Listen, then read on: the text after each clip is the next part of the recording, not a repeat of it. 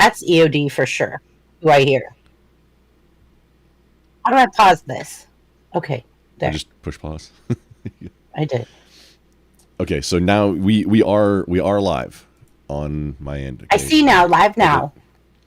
Watch now. Okay, and now I knock, right?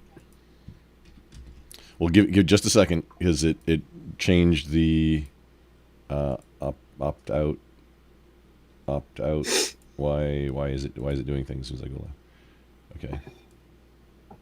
As soon as I went live, something changed.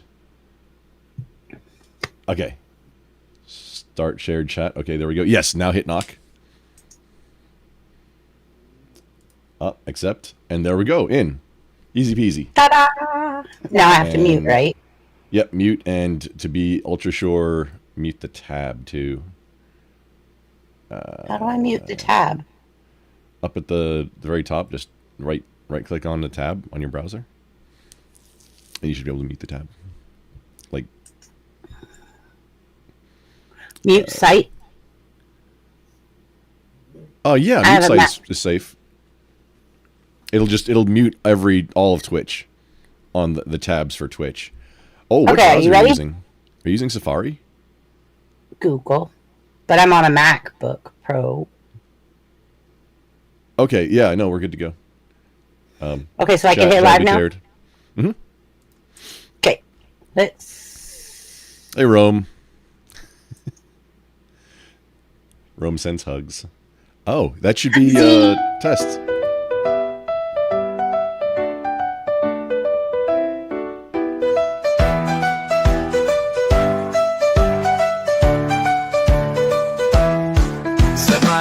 Get ready to play in the Brainbenders arena where minds stray.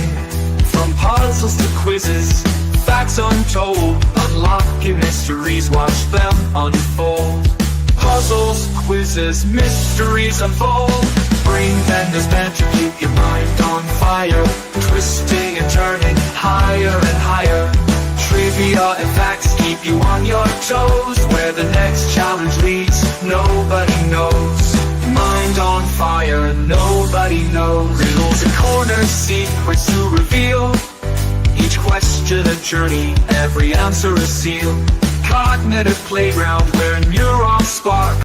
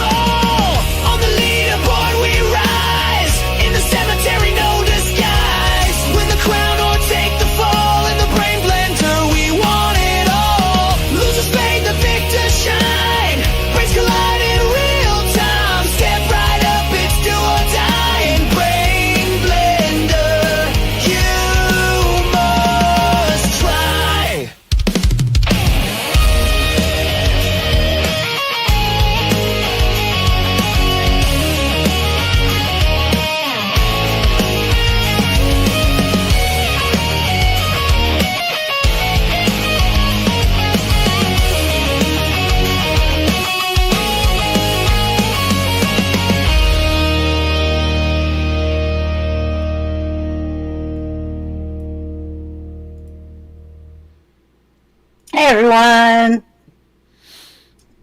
Good evening. It's like grump. So we had a little bit of technical difficulties. Sorry that we're so late. Let's get on with it. The Twitch together thing saying you aren't live yet. We get this like almost every time. Why every time? I don't know. It's something with the way that you're live, your channel. It also shows up differently in Chatterino. It's got like a yellow dot versus the red dot that everybody else has when they're live. I'm not sure what it means. Huh. But it says you're Yeah, you're not in the shared chat because it says you're not live on Twitch, even though you clearly are live. Yeah. I think it just started working at some point last time, but Yeah, it just all of a sudden. nothing to do with it. Yeah. I think last time it just started working as well. So Maybe yes, it was Rob, because you joined before you were live. you told me let's do this before we go live. Yeah, I'm thinking that maybe that's why. And I see you in StreamYard with a delay, so that's weird. I've never seen that before. I hear you before your mouse starts moving in StreamYard, which I've never seen before. That's... I don't know where that's... I see it too. I'm like, it's just bizarre to me because I hear you and then your mouth starts. It's like an old Japanese. Oh, I'm kung fu fighting right now. Here we go. Let's rock it. I was like, it's like a old Godzilla movie where I could hear you and then. I don't know what you're talking about. Now you're messing with me.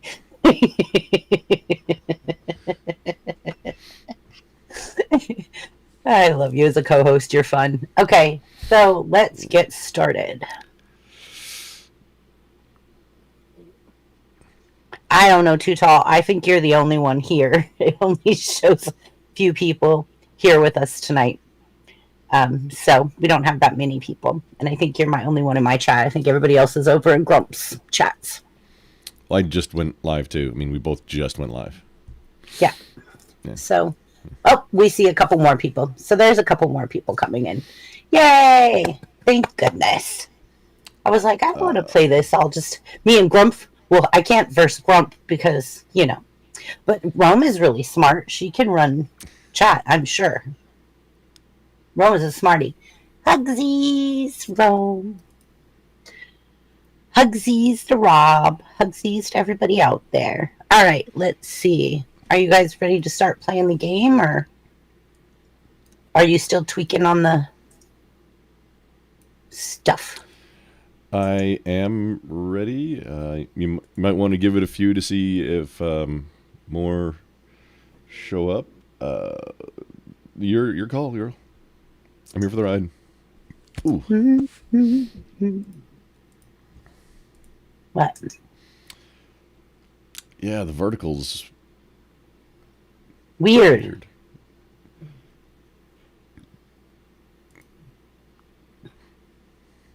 I've heard from some, just even on YouTube, that some shows get better viewership on the vertical format because people are watching on phones. Yay.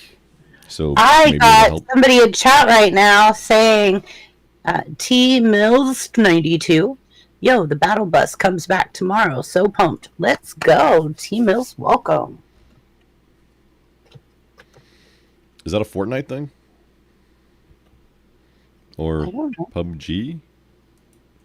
Like one of those battle royale games? Are you asking them? Yeah, like what the battle bus is. And they said yes. I can see. Yeah. Okay. Fortnite. Okay, does anybody know what this new game is that my family is playing? It's called Battlefield 6.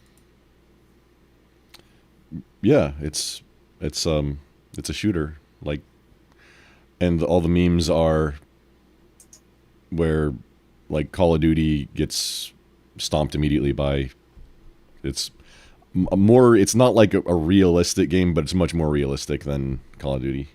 Is that why all my ex-military friends are playing it? Probably. Yeah. Okay. People I know. It's not a simulator like Arma. But I was in high school. Very realistic game. Love it. For me, when in high school, is it an old game? Well, the series has been going for quite a while. It's on number 6 now. That's why it's on 6. Yeah. Okay. All right. Well, I'm not a gamer, but I'll give you guys all a tidbit of information that's really funny. My daughter had me in her phone for years as spawn point. That's right. I said, what? And now I see I'm in her phone as Mom. I'm like, yay! I've graduated back to Mom from Spawn Point. I was like, why am I in your phone as Spawn Point? That makes no sense. It does make sense. That's the funny thing. To people that are gamers, yeah. But to me, I was just like, what? What? Like 10 years ago, and they just remastered it. Oh, okay. Ooh, we should get on with the games because this person's got knowledge, and I bet they're going to enjoy tonight's show. It's just, come on, let's go. Grump, are you ready for some trivia? Let's do the Wheel of Fortune. I'm ready. I want to try one thing before we get started. If you can leave and then join again the Twitch chat thing, just then maybe it'll force it to refresh and think. What do you want me to do? Leave the chat and come back? Not the StreamYard, the stream together thing. Leave? Yeah, hit the end and then and then rejoin the call? Yeah. Okay. Aha. Okay, it's different status now. Okay, this is my... What channel is this?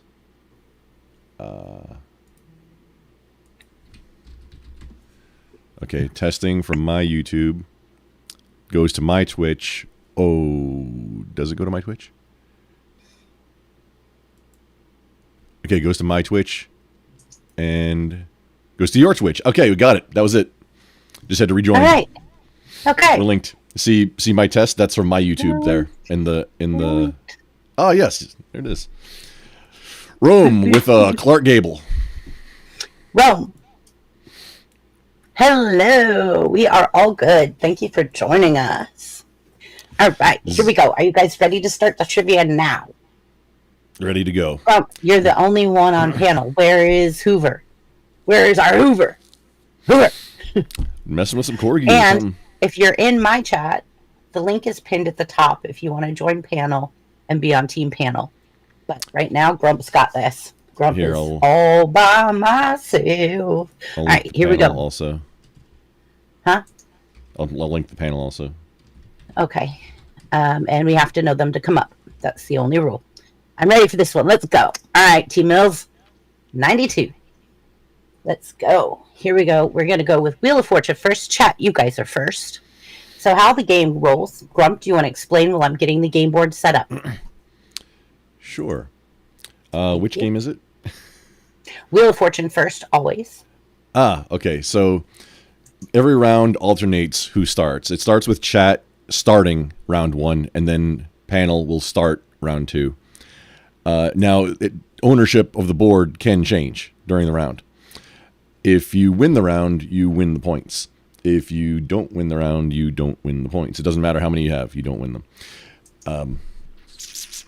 You can the phases of the turn are you have to choose to spin so you can get a consonant, buy a vowel for 250, or solve. Solve the puzzle.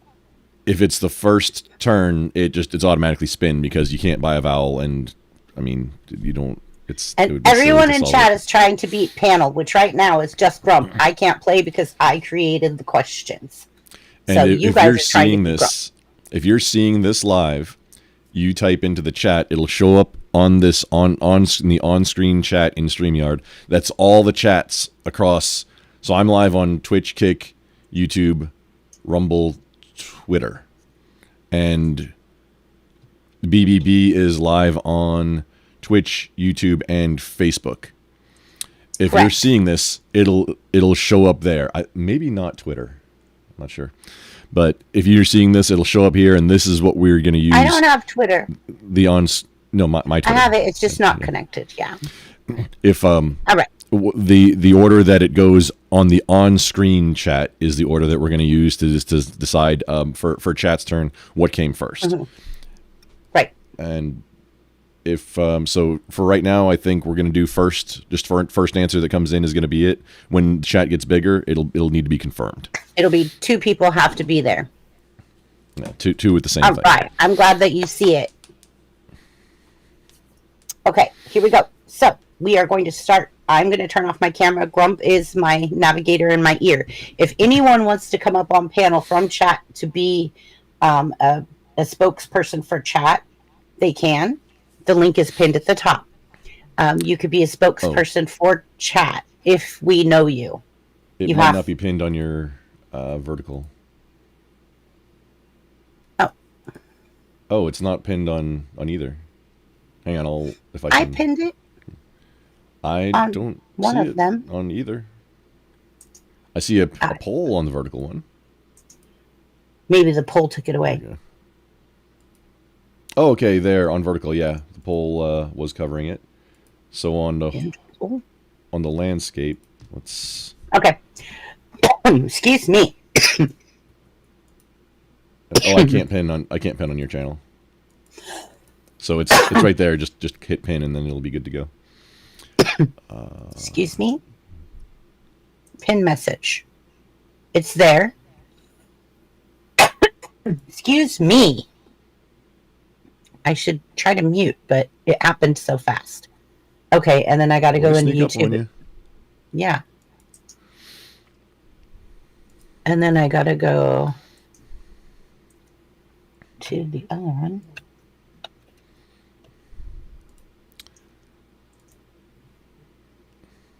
Boop. Boop. Boop, boop, boop. It's different because I've never done like a vertical and a horizontal or a portrait in landscape. Oh, yeah. That's another thing, too. So BBB is live in both shorts, live on shorts, and live on regular YouTube in the different formats, one horizontal, one vertical, or landscape or portrait, whatever you want to call them. Yeah. So you can be watching on either of Chrissy's YouTubes or anywhere else, and it'll come up on the on-screen is where the chat is, essentially. So for if you want to see what other people are saying.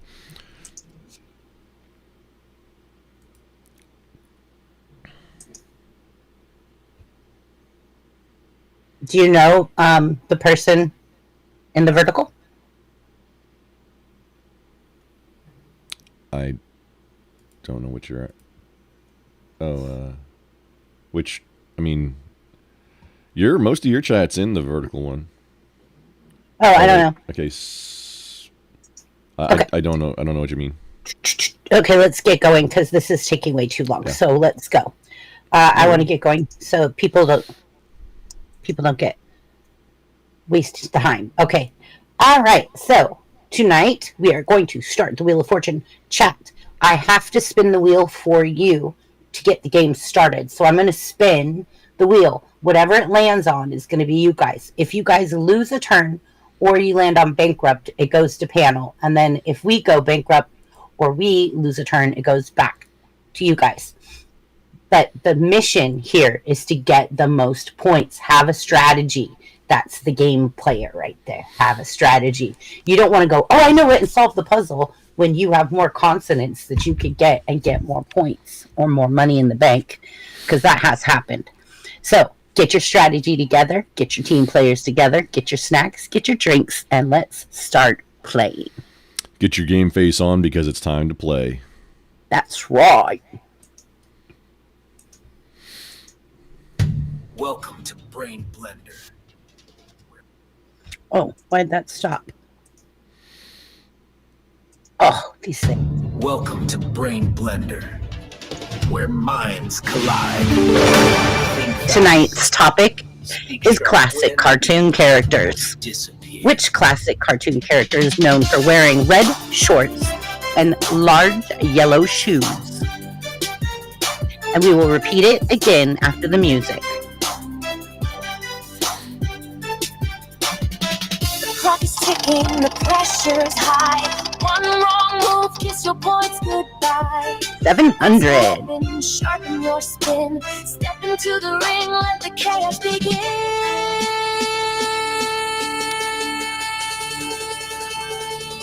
May the smartest player win. All right, chat again.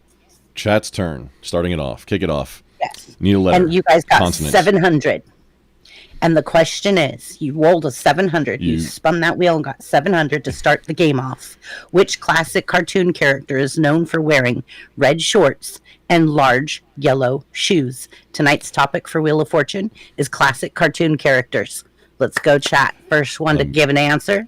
T-Mills, the very first turn of the round, you can't, I mean, you don't have, it's automatically a spin because you can't, I mean, you can't. You have to have money on the board to play.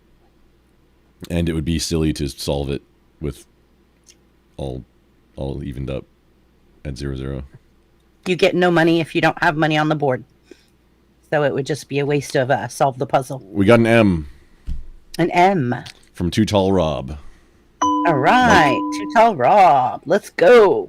Double those 2 points. M's, Rob. That's 1,400 points. Good job, Rob. All right. Now, chat. Spin, buy a valve, solve the puzzle.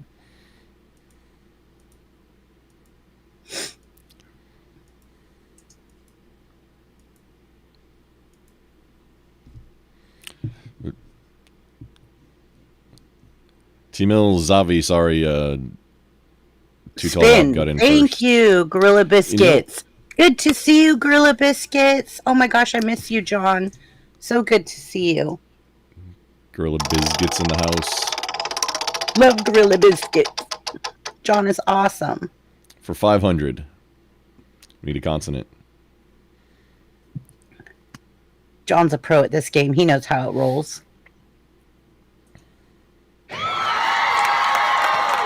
That's for you, Gorilla Biscuits.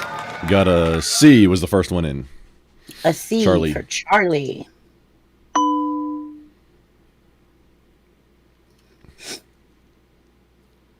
All right, Chaz. Spin, buy a valve, solve the puzzle.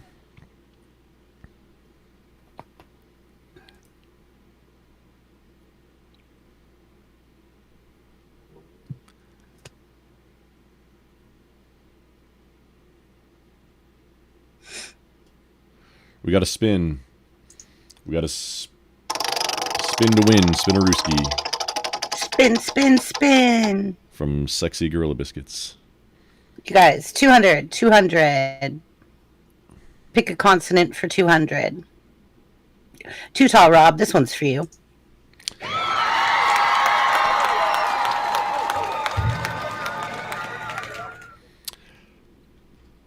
Oh, T-Mills, O is a vowel. You have to buy vowels. We got Kilo K from Gorilla Biscuits. Kilo K. I'm going to risk reconnecting VPN. I hope it doesn't mess anything up. Ah, okay. Outstanding. Okay, we are... Zavi is saying solve. Solve. We got to solve. Okay. Okay, now that you guys want to solve the puzzle, go ahead and put your answer in the chat, and it must be spelled correctly. Hey, Rock. Good evening. We are on solve right now, not doing vowels, though. And we got from Zavi, Mickey Mouse.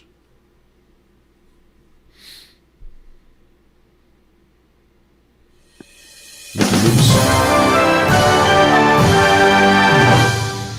All right, Grump Panel, your turn. Now, round 2, it is Panel's turn. Panel's turn.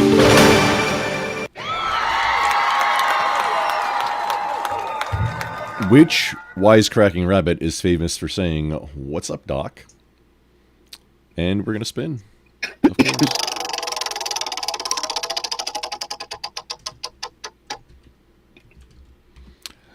course. 700. That's a bravo. Bravo. I want to... Okay, there. My mouse got stuck. Double B's. Not triple B's. If there was a triple B, if it was a triple B, it's triple the points. Okay, and then we spin. Okay, give me a second. Okay. Maybe I need Brock, new batteries. this is Panel's turn. This is I mean it's just me for right now. You guys go next turn. Pinned. Well, if I lose control of the board or at the beginning of the next round, well, either one. It definitely at the beginning of the next round. It's chat's turn again, but for right now, it's Panel's turn, which is just me right now. So for 200, Yankee. Why? Yankee Doodle Dandy. I still cannot pin. Ah, there it goes. Ah, hey. Everything's Spin working by now. valve, solve the Spin. puzzle. We need to spin.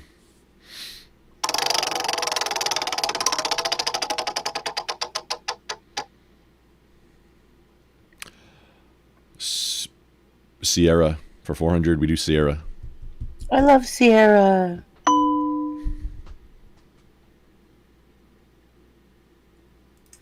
And spin. Spin to win. Spinalaya. Spinalarooski.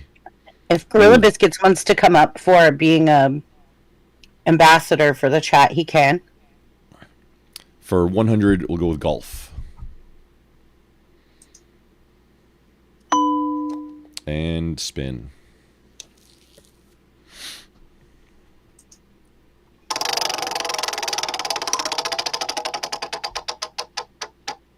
Oh. It just got worse. November.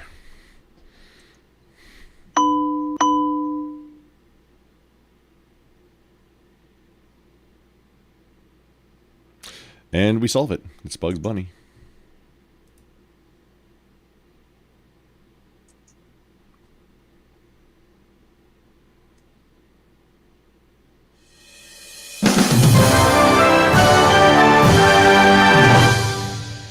And round 3, it is chat. Which cartoon dog is known for his love of Scooby snacks and solving mysteries? And automatically spinning, because it's first turn. Chat for $200. Pick a consonant. Or, after you get money in the bank, it costs $2.50 to buy a vowel.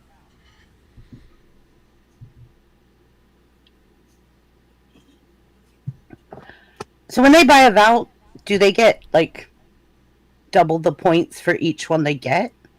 No, they don't get any points at all. And I remember, I believe we tested I think we tried this last week. where it's just the one cost, no matter how many of the vowel there is, but they don't get any points at all for. I think we tested that last week. Yeah, or not last week, but last game. Mm-hmm. Where's Hoover? Hoover. Oh wait, we've got Sierra first.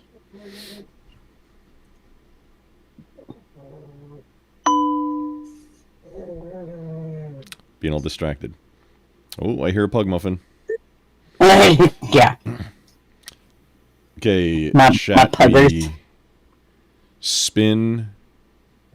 You can't buy a vowel. Spin or solve. What in the world is this? No, we're gonna. Oh, Chrissy, we gotta get you some filter words. What happened? On your Twitch has some spams bots.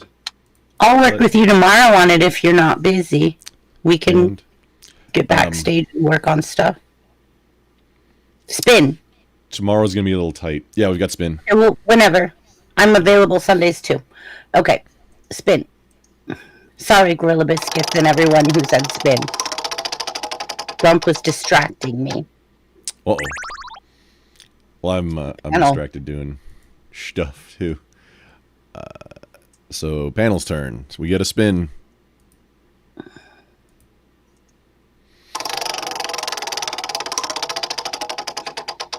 Can't remove it.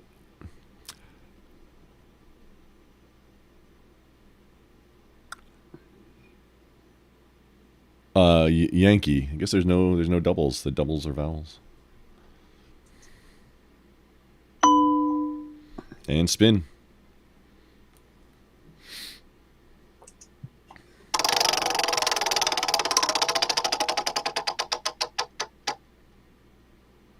For 700. Bravo. And spin. We need a Vanna White. Isn't that you? No. I'm a Gramsy. Okay, for 100. Delta. Click on the draw. Spin. Hoover just text messaged me. That was the Bewitched that you heard. She's coming after her poker match. Oh, good deal. For 900. Charlie. And then we have to solve. Scooby-Doo. Scooby-Dooby-Doo, where are you? Oh, Gorilla Biscuits. That's a great idea. Yeah, Roddy is. Roddy's in there? Roddy's going to be Vanna White. Roddy, I missed you. So where this have you round, been, my sister? It switches back, so it is panel's turn again. Yes. Whoever starts, it alternates every single round. In the classic cartoon Tom and Jerry, who is the cat? Spin.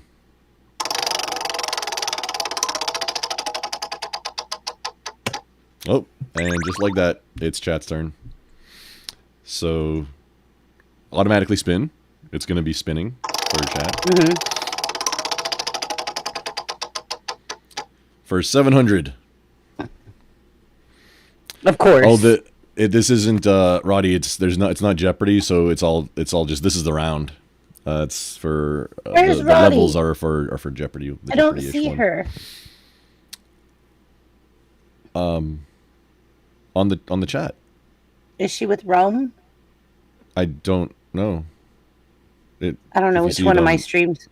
I don't see her in. Oh, I see her there. Are these level 1? Yes. Roddy. We got Tango. We got Barilla Giscuits and Zavi with Tango. What do you want to do, chat? You want to buy a vowel, solve, or spin that wheel? We got to spin.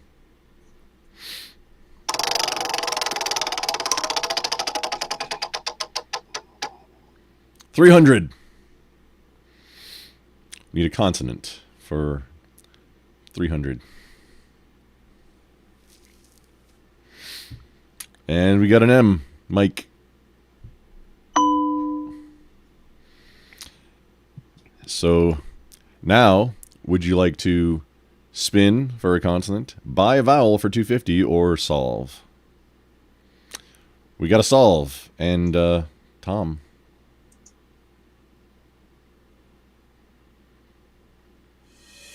Just like that. Cat's turn. Which Sailor Moon is famous for gaining super strength from eating... I said Sailor Moon, didn't I? Yes.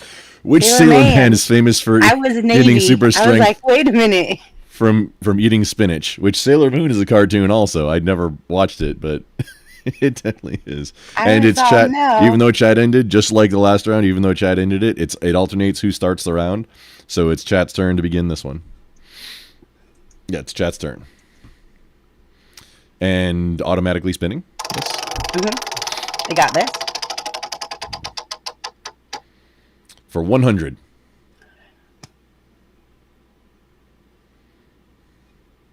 Oh, this one's going to be tough.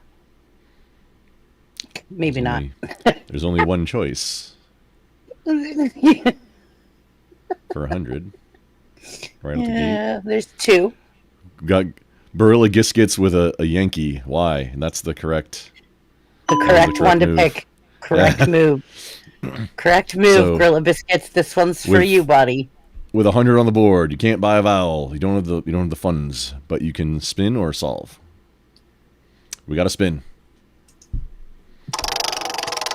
John knows how to play this game. For 600 Ruskies.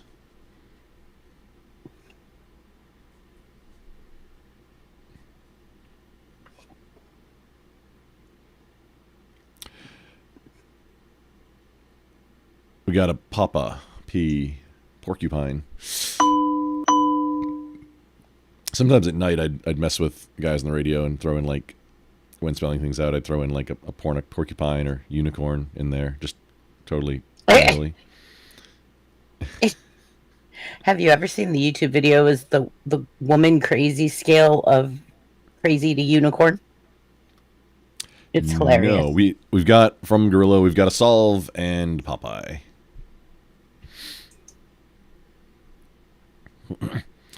Crazy unicorn. No, I have not seen this. I'll have to send it to you. It is hilarious. Panel's turn. Outstanding. Panel's turn. Ooh, Who is the main character of letters. the Flintstones who yells "Yabba Dabba Doo"? And we're gonna spin. Oh, I think I have. You know what? I'll make sure, but I believe I have settings. The settings that you need already laid out in. Oh, and it's chat's turn, just like that. Chat's gonna need to spin. I think I have the settings and how to do it already in the OBS section. Oh, okay. Cool. On my or the streaming section in my Discord. I'll make sure though. Okay. I'll Thank link you. it to you if I can. Linkage. Yeah. Linkage. Where's the juice? Linkage. We got a Delta from Gorilla Biscuits. Oh, is your vertical one set to the ultra low latency also? Yes. Okay. Do I need to fix that? No, just curiosity. Okay. Just so that I don't know how to everybody has fix the same- any of that stuff. I'm having issues with every time I close my laptop, my monitor shuts down. And I'm like, it's in a docking station. It didn't used to do that. Why did it start doing that after I got my upgrade? Like, what We the got heck? to spin.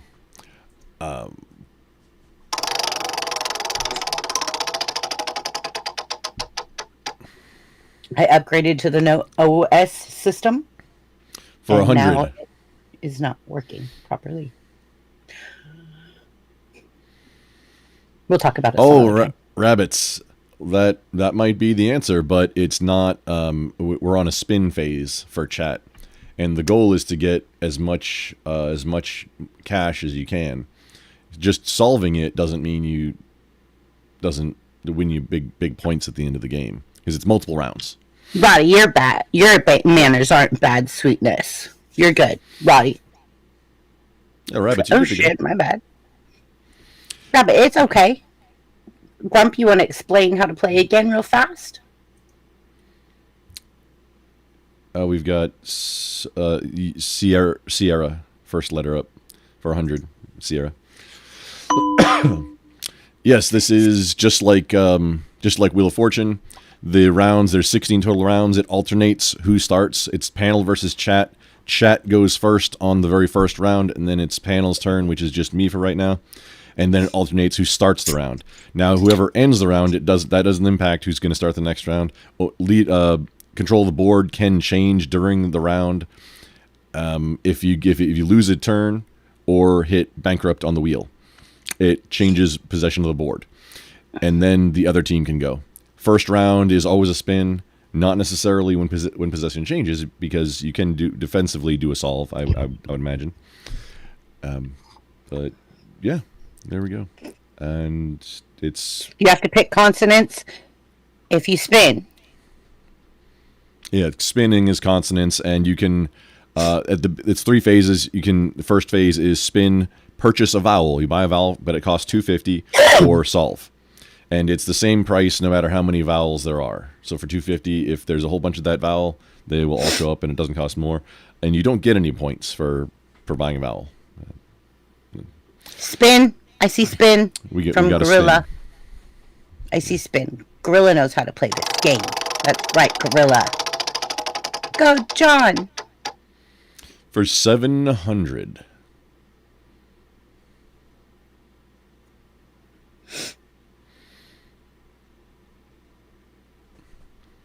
We've got an little toilet in the house. F. Fox. That was a good choice. Spin Now, by a vowel. chat. Solve the puzzle. Spin, buy, or solve. We've got a spin. Let me guess. Gorilla Biscuits? Yeah, we might have enough people to... I mean, maybe we'll wait just a little bit. But Double we're up? probably soon going to have enough people to start doing confirmation. Yeah. Okay. I don't think quite yet. No. Okay. You're my co-host. I'm listening to you. You're my NASCAR guy in my ear. For 700, we've got a tango from We got a Gorilla tango. Biscuits. John, good job. You go, John. Independent Many United in the house. Independent! What's up, friend? We've got a spin. Hello, friend. Independent, I missed you. So, Independent, over Thanksgiving week, I became a grandma. For all of you out there that don't know. For 700. And it's her first... Yeah. Well, if you became a grandma, that indicates that it's her first. I became a grandma. Maybe. Yeah. For the first time ever. Okay, so what was that letter? November. Thank you. I thought that's what it was, but... Chat is playing hard tonight. We've got a congrats from Rabbit971. Thank you, Rabbit. Spin by Valve, solve the puzzle.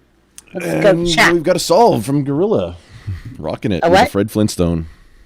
We've got a solve. Solve. Okay.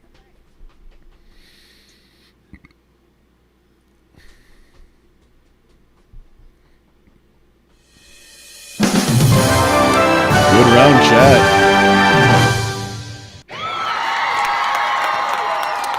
And can you put it... Which classic Disney character is known for his sailor shirt, cap, and bow tie, but no trousers? And I forget who's starting this one. I think it's chat starting this one. It's panel. It's panel. Okay, so between the rounds, can you pull up which round it's on? Like when one ends before the next one begins, so we can make sure, because it's okay, so 7. No, it's an odd number. Chat goes first. If it's round 7, is this 6 or 7? This is 7. Okay, if it's 7, yeah, odd numbers is chat going first. Even numbers is panel first. So we'll go back in, and I will hit spin the wheel, and I will go chat, and I will go chat first, and I will spin the wheel for chat. There you go. Yeah. All right, now you can... Good to go now. If it spins the wheel. Rabbits, yes. It because it's the first play of the round, it's always going to be spin. And it's chat's turn. Spin because there's no points on the board, so you have to spin. So for $400, we got a Delta. Rabbits, quick on the draw. 3 Ds. If it was 3 Bs, it would be 3 times the points. But unfortunately, it wasn't a triple B. It was a triple D. It was a triple D. And fortunately, it was a triple D. Ooh, I didn't mean to do that. Oh, well, guess you're spinning, chat. Gorilla Biscuits within November for 700. Thank you. Because I was like, oh, God. I'm get my hands away from the mouse. All right.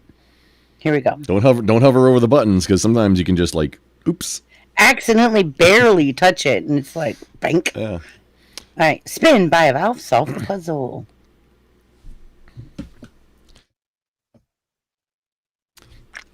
Chat, spin, buy, or solve. We've got a spin. Independent Many United. Independent! Good to see you, buddy. Sorry, Rabbits. It was just a little bit quicker. Independent Many United was just a little bit quicker on the draw. So for $400, need a consonant. Consonant. Not a vowel.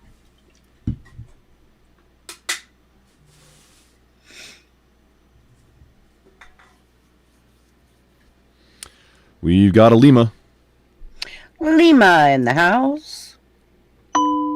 Echo Charlie Delta Lima. Okay. ECLD. Spin by a vowel. Solve the puzzle.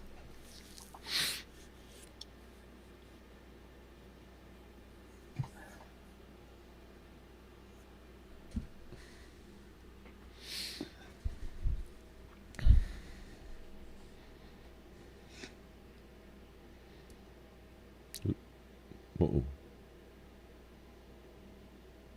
Oh, What? that's interesting. What? The window scaling. We got to spin. The window Thank you. scaling in OBS.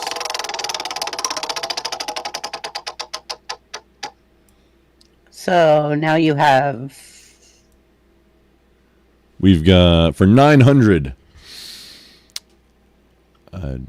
Nunya Biz. It is a. It's not a solve right now. It's on a or not purchasing. It's on choosing a consonant.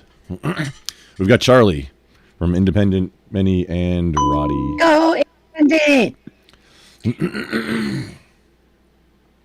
So now Who else? we've got to solve. Independent and Roddy both chose Charlie. Really quick. Roddy. We've got to My solve. sister. Sister from another mother. Barilla Giscuits. It 100%. That would have been a great one to use the D, but like if first round out the cut you get a 6 or something, like something that's over 5 or 6. I mean, you don't know that you're going to get anything higher. No, we And got we've got 100. Donald Duck, solving Donald Duck, Independent and Barilla Giscuits, the sexy Barilla Alright. Giscuits. Now it's Hannah's turn. Now it's panel. Here we go. I'll just type it in the chat, kind of like when the score gets high. Which iconic cartoon character is known for her large baby face, big eyes, and tiny poodle nose? We're going to start with a Yankee.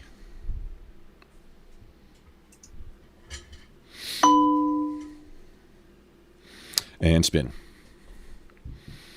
Well, rabbits, it is panel's turn, so it's just me. It's me against the world. That's right. For 700, bravo.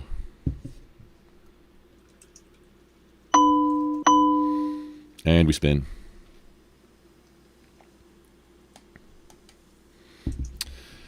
These peanuts are making me thirsty.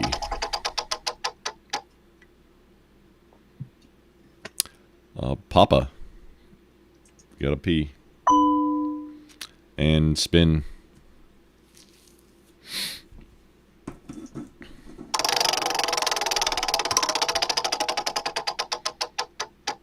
Up. Do. Chat's turn. Chat's turn. I would encourage spinning. When it changes possession. 300. When it changes possession, maybe we don't automatically because they could do a defensive solve without getting any points. That's up to them, though. Yeah, that's what I'm saying. It should be up to them. Mm-hmm. And we got a tango.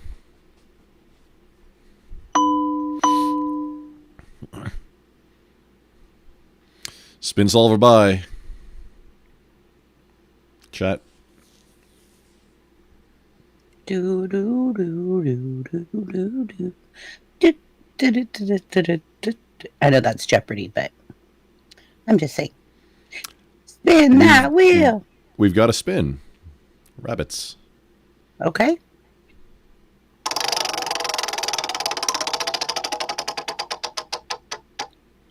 For 500, you need to pick a consonant. Only consonants are...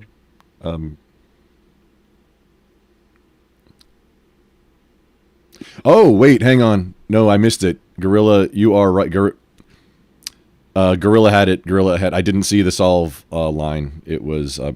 I missed it. He was solving... He did say solve and Betty Boop. So we got into a... Okay. I don't know how to fix this now. I'm stuck in the consonant. Yeah, okay, so here you can adjust the scores after, like, right? Yeah. Okay, then just choose any consonant. I'm just gonna choose something. And then chat. Yeah, then solve. And then solve. Yeah. It didn't take any points away, right? No, it's still 600. Yeah, it's good to go. Okay, and then correct. Thanks for the reminder, Gorilla. Yeah, because I missed the message on that. No, we've had that happen before, and that's frustrating. And I want to fix that. So, do we need to fix anything on the score? It was 600. That's what they won 600. Okay. It was. Now it's Chat's turn again, or Pamela's turn. I'm not sure. This is round 9, so Chat's odd numbers are Chat turn.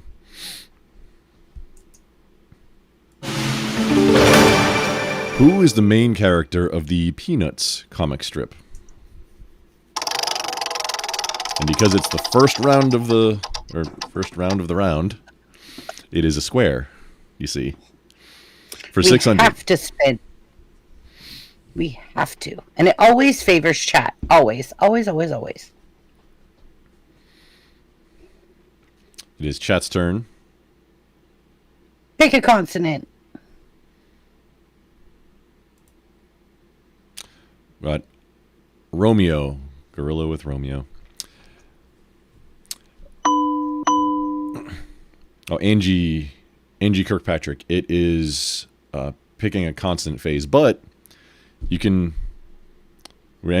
Spin solver by Gorilla Biscuits is spinning. Spinning. Oh, Roddy wants to solve too, but it's already. Roddy's like, I know first. the answer. I know the answer. For 400. And Gorilla Biscuits is like, no, get our money first.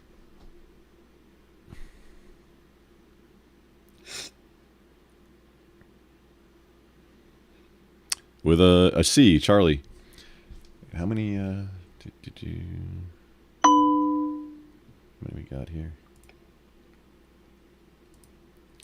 Spin by a vowel, solve the book.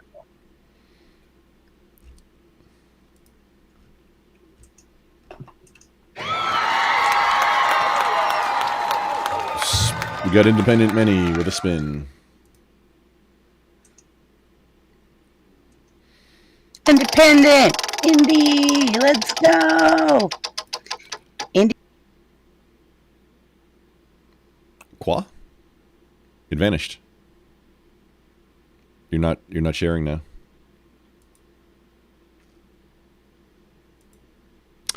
I think BBB may have had a disconnection technical issue. Please bear with us for just a moment.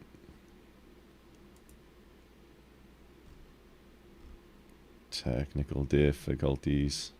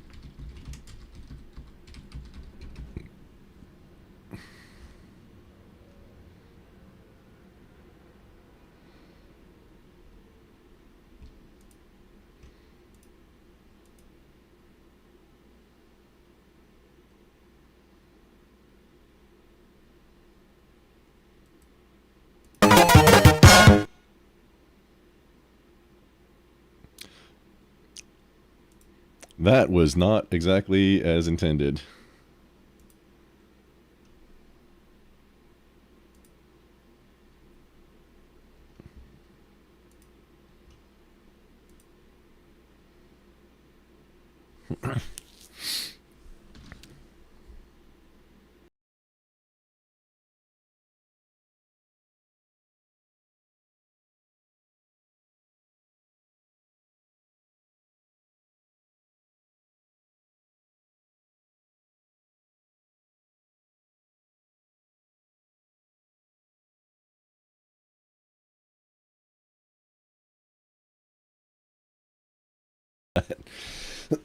Yeah, Chrissy is, she will be back momentarily. It was a technical issue on her side. So, you're all mine now, chat. What are we going to do? So, we ended on, we're right about halfway through with Wheel of Fortune, and I don't know what Chrissy has planned for the next game. It might be Jeopardy. It might be something else entirely. It's probably not going to be Pictionary. Probably not, I would imagine. And if anybody would like to come up on the panel to play on panel side, or just hang out, or to be a representative of chat, the link is pinned in all of the chats, I think. On my end it is. Let's verify. On... Oop, need that browser. Nope, not that browser. I have too many browsers open.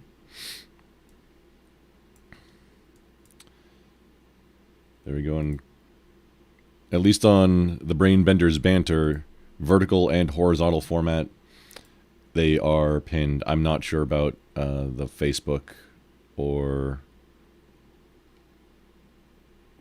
Actually, I can pin.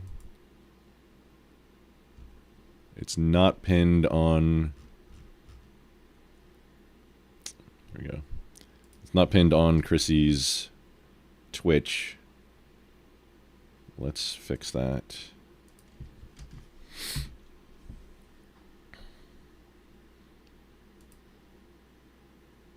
Ha! Okay. Fixed.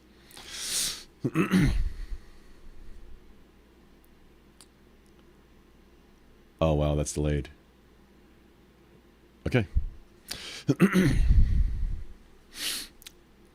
So, chat. Have I ever told you the tale of the summer that I worked on Boneless Chicken Ranch? It's true. It's when I was a teenager. And for the summer, I was working on this Boneless Chicken Ranch. The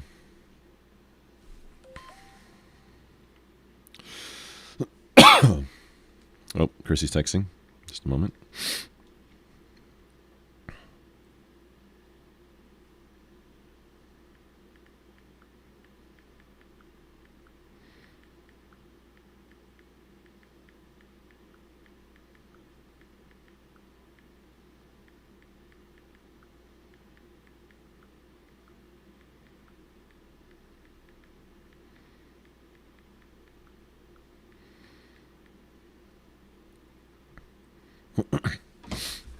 Okay, so where was I?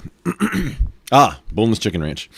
See, it was pretty sad, these boneless chickens, because they don't have bones. It's kind of like they still have the stuff there, but they're all wibbly wobbly. They're not exactly like jellyfish, but they get so dirty all the time. You gotta clean them constantly. It's like an almost daily thing. You gotta hose them off so they don't get infections and stuff. And their feathers are super weird too. And then when it's they sometimes they just roll around. It's so weird, like a roly poly. I forget what the bugs are actually called. The kids call them roly polies. They curl up like armadillos. It's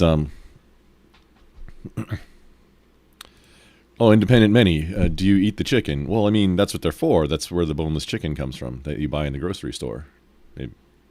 They breed the boneless chickens. Where else? I mean, where else would it come from?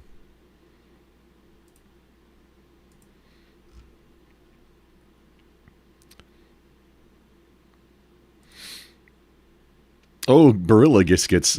You worked at a place where they're castrating goats, and you had to sit on the back of the goat. That sounds disturbing. Oh, that's not what you asked. Oh, do I still eat chicken? Okay, I thought my brain inserted a the. Do you still eat the chicken? Like meaning do people still eat it? Yes, I still eat chicken. In fact, I don't eat boneless chicken anymore. Figure that out what you like. But I'll take usually like a quarter, like a dark meat quarter, and that is the perfect like 370 for between 26 and 30 minutes in an air fryer. And that gets the skin all crisp up, so you get that little treat, and that's the perfect for making like a bowl of ramen. I do like gourmet ramen. Oh, but the one of the weirdest parts of the job working on the boneless chicken ranch was when it was time to take them to market, because you'd kind of just, I mean, I don't know how more of them didn't suffocate, but you kind of just mush them into like a slat truck. But because they don't have bones, they compress really easily. Sometimes they would fall out of the sides or the back on the slat truck. So you'd have to have a follow vehicle that followed behind that would just stop every so often and pick up these boneless chickens that had mushed out between the slats on the back of the truck. Or when you're taking them to, when they were going to market or to slaughter. Boneless chickens. They're very similar to polyesters. That sometimes they just roll around. And the most difficult thing about both is probably the transporting them on the truck. Now they have like cage side trucks that are, or maybe they existed at the time. I don't know. I was a kid. I was a teenager working at a boneless chicken ranch.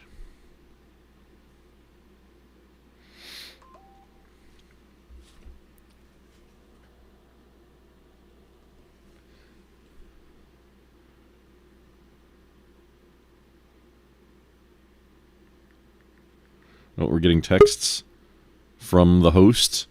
Ah, here we go. It says you're connected, but no, it can't bring you up, and it looks like you can't come up by yourself.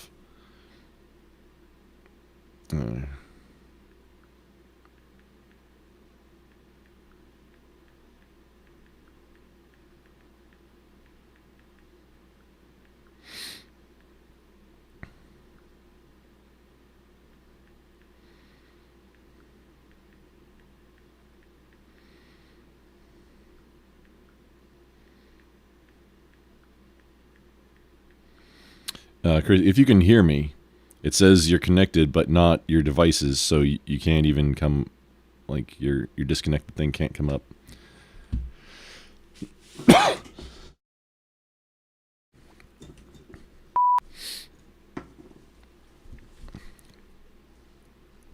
Ah, there we go. She's back.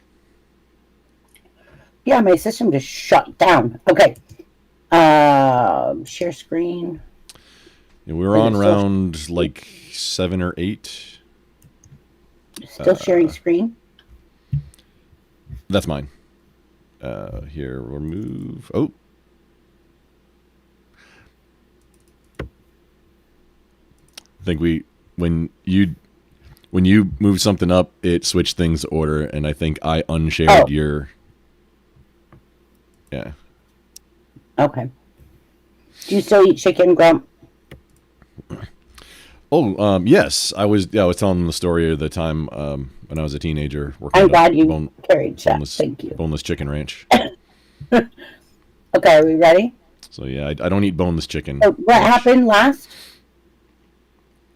Chat has 500. This is chat's turn. Okay. Yes. And they we're got on 500. who is the main character of the Peanuts I comic didn't strip. touch anything. I just got my system back up and running. Yeah, Oh, Gorilla. don't It's touch already, the the spin thing. is already there for 500, so we just need a consonant, and we've got an H.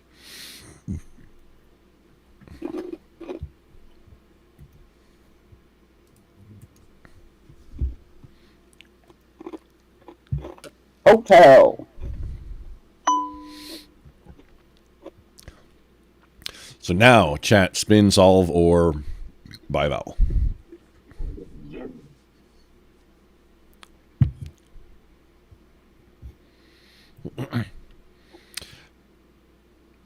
Oh, Jonathan May. The trick is we got to spin.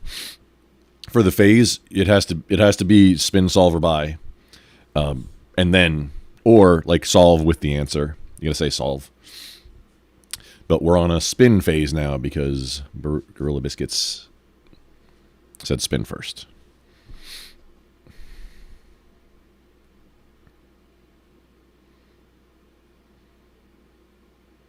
Still with us, Chrissy?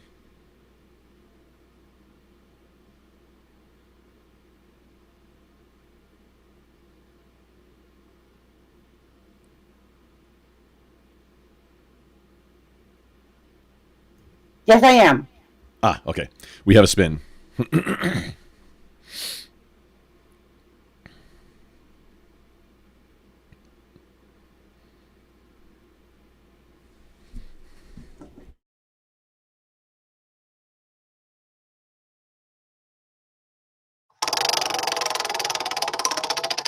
And there goes. Look at that spin. It's a majestic spin. For 300, chat, we need a consonant.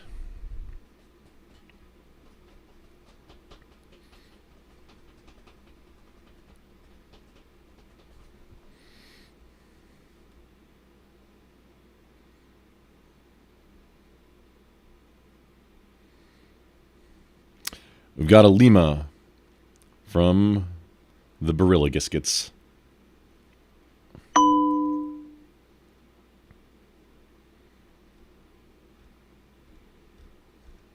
Spin, solve, and we got a solve for Charlie Brown.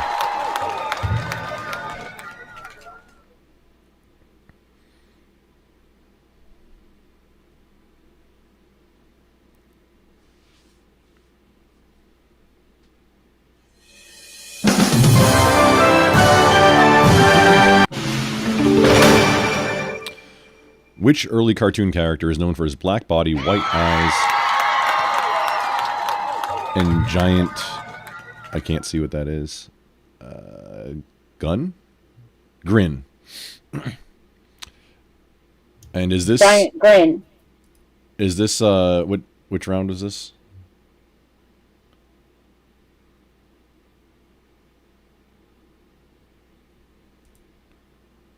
$10. Okay, just confirming that we're actually... Okay, it's panel's turn. Okay.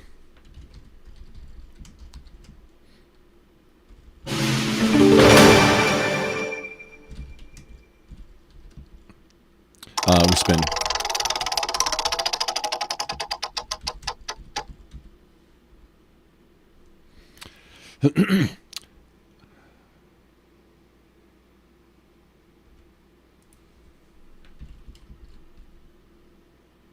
Hotel.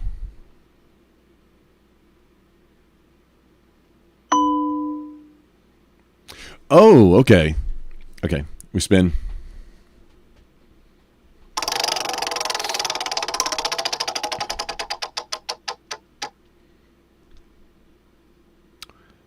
For 400.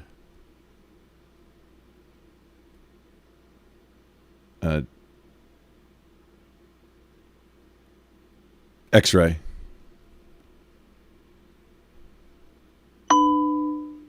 Spin.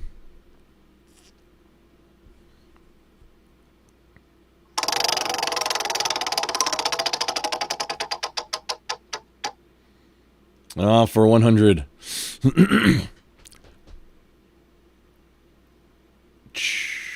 Charlie. Need some points. Need big money, no whambies. Spin.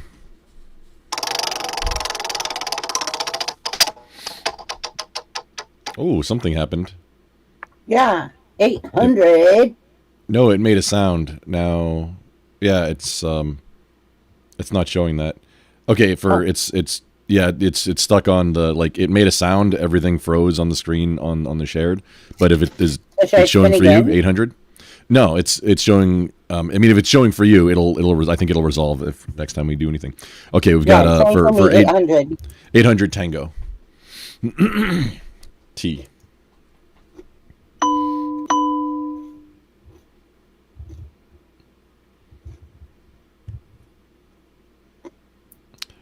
Okay, it put 200 points on the board on my side. Okay, I'll fix it.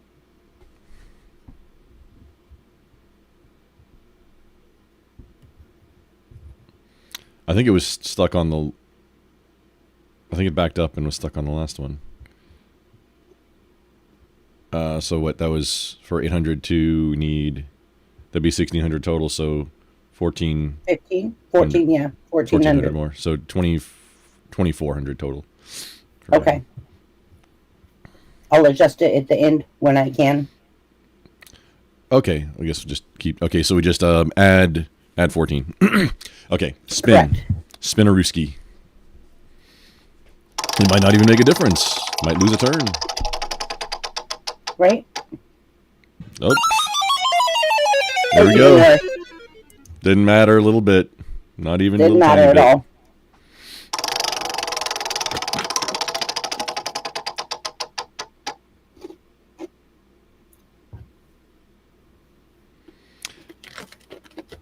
So, chat.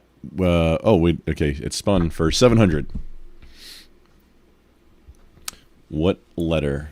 We've got Fox from our Barilla Giscuits.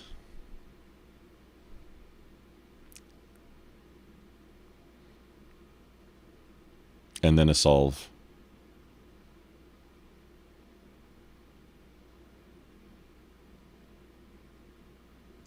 We can't solve. We already... It's F. The letter is Fox. And then Okay. for the next turn is solve. Felix the cat. Okay. I was like, that doesn't make any sense.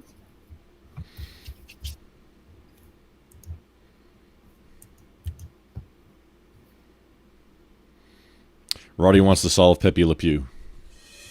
And then I owed panel what? Nothing, because panel didn't win. Oh, we It was went chat. bankrupt. Yeah. Okay.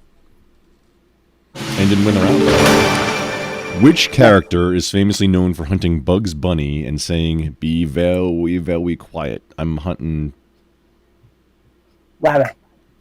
wabbits." And Rabbit. it is odd number, so it is chat's turn.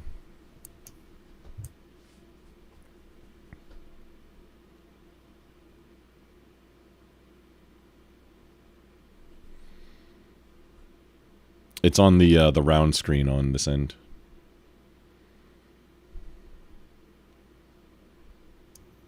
Go, Roddy.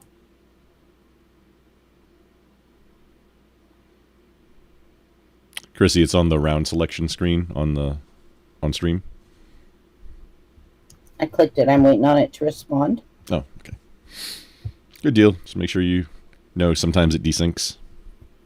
Yeah. You're my NASCAR guy in my ear. Yeah.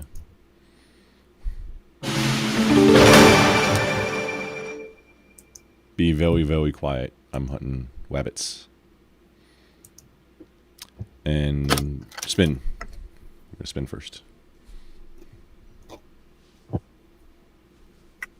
I hit it.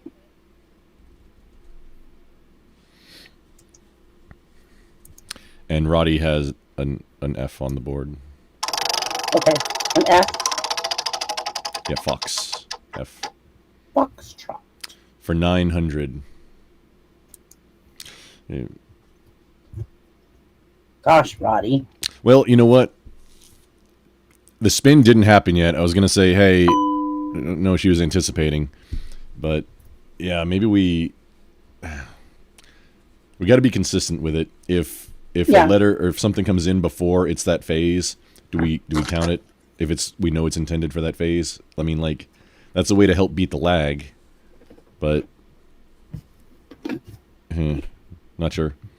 But now we go spin. Yeah, that would have been a good one to get with all D's.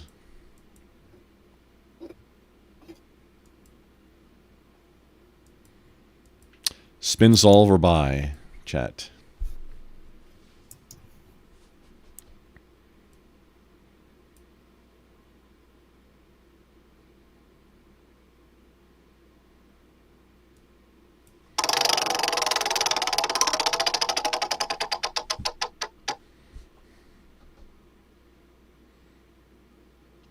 For 100.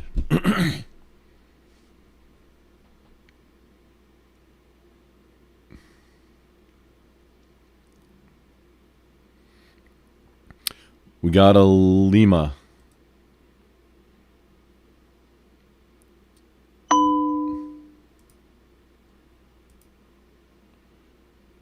And spin. Spinning.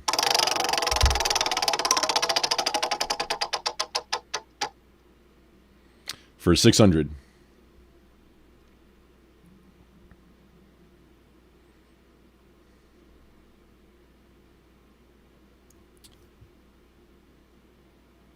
D.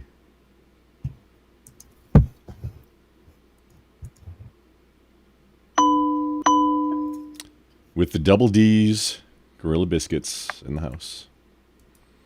Spin solve or buy. Oh. Chat. Oh, well, you're spinning. I know, sorry.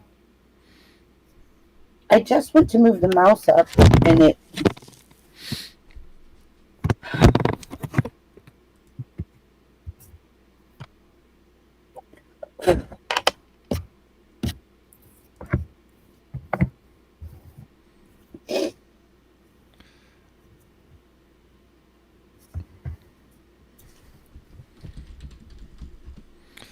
Chat, we're on choosing a consonant for 200 for chat. Which character is famously known for hunting Bugs Bunny and saying, "Be very, very quiet. I'm hunting rabbits."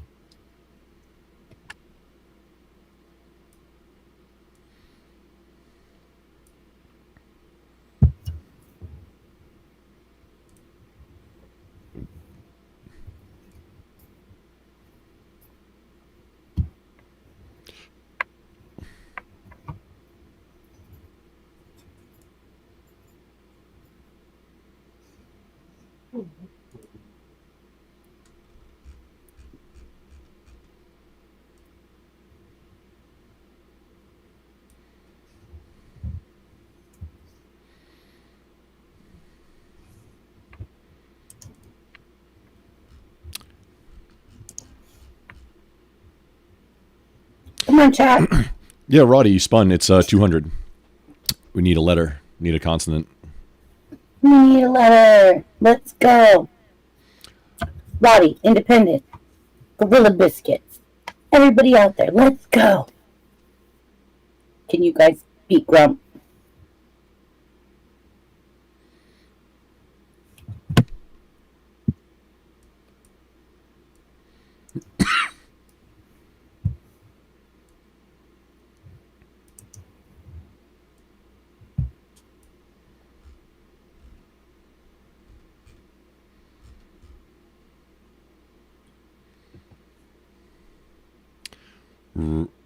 Salty in the house. Hi, Salty. With an R. Romeo. But he said Romeo. I'm going to take that meaning R. Yes, Romeo. I am taking it as well. During dive, suppose this person's maybe ex-military. Salty? No, I don't. No? I don't think he is. He's Aussie also, which... If he was... But Salty is a salty dog in the Navy. I don't think he was. I don't remember. I know Salty for a few years. Okay. Oh, Roddy, it is back to spin, solve, or buy. Spin. Buy a valve, solve the puzzle. Oh, Gorilla Biscuits. Okay, you're having technical difficulties on your end too. Yeah, we're not seeing anything. What No, we we're see having technical difficulties. is it comes up on the like it shows up on stream on that chat. Oh, hang on, I gotta move this thing. Oh, Gorilla Biscuits, Okay. I'm having it too. Don't worry, buddy. Let's go, John. I'm having it too.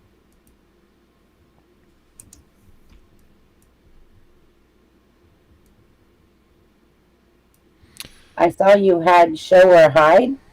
What is show or hide? Not Voltaire in the house. Good evening. Salty says tried the Navy, wouldn't take me. We are I on feel spin, solve, or buy for chat. It's chat's turn. Also, Roddy says I saw you had show or hide. I'm I go I'm with not sure what Gorilla. that means. I don't know why my answers aren't showing up on the all of a sudden. Roddy, can you tell me what Gorilla said? I've been saying solve. Oh, okay. Oh, Thank then you. solve. Thank you, thank you, thank you. I came over here to see what's going on. Thank you. So we're gonna go solve. And Elmer Fudd. Okay, Elmer Fudd. There you go. Is it, wait, is it showing up Got on normal? Who said that? Oh, messages held. Okay. Yeah, a bunch of your messages are being held for review. Maybe because of caps. I don't know. I just pushed show in Chrissy's chat. Yeah, it said they were being held for review. I just let them through. Interesting. So this one is panel, I believe. Who is Fred Flintstone's best? Even round. Yep. Panel's panel's turn.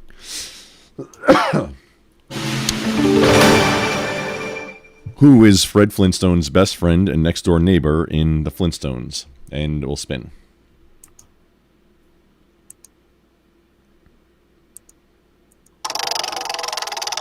Oh, I had to allow that one too. Gorilla Biscuits.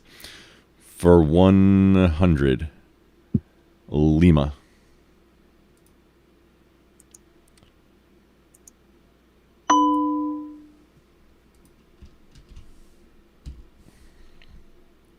Next. And we spin.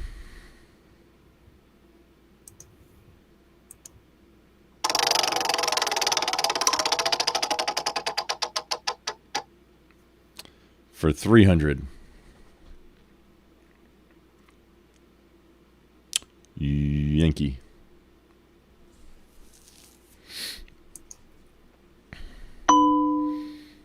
And spin.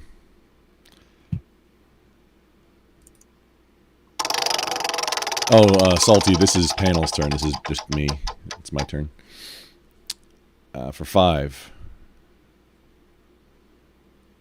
November. And spin.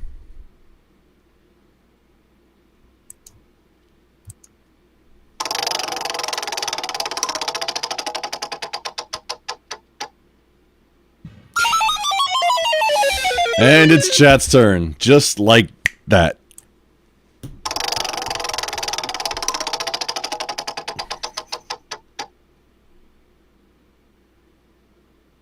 $400. We've got a B. Bravo from Saltosaurus. Triple B. Guess what that means? 4.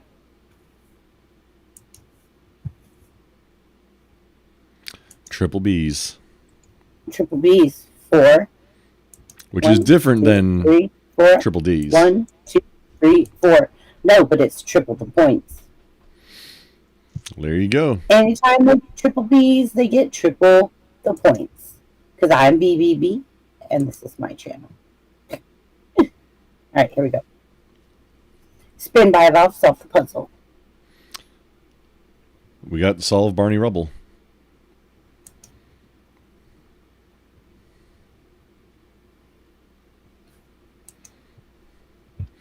I think Gorilla's going for, hey, just consistent. Yeah, I think so too. Because they're still whooping your butt. Whoa, look at that difference. Yeah. I think his strategy's working.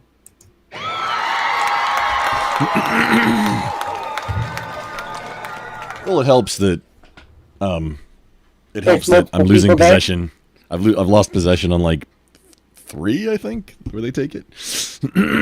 Yeah, so there we, I mean, makes sense. And it's chat's turn to start now.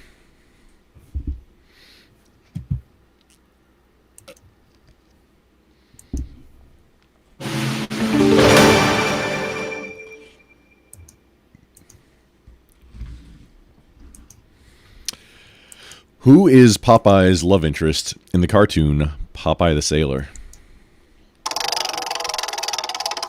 Not It should be Sailor Sailor Moon. Man. Not Sailor Moon. Man. Sailor Man. Man. We got a Lima. From Salty. Go Salty.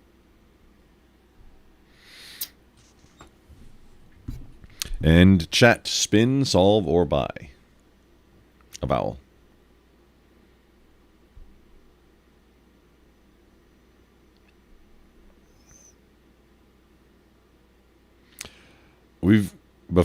First thing up was Gorilla Biscuits with olive oil. Solve. Hey, Jake. Hey, Jake. Congrats on your 3,000 subs today. Jake.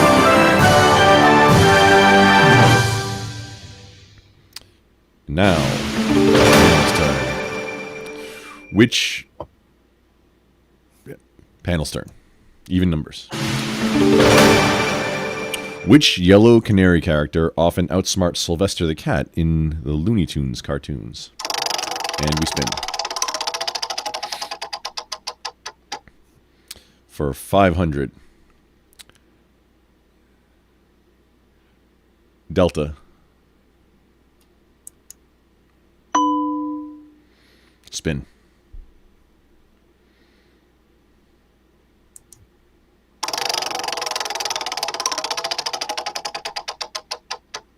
Big money. Nope, that's the opposite. Romeo.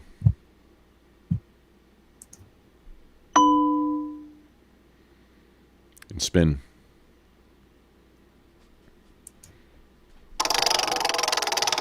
Gorilla Biscuits with the savvy strategery going on. For 400. Yankee.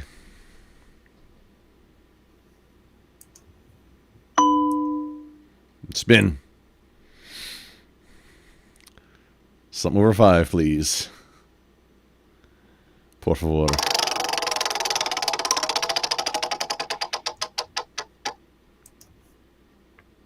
Yeah, just exactly like that. For 100, that is definitely over 500. That's more than that. Ooh, whiskey. And spin. Come on, big money.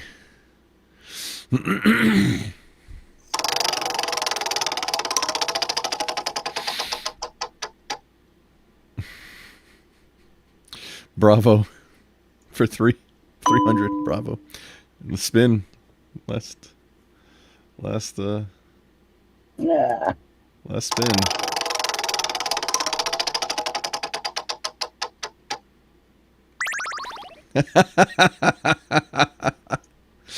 Of course. Now here's where they might not want to spin. But they don't have no money. Right, but they might not want, like, if there weren't any consonants left, like, or oh yeah, if there weren't any consonants left. I see. Just in that case, like, we can't force me Yeah. to spin. But yeah, I think if it changes possession, it shouldn't be an auto spin. Because they could do it, like, in this case, and a 17, or what, 17, like Gorilla Biscuit said, 17,000 ahead, they might want to just solve and beat on to the next one. Okay. True. But we've got, we do have a spin, and for 400, Tango was the first one up.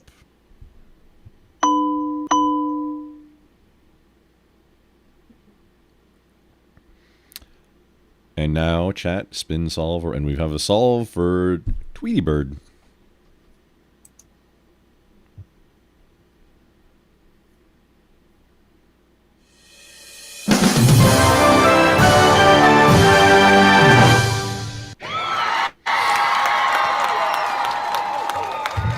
With an almost $20,000, chat is ahead. And which, yeah, this is chat going first.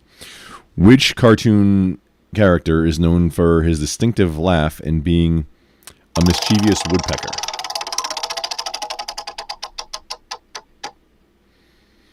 For 600.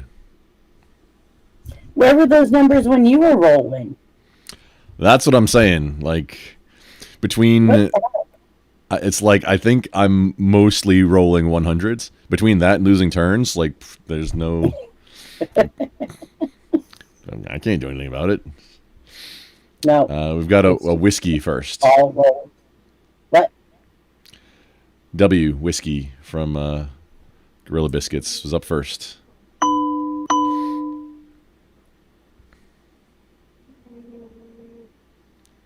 And Spin, chat, guys. spin, solve. We got a spin.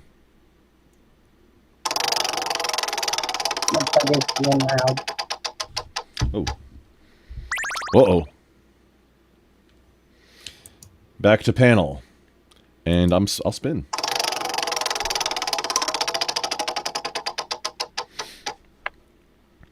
For 400. Yankee.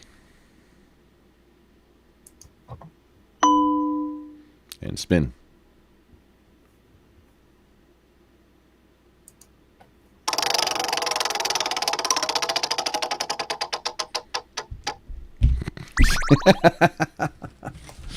We're playing ping pong. Chat's turn. Spin, solve, or buy. Give me a second. I'll be right back. Sure. Give me a second. Chat wants, whenever you're ready, chat would like to spin.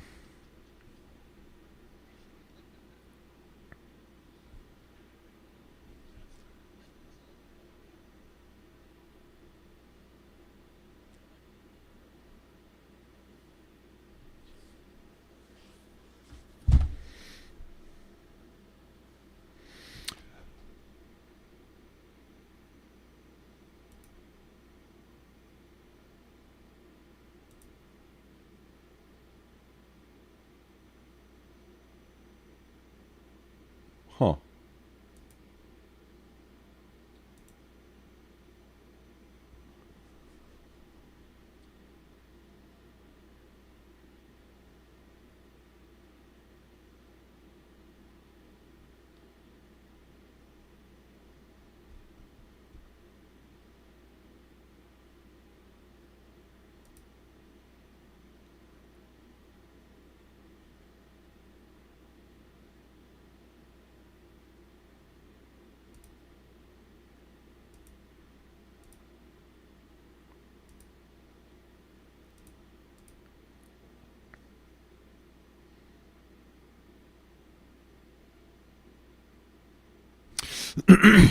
That's very interesting.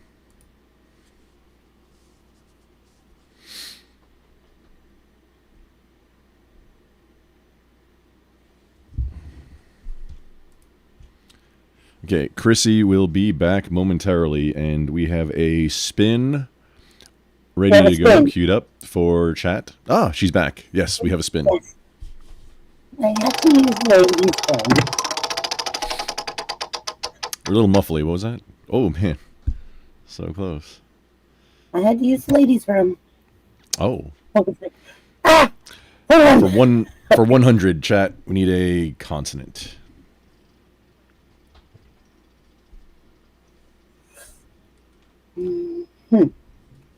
Let's go chat. Let's go, chat. Papa. We got Papa. We got a Papa. Papa in the house. And chat. Spin by Valve Self-Puzzle. That.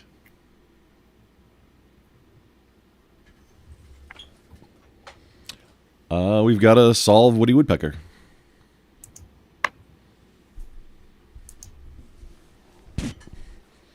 With the block.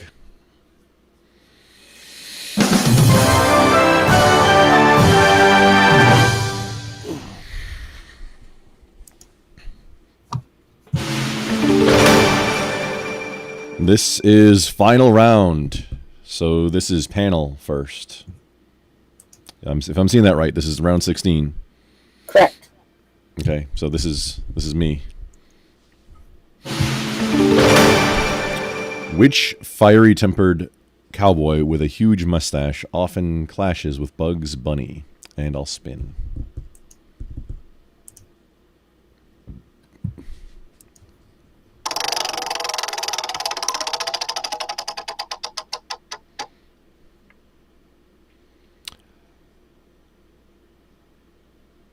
Tango.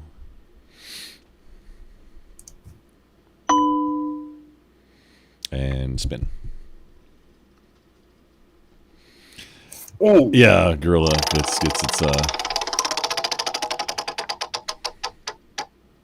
We're getting through it. Next is Jeopardy. Yeah. That goes much Mike. faster for some reason. Mike.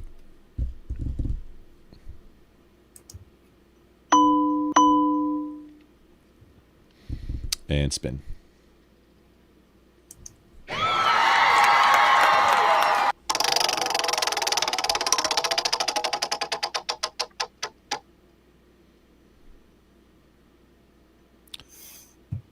For another 600. S Sierra. Spin.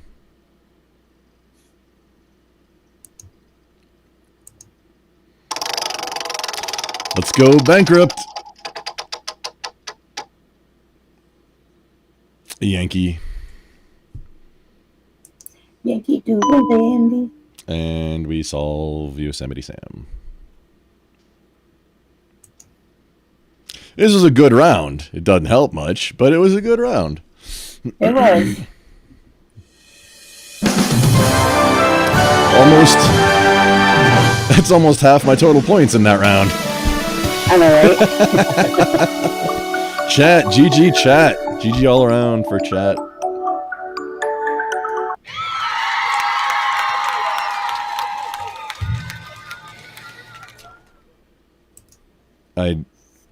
I do think that's funny, and I think there's a C. Yeah, there's Sierra that begins with C also. There is. Okay, hold on. I got something for you guys. Ooh, presents. La, la, la, la, la, la. Presents, yes. Ladies and gentlemen, we have a winner!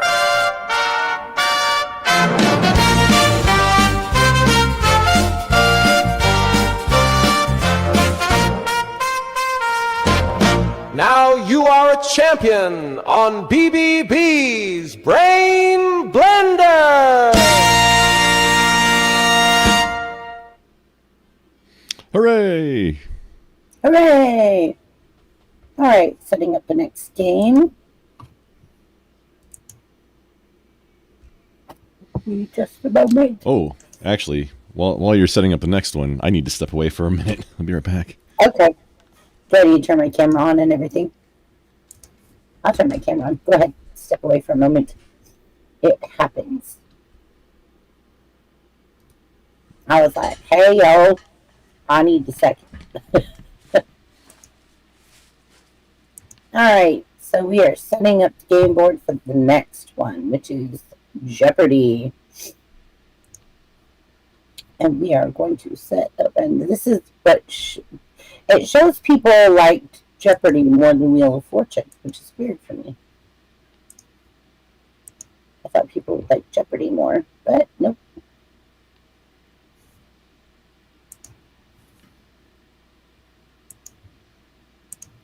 It doesn't matter. We always do Wheel of Fortune and Jeopardy.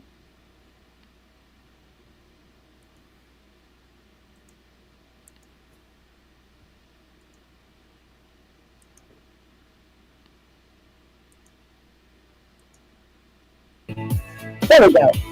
Your questions fly and minds collide. It's a mental ride. Strap in for the pride. From movie quotes to candy facts, we test your brain. Mind Knows how bending to facts. relax. TV and movie madness. Maniacs, Foodie frenzy. Where in the world? South Park.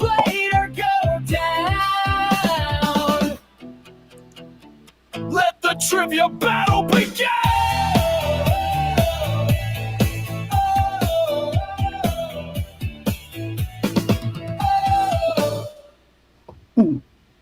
All right. Are you guys ready? You guys one last game, so you get to go first.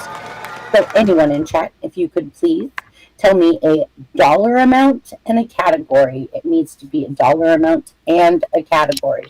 So this, for example, would be 600 TV and movie madness. But you could just say 600 TV, and I'll know what that is. So give me something in chat, and I will see 600 TV and movies. Okay, Gorilla, there you go. Gorilla's already on it. Gorilla knows how this works. Okay, Gorilla, we are going with, which TV show features a group of kids in the 1980s dealing with supernatural events? You guys are limited. If you can guess it within the time going off, it's double jeopardy and you get double points. Gorilla Biscuits knows how this works. John is a genius. Okay, perfect. Gorilla Biscuits, you got it before the timer went off. And I'm watching this all by myself. So, Grump's not back yet.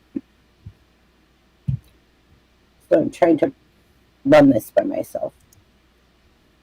And this one. Chat, get 600. Chat. And then you go 1, 2, 3, 4, 5, 6.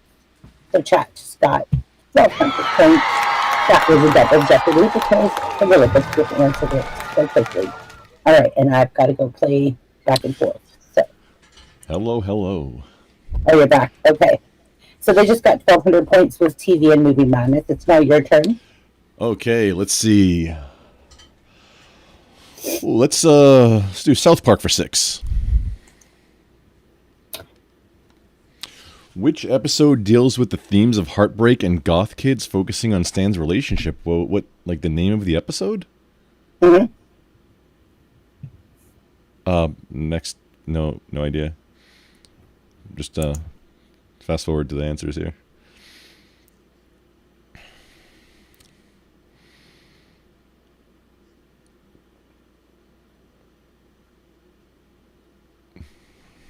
Starting the timer. A, Casa Bonita. Uh-huh. I know it's not fish sticks, but no idea. So are we doing chat can steal or other team can steal? The other team can steal. They get one chance to steal. We've got raisins from Salty. So Charlie.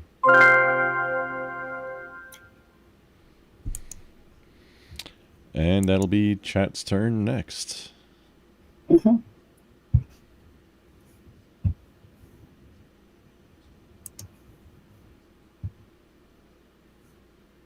So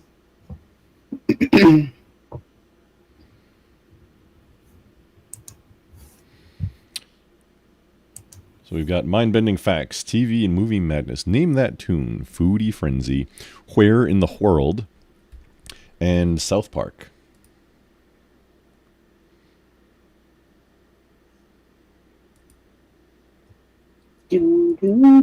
Oh, you need to rejoin the Twitch thing, Chrissy. Oh, Wait a second. It's hang on. It shows you. Wait, hang on. Wait. Don't do anything. I'm gonna do a test. Okay. Nobody's watching me on Twitch, so it doesn't really matter. Do we have an answer? Let me come back to StreamYard to see if we have an answer. Name that tune for 6. Okay, thank you, Gorilla. Thank you, John. Name that tune for 6. Okay, it's still linked. The chat's still linked. Santa Baby. Who originally sang Santa Baby? It's it's just your camera is not on, but the chat is still linked. It's all good to go. We don't need to mess with it. It's good to go. Okay. All right.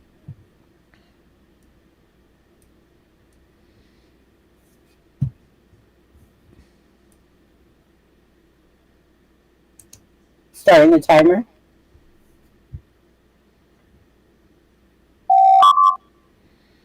Single points. Gorilla Biscuits with a woman. Gorilla Biscuits. You're so funny. Salty with Kit. Presumably that's a Eartha Kit.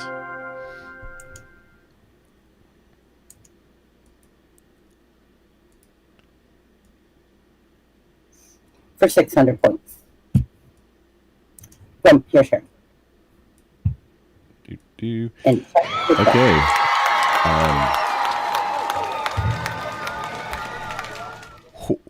Where in the world for 600? Which country's flag features a Union Jack in the upper left corner and 6 white stars? I'm gonna say New Zealand.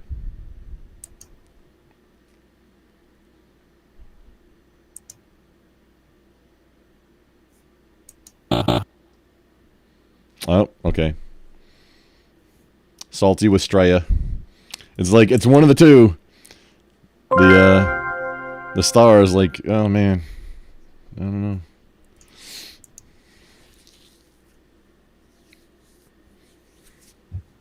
Chat's turn. Kiwis are red stars. Oh, okay. Chat running away with it.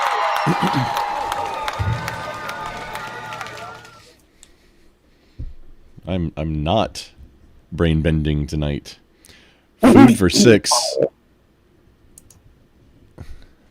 Which ice cream brand is known for its creative and quirky flavor names? I should have done this category. Starting the timer. South Park, man. The name of an episode. That was rough. We've got Ben and Jerry's in before the timer from Gorilla Biscuits.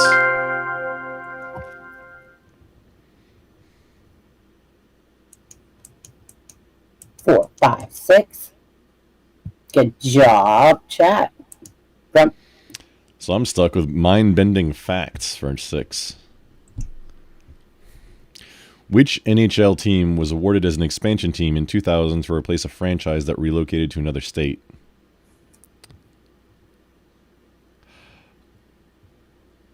Nashville? No. I said Nashville. Never mind. The Nashville Thrashers. Or Preds. Preds. That's my answer. I have to stick with it. For the regular points.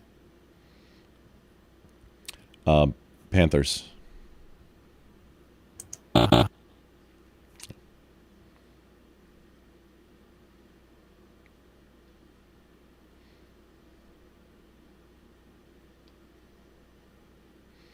We've got Charlie from Gorilla, Arizona.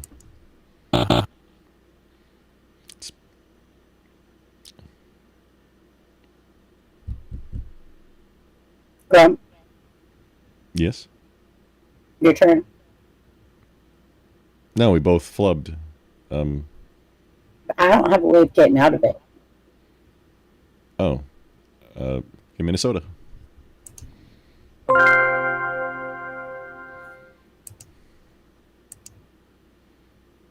Now I can get out of it.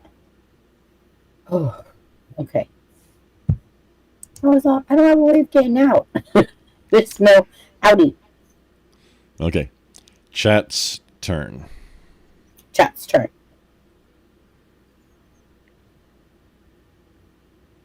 Let's go, chat.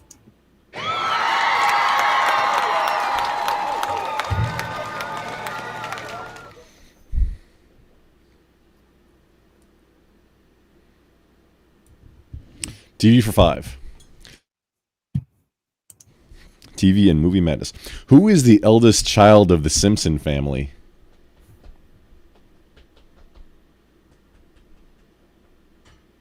Starting the timer. It might be Sven. It might be Gorlock. Bart, in before the timer. Okay. From Salty. Got it. Good job, Salty. And 1, 2, 3, 4, and 5. Double points, double the Jeopardy. Grump, your turn. Food. Do food for 5. Foodie frenzy. Which soft drink was originally invented in the United States and is still a popular choice today? Sorry. I mean, probably Coke. A lot of soft drinks have been invented in the United States.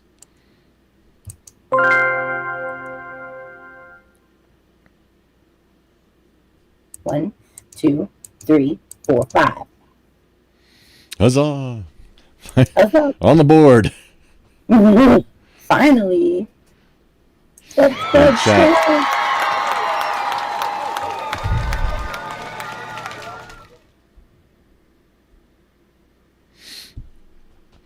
Chat is South Park for 5.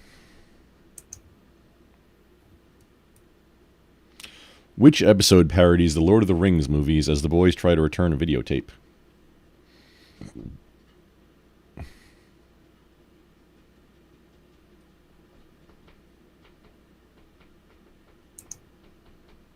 Starting the timer.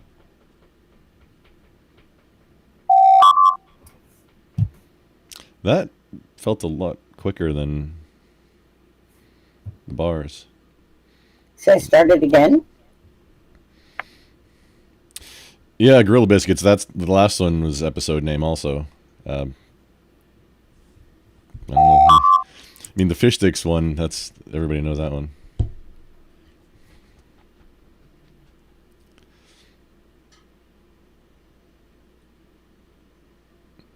Salty going with Bravo. Or just regular 500? The Return of the Fellowship of the Ring to the Two Towers. Grump, your turn.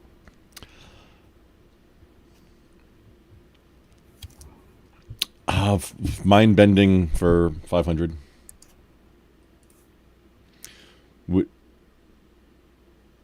National Hockey League team was the last of the original expansion teams to win their first Stanley Cup, achieving this in 2019.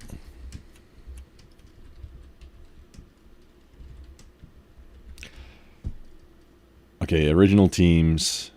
Boston and all the Canadians.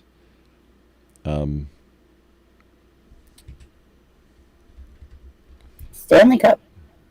Yeah. Okay, getting ready to start the timer on you, Grump. The Blues. St. Louis.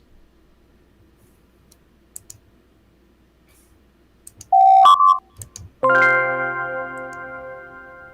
that was 500. Yeah. 1, 2, 3, 4, 5. Just trying to remember who's like. Okay, who were the original teams that hadn't won until recent? Like, okay, chat. Chat's turn. Is Mind Bending Facts all hockey tonight? No, but it is professional sports. U.S. sports teams. Oh, okay. Where in the World for 5 from Gorilla Biscuits.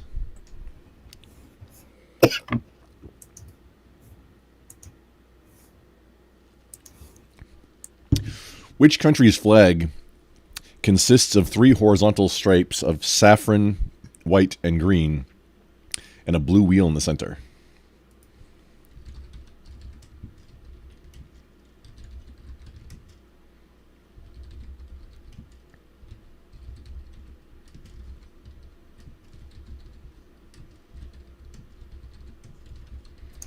Starting the timer.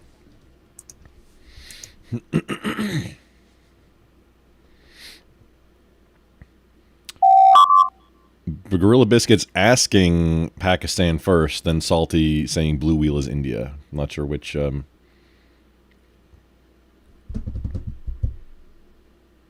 Gorilla Biscuits in first with Pakistan, I guess. But it was before the buzzer.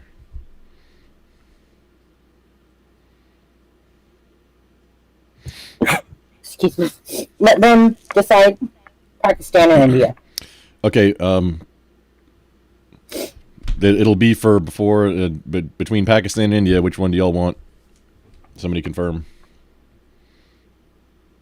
Now this will be for pre-buzzer because they were both in pre-buzzer. Okay, we got India. Salty confirming India. There you go, and that's a double point.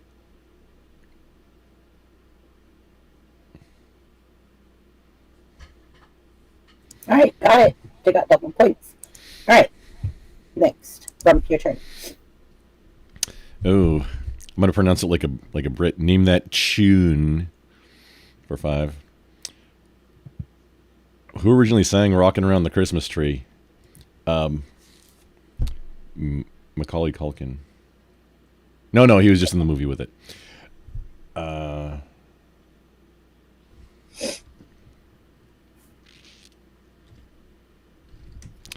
Starting the timer. I'm. Just skip to the next phase.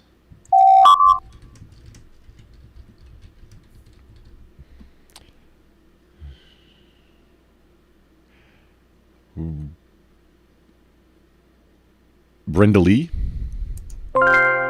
Hey, that's not doubled, but hey, You got your 500. This is the only one I don't know. I know those other ones. It's like more modern, so yeah, that made more sense. Okay, chat's turn. Hey, chat's turn.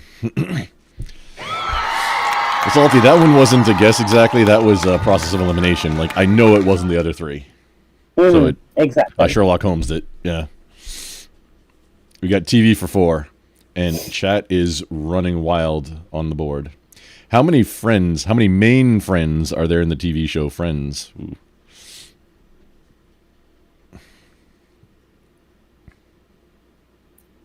Starting the timer. Gorilla with 6. I think he's not correct.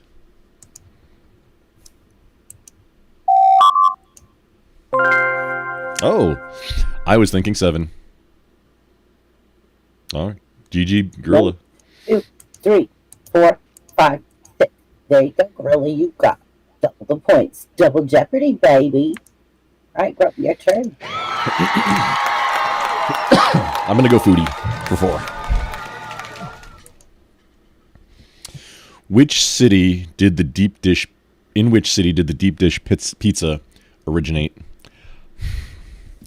I want to say Chicago.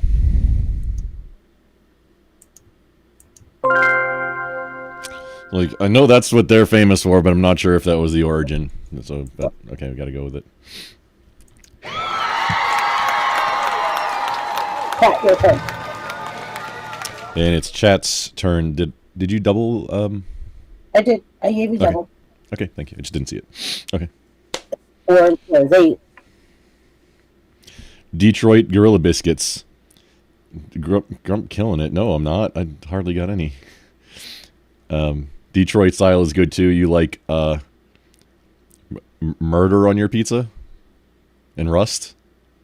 Can someone tell me a category and a dollar amount? A little murder on your pizza? Name that tune for 4. Name that Is it tune like for 4. an extra large pepperoni and murder? Who is famous for singing the Christmas song, Chestnuts Roasting on an Open Fire?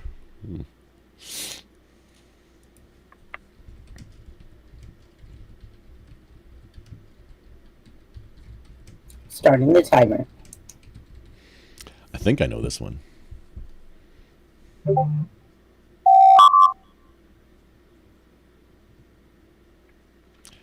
Oh, before the buzzer, Burl Ives. No, sir. That is not one of the choices. So now it is only for 400.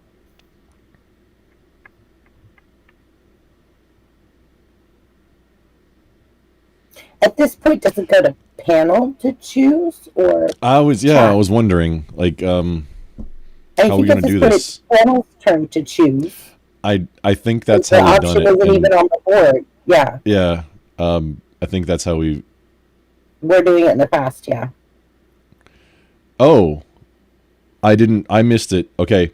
Roddy, before the timer, said Nat King Cole. Okay. I missed it. If you missed it.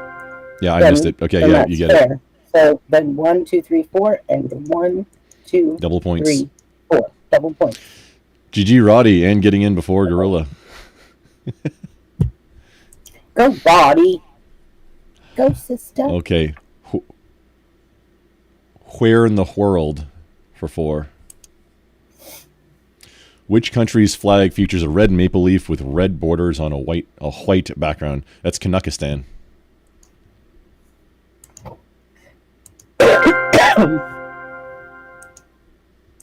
Or yeah, Canada if you like.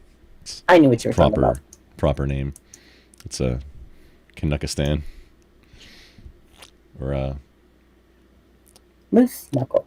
Some say no, it's probably off color to say that. Chat, it's your turn.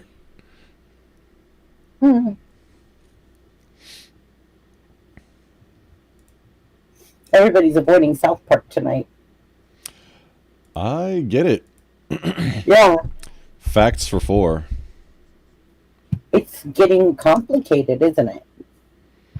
Which MLB team once played a game with 0 spectators, a first in Major League Baseball history?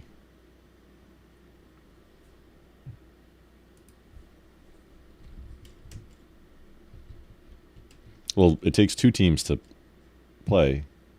Mm-hmm.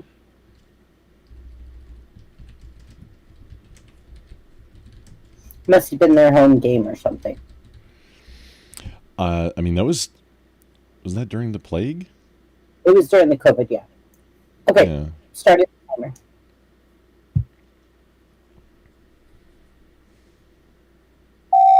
Yeah, Salty. That's Chrissy confirmed it was during the plague. Oh, we've got Harlem Globetrotters from Gorilla Biscuits, which they are basketball and not. MLB is Major League Basketball. It's baseball. MLB is Major League Baseball. It says it's spelled out. Yeah, the Harlem Globetrotters are basketball. Okay, so wait, if you got it wrong, it's your turn. The Orioles? Delta? Hey! Okay. Chat's turn now, right? Or your turn? Going for D's. No, that's my turn. Okay. And I'm a scout of the South Park. The foodie. Okay. Foodie for 3. Foodie for 3. What is the name of the popular chocolate candy that combines chocolate and peanut butter? Well, it's a Reese's of some type, whichever the answer is going to be, either cups or pieces.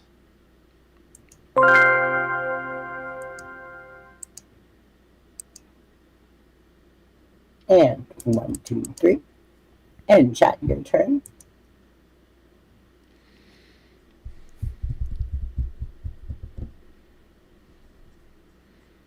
And chat, look at that South Park. Those tasty 400s. Oh, TV for 3. Gorilla Biscuits. Which TV series features the character Walter White?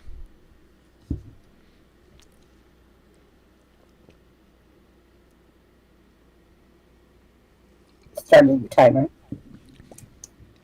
Salty with Breaking Bad and Gorilla. That was weird. It showed up. It showed up for me in not the on screen, but the one on the side, which is the same as the on screen. 3 and 300 extra points. Salty's message showed up first, but then above it, Gorilla's did. That's weird. It was like just a fraction of a second faster, but yeah, that's wild. Okay, so I just watched I watched the side one to make sure that if there's anything like scrolled up higher than the on-screen one shows, I see it, but I guess I have to look between them both. So this is panel now. Where in the world for 3? Which country's flag is a white cross on a red background?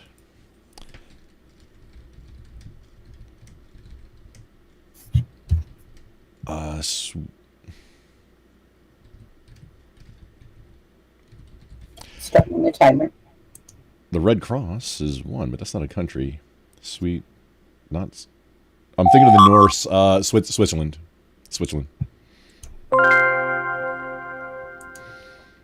Just in time to get the points. Ooh. Yeah, if it would have been like 3 seconds longer, I'd have been like, no. All right, chat. Let's go, chat. Let's go.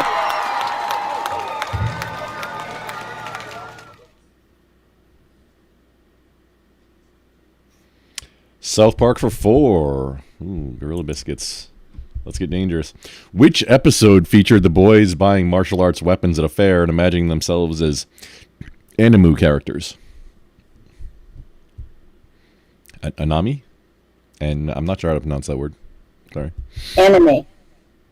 An anemone? Anime. Like a sea creature? Whatever. Kind of like an urchin? Anime. Anemone? Anime. It's a Japanese card. Namanumene. You know. Okay, stop. Numa Numa? Yeah, the name of the episode, Roddy.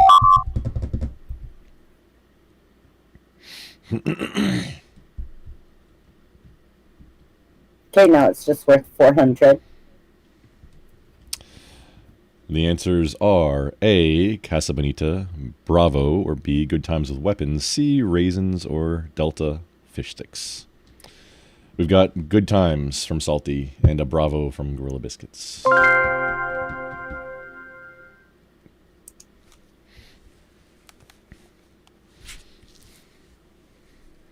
And Roddy. What's going on? Why is it stuck? I don't know what just happened, but I was watching the numbers go up. It moved. It was stuck on the showing the point value, and then after a while it put them down and put it onto chat, but it is not. Okay, now we got the board up. Okay.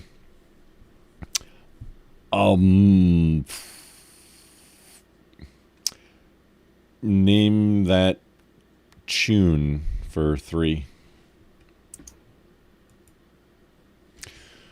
Who originally sang Rudolph the Red-Nosed Reindeer?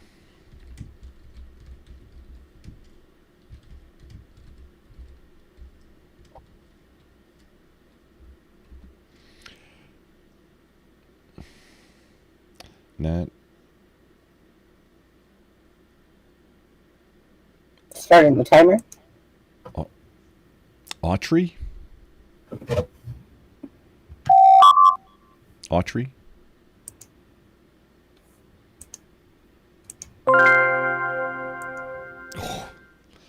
Pulled that one out of my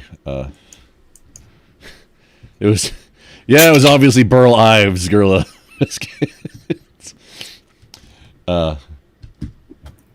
George Carlin? Or what no wait, what's the one Romo says? Burt Reynolds? Not Burt Reynolds.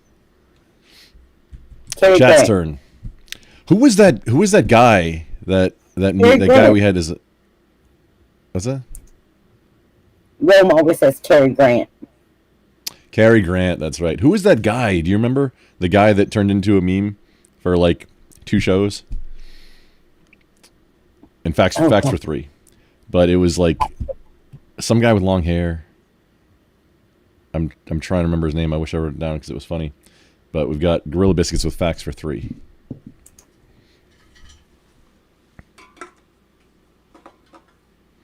Which NFL team has won 6 Super Bowl titles, tied for the most with the Pats, the New England Patriots?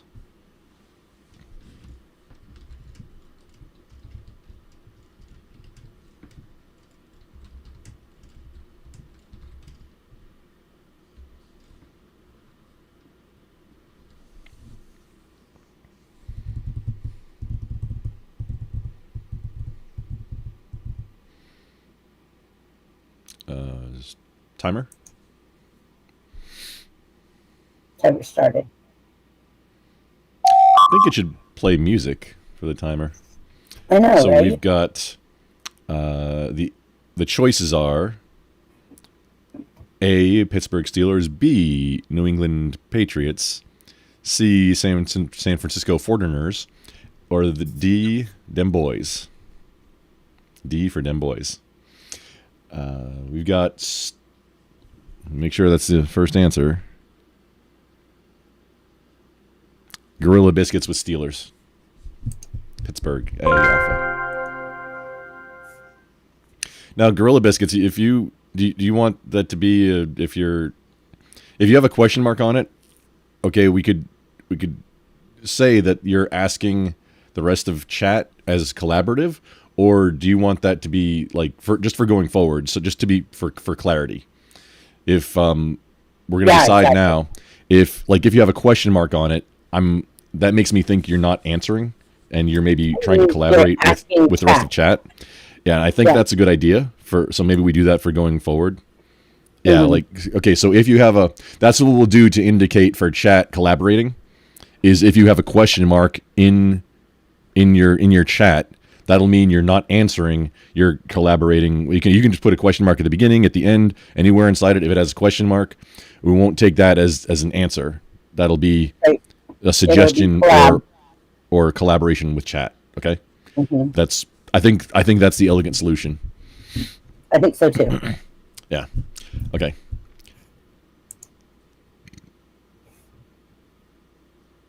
And it's on me. Ooh, let's do foodie for 2. Which brand is famous for its classic potato chips? Now, I would say Kettle, but however, the answer is probably Lay's.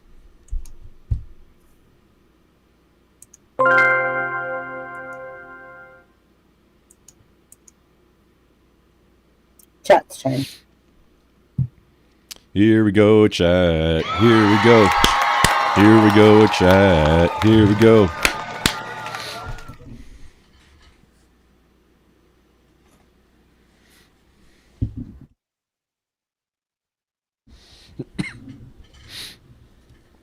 Leon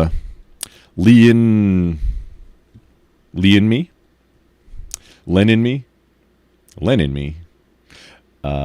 It is now chat's turn. It goes back and forth, panel and chat. I think I haven't seen your name before, so I'll explain it. We do have TV for 2 from Gorilla Biscuits. And I'll explain it when after I read the question or answer. It's Jeopardy. TV for 2, ma'am.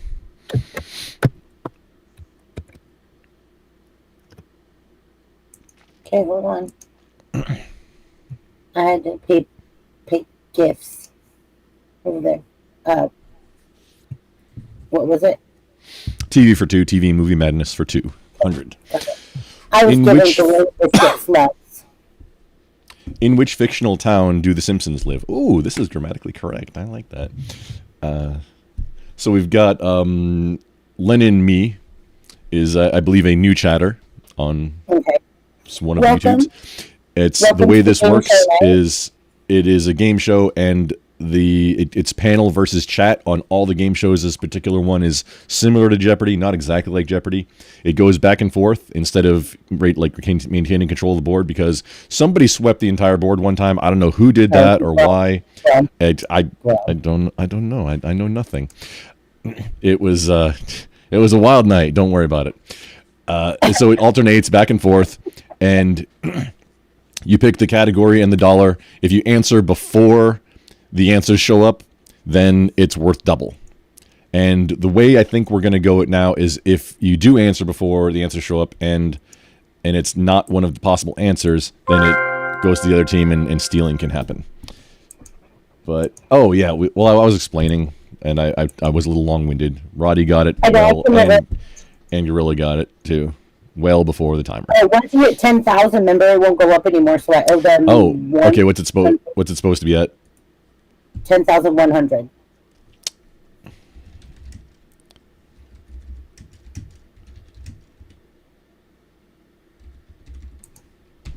$10100.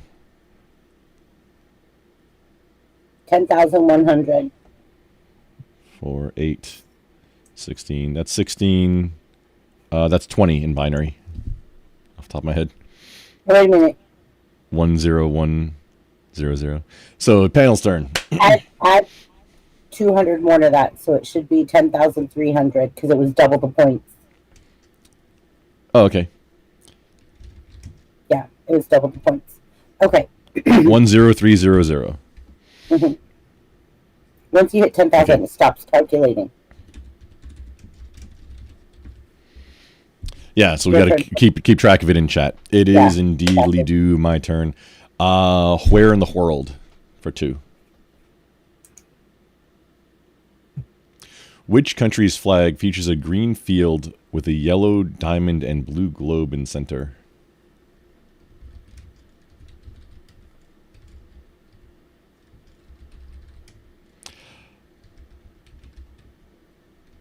Starting the timer.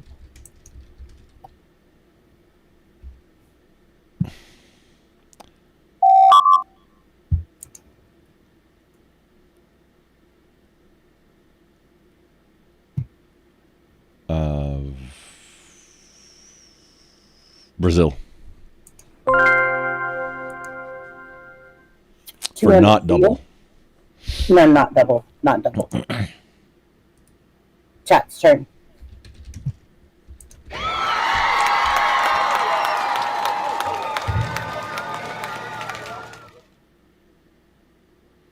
Oh, if we type into the StreamYard chat, it shows up 3 times for all of the platforms that you're live on.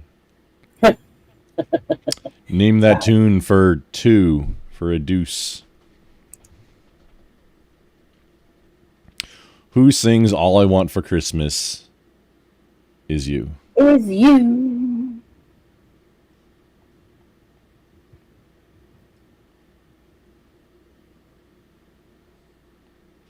We'll probably start the timer.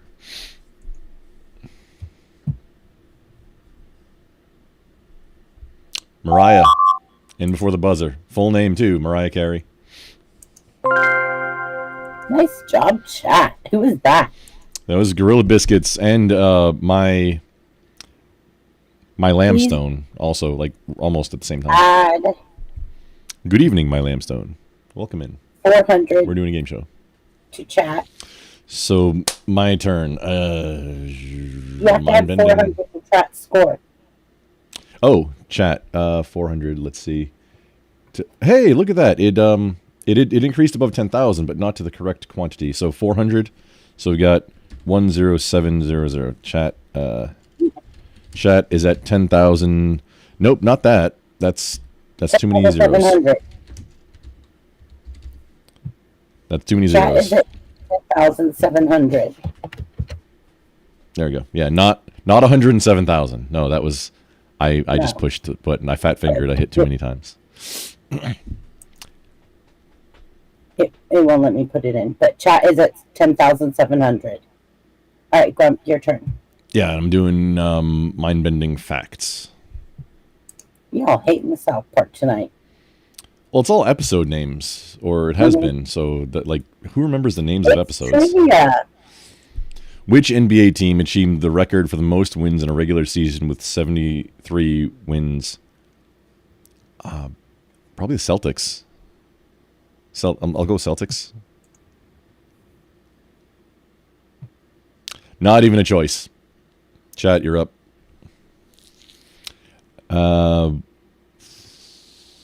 See, the first one in chat, but it was Scrogs on YouTube with Bulls, but it wasn't chat's. I'm not sure where the cutoff is. We got a lot of. It's either okay. I'm not. The first one in may have been my Lamstone with Lakers, but then we've got Bulls and actually chat's all over the place. I'm not sure where the cutoff was, so I think we have to go with chat's answer being Bulls because that was the first one. I'm not sure.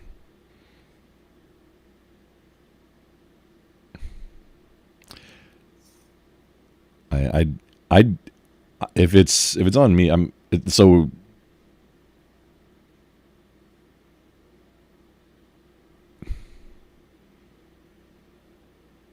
If it's back on me, okay. Lakers. I think it's the Lakers. Yeah. Chat's turn again to try and get the points.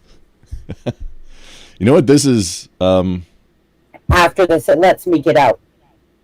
Because there's only one answer left, so it doesn't lets me get out of it. Okay, we got 2 for the Warriors. Please give chat 100 points. Okay. 10,800. 10,800. Grump, your turn. Yes, ma'am. South Park for 3.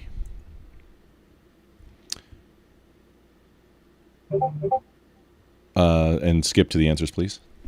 Which episode is known for its satire on Scientology and features the character Tom Cruise?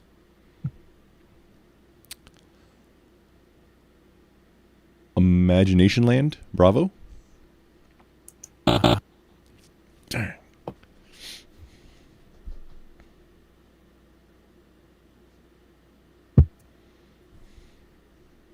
Chat, your turn to steal. And we've got Gorilla Biscuits with... Oh, actually, Salty first. Trapped in the closet. I was actually trying to bring this message up. Game's over. You, panel, can't win. But... Wait, Trapped in the closet was... The correct answer? That was the right answer? Yes. Oh man, Trapped in the Closet. I was thinking of I was thinking that was the friggin' Weird Al parody of the what was it, R. Kelly? I don't know.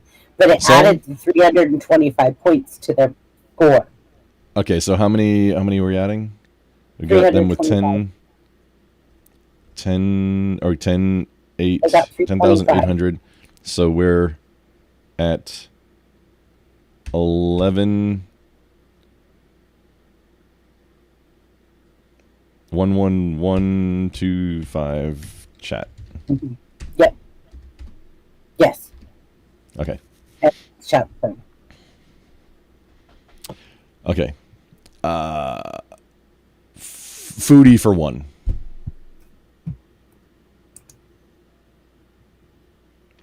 Which popular American snack is known for its golden sponge cake with creamy filling? You yellow delicious bastard. It's worth wrecking some zombies over. I like them. It's Twankies. The Twanky.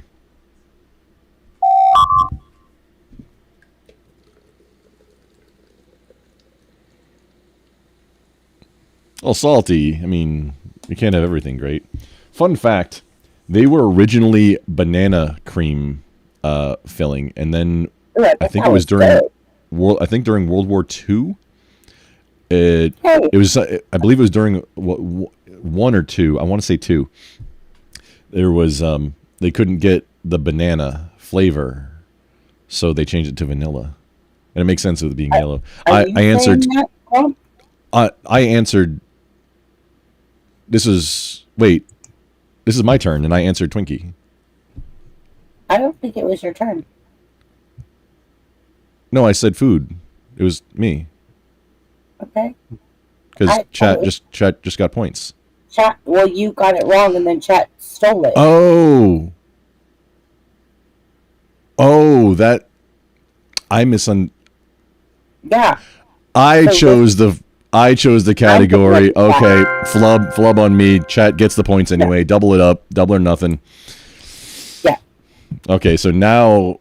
200 points. Oh man, now it's no. If that was chat's, no. Now it's my turn then. Yeah. Sorry, chat. You know what? Chat can go again, because I flubbed that. Okay, chat, go. Chat gets the points, and it's chat's turn again because I made the oopsie. I thought that was my turn next. No. Mea culpa. You were talking in my ear, and I was like, "Okay, go." Food frenzy. Then I was like, "Wait a Yeah, minute." well, it was my mistake. I thought it was my turn. Answer. My bad. And now it's We got some extra points. It's okay. Wait, how many? That was for 2. So we've got 1. That was 100. So they got 200. 3, 2, 5. Chat. Chat always wins. There we go. I know. Okay, chat. So TV. Gorilla's going TV. Presumably for 1. Yeah. Which TV network originally aired the show, or which network originally aired the TV show Game of Thrones?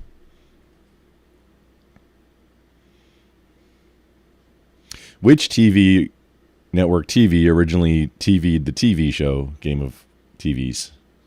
Which network originally aired the TV show Game of Thrones? Which network TV'd the TV show Game of TVs? HBO, before the buzzer.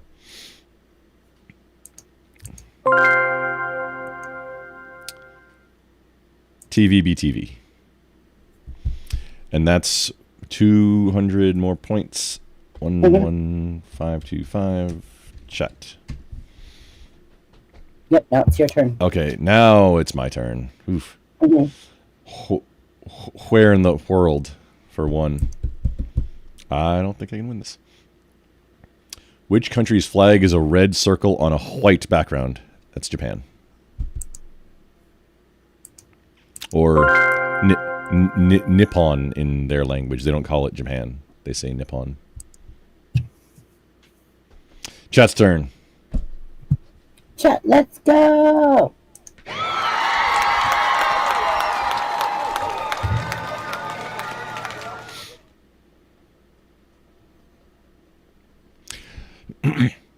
Roddy says, because I didn't have HBO, but I had a dog named Dragon. So I was the original Mother of Dragons. Oh, Mother of Dargans, which is better than Dragons originally also. Roddy, this is for you, buddy. Did you have 2? So was it like a double dragon?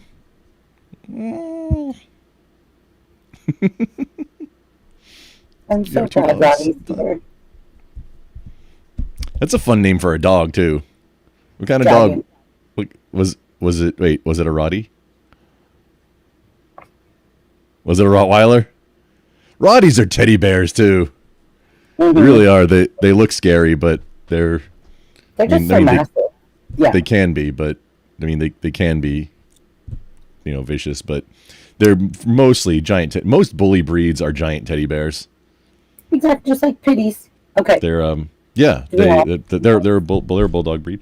We're still waiting for chat to pick a Let's go, chat. Let's category. go. We got mind bending for 1, name that tune for 1, and South Park for 1 or 2.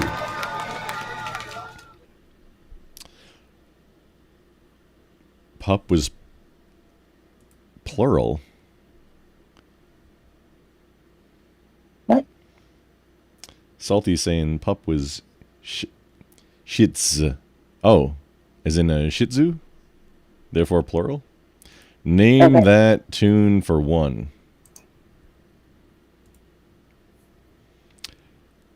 Who originally sang White Christmas?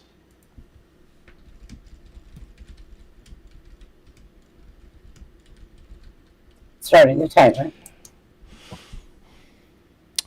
One after another, because they kept calling the new pup Dargan. Didn't have a new nickname picked out after the first dragon passed. Or new name picked out. Oh. So you did indeed have Double Dragon. It just wasn't at the same time. Unfortunate. I get that too. It's like, once you got a good dog name, it's like, I want to name the next one the same thing, but that would be disrespectful to my previous Especially dog. if you have one that has a really good personality. Yeah, especially if it fits. Okay, this is after the buzzer. We got Salty with Bing Crosby.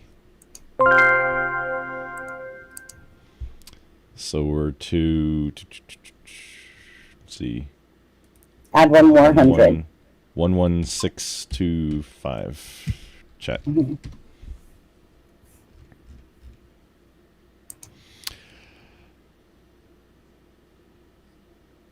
South Park for 2. Going down fighting. Which South Park episode featured the boys getting obsessed with the game World of Warcraft? Oh,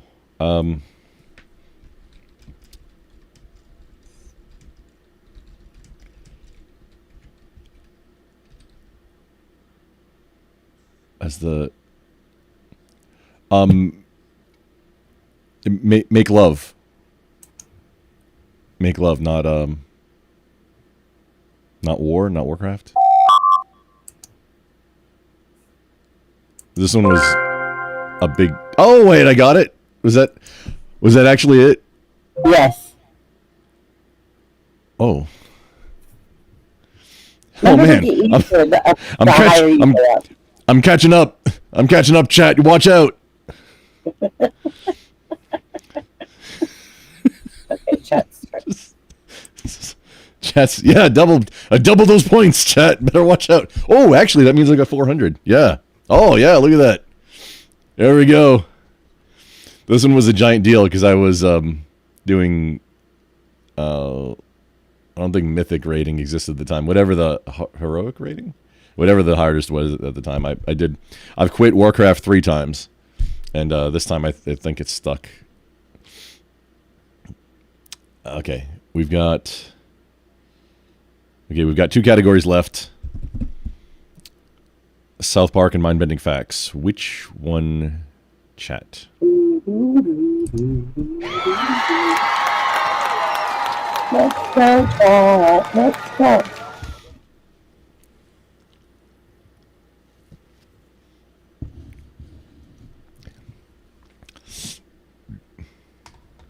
The funniest part of that episode was Stan's dad, Randy. He went and got an object, like an item from the business from Blizzard. Apparently, as I recall, he went and got the Sword of 1,000 Truths. I remember the name, and he got it on a thumb drive. And for some reason, because that's not a thing you can do in any game. Hey, here's an item I have. Let me add it to my account, and then let me hand it on to somebody else. No, things soulbind when you equip them, or right? Not well. Used to be, they didn't. Not all of them. Now everything soulbinds once you equip it. What are we doing? Mindbending or South Park? Which?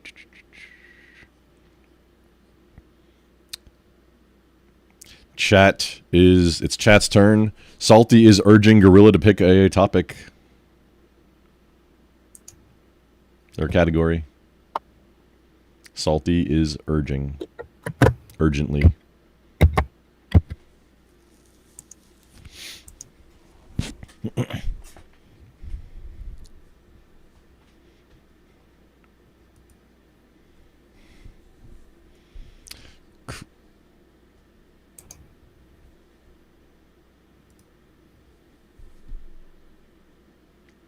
Anything. We're almost done. I mean, you gotta watch out. I might catch up. Chat is at 11,625. Yeah. You gotta watch out. I'm only 4,000 down and change. Yeah, and there's only South Park from Scrog. From Scrog on YouTube. There you go. Let's go, Scrog. Let's go. Which South Park episode is famous for Cartman's revenge plot involving chili?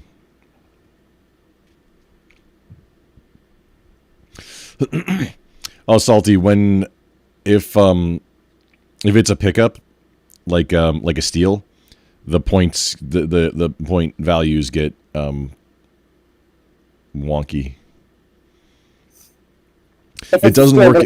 Face value. This is a game that's inspired by Jeopardy. It's not exactly like Jeopardy, just because the nature of how we have to do things. So if and the way that the the board thing plays. running it works. Yeah, we can't change it.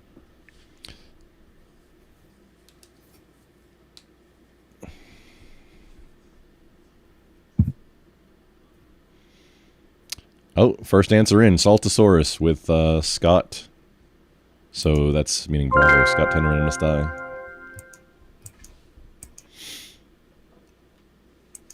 One extra 100, so that's 200. So new chat score is And that leaves you with mind-bending facts from 11725 chat. Which NFL team is known as the only non-profit, community-owned Major League professional sports team in the United States? The fun fact, all of the leagues, like the NFL, like the organization, the NFL, Major League Baseball, like MLB, all of these like leagues, the organizations, they are not for profit organizations. I believe they're all 501c3s, which is super weird to me. The teams are not. The league is, and I don't know. You got to push that to the answers.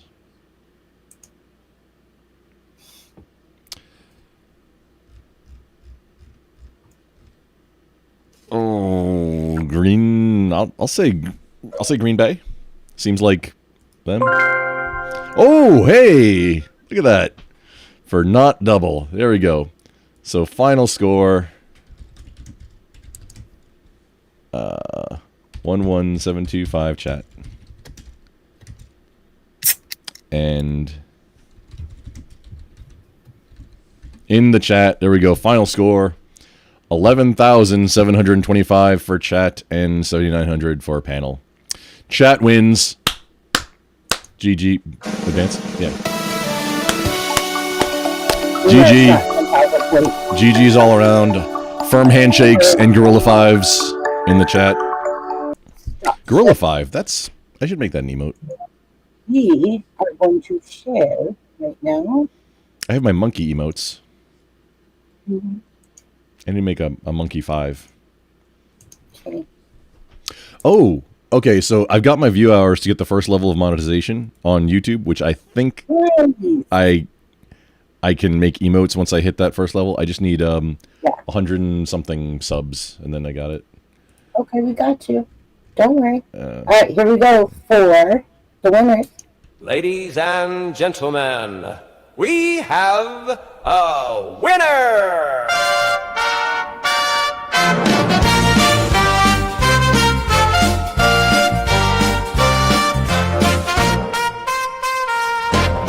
Now you are a champion on BBB's Brain Blender!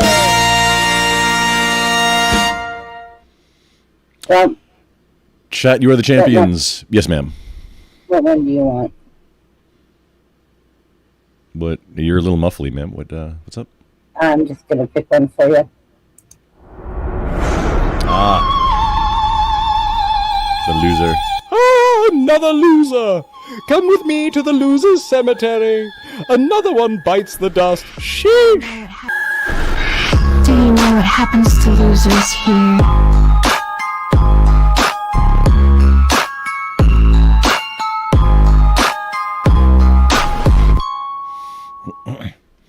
I do enjoy the one with like just because I know it's not actually Kissy Cat, it's like a fake impression of Kissy Cat. That's a fun one too. That one?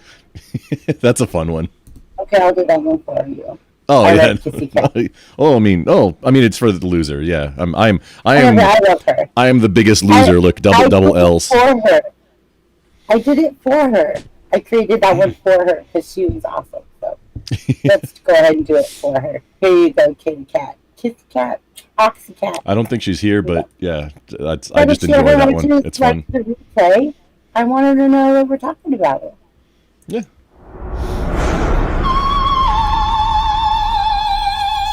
Oh, hi there, loser. I have come to take you to a place where losers thrive. Better luck next time, loser. Off to the loser cemetery we go. Do you know what happens to losers here?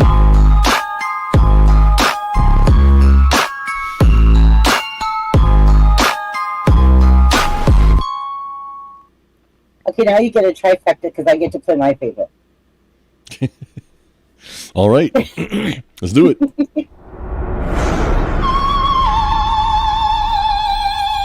You have failed the realm of reason. The night shall escort you to exile. Do you know what happens to losers here?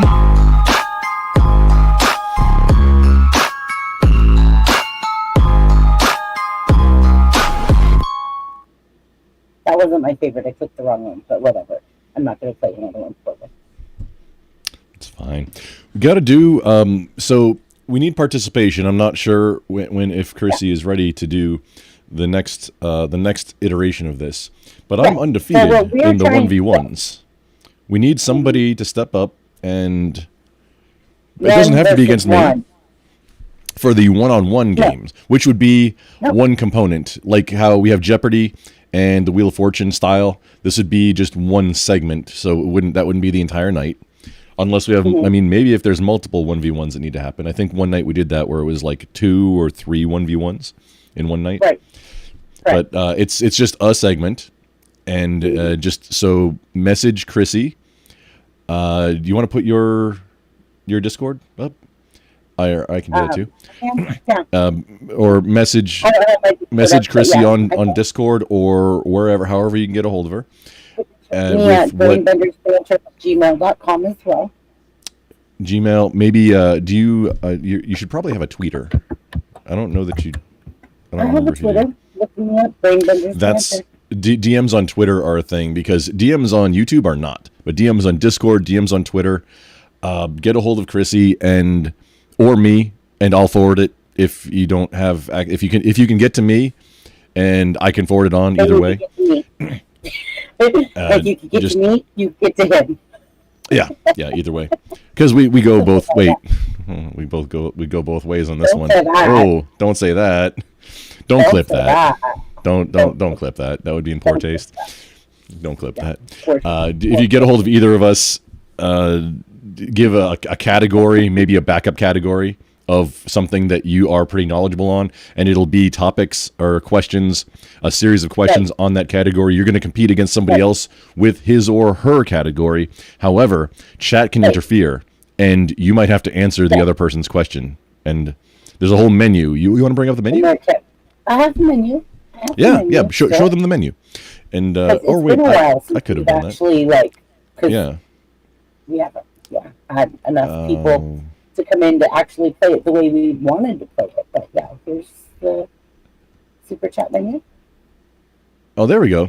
Yeah, and chat can interfere by doing these things.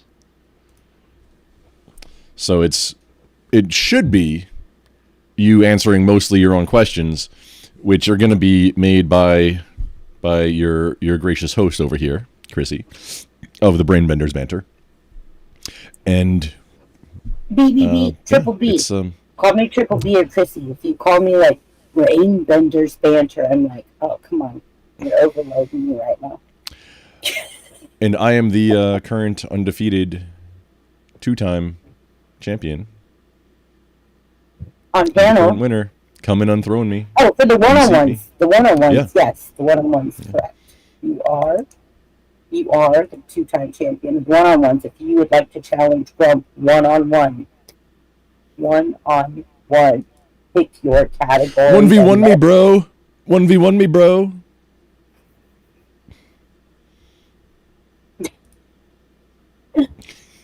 Are you waking up now? You look awake now. Yeah, I strom for like way. I just like I should have hung up. When I got home last night, it was close to midnight my time, and I saw that you were live, and I was like, "What is going on?" And then when I actually went to bed, I forgot to hit end stream again. That happens sometimes. Oh, no. So it's like this. The main thing showing was like a StreamYard that had timed out, and so it's like back in the menu, but all zoomed in because just. But how many people came in and watched and gave you watch time? Funny thing, those are some of my most viewed. If I fall asleep in the chair, that's some of my best work. It's because people come and look. Chat gets wild. Check its wild. Well, not lately. It's not the best lately. It's been consistently. It used to be some of my best viewership times, but now it's still that's been consistent, but it's not my best anymore. Make sure before you fall asleep you put a red crayon behind your ear or something. Red crayon. Oh, I found a. You know what? It's going to be a surprise. I'm not going to say anything. What? Yeah, I found an item. It should be arriving next week. It says it's hard to see. This is the actual red color flavor. I put it in the box upside down so you can tell the difference. Like your Lucky Smoke. Yeah. I put it in the box upside down. But like. Oh, you can't hardly see that. Grab my co-host. Let's check the stats of the channel. Check the stats. I don't think people care, but I can. Oh, thank you. I am working on now the view hours for full ad monetization, which honestly, it's getting up there. Almost 3,200 now. Mm-hmm. But need the subs. Absolutely. Oh, that's your channel. Yeah. Way ahead of the game. Sure. I have not made a single short yet either, and I think as soon as I do, I need to get. I'm working on a few things. I think I need to just put a few shorts out there, and that'll help me get okay. Look, subs. I'm going to explain something to you. Okay, we're going to have a one-on-one discussion right now. V1. Right. Okay. So how YouTube works, which I have figured out. Okay. Your channel is your city. Your live streams are your police stations, schools, libraries, grocery stores. They're your commercial places, right? And then you got your videos, okay, which are your residentials, right? Okay. They're all your residential areas that people can live in your city. Your shorts are the freeways to get to your city. For people to live, work, and play in your city. The roads. Well, I don't have any static produced videos. It's all just been like recordings of the live streams. That's like the entirety of all my videos. Okay, you have to do shorts. I'm aware. I have one that's queued up, ready to go. I just haven't posted it. I'm kind of waiting until I have a few so I can do them. Oh, okay. You want to do 4 in a day. Right. No, you have it actually perfect. Your game, like Chrissy, the Brain Benders Banter channel, Chrissy, is actually textbook perfect. She puts out shorts 4 times a day, all spaced out every single day. And it is perfection. That's how she got to the, Jake. 167,000, I think. Hey, Jake. No. That's on your Good evening, Jake. Yes. However, yes, that is what you're saying. Yes, that is exactly it. And I will preach every single day of my YouTube career how important shorts are. And yes, please continue. I'm sorry without interrupting. Well, I mean that was it, Chris. Well, I was giving you a compliment. Oh, no. Let me resume the compliment. Yeah, Chrissy's shorts game is ridiculously on point. It's actually textbook perfection. It's like if Chef's Kiss was like, it goes up to 11. I'm not trying to glaze her. It's just the fact of the matter is that's how it works. Sure. The engagement from short people doom scroll right now. Doom scroll. This is live right now. My numbers. So what I do with shorts. If you notice, all of this is shorts.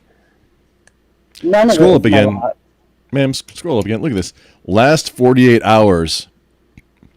400,000, over 400,000 views on just her shorts. Well, presumably, I mean, is this just showing shorts, or just that these all are shorts? Because I mean, it's if it's in the last top ones, and my top ones are all shorts. There's no if you look, I mean, in the at last, full, just if this category is only showing shorts, because last 60 minutes, 12,000, is that hits or that's views? That's 12,939 and growing views. Yeah.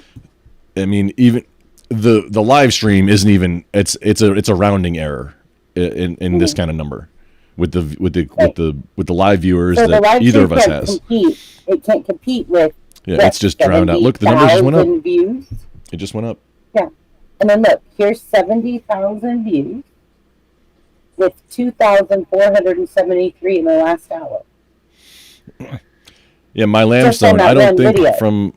from question from my lamstone. That's impressive. Are you doing special stuff with your search engine optimization? Which she's not. She's just posting religiously, consistently. I consistently post the same four times. Actually, so let me tell you a little something that I know about BBB. She actually, what she does, for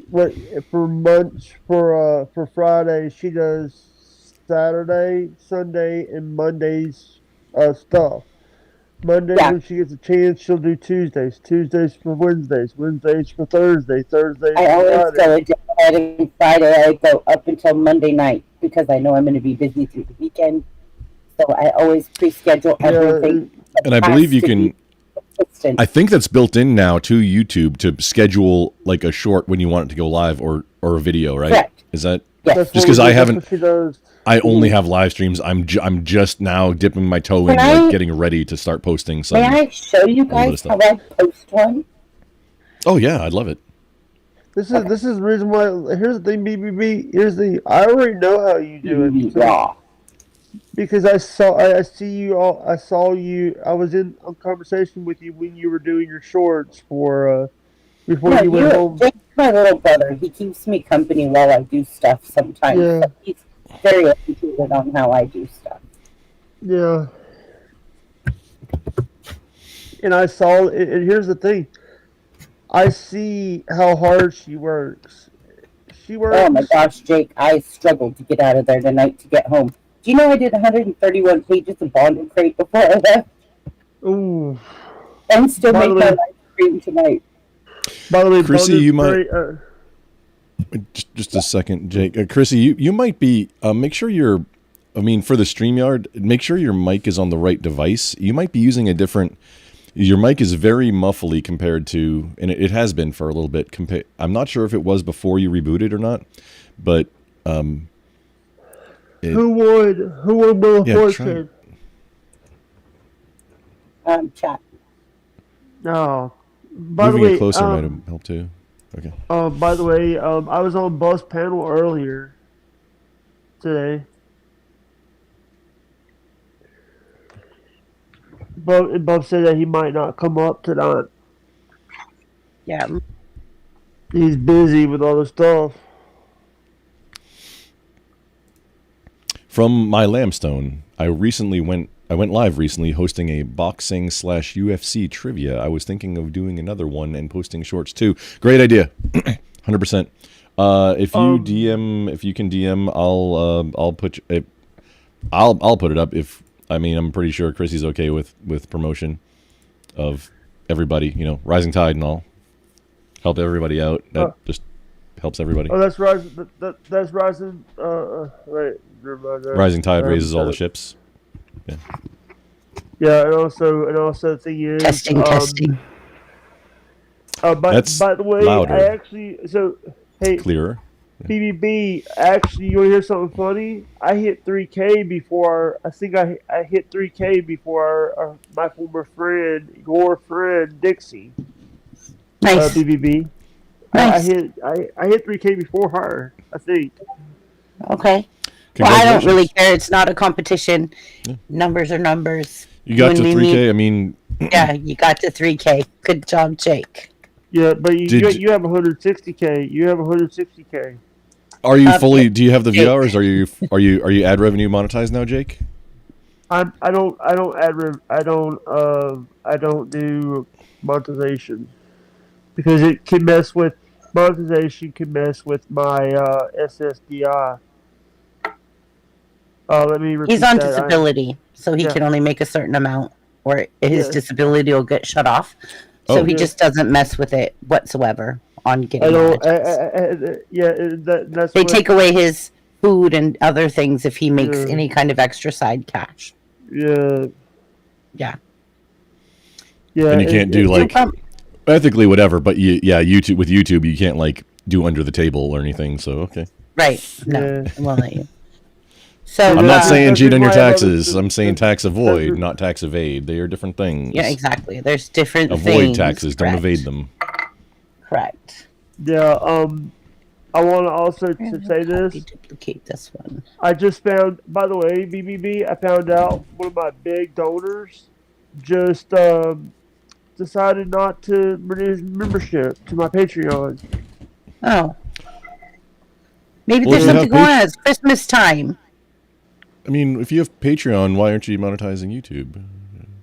Because with the difference, because Patreon doesn't ask for your tax paperwork, YouTube does. For your, I heard cash For- paperwork. I'm sorry. Tax. What did you? Tax. Tax. Oh, okay. They don't ask for tax paperwork. Oh, so Patreon doesn't report. Okay. Okay, I get it. Buy Me a Coffee doesn't careful. ask for it. Buy Me a Yeah. Coffee doesn't ask for it. Ko-Fi doesn't ask for it. The only people that are at YouTube and Twitch. ask for Yeah, that Twitch. shit.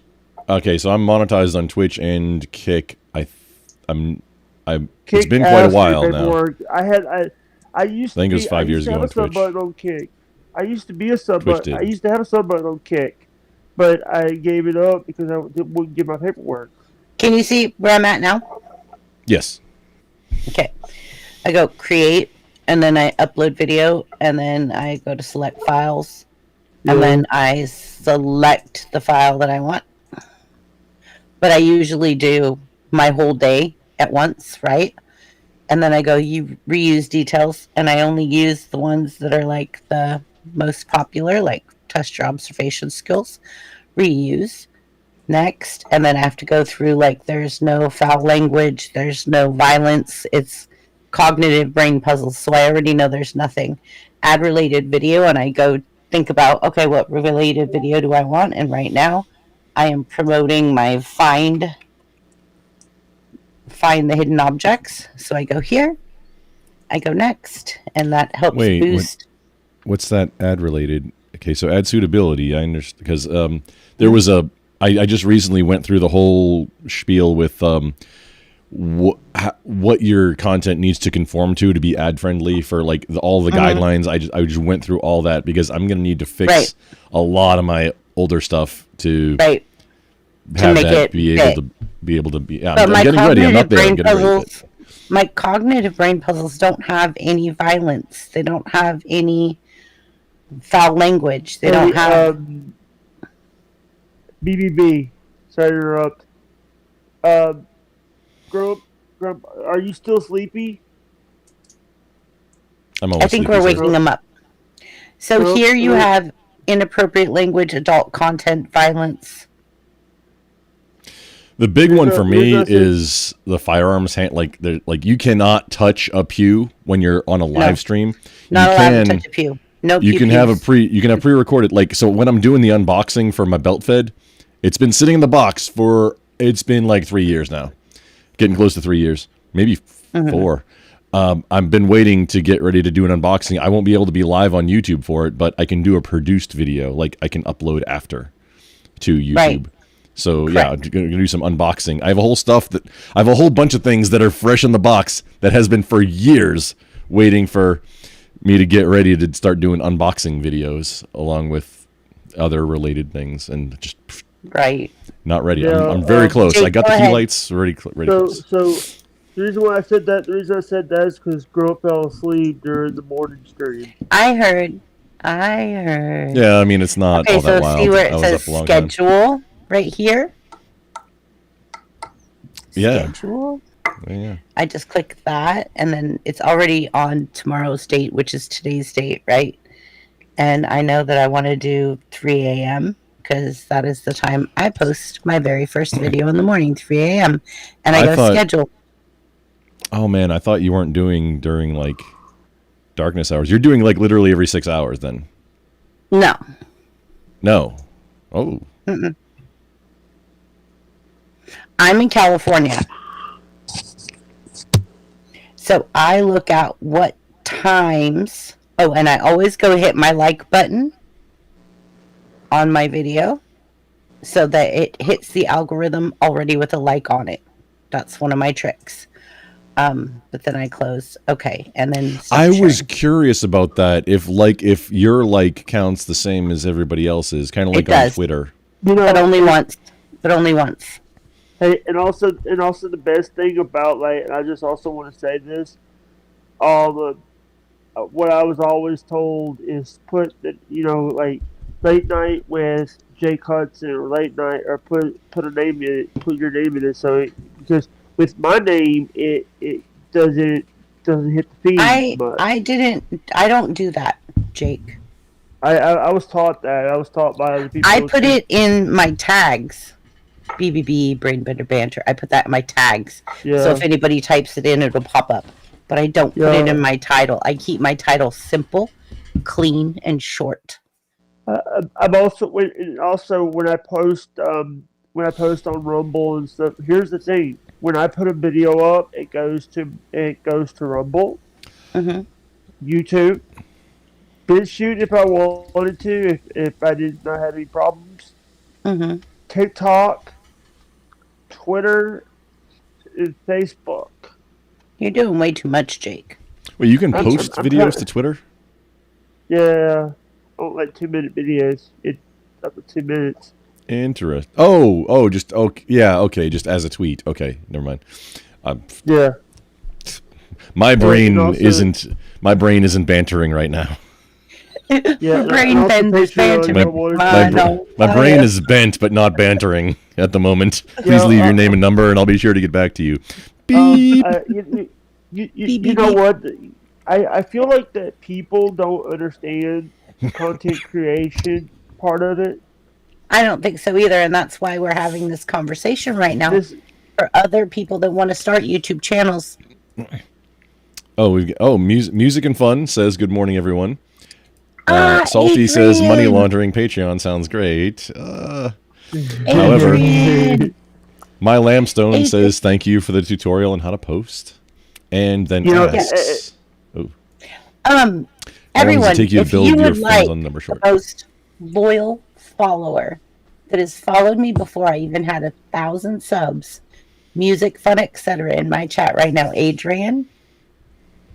He's funny, has amazing videos. You drop a joke on his community tab, he will feature you in a video and make a video of your channel doing that joke. It's amazing. He does some really good stuff. Adrian, you're one of my favorite YouTubers. I loved you from the very beginning. Thank you, Adrian. And he's British. He's British. How does he say what a ball? Oh, by the way, guess who I messaged?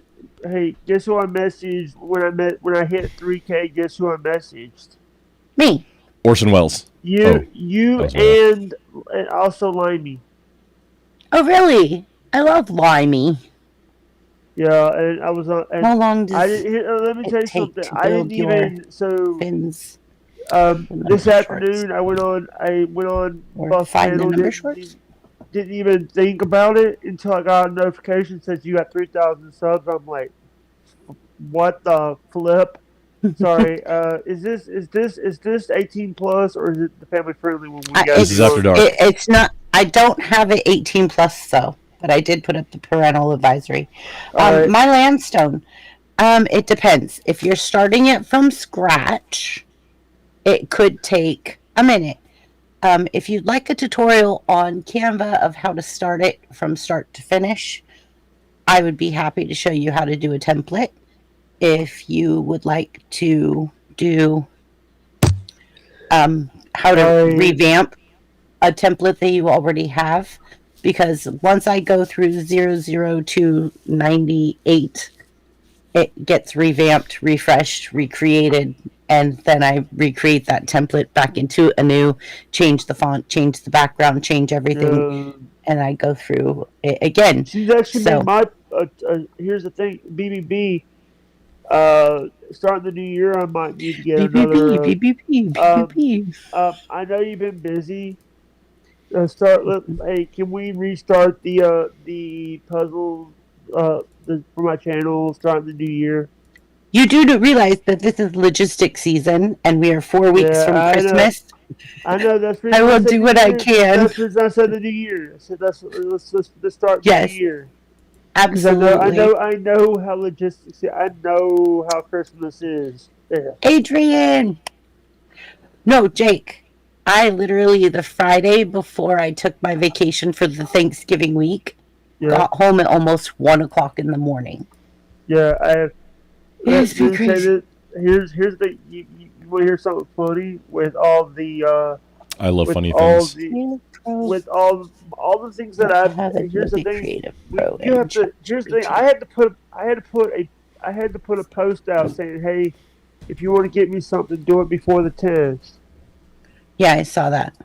Do it before the 10th so that you get here on time because no one the post office. Yeah. My Lambstone, if you would like to get a one-on-one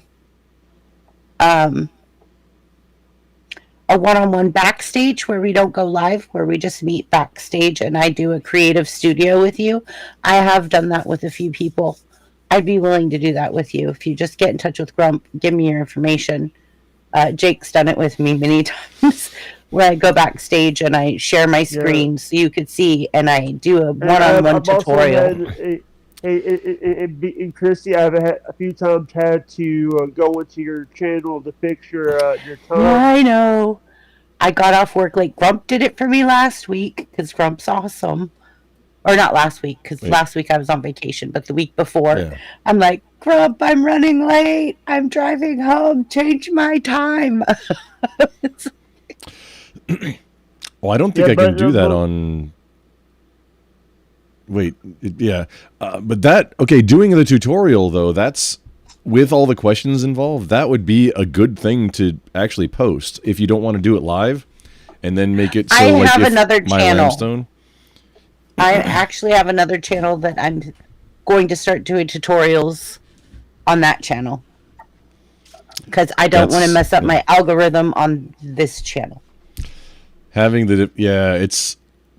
Now from what I understand, it's a very balancing act of, hey, get your first channel fully monetized and then then split off and start separating out your content into other ones. Right.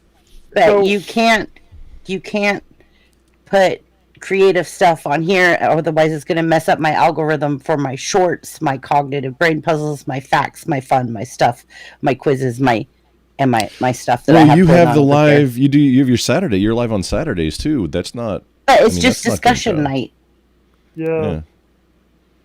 It's discussion night, which is the community connection. So it's still just kind of, it doesn't throw my algorithm off. Hey, so are we doing trivia next week? Yes, I do it Wednesday nights. Almost every week. It's an exception when it does not happen. It's otherwise. It's an exception when I become a grandma. Oh, that's right. Congratulations. Also, I just figured it was because I have a little. But, yeah. It's both. It happened to be both. Hey, let's give thanks for Chrissy becoming a grandma. There we go. Thanks. Hey, Chrissy. Thanks for... hey, Chrissy. I got a little something to tell you. I'll tell you in the back chat because I don't want to Okay, give me a second. I'm gonna go grab my other channel to drop the link. Hey, Chrissy. I'm a great uncle again. You're a great uncle again. Congratulations. My little nephew, his partner had a kid. Nice. They had it today. I'm not saying anything. I wanted to type it out, but I blurted it out anyway. But what? I'm surprised, shocked, and aghast at that. I kid Jake. I'm surprised. if anybody that does wanna, by the way, BBB, you have a Discord server. I know I do. By the way, Grump, by the way, did you get that clip I posted in the group chat?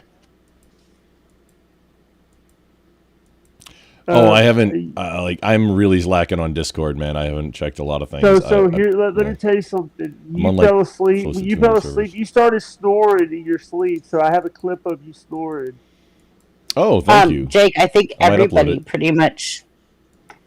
No, a Twitch clip. It was a Twitch clip, so I can download it. And anytime Grump makes me mad, I can just post the clip of Grump sleeping on panel. Why would you do that? Why? Yeah, that doesn't make sense. When do I make you?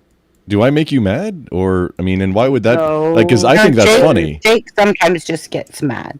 I think that's funny. Like, I might post that if because if you made a clip on Twitch, I have access to the clip, and I mean, I can just download it. But I might post that as a short. I have it too. I actually have access to it too. I can just download it. Okay.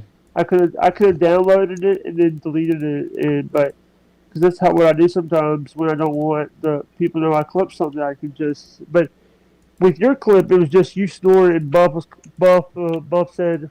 Buff was there. Yeah, Buff was on panel. Oh jeez. How many times does Buff fall asleep? That's We're probably funny. yelling. We're yelling. Shay, I should have a clip. Shay, I should have something I can bring Shay. up of me sleeping, like doing like chair sleep stream, like just just like on StreamYard and in OBS, just something I can like just quick. Yeah. Fun, because I think it's funny. It's fun. I recommend do that, please, for me. Oh, okay, I got in. I would consider it a favor. I got in. Yay. Okay, so I got in. Oh. While Chrissy's getting in, my Lambstone, what kind of content do I make? It's honestly, it's not trending on how I want it to be more prepper focused, but that's like I historically have done a lot, and it's been like 6 or 7 years that I've been doing streaming. Only like 2 on YouTube, very super casually. I've only been 2 on YouTube as well, and most of it's look at your success. I've been on YouTube for almost 10 years, and this will be my 5th year streaming. Cool. Wow. So what I try and do is I do a lot of conversation panels and like where I'm on somebody else's show, and I try and bring the how does this affect locally, like kind of prepper mindset to the conversation. I'm somewhere between conservative and libertarian as far as politics go, and that impacts and also a lot of things.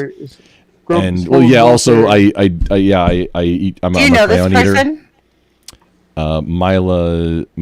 Mila indicated that you know her. I think. I don't, or I was thinking Maida, which is somebody from Twitch space, but I don't think that's the same person. I do also network engineering education. And infrequently, and I have do prepper a wall. stuff. Oh, backstage. No, we're not backstage. Hey there. Hi. Hey, it's Mila. I just didn't know if you were posting a link or not, so thought I'd just grab it from you back here. Backstage. Okay. Are you talking about the link to my other channel where I'm going to start doing tutorials? Yeah, either that or the, however you want to do the backstage when you have time for the Canva. Yeah. Oh, that's probably safe. Give me a second and I can, okay, take your time. If you email me at that, I will send you the link to the backstage to do the one-on-one. Yeah. Ooh. Hey, we're sorry that hold on. We put up a wall. Are you safe? I think it's safe. I think you're good to go. I think it's safe as well. Yeah. I think it's safe. So I'm about to take the wall down. Oh, what's that? That means you're going to be on our live stream with us. Yeah. Well, your audio currently is, but your audio is currently up. There you go. Hi. Hey. Oh, that was pretty cool. I've never seen it before. Well, you came backstage. So Also, we have had issues in the past with people p-bombing us or Peen bombing us. Yeah. So we can't Yeah. take a Put BBB the and wall he up. throws a wall up so we don't have issues. Otherwise, and Grump, I almost got a copyright strike from the last stream from WWE. From the cream? Oh, my bad. So that should be public domain at this point. It was over 20 years ago. Hard. And then it came back and said I had like 24 hours to remove it. And for some reason, okay, this is the craziest part, okay? I literally thought it was my intro, and I was like, because when the dispute came up, it said view like the disputed part, and it was literally my intro, and I was like, no, I created that. That's my own music, my own layout, my own. So I went on YouTube and I raised holy heck with the YouTube chat. And I said, it's fraudulent, it's fraudulent, it's fraudulent, it's fraudulent. They're fraudulently claiming it's some foreign country fraudulently claiming that I copyrighted them. And they were like, do you want to open an investigation on them? And I said, yes. And they said, okay. But then I all of a sudden looked at it and it said WWE. And I remembered the cream. And I went, the cream. Hold on. What was it? The Randy Savage one? Yes. And so Lord, that should be public domain at this point. I clicked on it. You can't play WWE. WWE has a tendency of. I clicked on it. On the second part that was copyrighted. The first part. So I clicked on the second part of the copyrighted part, and I saw Randy Savage with the cream, and I was like, yeah. And I saw WWE was the one that was, and I'm like, I know WWE content. Yeah, you're not allowed. It should be public domain. So sorry. If it was published 20 years ago, it should be public domain at this point. No, it was. I just said I'm so sorry. I take it all back. I will just clip out that part. I apologize. My bad. I would have thought that was 100% public domain and safe. That's mea culpa. It was not. And you know what? I almost challenged it because I thought it was my intro. And I was like, I created it. I was mad. Thinking like, I'm going to fight YouTube on this, but I'm not going to lose my monetization. Oh, I had a similar. Okay, I got a not a strike because I'm not monetized, but a copyright notice for my alert. That's from Botrix. Botrix, the multi-platform bot that has notifications, okay? The song that's used, the default song that they use is apparently, it's the name of the song is Lordly by somebody, and I looked it up after I had already submitted, like, wait, no, this is the default thing from this bot. I didn't do anything. After that, I was like, wait, let me check this out. And it turns out that it's on YouTube. It's a published song by some artist, and it's like the remix version by that artist, and I got strike on it, and like, I don't know this, but man, okay, that's a strike on Botrix, but it's on my channel. Exactly, so and not a strike, but a notice. Thing, I had to delete that segment, and I had to withdraw my legal notice to challenge the copyright rejection. It would help to know who the one pushing it is, so that you know, because if it was WWE actually doing it, I finally seen it when it was opened big. It said WWE, and then that's when Cream hit. WWE. So let me explain this to you. WWE it's not a person; it's more of a bot. I understand that.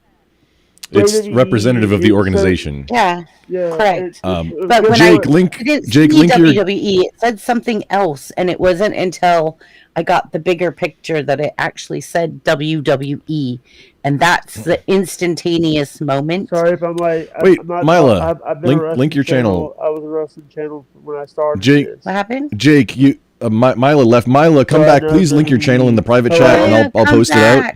come back up, please, Maya, come and back. link your channel, no, and then Jake, I've got the link. So Jake, I'll if you reach could out. also, Thanks for having Jake, if me you on. could, Jake, if you could link in the back chat also, because I know I'm following you, but you're not on my list. I just don't know where you're at. But Did you get my digital AI pixie? okay, so I'll just post me then. There we go.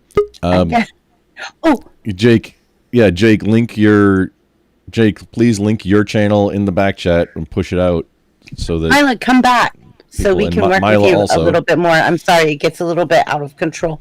Mila, come back. We so got a little can... hairy, you might say. Actually, hey, Grump, I am actually a mod in BBB's chat. I could just put my link in the chat.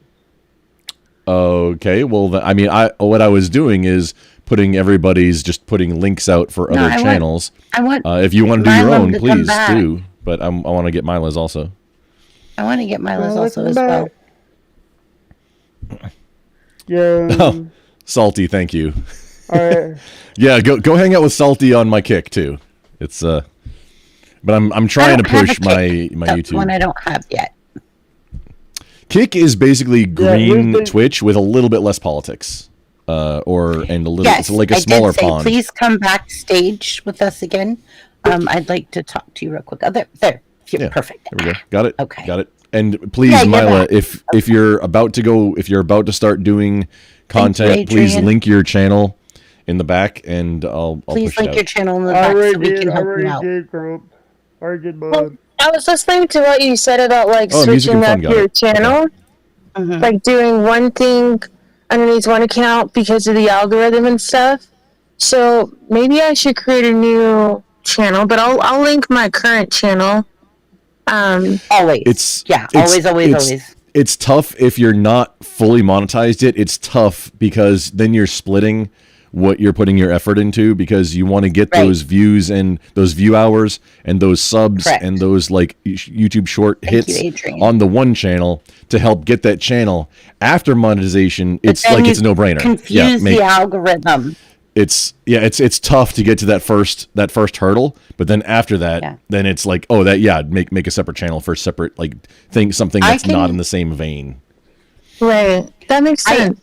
I can tell you guys one of the most important things I did when I started my channel, and it was I made playlists, and I was very specific what was in what playlist. So that way when people look stuff up, they could see the playlist, and the playlist also has tags and hashtags and a description. And so if it was different, that playlist differentiated it from the rest of the content. That makes sense. Okay. And then once my channel started growing and I got past 2,000 subs, I was like, oh, let me just go ahead and kind of branch this off, because it does it. I noticed when I would post something to that playlist, my numbers would just go poof, and it would drop because I threw the algorithm off. So then I just started being repetitive to what was working and what was giving me the most numbers. And I stuck with it, and I just started doing creator the right way. That's what Trissy did. It's all just doing it all right. Yeah.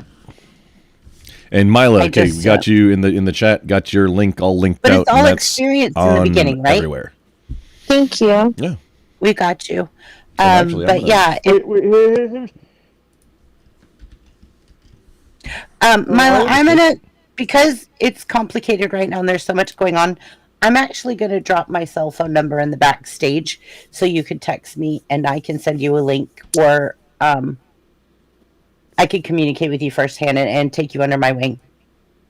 Well, that's so sweet. I appreciate that. Did you guys, did you learn just by trial and error, or do you have, oh wow. I started with 0 subs just like everybody else. Wow. Hey, Mila, can you hear me? Yeah, I can hear you, Mr. Hudson. Let me tell you a little bit. I had a channel. I started my channel back in my original channel in 2016. In 2023, I lost my original channel because of some bull crap.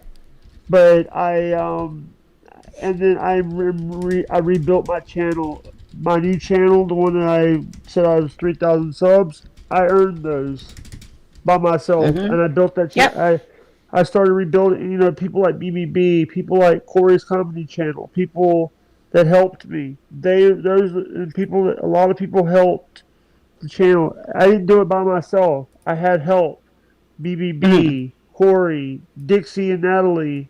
We take new YouTubers under our wing, and we help them. Just like Adrian, right here. You see music, fun, etc.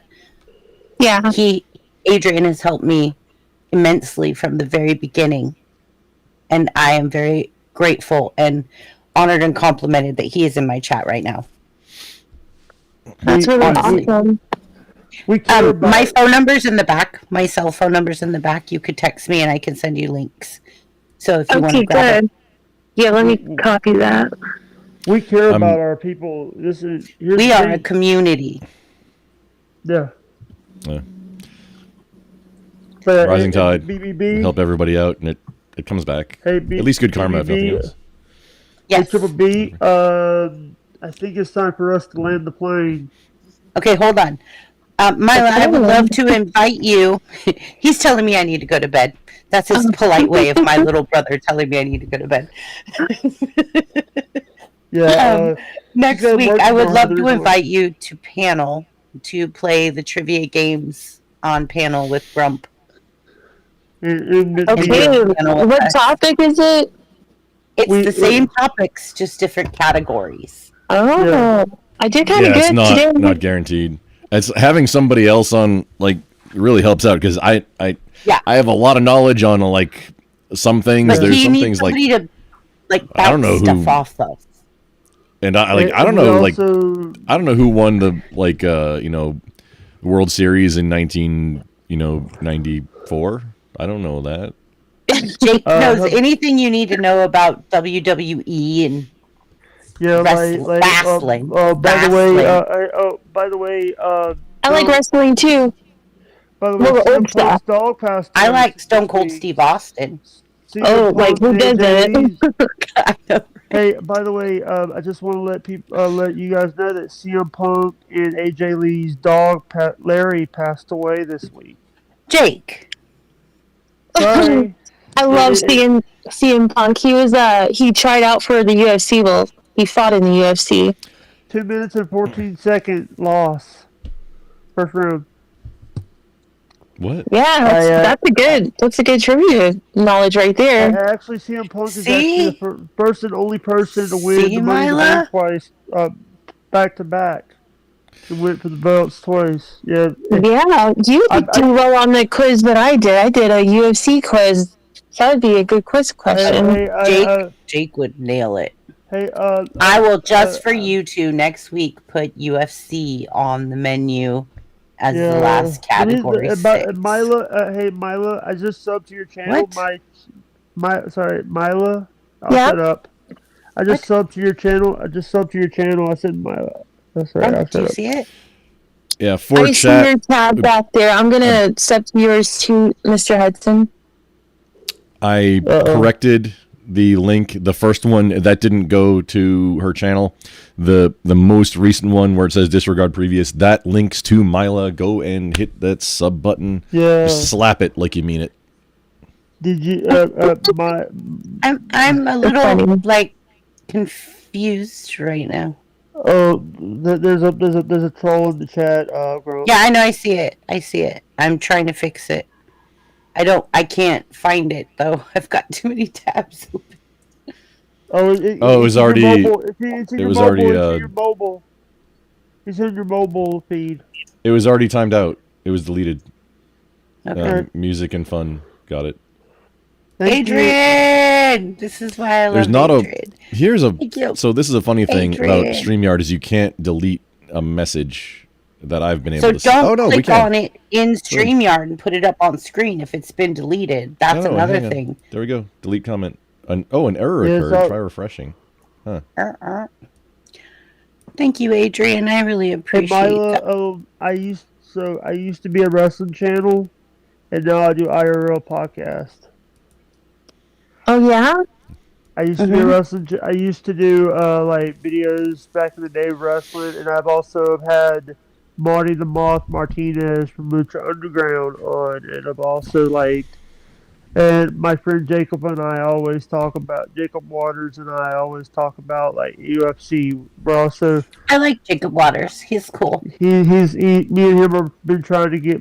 There's some things that me and him are trying to do, business wise.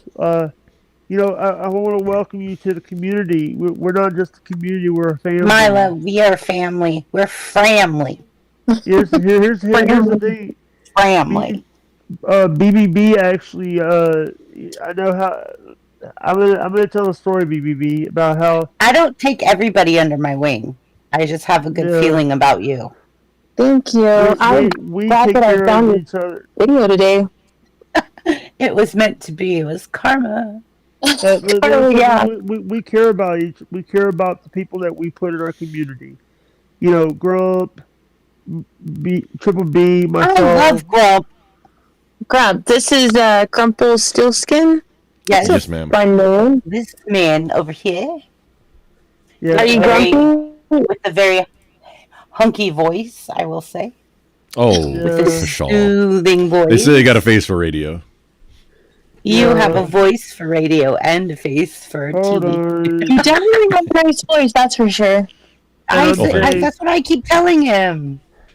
Did you see that smile? Hey, by the way, you see the shirt I'm wearing? You see the shirt I'm wearing? Oh, Jake Hudson. That is actually my original logo, and it looks like the old SmackDown logo, the 90s SmackDown logo. Oh. So that's a little trivia. Is like I would rather watch 90s wrestling than watch like this. Yeah. Because I've been, but I'm a UFC. I actually did a song for Big John McCarthy. I do You AI did music. a song for Big John. No, what is you made a song? A song for him. Adrian's amazing. That he uses for something? No. It was just for me to. It was just for me to use. It's for me to do for him as a gift. But John McCarthy is a referee for UFC. He was one of the first refs in UFC. Yeah, you got hardcore knowledge. I'm not like that big of a fan, but that was sort of the stuff that I was getting into was UFC. I did a UFC referee quiz. I did like 5 of them, but it was kind of a little chaotic.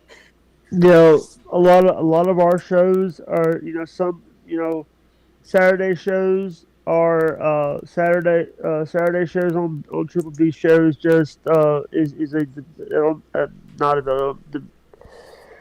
Jake, use your fucking words, damn ass. Jake. Sorry. Use your other words. Use your other words. Sorry. So here's the thing. You gotta realize, now I have a baby watching grandma. Uh-oh. Oh my god. We gotta use our baby words. Great. Yes. Now, we're baby-proofing the YouTubes. You have to click, no, this stream is not meant for kids in order to have chat. But correct. We can, try and I try and keep it as clean as possible all the time. But, sometimes things slip. You fell asleep. Everybody thought you were on drugs. Okay, but there's nothing unclean about sleeping, Jake. Yeah, Jake. I've been up for quite a while, and sometimes it happens. If I push it and go too long, because that happens sometimes, and I'm just OOC? Who is OOC? Me. Do this. I am Agent OOC on Corey's comedy channel. That is my agent name because I pay for membership over there. So, here's the. But by the way, I want to say that I think it's time for us to land the plane because somebody. Jake, I think if we don't land the plane, we're all going to go mad right now. BBB, I think because someone's got work in the morning. Milo, welcome backstage. Triple B, you got someone. You're on the land of plane, so you're gonna be grumpy in the morning if you don't get your sleep. If I don't get my sleep, who do you think's gonna deal with me in the morning when I'm grumpy? No, I'm grumpy. Yeah, that's grumpy. I'm gonna call Jake and I'm gonna be like, Jake, talk to me to work. I gotta get through the cone zone. I'm in Cali. Everything is the cone zone. And then yesterday morning, oh my god, it took me 2 hours to drive 45 miles to get to work because the fog was so thick I couldn't see the road. Yeah, here's the thing. So, but I'm like, I'm not dying today. I don't blame you. I'm gonna go ahead and land my plane too. I'm landing my plane, guys. Good to meet you, Mila. I'm saying goodnight. You're welcome around my neighborhood too. Anytime I subbed and we pushed your link out. Land the plane. Good to go. Okay, I'll look for your link. Hey, Mila, don't leave yet. I'm gonna end the stream. We could talk backstage where nobody's. Okay. Grump's still streaming. Yeah. Grump's still streaming this. But it's not going to impact. It's not going to impact me talking to her algorithm on StreamYard. Yeah. Okay. Ready? Peace. We're landing the plane. Peace. Peace, everyone. Welcome, Goodbye, Mila, brain to benders. stage. And this is the conclusion of your bander. All those brain benders out there. You all have a great night, and thank you for stopping by. Down in the ground where the spuds all grow, there's a happy little tuber stealing the show. On the YouTube stage, watch it shine so bright. This creative spud's got its goals in sight. Goals in sight, shining bright. I'm a happy little tuber growing every day, spreading laughs and knowledge in a spudly way. You too, Adrian. Good morning, my friend. Have a cup of joe on me. Don't ask me why. On a mission, reaching high. Some spuds stay still, hiding in the dirt, but this tuber's climbing, proving its worth. With it.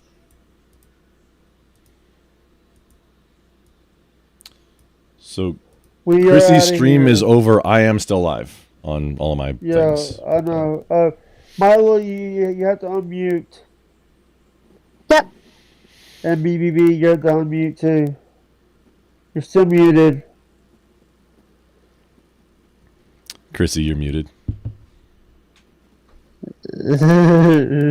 Oh. And I can't. Hey, I can forcibly unmute listen. Here's the thing. This is what. Mila, only Grump's people could see us right now. My people can't see you. Jake's people can't see you. I wasn't streaming today. Okay.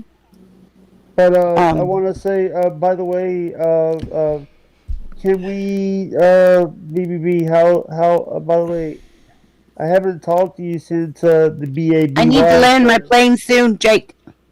Hey, hey, did you get to meet the BABY? The grand.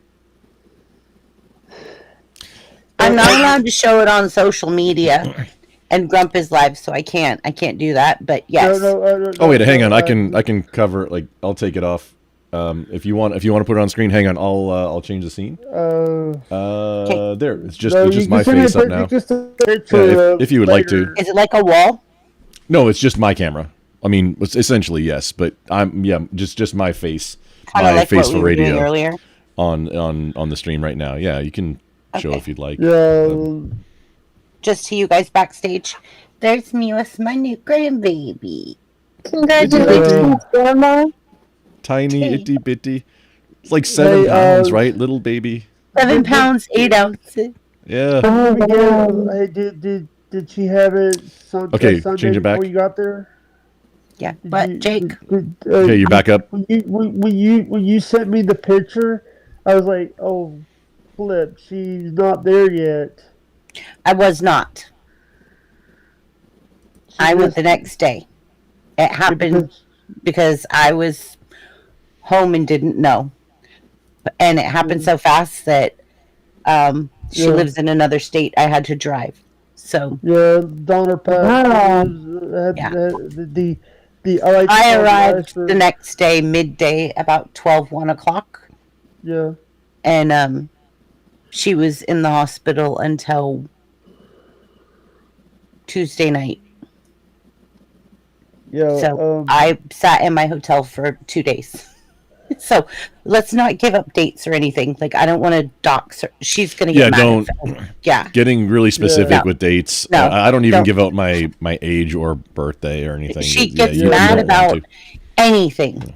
So she just... watching Grown. Oh, I like her. She doesn't want Jake. anything.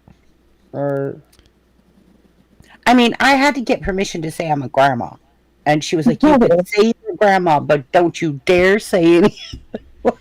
Oh, she's okay with you having her name on, like, saying her name on stream then? Well, when she came up on my live stream, the 3 times she's come up on my live stream, her full name was on the screen. Oh, yeah, that's an oopsie on her part. If she's as privacy focused, like, because that I like where her headspace is at, being privacy focused in online, like social media, especially putting your name out there. That's why I don't put my name, like my real name isn't attached to anything. Before she got pregnant, that she thought that way. And so, like, when she came up, it just had her full name on the screen. And she's been on my live stream like 3 times now. And I'm like, this is my daughter. Like, ooh, you know? And so I just be very careful to not say, like, where she's at, what she, you know what I mean? But yeah, she's been on my live stream 3 times. And I think, Jake, you were on there once. No, I never got to meet her. Okay.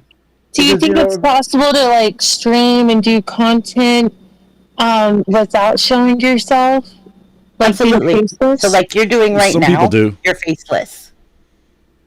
Sometimes. Like, do you think you'll reach a wall, or do you think you can?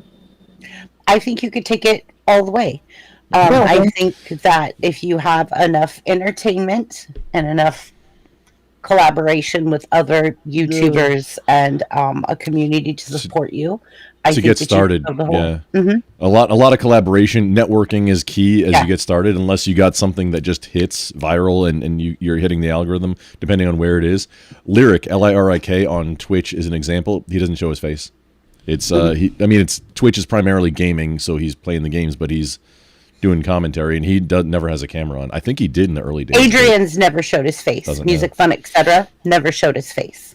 Are they using like an avatar or he uses many avatars? My friend, some do, some don't. My former friend, DJ Electra doesn't. My friend DJ Electra doesn't uses a face uses He's a VTuber. Doomerang, welcome in. Yeah, animated avatars are good for faceless. That's what Doomerang's saying. Hi. I love Doom. Yeah, doing like and you can even pick that up. It's on Steam. Facecam. Hang on, what's it called? Animes. Where are you, my friend? I miss you, buddy. VTube Studio on Steam. I believe it's a free download, and that's like if you just need something to try and get going. It's like you need your camera on, but then you present it, and it'll be some kind of animated avatar. Whatever it is that you have. What about anime? Yeah. My daughter was trying to talk me into VTubing with her one time, and I'm like, I don't even know what that is. I have to check this out to figure out what it is. VTuber is like virtual YouTuber. It just means it's like a cartoon. Yeah, you make a cartoon as you move, it moves. Depending, or there's also a PNG tuber, which is basically like mouth open, mouth closed, and it just animates like that. Yeah, PNG. A PNG is a file format. PNG, I know what it is. Yeah. Oh, okay. Well, of course you do. I'm sorry. Yeah. Oh, Jake. I mean, are you SVG or PNG? It's just called a ping tuber. I know. Instead of VTuber. Yeah. Oh, look, Jake made me a chibi. I have a chibi. You have to turn your camera. I'm gonna show it, Jake. Give me a second to get there. I'm gonna have a chibi too. See? You are a chibi. That's too cute. One night I was making stuff for people. I was making stuff for be through ChatGPT. I made Yeah. the stuff. And you, Marley, you said you have Chat GPT and something else. Yeah, I've got Adobe Creative Pro. It's got like a bunch of stuff, but I haven't done anything with it yet. Drop your. I got your email, don't I? I didn't post my email yet, but I did like copy everything. I'm on my Post phone your right email now. in the back chat, and I'll add you to my Canva as a team member. That way, you and I can work together in my Canva, and it doesn't cost me any extra because I already pay for additional people that I don't have on my team.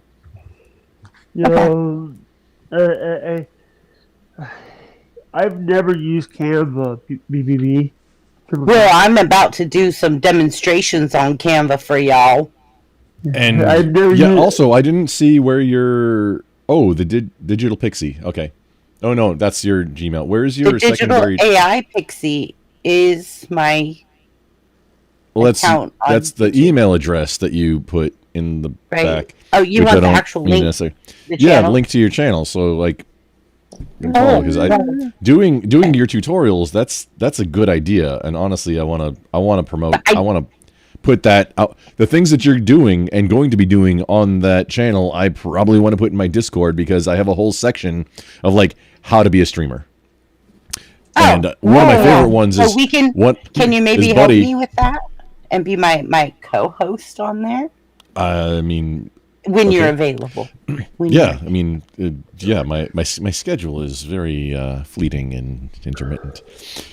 A buddy, Forrest Wires, has done 2 full 4-hour streams of like a part 1 and a part 2, and they were like years apart, of how to start, like how to set up OBS. And I still refer to it whenever I start over, because sometimes you just have to wipe and start fresh, or whatever. Especially the audio filters inside OBS. That it's like it is the two like so confusing. It's a 4-hour. It's just the video of his stream. However, there's so much information packed in there. It could be a week-long class. Yeah, and it's how to get. Be like part 1, part 2, and just fast forward to the part you need. OBS. I'm using OBS. Hold on, Jake. I'm using standard OBS Studio on Linux even. So we're not ignoring you, Jake. I'm actually getting a little bit tired. The reason I'm doing the okay, Jake, you can say goodnight if you. It's I know tomorrow's going. Today is I have to be. I'm gonna have a long day today because grocery day. Right. Okay. And it's been also. Here's the thing, Milo. I'm gonna give you a tip. Your first 100 streams are just test streams. She might not even stream. She's just talking about going live or setting up a YouTube channel. So first things first. Here's the thing. It's like the thing is that's what I was when I started live.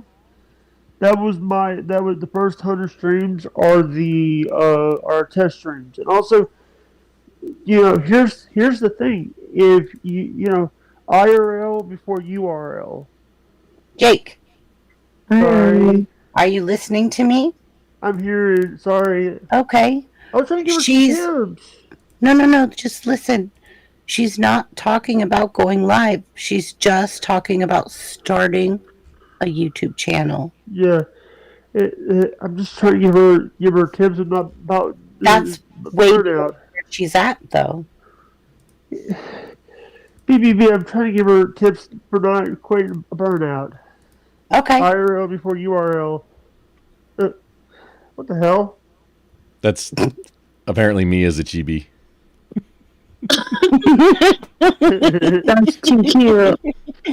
I didn't make that. No, I made that. Did not. Or I didn't make that. Grok made that. I just said, "Hey, Grok, make this picture a chibi," and I took a screenshot of me like just now, and I said, "Make this picture a chibi." So I have a chibi. Yeah. Hey, put it as your profile. Just wanted to let you guys know my phone's out on 1%, so I think it might die if I don't put it on the charger. Okay, I'm trying to get my channel right now for you. Yeah. All right. Oh yeah. Hey, Grump. Hey, Grump. Yes, sir. What's up? You want some pie? Maybe. How about an energy drink? You need an energy drink. What? Dude, I just woke up like right before. I found it. Hey, I was there when you. I was there. I got it. Here I come. Another stream. Had to set up a stream because she's like, I'm at 1%. People, I gotta put my bed to rest too. I'm trying to find my charger. Oh, just download. Okay, here we go. Your Twitter is still. Okay, backstage. Here it comes right now, and there it is. Hey, Grump, can you do me a big favor? Wow, Grump, I think. Grump? Can you do me a big favor? Can you put your Twitter link in the backstage for me? Are you going to tweet at me with weird things? Mila, I hope you got that. What if... no, I will be tweeting out your streams with that. With your Twitter, and I'll even follow you. Oh, I don't tweet. I don't even tweet anything bad. Listen, I stopped retweeting the adult stuff a long time ago. Now just like it, just like it and save it. Mila, did you get it? Did you? I did. I like quickly subscribed to a bunch of stuff that they thought were laughing. I don't know if he's trolling or not. All right. I'm gonna go ahead and say goodnight. All right.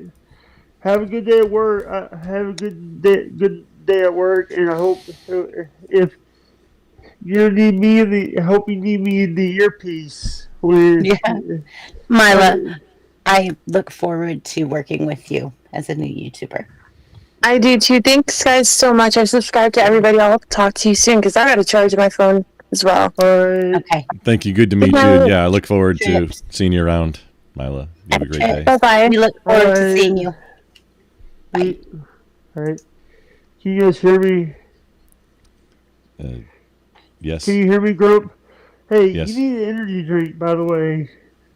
Why would I need an energy drink? You fell asleep on panel.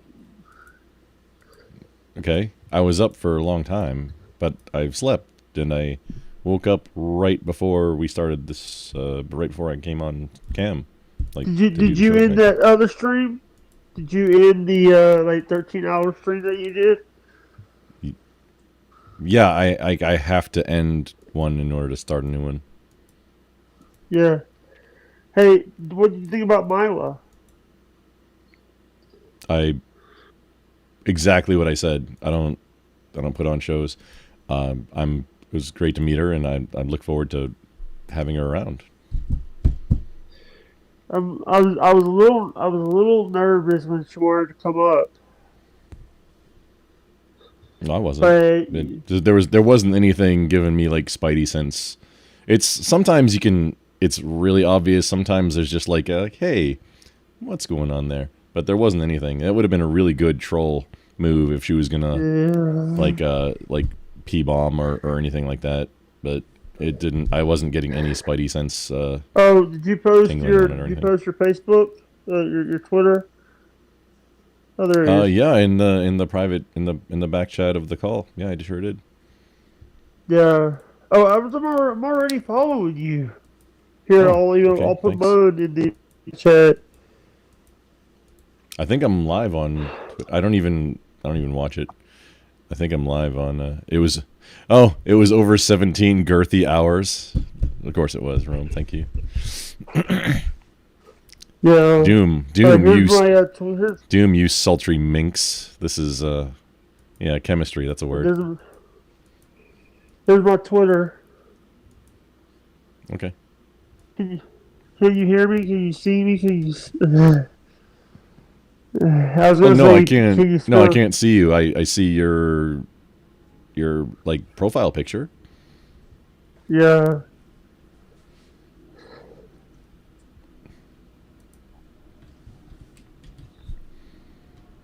So how was your day, Jake? What? How was your day? It's been good. It's been busy. I was on, like I said, I was on several podcasts. First I did a podcast, then I was on Bust, and then I went on MLC, did my own, and then Stuttering John, then I came on here. Stuttering John? Stern John Melendez from Howard Stern. I'm just sorry. No, I just hadn't heard. Like, no, I just don't know who that is. Okay, I was just making sure I got the name right. Yeah, he was Howard Stern's right hand man when it came to. Okay. He was the guy that they will send out to award shows to ask the celebrities questions. Does he actually stutter, or is that just a clever name? He does stutter. He has an issue with stuttering. I think my favorite person from because I never really listened to the Howard Stern show, but I think my favorite person in that realm is Beetlejuice. Because he don't give a funk. He speaks his mind, and I like that. Or at least what I've seen. Maybe my opinion is misplaced. Man was better than Artie. I think Jackie the Joke Man was better than Artie. Oh, see, I don't know who that. The most I know about Howard Stern is I saw the movie about him, like the movie that was like a documentary kind of about him. Oh, Private Parts. Yes, that was the name of it. 100%. Thanks. I saw that movie, but I was never really into. Hey, you want to see something funny? You want to hear? I actually have his Howard Stern Comes Again book. Oh, when did he the first time? Comes Again. So this is the newer one. This is the new Howard Stern book. He has the Private Parts book, and then he has this one. Oh, wait, hang on. Was the movie made about the book? Was it a... Yeah. Oh, okay. So it wasn't just like a... But in the movie, the NBC executive that fired him, Howard Boss, the name had to be changed for legal reasons. Because NBC sucks. Okay. I've talked to people that... I wanted to say that if I offended you with but we had someone new on the show, so I just wanted to get everybody. Did you follow me?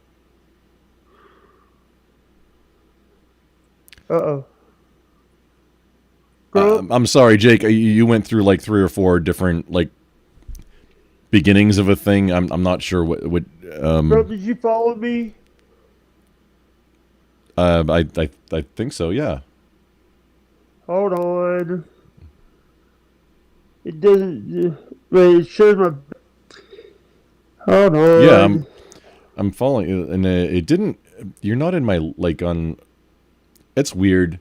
Following is weird because like when I tried to pull up your link because I was pulling up just doing co-host producer type stuff. I was pulling up the link. I was trying to get me, you, and Mila just to put them all out on Chrissy's and also on mine too, so people can see you and Mila and Chrissy's on in the chat. The links for everybody who was on the show on the panel. So, because in case anybody's interested, hey, yeah, here's all the links. Go follow. You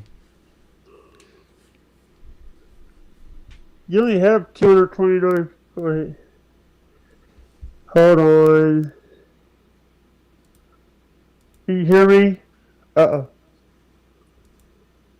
Hello? Talk. Oh, what? Wait, were you...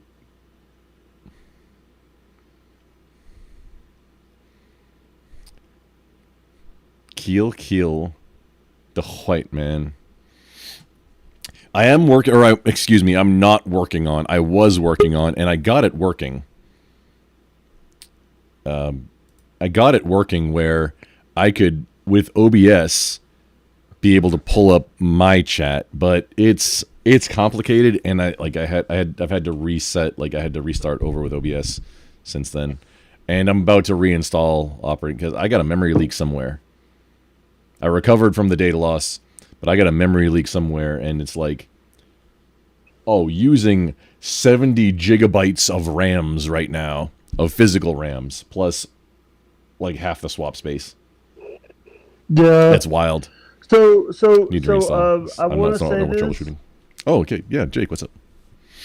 Hey, I just want to say that I do appreciate that.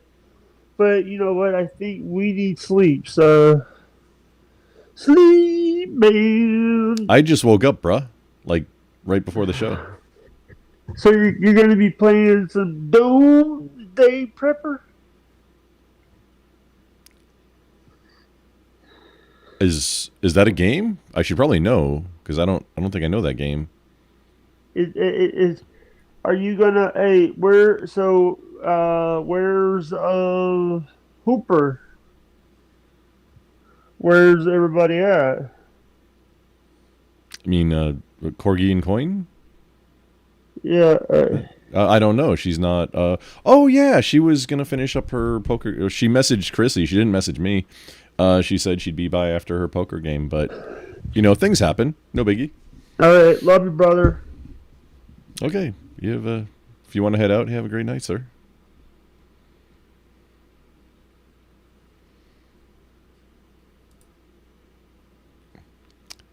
That was Jake Hudson. Here is his Twitter and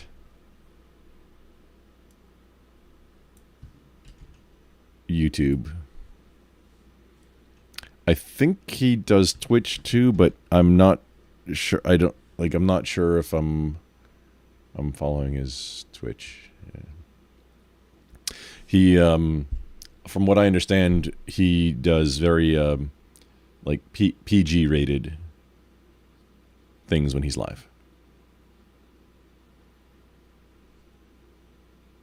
Yeah, Rome's got my back too. Look at you, Rome. Thank you. Oh man, do we talk to somebody? Do we go find?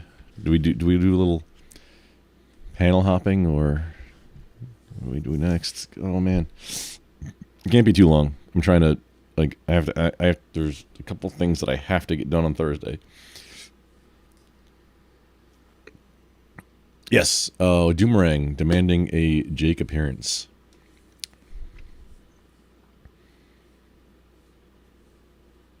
Up to no more than once every stream. So a quantity between 0 and 1. That is the current quantity. Oh, hey. Mission achieved, buddy. This is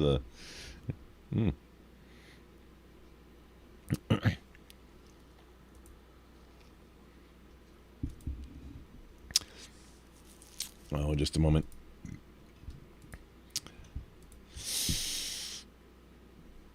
Oh man. Okay, there's some possibly contentious things.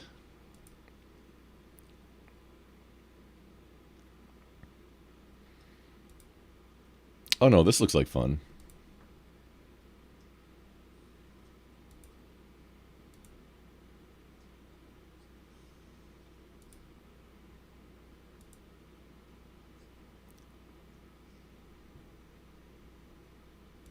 You could complete the puzzles.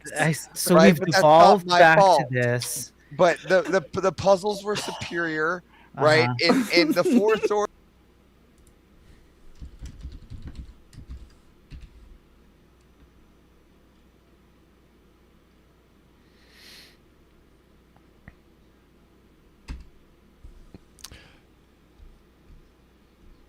Oh man, interesting.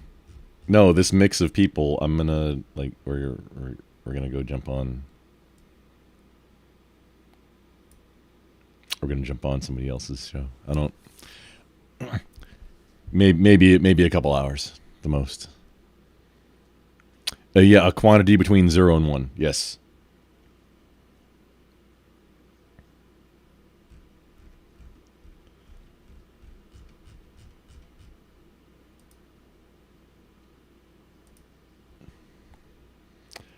Emmett.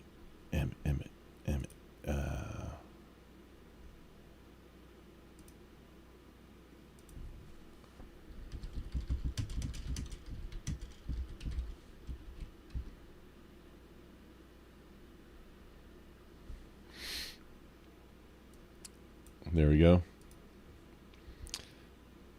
favorite Zelda.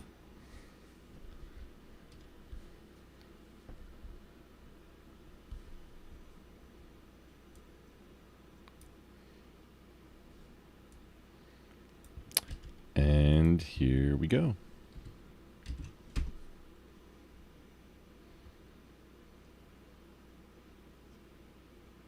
Test 1, 2, and we're testing, and we're testing. What's up, Bagheera? What's up, guys? So do you see that Paige is here today too? She's right next to me. And well, I see her twice actually, so maybe I'm too drunk. But I brought her over. She likes little chin scratches. See, that's. So I even put on my special Mr. E hat. He sent me for making. I think that stimulates collagen for too. making Andrew laugh one time. There we go. Okay. Yeah. See, she likes that. Paige. Legend of the Game Boy is not a Zelda game. Okay. Yeah, I know what you're talking about. Well, okay. let me ask you, Zelda nerds, why neither of you It was picked back the in, original Zelda? Because I agree with childhood. Avarice. It's definitely for definitely Swords. not for Yeah. Swords. They didn't have What is going on You picked the original. This is loud. Fucks. Yeah. What world have I entered? What's going There we go. on? Test 1, 2. Oh, now Emmett's gonna start saying the same thing. Paige is gonna be like Legend of the Game Boy of Swords. If you talk about what's emblematic of the series, it's the first game. Four Swords is the one that you could sit down with your boys. Yeah, you sit down with the boys. Which is why it's not a Zelda game. That's what you guys aren't getting. Multiplayer is not Zelda. You're such a prude. You're a Maybe damn it was the prude. Link's Yes, Awakening I'm a one fucking then? prude. You're absolutely fucking right. I'm absolutely a prude about the most prudish title that Nintendo You know what, fucking EOD? produces. You know what? These guys are like leftist scumbags, but for Zelda, they just want to coom with each other. All of their degenerate. Oh my I want to God. coom with Zelda. So Like, the this is more, just- the merrier. This is just autistic prattle from a friendless Neanderthal. That No, I am a lives in- dedicated, Okay, excuse committed me. man in my relationship. Troglodyte. All I right, don't a just go share my troglodyte. Zelda with whomever I got want it. and A cuck them out. troglodyte. Okay, I'm not a Right. Zelda cuck. The single wives, Yeah. you all are the ones running around doing the red pill Yeah. shit. Yeah, Yeah. Zelda cuck. So I like That's watching right, other right. people play with You- me. That's right. Oh, I get off on it. Oh yeah. Your friendless sphere, okay? It's not my Uh-huh. fault that you grew up going to fucking math club instead of Yeah. being like a big boy enjoying sports. Oh, Oh right? yeah. Yeah. That's the How's problem. that- how's that Emmett working can for only you, have Mr. 6 people chair sitter, on- you know, the fake fake background Oh. stuff. Like, yeah, that sports did really well for you, right? Fantastic. I have how many houses do you have? Wait, what's a house? Yeah, exactly. So let's talk about how sports treated Wait, me. what just happened? All right, you friendless goon. Wait, All right. are those covered things people live in? Yeah. When I went to DebateCon, I had a mansion. When you went to DebateCon, we graciously gave you a tent. Yeah, that's a house, right? That's a house. Let's just see perspectively. So we're talking about friends here, right? Yes. And gaming is meant to be done with friends. It's a social Okay, activity. Zelda is not your typical game. This is where you're going wrong. Okay, Zelda is that a your story. game? Every you're back single now? Zelda Okay, game. I'll change my background now. Every There Zelda we game go. is its own story, and You've it's meant to be. earned- It's you've meant earned to it be back. incurred and experienced at a personal level with you, the gamer. You. Yeah. Not, No. not you and your friends, No, you fucking and your troglodyte. mother and your grandmother's bring it- fucking bring it. sister So, and all of this hang on, shit. Avarice. Every game has to be a multiplayer game, otherwise you're a loner. Is that what you're saying? Not at all. Here's That's my what he's thing. saying. Then That's absolutely give me what an I think. example of a game that is okay for it to be a single player game. Yeah, And then I- tell me why you're not a loner for playing it. Yeah, I'll give you Yeah. that. Final Fantasy VII. Why are you not Okay, a loner no, for playing it no, by no. yourself? Because, hold on. You actively Why? develop a party of people that you interact with that join Uh-huh. you along your adventure. Yeah, which so do you in Zelda. don't do in Zelda. Okay, Yes, you do. Okay, so who's part of your whole team for the whole way from start to finish? So you've got what's his name, the flying bird guy. That's You've not got true the of Final Goron Fantasy guy, you've VII in got the first Zelda. No, they That's don't fight with you. They don't fight with you. They're not your ex. You don't control them. You don't do anything for them in their ability of the party. You have no emotional. People die in Final Fantasy VII. They're not with you from beginning to end. That's false. Listen, hold on. On top of creating the story arc of the characters of the party, right? One that you don't get in Zelda, right? A group activity where you get to build and you have to build the relationships of these. Yeah, you can do that in right? Zelda. What are you talking about? You don't do that. Here's what happens in Zelda. You do it over tens of thousands of years. Cloud is a filthy mercenary who works for fucking criminals, and those criminals work with him through his fucking progression in order to become something great to the world. Zelda and Zelda Link is an ambassador from Hyrule who goes from civilization to civilization to civilization, unifies those That's people not true. in a fight against evil overall. No, okay, so listen. Okay, so in fact, what you're talking about is the difference between having a friend group of 4 or 5 people to somebody who unifies an entire civilization. And you're saying that somehow the guy who unifies the whole world is the lesser of the two. Calm down. Listen, revisionist history. Zelda is the kid that somehow found an ayahuasca tree and then thought he talked to a tree, right? And then hold on, went across the bridge and saw real cities, saw a girl, and then assumed she was being kidnapped and chased him down as a simp. All right, through ayahuasca clips. All right. Yeah. Completely side note. Like a kid tripping and simping is completely degenerate compared to a He kid doesn't simp. You're so full of shit on that. He's the opposite of simping. He's using Zelda as a tool. She's a means to an end. No, he saw the snatch from the horse view, right? Remember, he was down, horse crossed the bridge. He saw the He looked up, snatch saw of the horse in view. the panties and was like, I need that shizzy, and started chasing. What the fuck is going on? No, that's not what he was doing. He was figuring out who this person is so that he could use her in the future. No, he only tried to figure it out because he needed to unlock the puzzle to try and argue on that. Jeez, no. Good evening. No, Oh my Rumble's here and AI's coming in. I can't handle this, guys. Oh man, Grumple and AI appearing in the same room at once? Ooh, that disproves a theory. How you doing today, Grumple Stillskin? Living a dream, man. Always. I'm 6 feet above the ground. Well, more than, but 6 feet above the dirt rather than 6 feet below the dirt. So it's a good day, right? I have a question. Did you fall asleep last night, Grump? Well, at least you I sure did. badly than these little shit bags over on the left there. Oh, fuck you. You're the one on the left. We're the ones you're the one on the left. The tradition of the story. You're sitting here telling us that a fucking multiplayer game must be. Otherwise, it's not a game. Yeah. Hey, Mario Kart is the epitome of a single-player game, okay? There you go. See? Tell me why Obviously. you're a loner avarice for playing Mario Kart. Go ahead and tell me. What's that? Mario Tell me Kart. why you're a loner for playing Mario Kart. Pinnacle single-player game, Mario Kart, right? I will destroy any of you at Mario Kart. Fuck you. Listen, Uh-oh, that's fighting words. know. We need a duel at sunset, I sir. just got my Switch too, so I'm hyped about it right now. Oh, no Switch 2. No thank you, sir. Is it the fact that you want to do video games 64? over touching grass? This is What the is this problem. panel? What is it? Hang on. Okay, can we hear what the argument page had? That AI argument page had?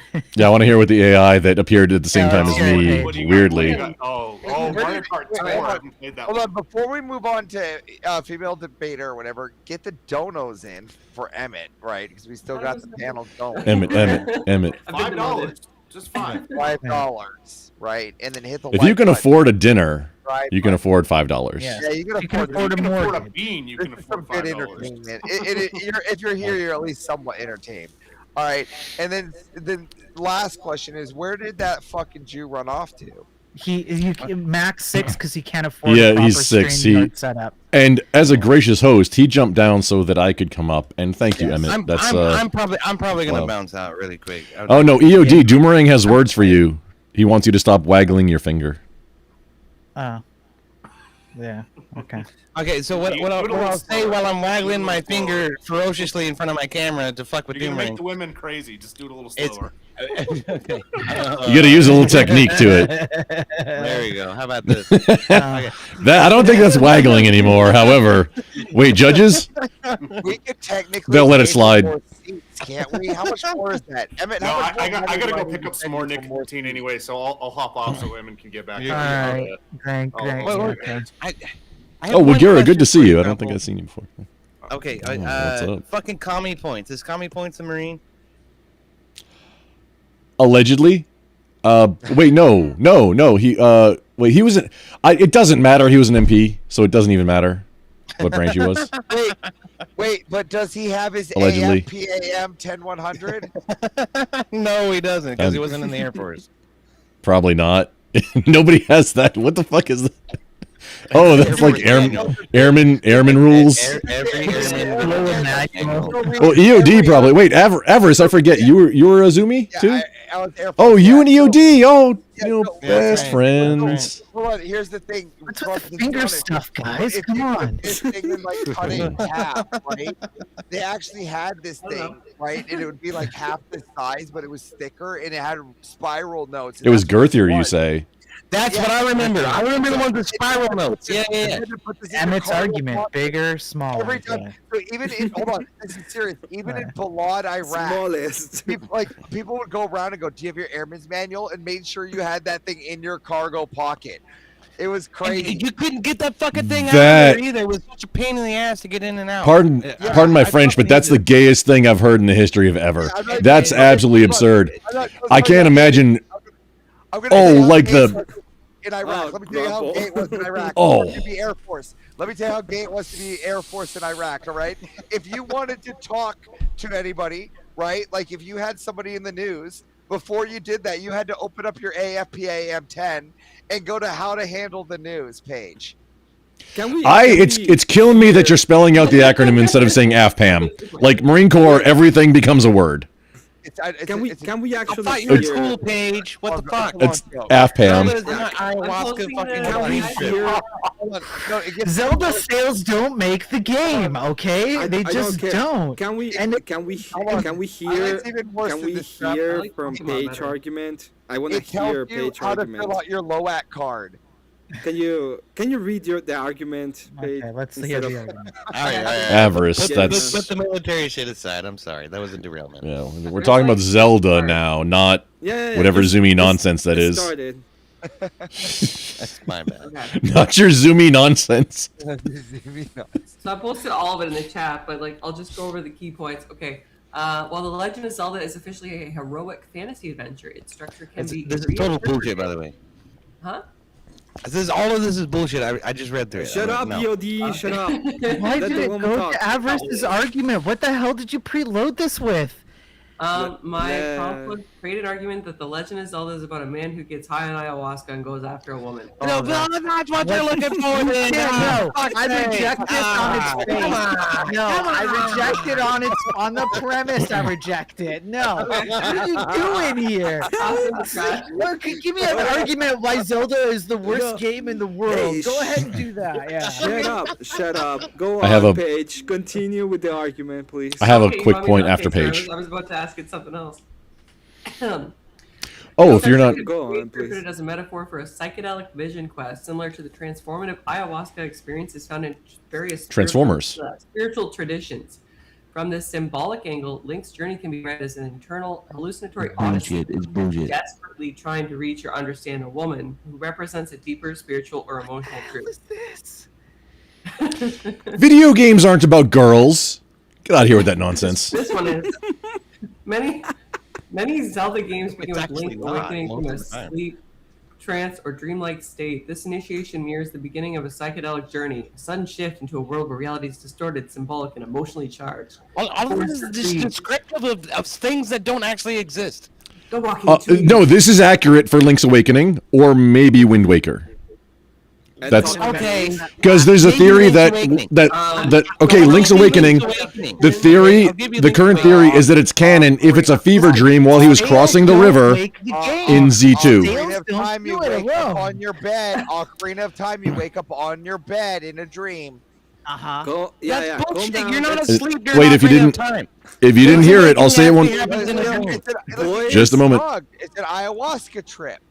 Boys, One more time. You were inside the tree. If anything, it's a maple syrup overdose. That's not ayahuasca. One more time. The current theory is that wind. Okay. Person. The repeated cycle reflects recurring vision quests. It does not. No. What are you? That's bullshit. Vision Quest is This is all garbage. This is just I'm gonna go back to the sales argument. This is no. The trash. Vision Quest fits for Link's Awakening, which also, if I may, just quick the point, but because it got interrupted. Okay, the current prevailing canon theory is that Link's Awakening entirely was a fever dream because of the windfish and everything during when he was crossing between the continents on the raft in Zelda 2, which is the GOAT of the franchise, by the way. Hogwash. Okay, but that was the worst game in the franchise. That was literally the worst. Can we Worst best. allow these to continue? You're Thank with you. me on the Four Swords then. No, that's not like that's the middest shit ever. I think Zelda 2 was worse than Four Swords. You know what I'd rather play? I would rather play Zelda the Ayahuasca Trip rather than Four Swords ever. Okay, I'd rather do that. I never played Four Swords. That tells you how good it is. And I've played like almost all the. I never played Minish Cap either, but Okay. or the 3DO ones. Please, Paige. The 3DO allow games. us to continue listening to you. No, AI fucking output. Like This is Guys. worse than the sales argument. This is I worse know your than feet are hurt. What are you talking about? Pages and mystical creatures who advise or confront him. These can be No, used this as is irrelevant to the series. Wait, The wait, AI has wait, never wait, played Zelda, Emmett. The AI was on a fever trip to make it. Complete What side the hell note, is this? It's 2 a.m. I always have a hard out at 2 a.m. no matter where I am. Oh, you just got hard avarice? Yeah, Oh. well, I have a hard out. Yes, I've got to go. He has a hard R. Yeah, absolutely. It's wife time. Yeah. Sorry, I always spend the None of last those night. interpretations were great. Well, I have you suck, a duty- Avarice. Thank you for Do you know what time it is here, Avarice? It's fucking 5 o'clock in the fucking morning. Listen, I have a duty to spend. I have a duty to spend the last hour of me being awake with my wife, and I will. You I have will a uphold duty. that. I So, agree. Avarice, it was great to see you again, and I appreciate you getting hard just as I came on. I mean, yeah, I don't know what that's about, but you came on earlier, it's a good time. Man. I love grounding around with you. Yeah. It's good to see you. We'll see you around. I am See you. I am on live, but yeah. Peace Have out. a good one, Avarice. Take care. Man, what Everyone keep Mrs. Avarice in your prayers. She's having a baby. it's true, but now I feel bad for the baby because that guy loves Four Swords apparently. What the hell? Oh, seriously, right? That baby's doomed. That baby's doomed. Loving Four Swords like that. It's Which, insane. hang on, which side did y'all end up taking? Because I remember, okay, we know what side Sparrow was on. Which side was because I didn't see it. I was asleep, and then I did a show, and then now I'm still live, but I not was on on LT. stream yet, I but- took LTTP. He took Tears of the Kingdom because he's a dummy. Oh wait, Link to the Past and yeah, no, just quick. Okay, I was just getting a feel because it was Super Nintendo. Yeah, I mean, it was. Some say that's a lot of people say that's the best one, which then Spiro was obviously arguing against it. However, so just fun Zelda fact. I don't know if it got brought up in y'all's debates, which Tears of the Kingdom is directly related to Breath of the Wild. So that's the same piece. Right. But so Link allegedly was you got the 4 heroes that drove the mythic beasts, right? Yeah. Allegedly, Link is the 5th one, and his power is time manipulation. Allegedly, and he is also a war criminal, but he is a war criminal. No, canonically. Depending on who you ask, okay. No, it's well. I mean, hey, when in Canada, do Canadian things. But no, that's allegedly because he had the power of time manipulation. So it's not just a video game feature. It's not just Max Payne bullet time. That's his power, and then he gains the powers in Breath of the Wild, and I'm assuming because I haven't played Tears of the Kingdom yet, maybe I'm not. I bought it right when it came out. It's still sealed in the package. Yeah, seriously, everything. Yeah, but the time manipulation, and he slaughtered a Brazilian of sentient creatures. Yeah. I mean, he did slaughter all the Brazilians. It's true. It's ethnically wiped Link from the earth. Yeah, did a genocide. Yeah, it was a genocide. Yeah, canonically. Canonical Brazilian genocide. Yeah, it happened. It's canon. This is worse than the fucking AI shit that fucking Paige was reading. Are you kidding me? Now I what like are you talking about? At no point did Link ever commit a fucking genocide. Y'all are crazy. Bring it, bro. Bring it. Oh, for fuck's sake. Just go off the rails. The Habaklan genocide of in the fire and arson, arson and climbing simulator 2017. That's what the Breath of the Wild is. In the climbing and arson simulator 2017, the Habaklan genocide definitely happened, and it explains it and it gives you cutscenes of the slain bodies because Link can just slow down time. He's like Deadpool. You can strengthen the argument using Emmett's argument. If Genshin Impact was birthed from the birth canal of Breath of the Wild, then Genshin Impact is actually even more genocidal and destructive if you look at the contents of that game. So the Link... But with more Simpson waifus. Spiro. The Link? Now imagine how many houses did the developers of Genshin Impact bought with the billions of dollars that is worth the... Has it broke billions? Billions? Because isn't it free to play? Do they have that many? Genshin Impact is free to play, but yeah. Is it like the waifus get costumes for the money for the monetization? Yeah. Oh, okay. Yeah, no, I've seen Genshin Impact once. This looks like Breath of the Wild. I think I would like to play this, and then I learned how degenerate it is, and Breath of the Wild. Oh my God! Spiro. Maybe not. Oh wow! Maybe not. I was right about that. It's not all about sales, Emmett. You completely missed the point. And of all people, Emmett, you should understand the relevance and the persistence and the importance of art. Right. Because you're the artist in the room. You're the fucking artist. So good. Yo, the art You say autist? The style of art. Wait. The style of art is so good. When you make Shut a video up for game, a second. I'm gonna go ahead and make the style. The art style is so good. The visual is so good. I'm not just talking about the visuals. $2 billion games. Okay. Hawkeye Star and Genshin Impact. Okay, so I'm not just talking about, So I'm not just talking about the visuals. I'm talking about the storytelling. I'm talking about the story elements. I'm talking about the way that the game works, the way that the gameplay loop actually works. Yes. So Fortnite. That game is a lot more than just what you see, right? So Fortnite is the best Zelda game. Emmett is saying Fortnite is the best Zelda game. $1 billion enterprises. That one is Zelda, okay? Emmett, you're saying that Fortnite right now. The interpretation is you're saying that Fortnite is the best Zelda game. Skyrim is the best Zelda Fortnite? game. Or Skyrim. No. Skyrim is the best Zelda game. About yeah, I was talking. I alleged Fortnite, but I got one up by Mr. Spiro. Good job, sir. Games. Grumble. I was going through the list of Zelda games, and I was saying, "Oh, look, this game is the best Zelda game." Eh? No. You said this is the best selling Zelda game. The best selling Zelda game. Yeah. Paper Mario is the best Zelda game. Which is like Mario is the best.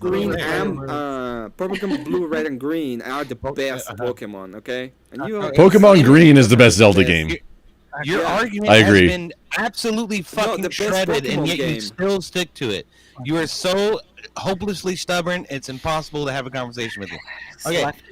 Leftist. A game is more than what you see. I just don't understand why you cannot see the big and the small. Okay, I just can't get it. The big and the small. Okay, I just don't know why we have to continue fighting over that, and it's so complicated. Gentlemen, I gotta head Wait, out on a limb. Who? I forget. I know it's some. I forget which. Who are you?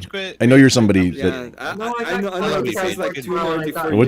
Who do I know? You ask. I remember it's somebody, but I forget. Thanks, have a good one, It's been lovely Paige. speaking with all of you. for the You're not Remember nerds at alternate. all. Sorry, the No, You're not in the gentlemen, least. We're all definitely gonna get laid tonight, except for Spiro. I'm not You gonna. know that I don't. Because You don't know me, sir. Wait, Paige, you're heading out. Thanks for. I mean, well, good to see you. Were you? Is that what you? Likewise.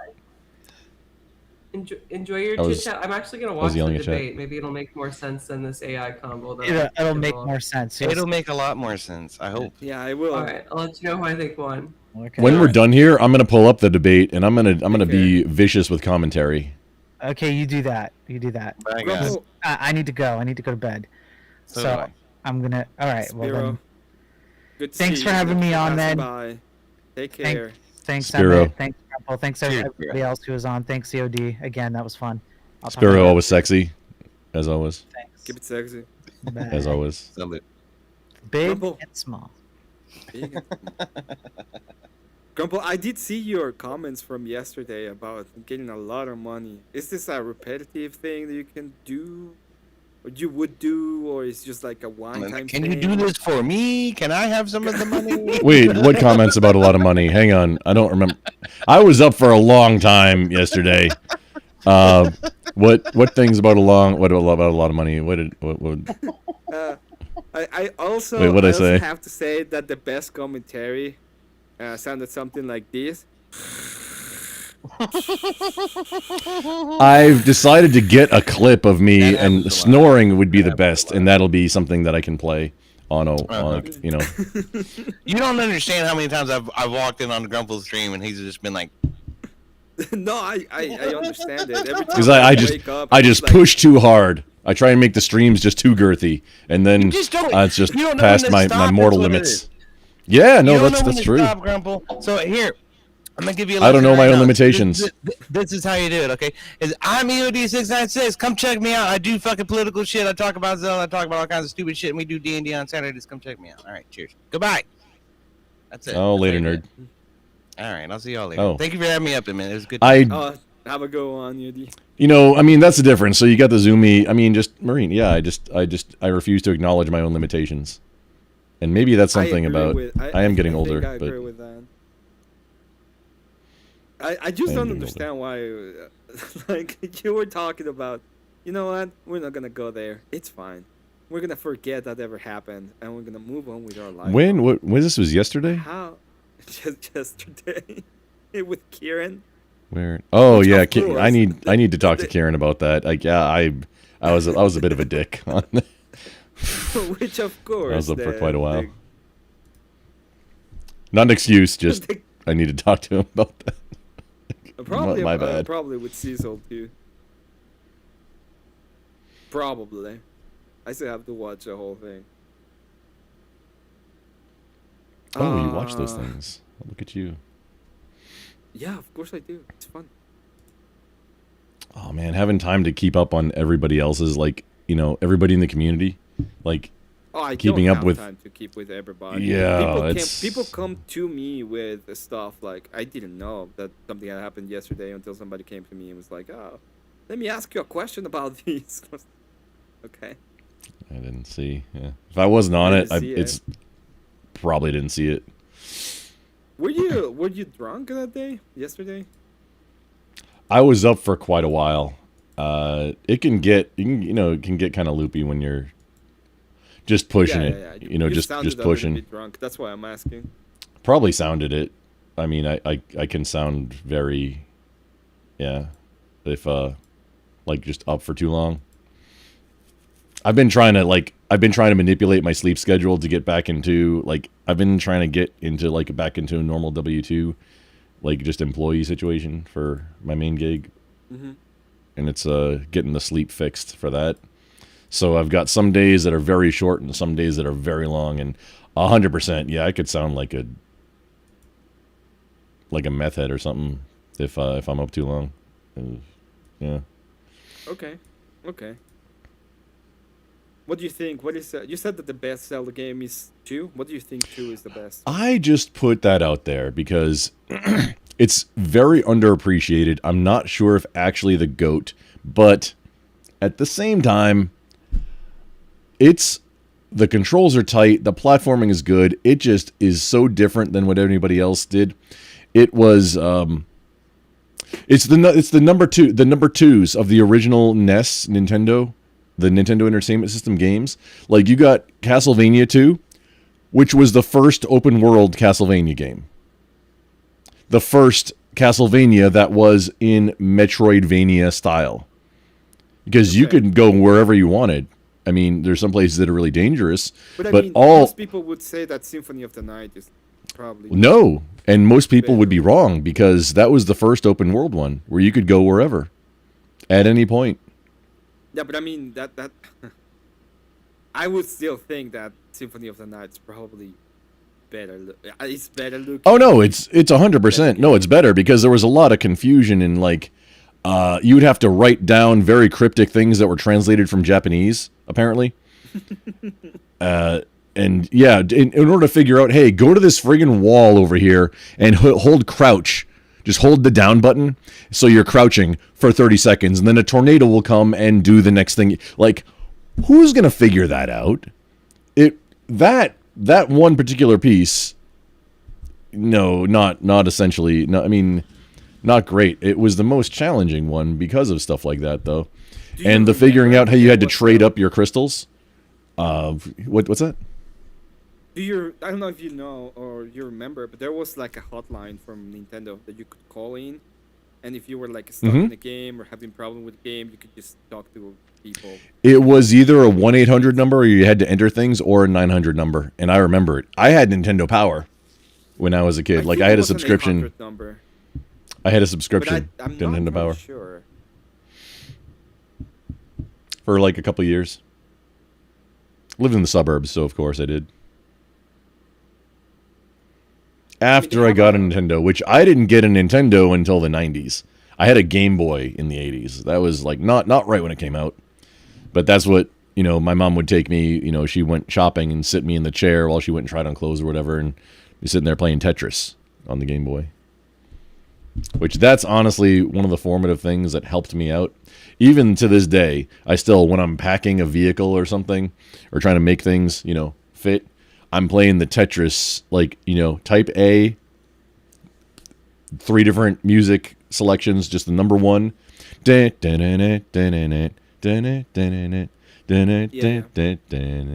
Just that's playing in my head whenever I'm trying to figure out like a spatial puzzle, like how to pack a trunk with boxes or suitcases or whatever.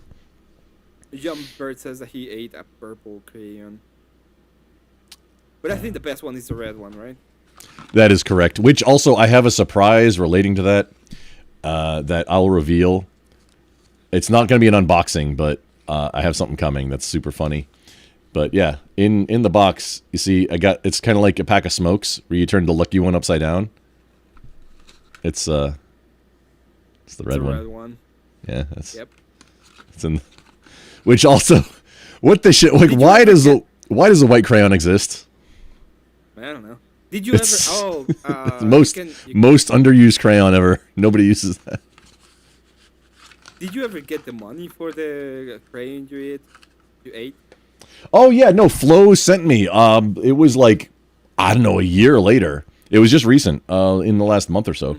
But yeah, because I didn't have any monetization things but since then I made a buy me a coffee. It's the only one I use right now still. Okay. And no, he sent me it, which I think I need to send Kieran, because somebody sent me, I think it was $10. I don't remember, but I'm gonna send Kieran like half of it because sent it to me, but it was like his panel, his show. I was live, but I'm gonna send him like, I don't know, half of it or whatever. I don't know, maybe all of it. I don't know. I was kind of a dick, so maybe I just send all of it.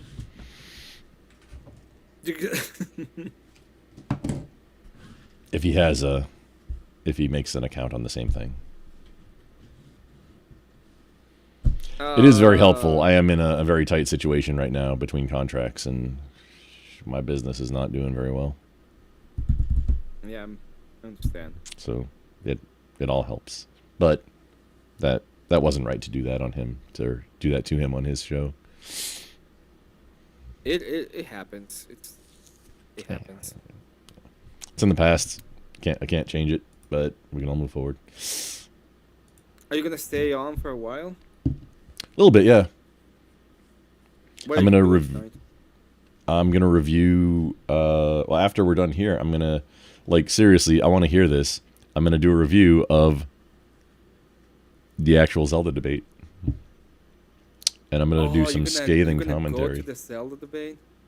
It was an okay debate. I did actually listen to their arguments, but wait, weren't you hosting it? I'm kind of lost.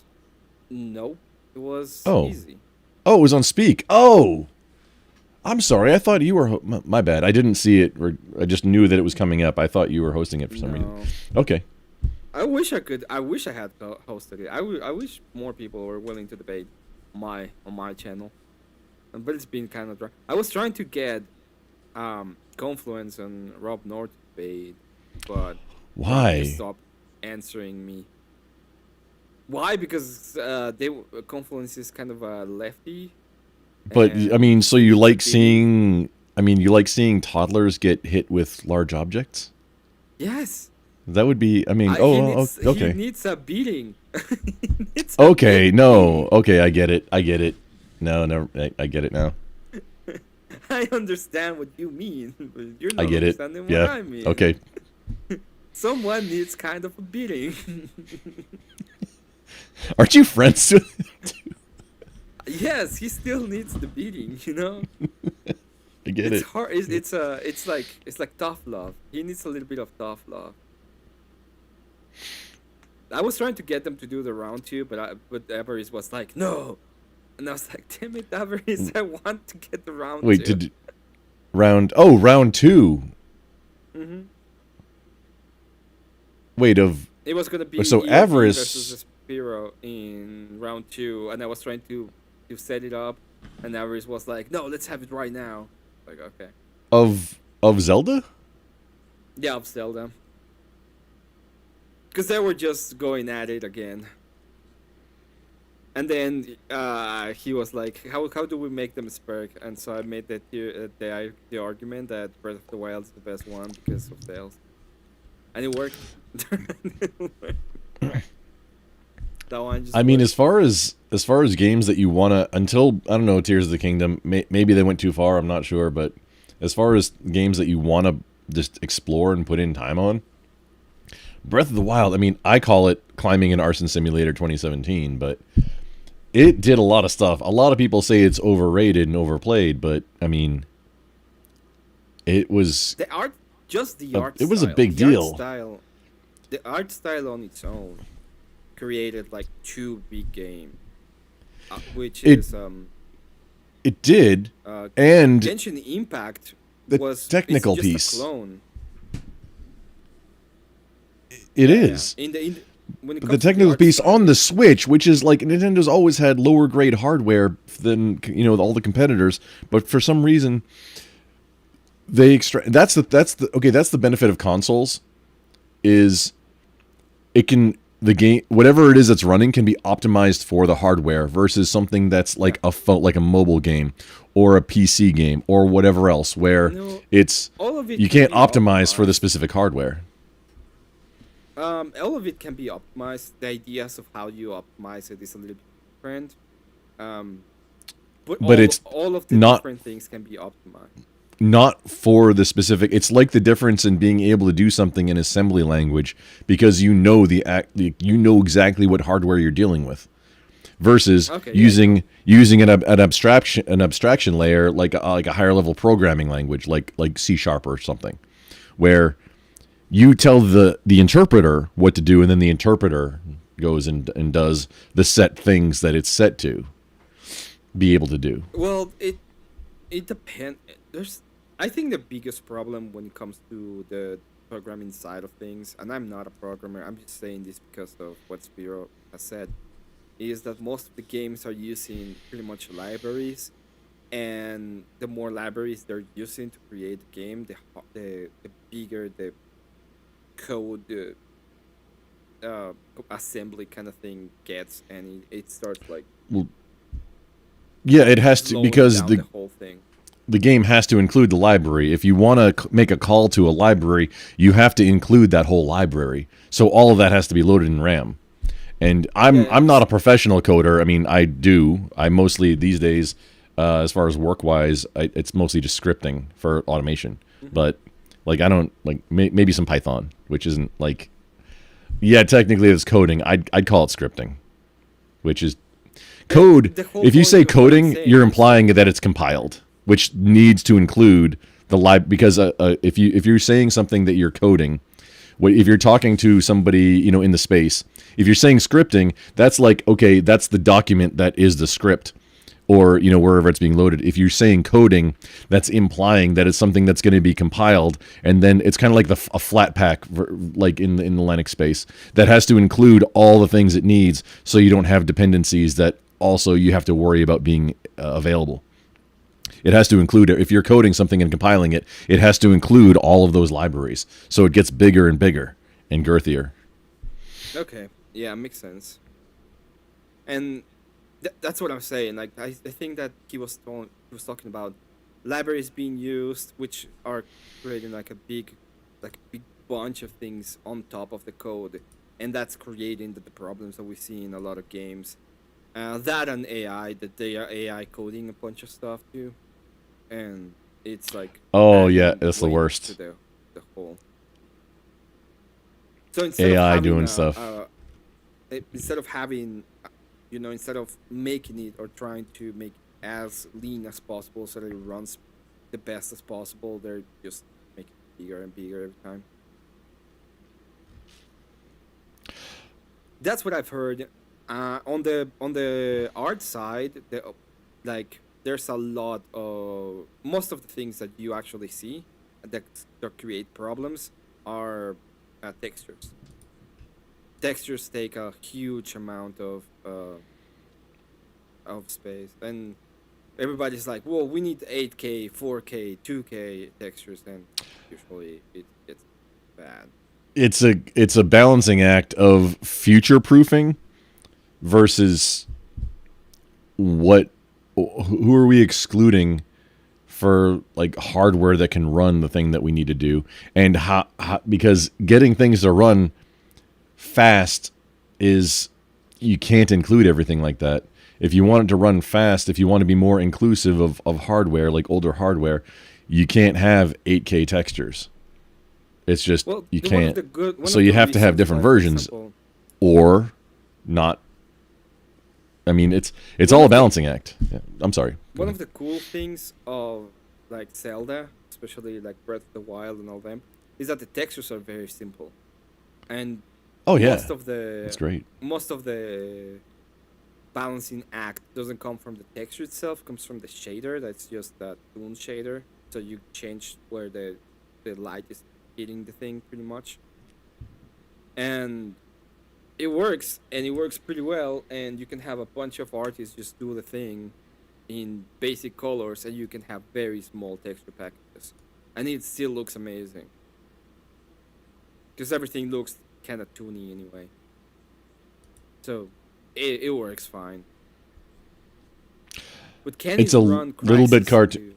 The Twilight Princess, I think, was the most like realistic looking one, and I've never played it. I need to at some point. It's on my bucket list to do it. I have the game. I just never owned a Wii. Like, I have the disc. I purchased the disc at some point. I picked it up used, which I don't know if that's going to be worth something someday. Apparently, physical media is going by the wayside. So, if you have any inclination of starting to collect things like physical media, VHS tapes are a great place. By the way, because I mean, do you need, if you want to see an old movie, do you need it to be in like 4K or 8K if the movie wasn't even recorded in that? I don't think you can even watch them. And most of the time, you know what they're doing, right? That they're just putting them through upscalers. So what for older movies? Is older movies that say 4K, 8K, they just put it through upscalers. Oh no, that's what I'm saying is like you don't need it in that. And most, I mean, if you have a hardware like DVD or Blu-ray player, they mostly do that upscaling too. There's one specific Sony model of DVD player that's like, it was the GOAT for apparently a long time about upscaling. Like, man, I don't want to say one of my favorite movies, just of a movie that I will always keep in my collection, Robot Jocks. Right up my alley. Okay. Was never released on DVD.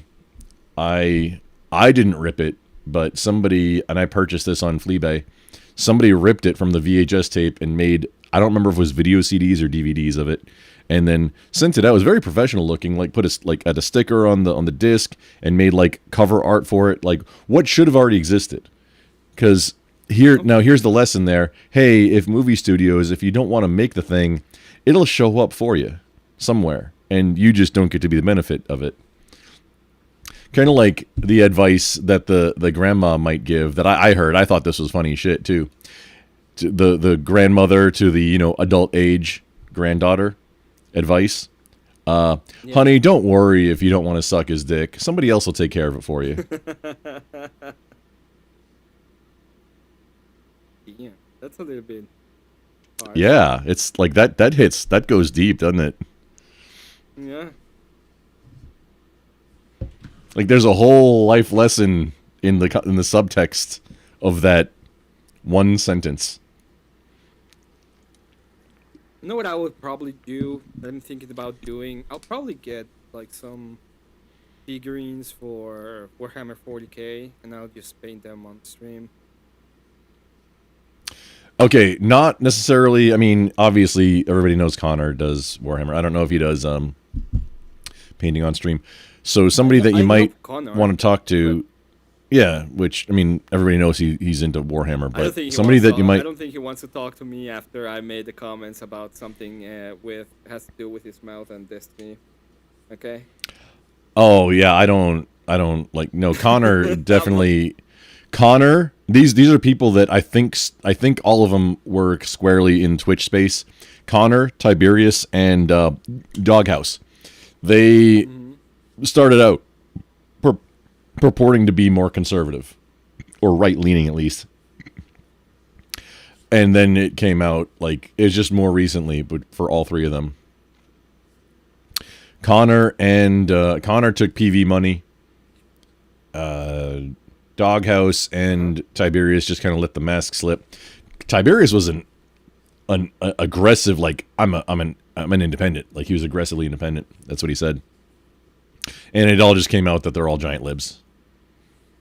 Like, oh.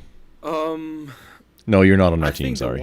I think the one that is a little bit less, I don't know. I don't like.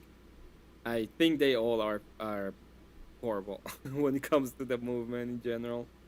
But if I was to pick one that I think is less, it would be probably Connor, because it pretends to be. But all of them have probably just TDS and are completely counterproductive anyway. Oh, I see. I'm there with you, except I think the TDS just brought out their true colors, because all of them were never like. It's like, are you really on our side? Are you? No, there's no way. Did you see the debate between Connor and Andrew? No. If you have time, I would recommend you to watch it and pull the channel. How long ago was it? Just so I know where to look. A week ago. Oh, fairly recent. Okay. Yeah, oh, thank you. It's pretty new. Let me send it. Oh no. Buff. Hang on. Buff has a. I just pulled up. Like I was queuing up to get ready for when we're done the Zelda debate, and in the list next to it, Buff. I'm not sure if you know him. Sick 2210. He has a video. His normal video title is like 16-ounce curls. Grumple sleep stream is his video name. Yeah. What is? Well, you did fall asleep. This is from 14 hours ago. I just sent you the debate. The debate is it was. I'm not even on it. There were times when he was just like speaking about Trump, and then there's like, I don't care about that. We're talking about Christian nationalism. The guy keeps speaking. Oh, did you put it in the? Wait, where'd you? Yeah, just send it to you directly. Oh, you DM'd me on Discord? Yeah. Okay, yeah, man, there's so many things to keep up. It's like, I know. Some things overlap. Okay, good deal. Thank you. I would recommend you to. Oh yeah, no, I got it. Like, Confirmed, I got it. Fine. And I thought it was okay. They did okay in general. Everything perfectly fine. Is Christian nationalism good for society? Presumably, Andrew was on the affirmative, and then... Mhm. Oh, man, Connor. How far you've... Well, I don't know if he's still getting PV money He or says not. he has a big 40K channel. So I probably, what I could probably, what I was thinking on doing was probably getting some miniatures and just paint them, like learn how to paint the miniatures. Oh, okay. So here's where I was doing. Again, rising tide raises all the boats. I'm just facilitating. I will hang on. So I'll send you all both. I'll make a group DM with you and the horseradish on Twitch. He does. He does streams where he paints. He's never played online, but or on stream or anything. But he does streams where he paints. So I mean that, and then another buddy I have. If you're feeling adventurous, Zach. He and I we're IRL friends. He's big into 40K. I'll do a separate, or you know what, maybe the same. I'm not sure. I'll send y'all. Or I'll make a group DM and just do an introduction, because they don't. Neither one of them hangs out much. They don't live stream in the YouTube space. They're not networking. They're not doing stuff in the live. They both, I think, post videos to YouTube, but they're not in the same space as we are, or as you are. I'm in I'm everywhere. You are everywhere. Or I used to be, at least. I'm not as much these days. But yeah, I'll hang on. Let me make a note, and I'll. Or I'll do it right now. No, it's 4:30 in the morning here. I will not do it right now. I will do it at a more normal hour. Sponsorship. Okay. Yeah, that makes sense. What I don't want to wake anybody up. Is just get one of the actual boxes for one of the factions. I would like to do a Sororitas army, but I don't like the new Sororita, so I would have to get all those Sororita stuff. You know what I'm talking about, right? I'm not speaking. I'm sorry. I was writing down the actual note to myself for in the morning, or whenever I come back out to the bunker, because Thursday, it's going to be busy. I've got a band rehearsal today, and I have not even listened to some of these songs even one time. No, and I have to perform. Talking about doing an Adepta Sororita army. See, I'm. If you're talking tabletop, I always wanted to play. I've been into Mech Warrior since 1996 when number 2 came out on DOS 6.0.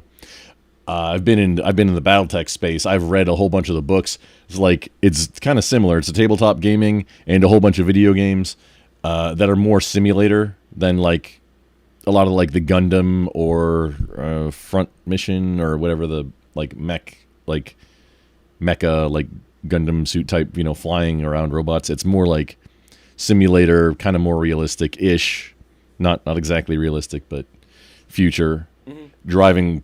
Walking tanks. That's what BattleTech is. And I even have a few. I made one out of Legos that was at Lego guy scale, because I bought the little pewter mini in the 90s, and then I made it out of Legos with a camouflage pattern, an intentional camouflage pattern. It was a Hell something or other from Hell's Horses, the first mech to use a heavy laser, and had a giant friggin' large heavy laser on the shoulder. So I never got into 40K. The other thing I was probably gonna That's do, mine. The other thing I was probably gonna do is actual Legos on stream, but they're fucking expensive. They're too expensive.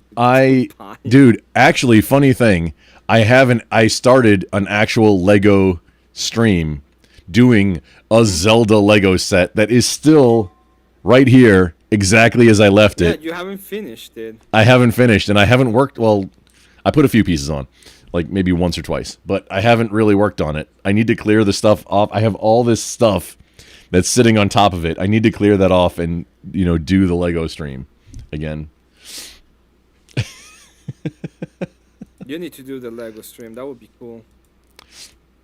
I never finished, so it was 3 pieces, and it has the 8-bit Link on a pedestal, and then the sword and shield, I think, from Breath of the Wild in pedestals. When is your next karaoke, by the way? Not. I need to set it in stone. You know what? I have my calendar right here. Let's do next week. Yeah. Next week? Okay. Next week, Thursday. I need to switch it around too, try different days. But for right now, so Thursday, I'm setting it in stone right now, Thursday, December 11th. Okay. Makes sense. Starting at 8 p.m. That's 2000 Texas Standard Time, which is central for you degenerates. I knew that. I have an actual oh, I did a painting stream 2 days ago. Oh, I didn't see. I think I saw the thumbnail though. Yeah. How did it end up, or how did it go? It went well.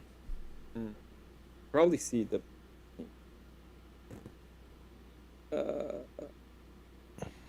see the painting there.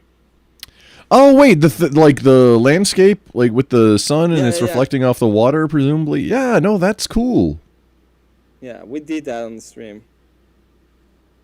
And there's like more people. I can actually show it. Second. Yeah, expanding. No, man, that's the thing. I was just talking with Chrissy about this on the game show. Is like confusing the algorithm versus building your first channel. That's the building. That's the balance you have to strike. We talked about art and stuff like that, so I don't think it's super confusing. After you get full monetization on this channel, you might split that off into a separate one if you want to keep doing that as a content thing. I'm saying it would exist on its own, and then it won't confuse the algorithm. What we 100% agreed on is that she's at 167,000 subs, and I was helping her, and we do the game show. She just got full monetization, like a couple months, maybe 2-3 months ago. What was she having trouble with? Because if you go try and get full monetization there's two paths. It's either via shorts or video. So she has 167,000 subs, so she's knocked that out of the park. However, you need like 4 million impressions or something, 4 million views on a short in the past like 90 days or something. It's something wild to get it via shorts. 4,000 watch hours. No, not watch hours. I'm talking millions of. Actually, I have it pulled up. It's for shorts to do it via shorts. Yeah, it's either one, and you can get full ad monetization. So I was helping her run, her game show, and now I'm the panel. If anybody else wants to come up, now it's me versus chat for the game shows. Generally, sometimes other people come up, and that's great because there's some topics I just don't like. I don't know who won the World Series in 1994. I don't know. That's guessing. Having somebody else up with other knowledge domains helps, but it's been working. Yeah, she just needed to go. So I helped her get helped her do the show to get the view hours to get finally over the 4,000 mark, which honestly, I'm getting close to that too. Like I'm working on, I got the view hours. Emmett and I are both constrained by subs at this point. Yeah, we have the sub. Knocked out the view hours for the first level monetization. I have all of the watch hours, which is pretty good. I think probably at this rate, it's gonna take me about 2 months to get the 500. Are you regularly putting out shorts? No, I need to start doing That's the thing. like that. Anyway. That's how she got so big, and she puts out just like it's number puzzles, and she gets these she got all these subs via these number puzzles. But her shorts game is actual textbook perfection, like chef's kiss. 4 times a day, every single day, she has a short going out, and it's these like brain puzzles, like just find, hey, a whole bunch of like numbers, find the 20. It's all 62. Find the 63. or like 26 62s and then find the 63. Stuff like that. Just brain puzzles like yeah. But get those subs. By Cecil. Cecil painted that? This one is mine. Which is the one that is up there. Yeah, that looks like that. That's fun. This one is by Cat. Okay, these are very similar. Were you all following like a Bob Ross or something on this? We were following. It's similar to Bob Ross, but yeah, it was like. Oh. Cool. You know what? I think I stopped by but didn't say anything because I remember the thinking like just a memory in my head of like, hey, that's an interesting way to like layer a tree, and it was that one specifically that I'm remembering because I remember thinking that about it, and then somehow that memory stuck. We're probably gonna do at least one more, so I have another canvas right here. So we're gonna at least do one more. At the very least. It's hard to say if it's cheaper to buy canvases like with the frame or anything or make them. Like if you have, tools and materials and the knowledge to make, then just versus the ones that are imported from China, which that's I'm so close to getting like a Demon Machine style rolling cart workshop rig for inside the shop. So they're not hard to make. I'm gonna build apocalypse vehicles, easy, but you do need to have the thing to cut them right. And then the other problem is you need 2 people to set the canvas because you need somebody holding it and somebody to stretch and yeah. And then the rest is pretty simple, but you do need 2 people to do it. So I prefer to just pay the 10 for 2, like $5 each. That makes sense. It's not. I'm gonna. Why would I spend 2 hours making one when I could spend $5 and get like $10? I mean, for me, materials on hand, just some like 2x2s, or even just straight like dimensional lumber. Like, hey, give me an 8-foot 2x4 and some canvas. I mean, I could knock one out in, I don't know, probably 20 minutes front to back. You think that you're gonna spend like an hour, and then until you become like. I mean, maybe. No, I'm thinking like, I mean, it's make a frame, which I would use glue and mechanical fasteners. I mean, and then while you don't have to wait for the glue to set, that's just for long-term security. You don't have to wait for it to set. You stretch the canvas over it, like table saw, zip, zip, zip, miter, cut the ink, which you don't actually need to. I would do it for like, the quality aspect of doing 45 cut and joining them, but you don't need to because you don't see it. You don't have to do it for aesthetic purposes. I think it's a stronger joint. I wouldn't mortar and tenon anything, but just 45 degree glue, screw, pocket screw, or not even.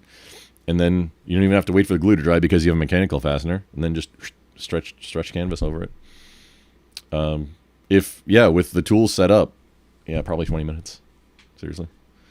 If you have all tools, I have a lot of tools. Dude, I build trucks at this point, and one race car. I have one race car. You build a race car? Well, I bought a Nissan S13, a Nissan Silvia K's S13, when I was stationed in Okinawa as an 89. Midnight Purple, which was a factory color, and it had a lot of custom stuff on it. I disassembled the car and put it all in my barracks room the week or so before I rotated back to the States. So I brought back the entire drivetrain, doors, or not the doors, but like the door insets, the door handles with the key, so I have the same key that it's all the same now except for the ignition, but I have that ignition with the I have all the pieces so that it'll use the exact same key. Right now it needs 2 keys. One the original and then one the Japanese one, because the door handles, the trunk lid with like the entire body kit, hood, fenders, because the in the US the fixed headlight Sylvia version wasn't released. S13 came in a pop-up headlights version and a fixed headlights version. And then a coupe or a hatchback. So the coupe was with fixed headlights was a Sylvia in Japan. The hatchback with pop-ups was a 180SX.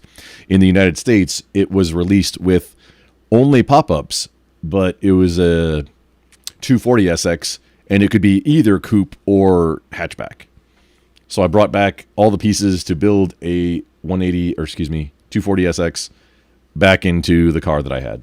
The entire drivetrain, 2 pumpkins, 2 differentials, 2 engines, 2 full engines, 2 transmissions. Okay. Yeah, like I got a lot of extra parts for this thing. I lost some in a storage unit mishap where, man, that engine got used in an open wheel race car, like a looks like F1 or Indy, like open, like cockpit open. Nothing over your head. Have to wear a helmet. Race car. Magnesium valve covers with fins for heat dissipation. I picked up one of the 3 sets of this exist ever. I happened to pick up one that they just never used, and they were selling it off at like when the car got retired, or I don't even know why, but I picked it up, and oh man, forged pistons, like how many sets of cams that all got lost in this storage unit mishap. That was what happened in the mishap? Like, my wife at the time said I was commuting a total of 4 hours every day. Sometimes 2. Like if I drove, it would be like 45 minutes to an hour one way, and then possibly 3 hours coming home with traffic. Or if I commuted on the train and then switching to a bus and then switching to another bus. Is this Houston? No, in Dallas. I was in Dallas proper, like downtown Dallas, and I was living in McKinney at the time, which is a good bit north. As the crow flies, it shouldn't be that long, but with traffic, yeah, like I could get there in under an hour driving in the morning without traffic, because I was like get there at 7 at the time. Yeah, so so much of my day was eaten up by commuting. So I gave my wife like, hey. It was $200 at the time because it was a very large storage unit, and hey, she was supposed to be paying it, and she lied to me. Yeah, and she said she was paying it, and she took the money and did whatever, and that was the final straw. So I was like, hey, you know what? We're done. Because I called to make sure, like something about, hey, I want to make sure it's good, it's not late or anything, and. It's like, oh, we haven't got a payment from you in X amount of time, whatever. We already auctioned off your whole storage unit. Like, oh. Damn. I had a trailer in there, like a car hauler trailer. I had all, like, a whole bunch of stuff that I brought back from Okinawa. Like, memory stuff, some that were investments. Yeah, the whole thing gone. And I still owed them money. So oh fuck. Yeah, she lied, and I'm 99% sure she cheated on me too, which okay, that's done. Tits and ass aren't everything, boys. Crazy story. Yeah, this is almost 20 years ago at this point. Now we're getting close. Well, Grumple, I'm gonna go ahead and say my goodbyes, so you can go ahead and check the debate. Okay, yeah, I'm gonna keep going. I already said I'm gonna do it, and I'm interested in it. We're gonna be reviewing the Zelda debate for a little bit. Yep. Let me go ahead and get you. I'll tell everybody to go to yours. If I could rate you, I'll rate you directly. Hopefully soon. Yeah, I appreciate that. Yeah, we got to get above that first level. Monetization. We just need subs. EOD all of is us need really subs. close. Did you see that? He's so close. Like yeah. At 450 now. So I'm happy for him. Yeah, I've EOD's been a friend for like 5-ish years. Like we both came from Twitch land, and Twitch is not the place for any of us. Really, it's no. Maybe as a secondary, but not a primary. Yeah. when you told me like I will now go to YouTube because of the whole thing, but I'm on Twitch. I was like, what the fuck is wrong with this? I don't get it, but fine. Yeah, and for the longest time, I mean, I particularly or specifically avoided making a YouTube account because I boycott Google. I boycott the big techs minus Twitter for branding, but I only use it for branding. Like, there's an official Grumple Twitter, not like I don't have a personal one. I only use it for Grumple interacting. And then, I just didn't want the way that big tech fails is you starve it. That's the only way. That's the only way it's going to get fixed. You have to starve Amazon, Google, Facebook, these giant tech companies. The only way to fix it is stop using them. And YouTube is a piece of Google. I don't think there's any other way, and they need to stop getting because stop using is the only way. The only problem that I see with YouTube specifically is that I don't like the competition, and the library of videos is limited everywhere else. So it has become a monopoly, but I don't think there's a way to fix it.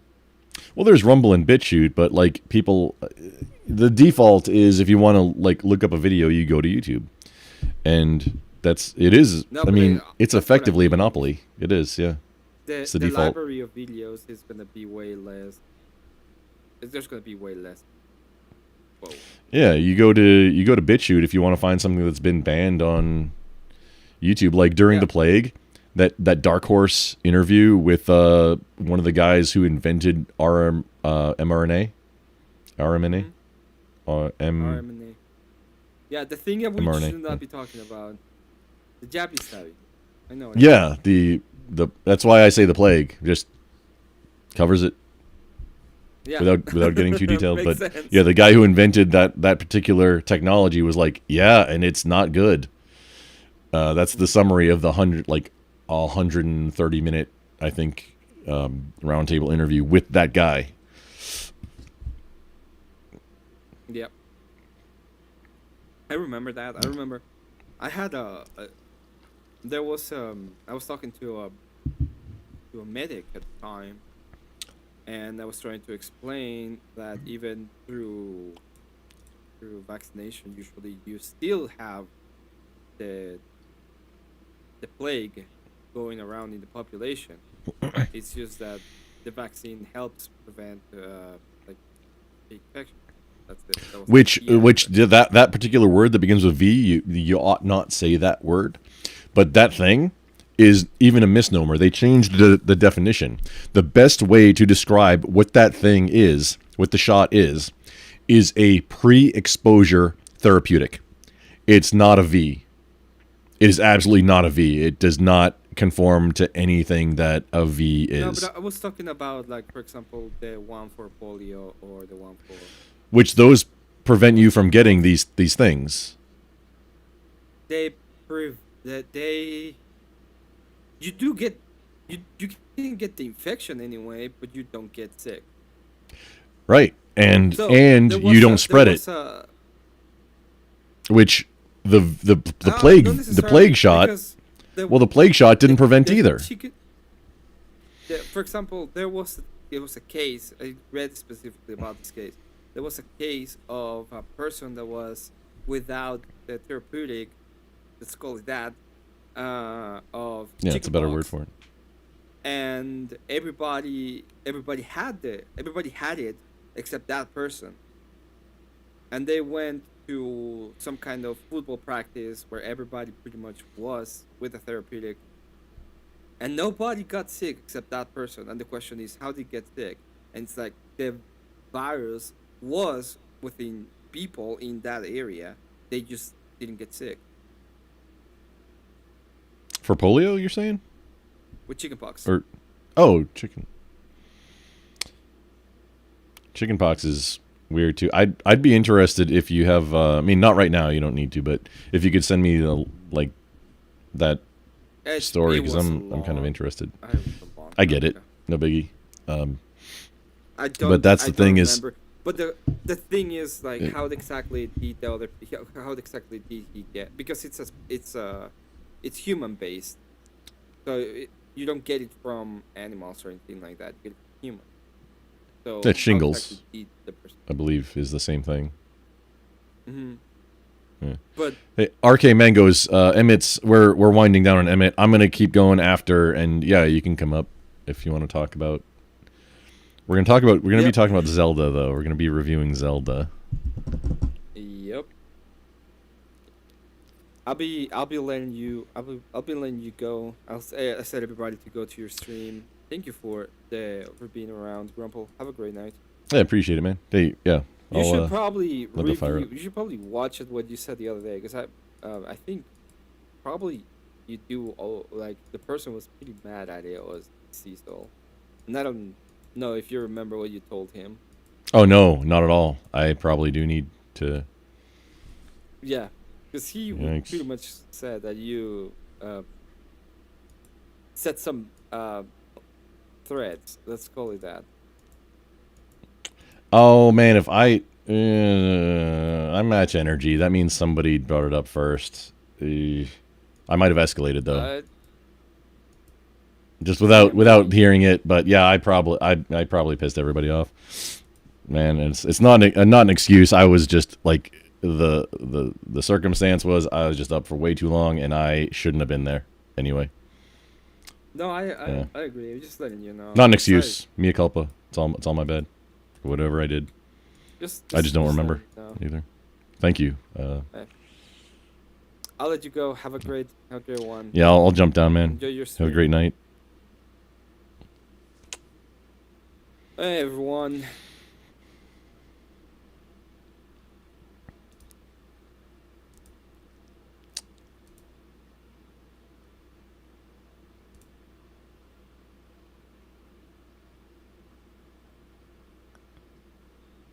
Test 1 2.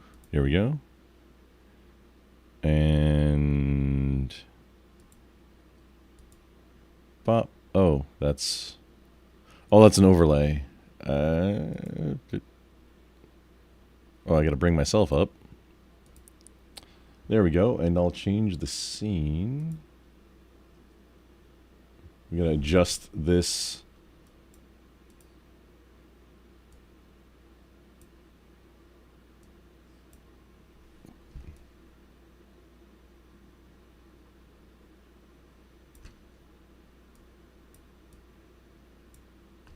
Just a little bit.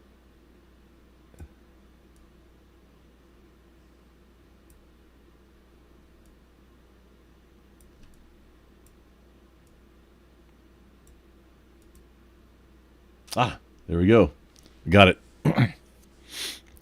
Okay. Mr. Bill Hicks in the house. Okay, we got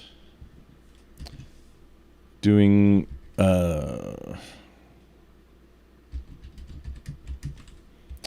panel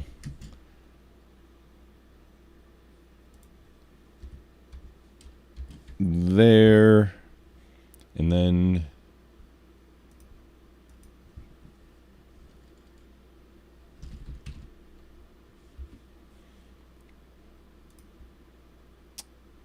this I should have had. Oh.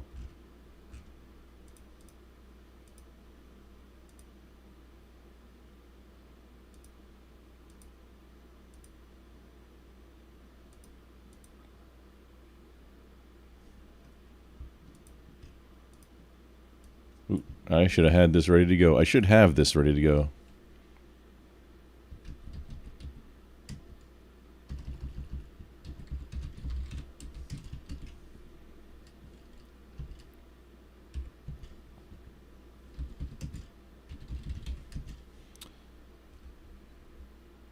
And then the YouTube stream. Oh.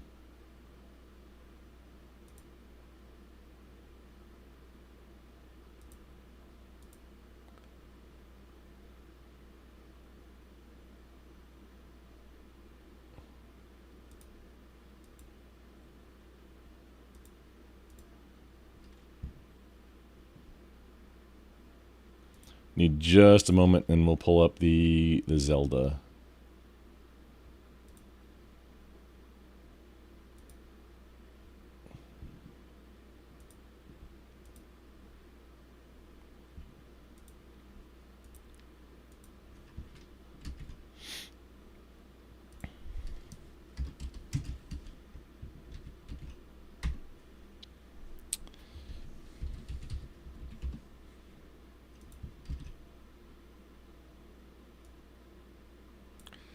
Save as documents, content, links for stream.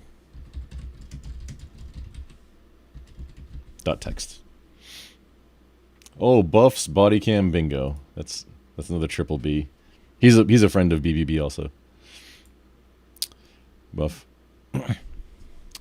Oh, Admiral Gibbs in the house. I saw you invited me. Man, we are about to do a review of a Zelda debate, though. Any other day, man. I sent you a message about Ark like a few days ago. But either way, any other day, we're about to do a review.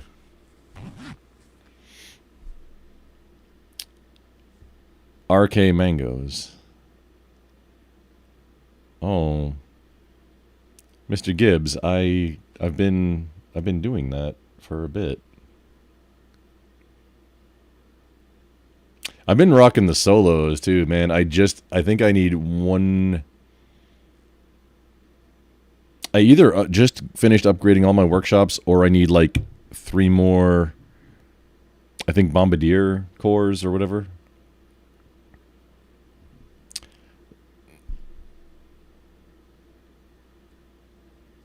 You'll sub right now? Wait, sub on my YouTube, dude. That's 2 runs. Wait, oh, okay. Okay, this guy. Man, I'm not set up. I'm primed. I'm twisting my arm. No, I don't. Like, 6 is what you need. I don't need 6. I either finished it, or I might need 3 more. I got a lot of work done the other day. I finished out the Leapers and Bastions, and may have finished out the Bombardiers to finish all the upgrades.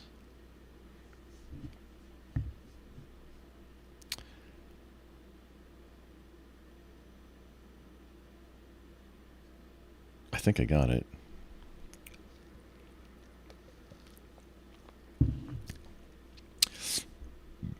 Oh, friggin' okay. This guy, of all things. Okay. Knock on, I already have the thing. Knock on my... Wait, you're live, right? No, you're not live. Okay. Okay. Admiral Gibbs has twisted my arm. We do some Arc Raiders. Why, you just want to play with me? Run a little duos? Duos, I think, is the safest, like the least amount of PvP, I would think. Just my experience.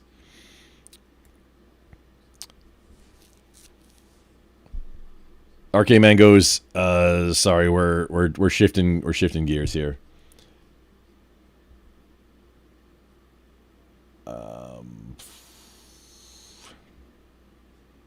Okay.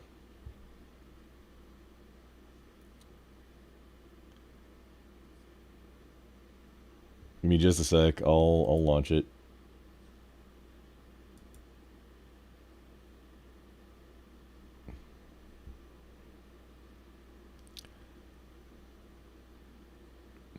Gibbs should dono first. Oh, hey, that's a great idea.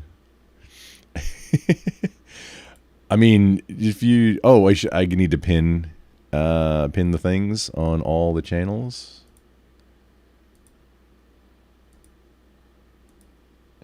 Funny thing, if you've got 2 different, like, your stream content, like the stream dashboard view, and, like, your channel pulled up on Twitch in mod view, if you pin something, you have to go to both to select manually, like to keep it pinned, or it'll time out after 20 minutes, like the default.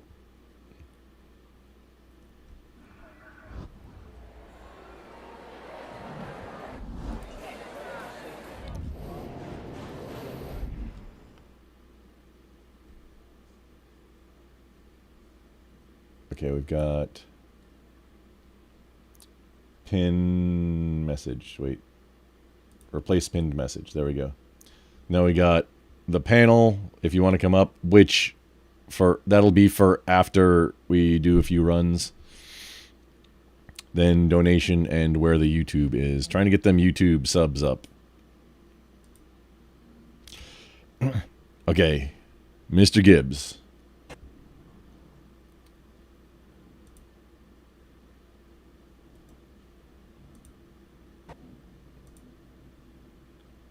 Arc Raiders. Oh man, almost maxed out on RAM. Okay.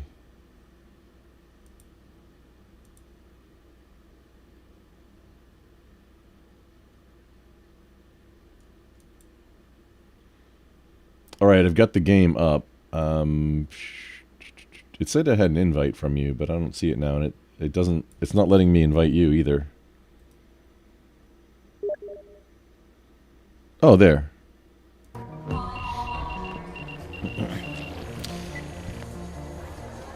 Hey, Poppy.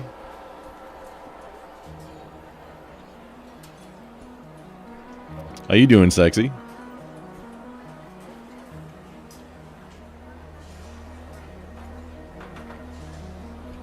Can't hear you, man.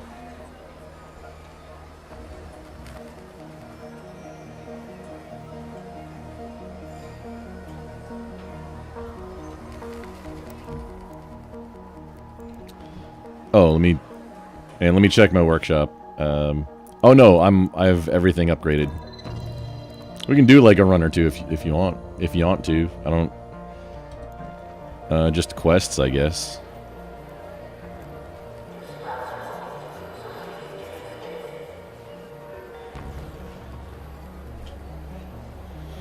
Oh, Mr. Jared, thank you. I've been streaming since, I think, 2018. I started out on Twitch. I just started it's super casually, though. Like, I never had a set schedule or anything, which is the most important part about being a streamer, is your audio and having a schedule. And I've just not been giant priority. Gibbs! Okay, jump on mine. You get, like, I know I'm a mod on yours, but you get so many channels.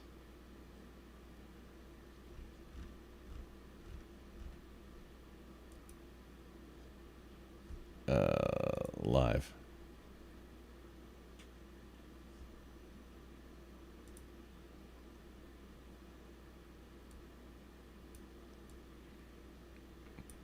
Yeah, jump on. Wait, you're in my Discord. Aren't you?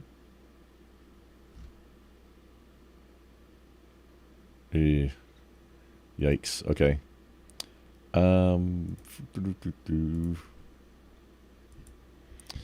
Oh, you're at the max? Man, before the last incident, yeah, I was at the max on the paid Discord also.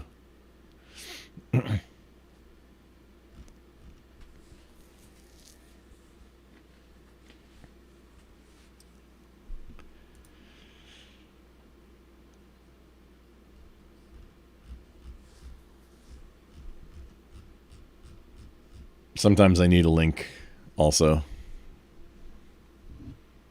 That's a thing.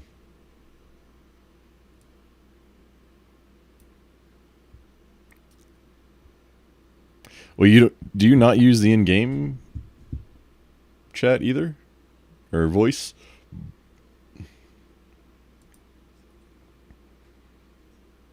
You gotta use the proximity. Like, that's half the fun of the game, is the proximity voice.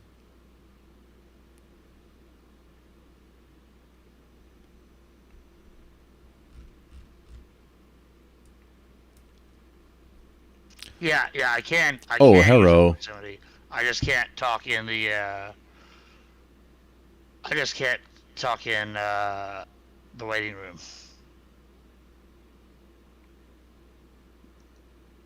Because of how I have it set up. Where do you want to go? Oh, what do you need?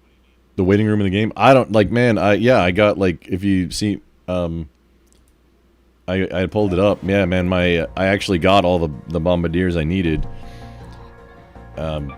It's, yeah. I mean, farming blueprints and see, I got everything. See what you need for your. Do you have all your benches done? If you need something, I might have it. I can just give it to you. No, I have them. I just finished them out. What about for your expedition? Well, I'm not sure that I want to, but I'm on the second level. Oh yeah, what do you need for it? You lose your blueprints if you do the expedition. Yeah, fuck it. You lose a lot of stuff. Which, yeah, it'll be whoa. Blueprint's easy to get. Wait, do you have a Wolfpack blueprint? Maybe. That's apparently the most rare one. Yeah, Wolfpack and the what's it called? Deadmine, the mine. I have one. I already used my Deadline blueprint, but there's a place where Deadline blueprints automatic spawn every time. I just Bullshit. haven't Where? gone there yet. Like, is it inside the harvester? No, that's a different mine. That's a. No, I mean where the blueprint spawns. Yeah, because that's like. I think it's the Deadline Yeah. blueprint. It's the one the harvester. I'll tell you what's in here. I would definitely do the expedition thing. I'm thinking about it. I don't. So I know it's happening in like 5 days or something, and I don't have time to get ready, like to finish up before it happens. I mean, I literally knocked out levels 1 through 4 in less than 6 hours. Well, levels 1 through 4 probably. Man, you gotta put in, I think, like a $250,000 or a $500,000 worth of weapons for just one of the things on. I don't even think it's the final level. It's a lot. I can tell you, I'm on that right now. You're on level like 5? Wait, hang on. Yeah, I don't even Raider think it's that bad. I think it's projects. Okay, we're looking at like out of 6 levels. Yeah, I mean, I'll read it to you what it is. But some of the shit, like for example, green, like pack is like 1,000, and you need that on survival items. You only need 100K of that. So like, that's like nothing. I'm at 22K. I literally worked on this 10 minutes today on the survival items. I'm at 31K for materials. And like I said, I did one run on it. Man, That's I 10% don't. of the materials.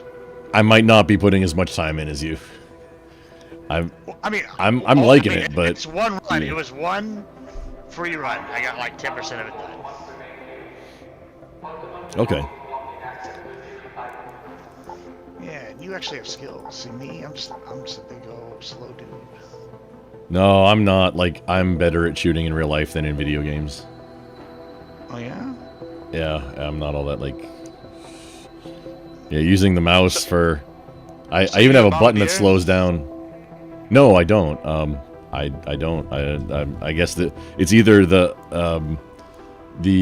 excursion project or quests. Like, we've had to build our No, but topside either one. I'm infrastructure. gonna fucking load in some super sweaty, so I can kill some fuckers. oh, you Sweatosaurus? Okay, well, hang on. So let me make... Hang on, do I have a lot of space? Oh, it's actually... I'm all the way full. Hey, do you have... Or do you need... extended light mag 2 blueprint? I have it, and I'm probably not. You got it? Okay, I'll bring it. Yeah, hell yeah. I'll take that for sure. Well, if you've learned it already, let me keep it because it's $5,000. No, but no, I don't have like any blueprints learned. oh, you said you have the Wolfpack. Well, I have the Wolfpack. No, I have the Deadline one. I don't have the Wolfpack one. Oh. Okay, let me make a set real quick. That's only because I haven't I'm got one super auto cheap. spawns.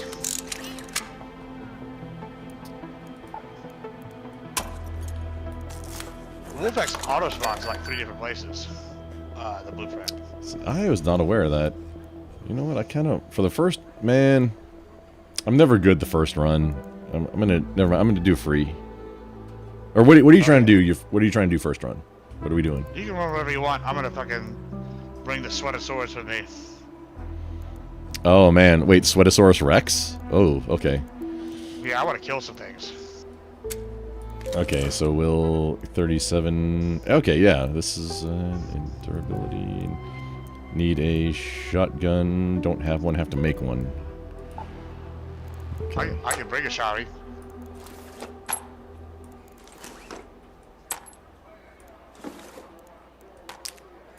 Got the ammo for Where did it. you find your shotty blueprint? The El Toro. No, I think it just comes with upgrading. Nah, I did not get the blueprint for that. Oh. Yeah, so, okay, I have a... Do you have my stream pulled up? Or I can share it in... Yeah, I believe you. I do have your stream pulled up, yeah.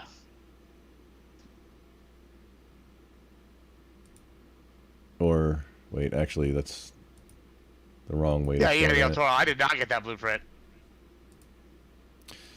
Yeah, okay, okay, maybe I got it from somewhere then. Yeah, all my workshops are all level 3 except the ones that can't. And Scrappy's up. My cock is girthy in his level. Oh, you see. buddy, it's a girthy cock. Yeah, I mean, well, witness him. Witness him. Witness him. There's a black one too. I kind of want to unlock that just to be funny. But Yeah, there's also like witness. a submarine one. There's a submarine cock. Yeah. I have not seen that one. The only ones I have access to is like there's a charcoal colored like black one skin, and I think that's the right move. I like this one though too. I might not unlock that one. I don't know. What are we doing? Gunsmith, make. Oh, I can make this. Do you have this one? Renegade 1? I just buy it in the store, but Oh no, this is my crafting. Okay. God damn, bro, you got all the good blueprints, bro. Not, I mean. I've been over here fucking scraping by. Oh no, this isn't a shotgun. This is uses medium ammo. I don't know, man. It's like we got suppressors and all. I'm not sure what comes with it. So we just craft. Well, hey, I'm happy that you got the good stuff. Yeah, if you need something, man, like when we upgrade. Oh yeah, sure, why not? Let's upgrade. Oh, I think I unlocked something. There was a big noise. And then what do? We put, because I don't need, maybe put a suppressor on the anvil. Wait, does anybody have suppressors? Right? Yeah, let's see. So we do the shotgun, and then we put extended mag choke and a stonk. And I guess a suppressor on the heavy, on the anvil. Okay. I got that for you. That, wait, how much ammo are we gonna need? 3 stacks good, or what are you're trying to get sweaty, so... 3, I mean, you're trying to get sweaty. I'm taking 76 heavy and 45 shotgun. I'm gonna craft some more shotgun, give me just a second.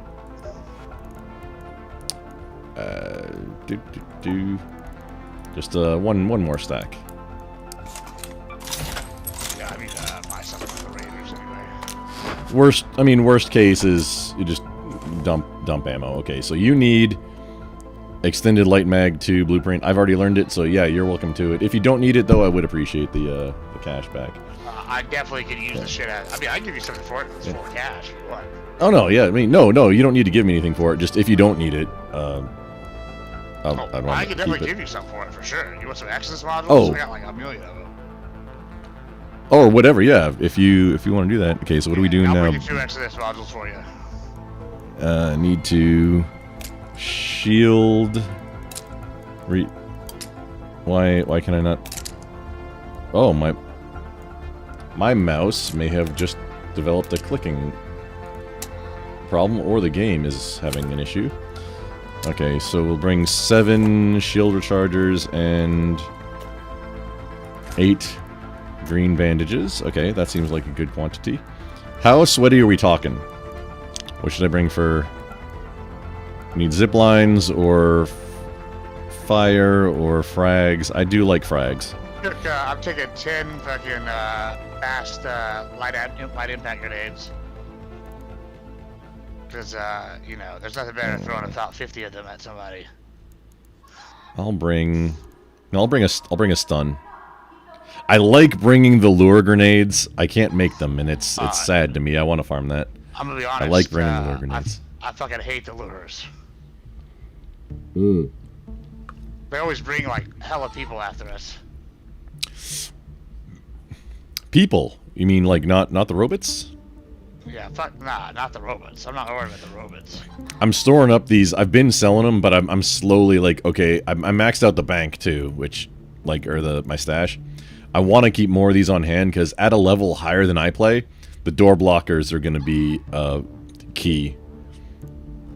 What level are you? No, I mean just my skill level. I think I'm like 35 or something. I mean, I'm like level 63 and I've never once used a door blocker. I mean at like just level of play, not what level I have like stuff unlocked.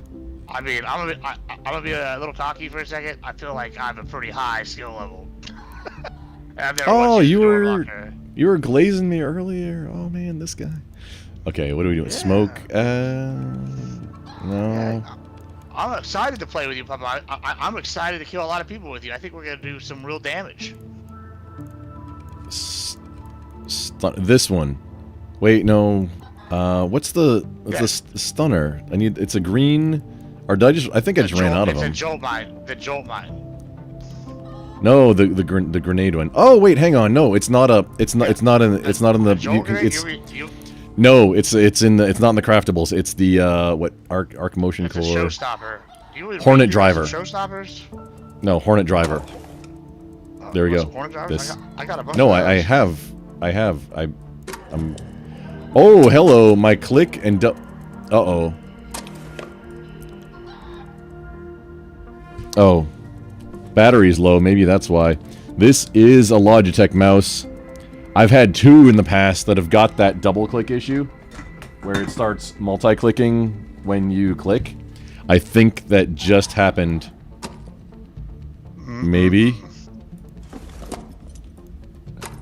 Or, okay, it appears to not be happening now. I plugged in. It might have just been because low battery. Okay, I'm bringing Hornet drivers and then one slot for if I find something. So stun. I have just a whole bunch of band-aids and shield rechargers and then stun and a blueprint for you and then all of this ammo. And a suppressed heavy revolver. There we go. Got the loadout, boys. And that helps clear out my inventory. Look at that. Oh, look at all that space. That's hot. It was actually full. Okay, on your time, sir. Whenever you're ready, I'm ready. Sorry, let me just finish up at the gun shop here. Not Stella, or the one that's all indoors. I am not great. I don't know that map at all. No, we're not going to fucking Stella. Yeah. So, Dam, Blue Gate, Buried City. I've been doing those. I farmed the motors in Blue Gate in the underground parking lot. Grok told me, hey, the consensus of the internet is X, and that was not true. Like, Dam Battlegrounds was not the place. I didn't find one. I think I got them all for motors, yeah, like pull them out of vehicles. Which, it's an electric motor. You're not pulling the entire engine out of the friggin' car, but to find motor, yeah, the object. Oh man, my viewers, all of my viewers, they wanted to see the review of the Zelda debate, but I'm here for it. Yeah, it'll be alright. I got you, Poppy. What are you trying to do? Got something. I said I didn't bring something with me. What did I not bring? It's the ammo for equipped firearms? Oh, I'm missing medium ammo. Oh, bro. We almost had a major fuck up there, brother. Oh, yeah, you... We almost went in with no ammo. I was about to fucking kill wasps or something for ammo. What are you bringing for the pews, by the way? Usually I just run with one, unless I'm trying to get something done. Nah, we're fucking coming in hot, brother. I haven't been doing much PvP. It's when it's foisted upon me, though. The shotgun is... I've been doing in some the nasty game. fucking Halo. It's... Bro, these people don't know how to move around. And I've been doing like Halo movement on them, and they just have no hope. Well, I got like a long-range shotgun kill from like 200 yards the other day. What? No, in this game actually accounts for drop too, which is nice. Yeah, I fucking hit this guy 3 shots, shot he dropped like 200 yards out. That dude was almost dead. No, he had shield. I broke his shield. I hit him twice. The shot he after that. With 3 rounds at 200 yards, or I mean 3 shots from a shotgun at 200 yards. 150, 200, yeah. Dude, that's. Bro. I mean, just because the spread, only maybe 1 or 2 pellets hit him each time. Oh yeah, account for the drop and the aim. I waylaid with that fucking spread. You must have had like some massive choke, or can you use? Was it using slugs or something? No, I had choke on there. Just a gentle reminder to keep an eye out for those. You choke on these nuts. So there's gonna be a shitload of people fucking right here at Red Tower. What are we at? Wait, what map is this? We're in Buried. Okay, yeah, we're in Buried. Oh, in the sand. So let's do kinda something giveaway. specific. Let's go fucking kill these fuckers. You should be playing. So you're. I mean, obviously, you run Windows, right? Yeah, I have Windows. As your operating system. Yeah, I mean, I'm Linux, so I can't play it because the anti-cheat just doesn't run on Linux. So Arena Breakout Infinite, I think. My buddy, do you know Ranger and Rogue? I do know Ranger Rogue. Okay, yeah, he's a friend. He's been doing that. It's very similar. Like it's almost straight Tarkov. Yeah. I'll be honest, it's not as Tarkov as I get. We're about to fucking get a whole bunch of shit here. This is done.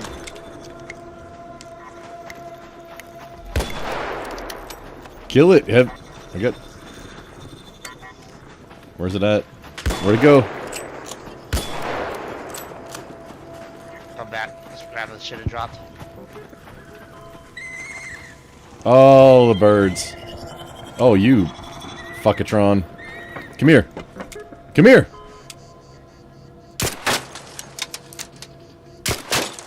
I went to a Wait, Stella earlier today. Is that it? And I found a Bastion that was dead, and I got fucking 3 I got Bastion it. cells for free. You know what? I actually cheated on my my collecting, and well, I mean, it's maybe call it cheating, maybe not. The Oh shit! Hold on, let me give you your shit real quick. Husk. Oh yeah, hey, yours too. Hang on, over here. Yeah, let me fucking. There's a. There we go. Drop. There's a blueprint for you. Oh, thank you, sir. Exodus modules. Buddy, bro, I will put this to fucking good use. Good man. Oh man, I forgot to bring a friggin' like a Raider hatch key. That's what I forgot. Oh, I got one. You want to kill this Rocketeer? You know what Yes, but I'm not in a place. I don't have cover right now. Wait, what? Oh, I thought you got it. Oh no, never mind that sound. I thought it was dead. I just took a full Rocketeer rocket to the face. Good. I was looking at something.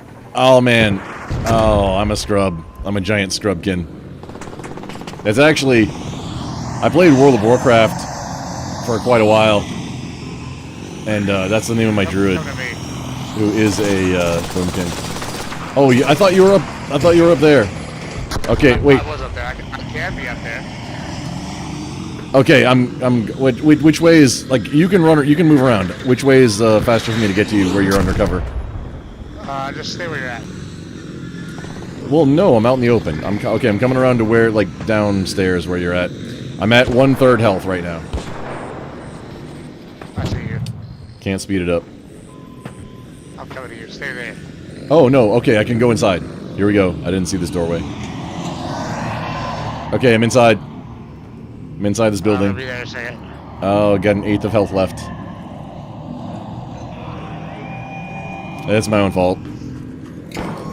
Ah, this guy. Friend. God damn it. I like your skin. Why are you reloading? Whoa, stop reloading. Stop reloading. Why are you reloading? Stop. I died. Why would you I'll just pick up all your shit. I don't know why I wouldn't let me fucking pick you up. That's my bad. I don't know why I wouldn't let me. I got you. I got all your shit. I'm so sorry. I don't know what just happened there. What just I kept trying to happened? pick you up and it wouldn't pick you up. No, I know you, the person. I got it. I understand. Like your character. Like what the shit? Why?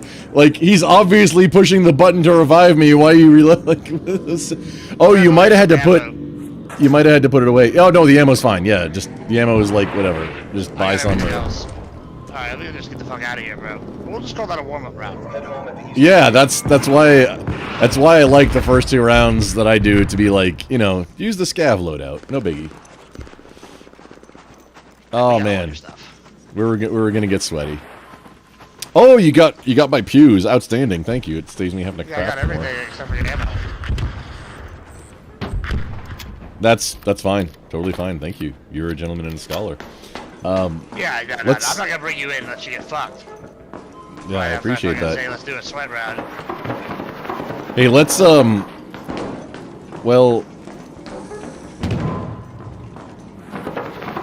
I was gonna say let's do a scav round, but You can do a scav round. I'll pick the sweaty shit. That's fine with me. yeah, I'll do one just to, you know, the warm up. I need to get in like the mindset for like 1 or 2, and then, you know. Sorry, chat. I'm taking over. It's the Admiral Gibbs takeover. How on point I need to be for this. Yeah, this is Tarkov for people that take showers. Apparently, that's the meme. Or Tarkov for, you know, people that have jobs. That's the meme. Yeah, it's very dad gamery for sure. Especially solos. Solos is 100% the dad gamer, which is me at this point. Do you know I'm severely middle-aged? Like I got a. I'm still pretty fucking sweaty. I won't lie to you. I definitely kill more people than I get killed. I have a severe case of middle-agedness.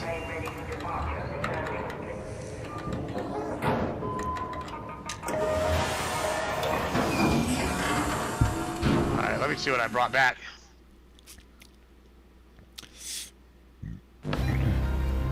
Yeah, it's maybe my bad. I should have probably warned you before. I was like, we're taking out the Rocketeer. I didn't think it'd go for you first since I was shooting at it. Oh, it didn't. I shot at it. Like, it didn't go for me first. I lured it off of you, but I didn't have cover. Well, I was an idiot and didn't have cover to dive behind before I shot at it. It was my fault. That death was 100% on me. So your ammo, I just, by the way, is, I wasn't in the right broken? mind space. So you'll have What to is broken? repair it. Yeah, I'll just give you a new ammo. Oh, it had like 30-something% durability left. Oh shit! If you die, But I'll bring you a better ammo. And then you had a Toro, right? yes. I'll bring you a Toro too. And then what was the?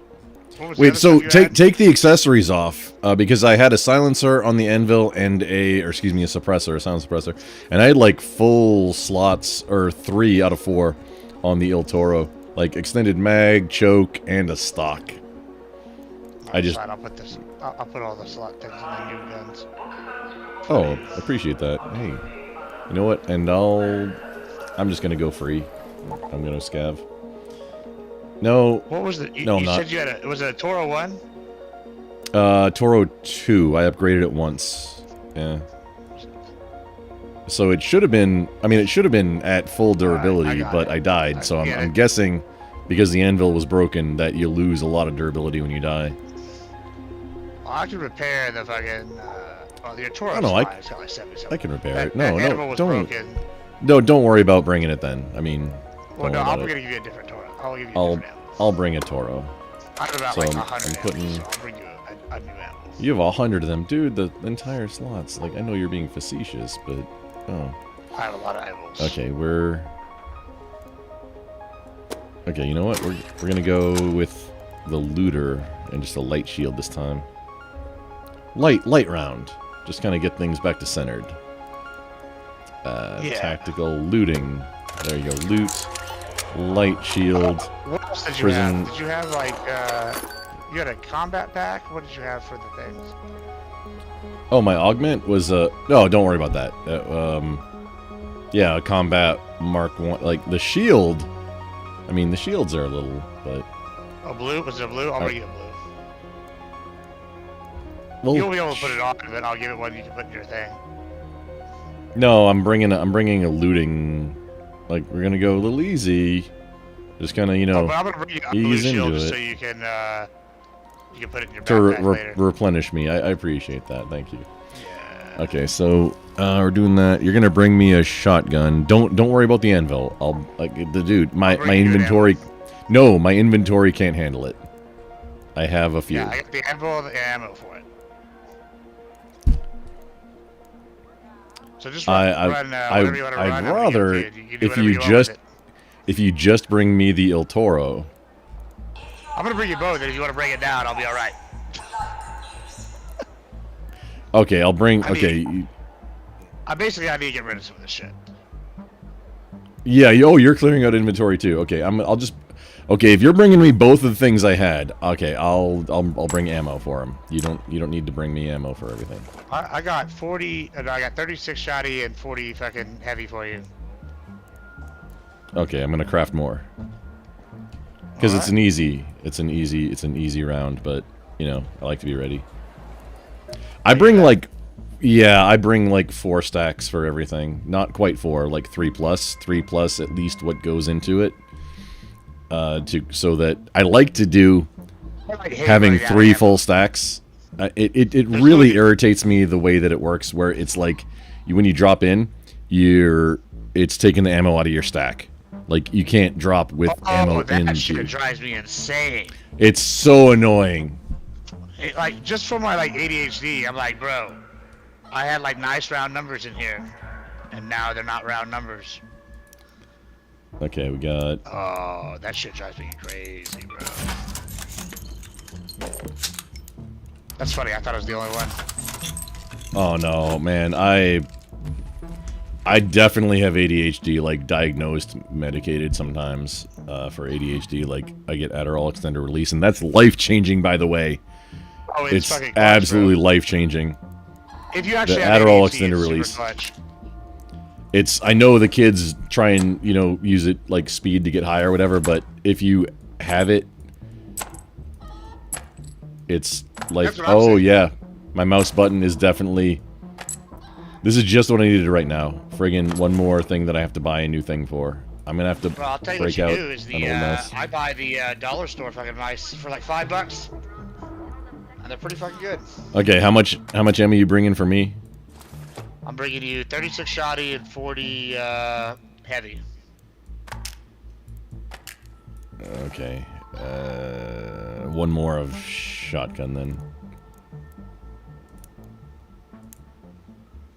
Well, a half a stack at least. Okay. There we go. Okay, ready. I'm coming in naked. I got an augment, a shield, and ammo. Oh wait, hang on. So I need to bring band-aids. I need to bring band-aids. No, no. You're bringing your own stuff too. Okay, I got 1 stack of band-aids and 1 stack of shield rechargers. We're not trying to be super sweaty this round. That's why I'm only bringing a little bit. Hang on, I gotta make more. There we go. Oh yeah, definitely there's a clicking issue with this mouse. I have a few that I'm gonna do a repair on them at some point, and then make them infinite. This guy, Okay. Ultimate Cat Guide, no mice. Oh, there we go. I'm. Oh wait, shit. Lost ammo. Let's get it back. No, into the inventory. We're not double clicking it. Ooh, this is a little yikes. Okay, I'm ready. No pews. Dude, you know what I actually did in the last couple days? I did a few like naked runs, like dropping in, not free loadout, totally naked. The funny thing is, you still get the prison pocket if you drop in naked. You really? That's what someone told me. However, I didn't actually need it. Every time I've dropped in naked, I've extracted. With Yeah, usually... I've seen a few people doing the naked runs. Dude, usually with at least 2 pews and ammo, and like they've been some of my most funny things. Some like a couple of them I wasn't even live for.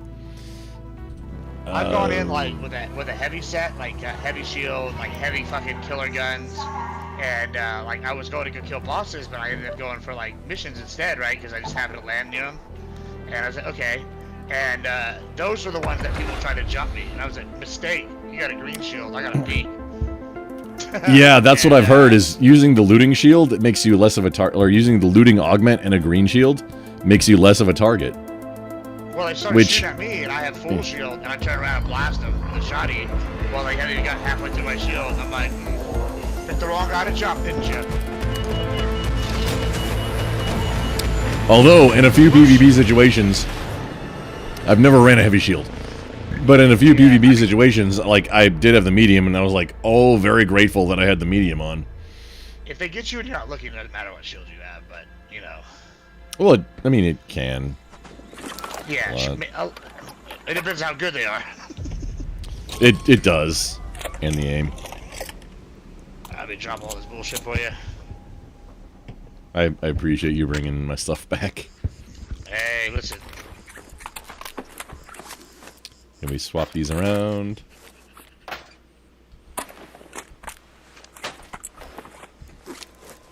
Okay, we have... Oh, man. This clicking... Oh, man, this double click thing is not my friend. So I use that dollar store nice, bro. I'm telling you.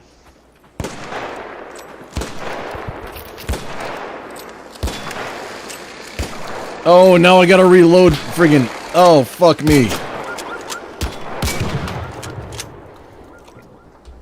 Now I gotta... Hang on, I gotta swap and reload. You gotta load everything now. You can't... Like, that's an actual... So that's a gripe that I have about this game, is it doesn't take into account, like, ammo and mags, and it's... Helldivers, of all things, is one that gets it right. They do a good job of that. Yeah, where it's like you don't get the ammo back after you use reload. It's in the Yeah, this is Call of Duty. Oh no, I'm a dude for liberty, for freedom. Yeah, the only time I'm pro democracy is in Helldivers. Yeah, you and I played Helldivers several times. Have we? Oh man, we were all very hammered. Oh, I believe you. Very inebriated. It was like 6 in the morning. Where we were yeah, no, that. Fight for liberty. Oh yeah, no, because. Oh, let's fucking get this bullshit. Oh, so these guys that just land. Alright, I'm gonna bait you. I'll get them. You be the Sweatosaurus. I'll open it. We're right here, nerd. Okay. I see you, bitch. Oh, yeah, buddy. That's right. Start running. There you go.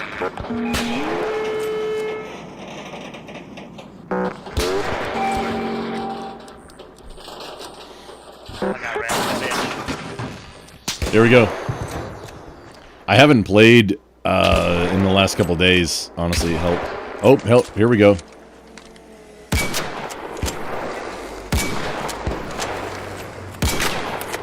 I haven't played Helldivers in the last couple days. Apparently a thing just dropped where you can have like a backpack-felled minigun, but you have to stay stationary, and it's apparently very contentious. Apparently they made the minigun so you can move now. Oh no, that was the whole thing about the contention. Okay, yeah, I didn't even loot anything on this thing. Yeah, they got real pissed about it at first, and they got pissed again after they made it so that you can move, apparently. Yeah, there's no pleasing anybody. And then they've lost the last two major orders. Oh yeah, I think it was because people just weren't playing. Yeah, but they're playing fucking art, bro.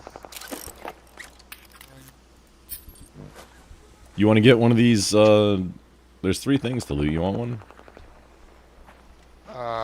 No, you can have them all. No.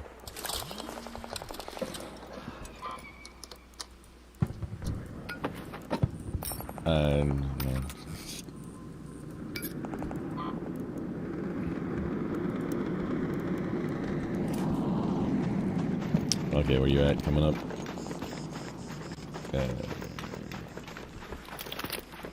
You better jump these fuckers. Make sure everything's topped off. Honestly, I like Helldivers more than this, but I've been doing the Helldivers for a little bit, so this is fun too. The thing about the Helldivers is there's not enough. There's no PvP. Like, I'm okay with that, man. My favorite game of all time is Mech Warrior. Oh, we're engaged. Have you played Mech Warrior Clans, bro? We're engaged. I'm down. Oh shit! All right, I'm coming back. Oh, they're behind me. They're to the northwest. Still shooting at me. I'm getting inside a building. My health is almost all the way. Oh man. I'm going inside. I'm going up the stairs. I'm almost dead, man. There's no. Grab your shit again. You're too far away. Yeah. There's no saving me. Yeah. Hey guys. Oh, there we go. I got knocked out by a dude named Tarkov.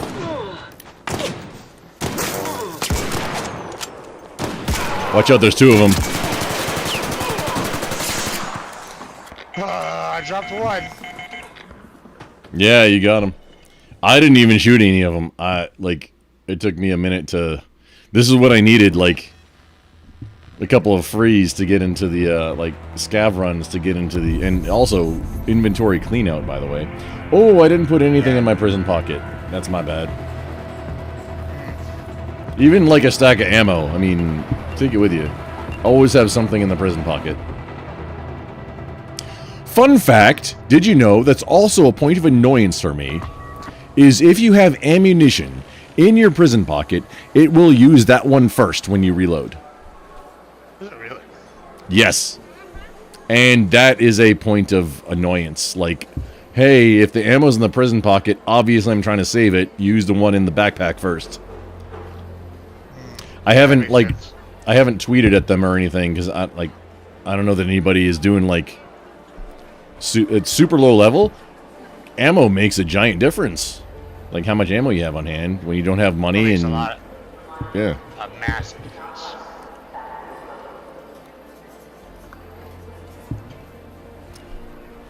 I'm gonna scav run it again.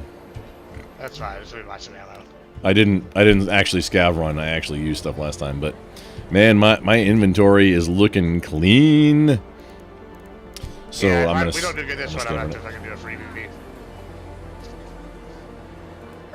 But I did like a shitload of fucking freebies today, so that I could like not do freebies. That's okay. You're okay in my book, Gibbs. I know you're pretty sweaty. It's fine. Yeah, I'm real mad that we didn't get to kill that other fucker. I mean, like most things, it's probably my fault. I'm gonna blame myself on that. I was picking up. I found a Raider cache, so I was looting that when the shots started coming in, and then it 2 hits happened. Let me cancel out and dive out of the way, and it was already almost over at that point. Oh shit.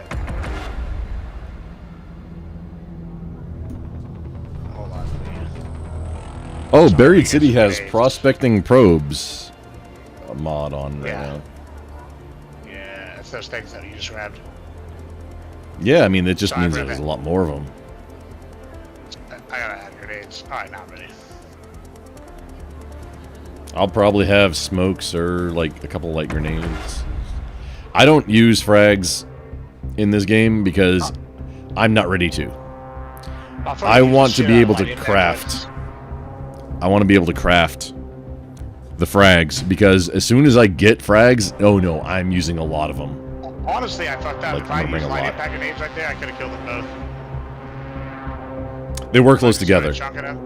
It would have been If I efficient. just started chunking them, I would have got them both. Yeah, I fucked up with that. That's I'm so, you know, I'm a prior active duty crayon eater, like the actual manual that gets drilled into your head. I've never, obviously, I've never mentioned I'm a Texan. I've never mentioned any, like, you know, the most, it's bisexuals, vegans, CrossFitters, Texans, and probably Marines. Just like, you know how you tell them?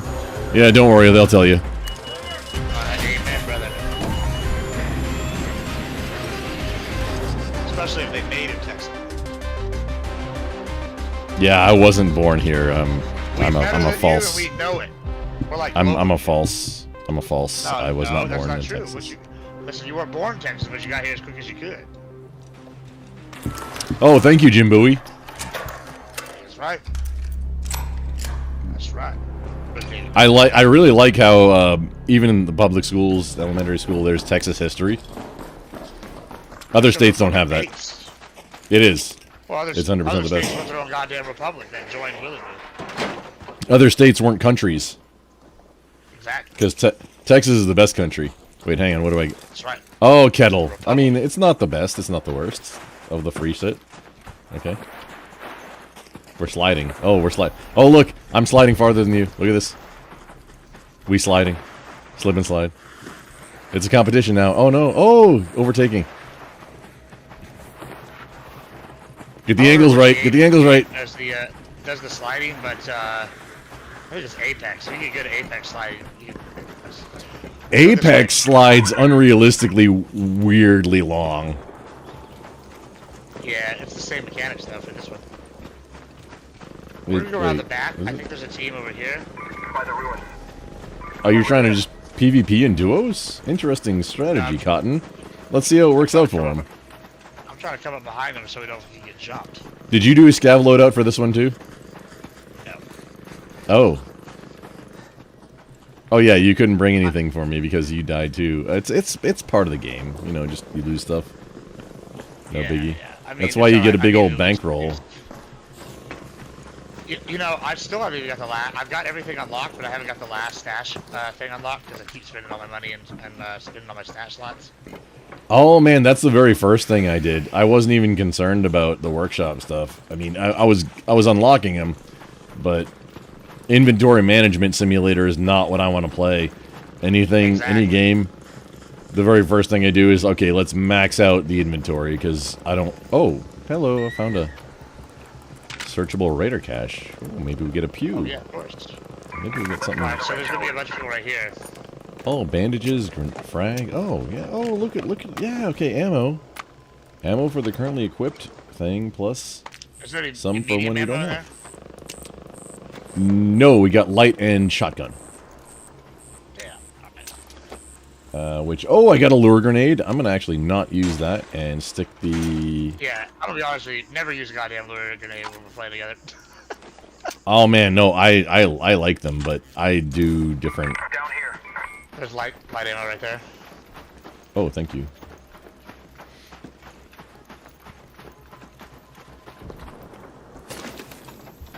Now, 6 rounds. Oh man, I can retire now. Yeah, big time, bro. That was outstanding. Wait, there's something. Or never mind, something tagged. Have you already got all your humidifiers?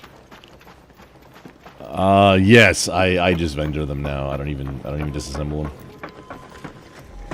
Oh, you need them for the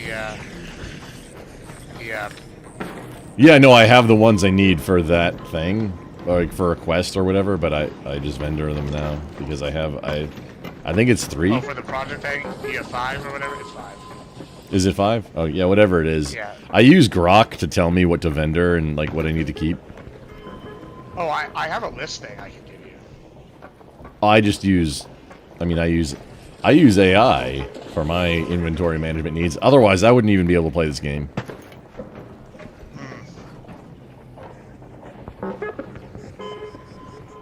I hate the sound these things make. Friggin' clankers. It's a fucking osprey, bro. Oh, cat bed. Oh, music album. Thank you. Duct tape. Yeah, let's do that stuff. I don't even know. Bro. I'm fucking loaded up. Oh, hello. What's going on over there? I'm gonna leave the cat bed on the floor for somebody else to take.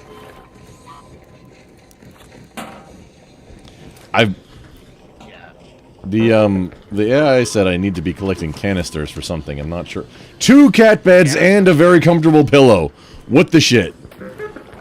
Oh yeah. Why? Found when you needed them earlier. Yeah, and then like literally 2 cat beds in this filing cabinet. Mother. I would watch out. The bombardier is like right next to you. I'm directly underneath you. Oh no, he moved out of the... Oh yeah, no, I see him.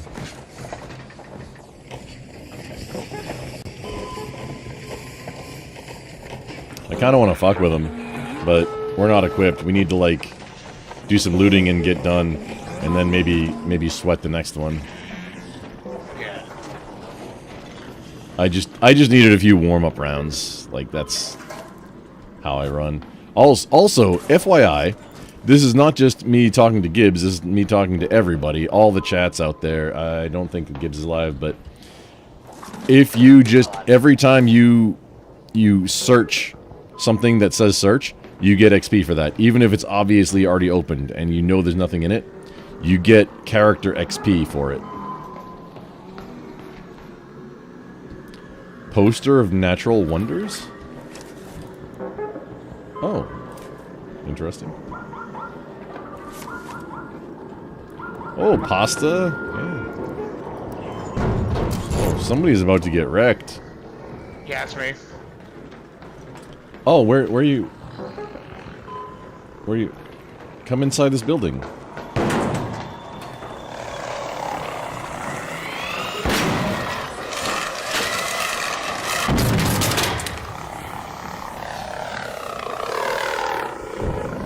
Oh, I'm moving too fast.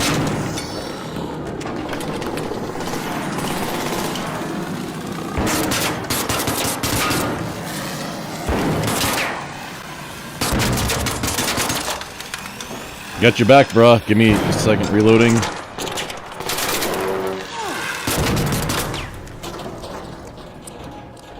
Easy peasy. Oh, I don't actually need to use that bandage. Okay. Oh, shit. Wait, these are... Okay, these are, Get these Oh, have you unlocked the infield crafting? Because that is OP yeah, shit. that shit is super clutch. It's almost broken. Like, yes, definitely need that. Where'd the other things go? Or did you get them? At least? I got one of them. There was 3 or 4 things that we just killed. And Yeah, I don't know where the one that was above me went. Yeah. Oh, wait, are you... Okay, I'm on your ass now. Oh, they came down here. Okay. There's a printer tab, you want it? Oh, light ammo, yes sir. Oh, simple gun parts, thank you. Yeah, simple gun parts are clutch. Medium... Wait, hang on, did you need medium ammo? No, I'm maxed out now. Oh, okay. Oh, we gotta take... salvage fabric. I'm at the point, like, I have so much... Like, even duct tape, I can't take anymore. I'll go through Or phases where I have a crafting. shitload of, like, duct tape and fabric and shit, and then I'll have, like, none of it. Oh, I need rubber parts. Full loadouts I run. Rubber parts? I can drop rubber parts for you. I got Oh, you got rubber parts? Yeah, I need to make another shield finisher, like a replacer. Yeah, come here. Oh, we got light ammo. Oh, outstanding. Oh, by the way, this exit is closed. Oh, it's an adventure now. Wait, where are you at? Are you upstairs? Down here. There's rubber parts if you want them. Wait, how are you? Wait, did you? Oh, you went for. Oh yeah, I can't get in there now.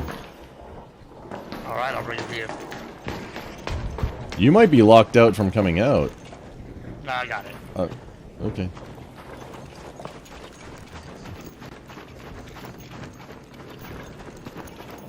I pinged the new exit that we're gonna leave by. Oh man, something's beeping. Oh.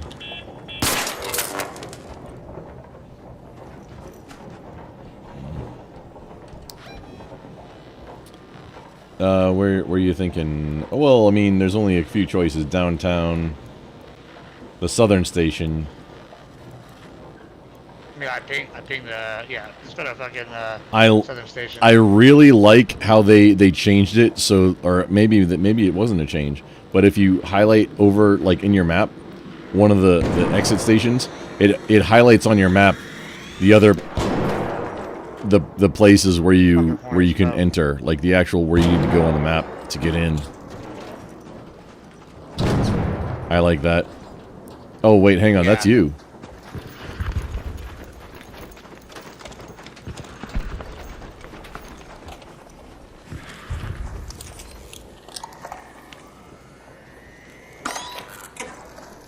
This guy with his medium shield thinking he's a badass. Hey, you want these rubber parts? The what parts? Oh, yes. Let me. Yeah. Excuse me, sir. Can I see them.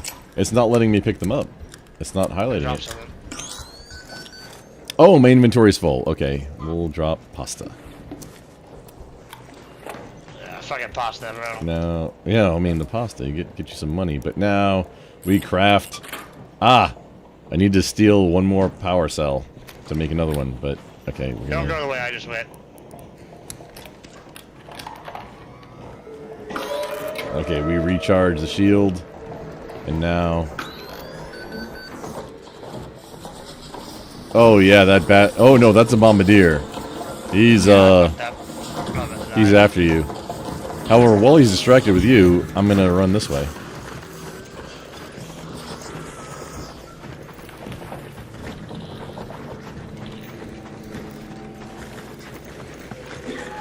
Oh no, snitches. Snitches are in play. Oh, something's. Oh no, it's on me now. We're gonna go a far way around. Oh man, that's those snitches. Yeah, it's like little binder things. Just here to shoot off you. Yeah, we just need to GTFO at this point, man. Like, oh, hello.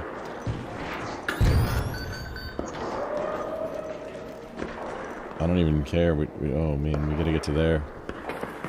I'm around the corner. I pissed it off. It's mad They at me can't now. see me. Well, get under cover. Get into, just duck into it. I mean, entire buildings are your friend. Realistically, with what it appears of the ordnance that the bombardier is throwing, it should be destroying buildings. Oh yeah, for sure.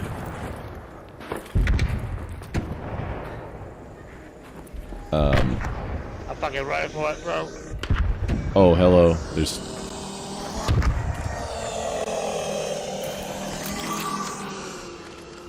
Oh my god, it sees me.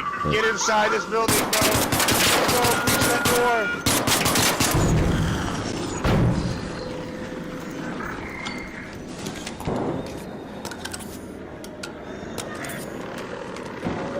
Bro, a goddamn fucking charger just took me out. Oh no. Oh no, there's like 3 things on me. I am not equipped for this right now. An arc orbiter is en route. The safe window is closed. I'm gonna go for the exit. You have 10 minutes to return to Speranza. Yeah, I'm on my way. Like, I am not trying to do anything else other than get to the exit right now. There's a lot of distractions in the way, though. Oh, hello. Nope, nope. Don't want to talk to you. Why am I? Well, there's a thing. There's something preventing me from doing such things. Doorways are the overpowered piece of this entire game, also. Oh, bro, I'm at the exit. I should have just ran for the exit and not gone in that fucking building.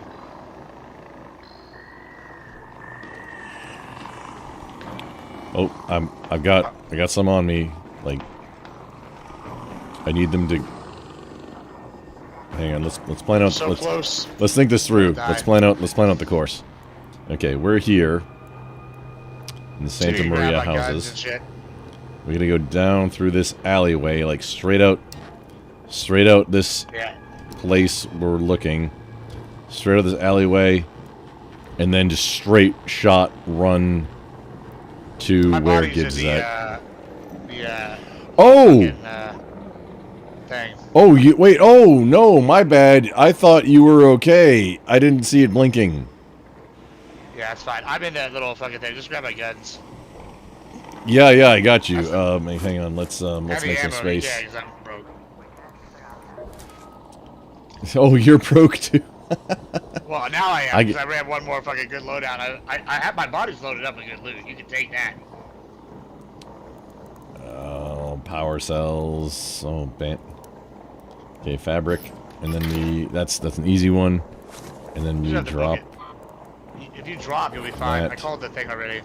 I'm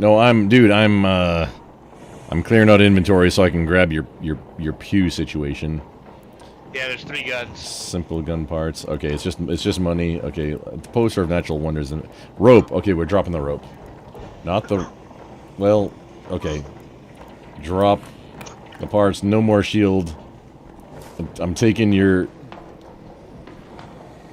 There's this friggin' one that's bugged. Wait, you see my screen? Oh, you're watching me right now, right? Yeah, no, that. Well. You know what? You're right. Oh shit! Hello, silver teaspoon set. Oh. Hang on, we got 7 minutes. Yeah.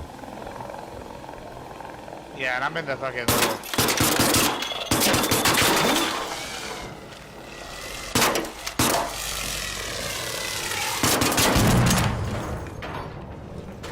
You're right, dude. Actually, hang on. I can make another. I can. Give me a that. Oh, and light ammo, yes, sir. Oh, we can stack up things that we already have stacks of. Okay, cool. Not the simple gun part. Okay, I just need a rubber. I dropped rubber parts. Okay, we're gonna drop the pot. Okay, pasta can just go away. Here's the thing. We craft. Is it? Oh, I didn't remember how much it was. Okay, we're just leaving that. And now 2 slots free. Okay, never mind. It's not 2 slots free. We drop the rubber. Okay, we've got 2 slots free at least to grab your pews, if nothing else.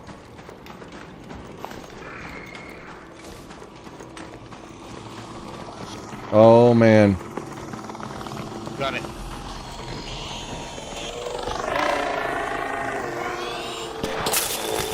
Oh, I dodged. I didn't dodge in time. In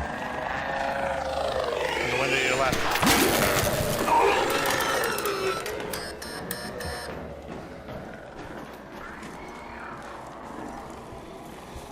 There's a window straight in front of you. Goes through the building.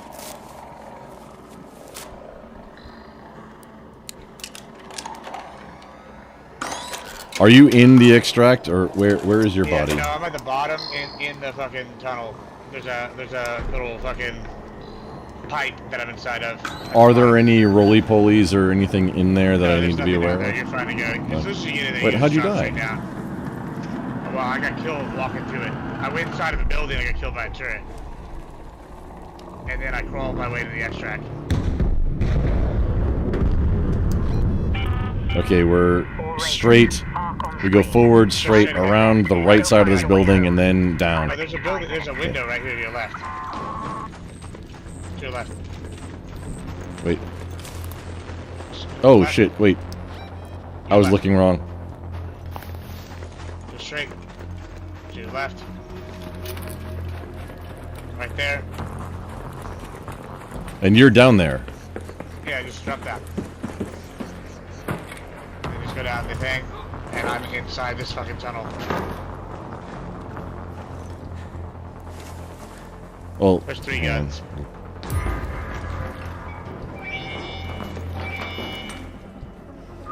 Yeah, if you grab the gun. Okay, that'd well- be fantastic. I don't give a shit about the rest. Yeah, I've got 2 slots, so I'm making sure that your pews we take. I'd like to get the ammo. Okay, that is obvious. Okay, we got El Toro, and then a Renegade, and then just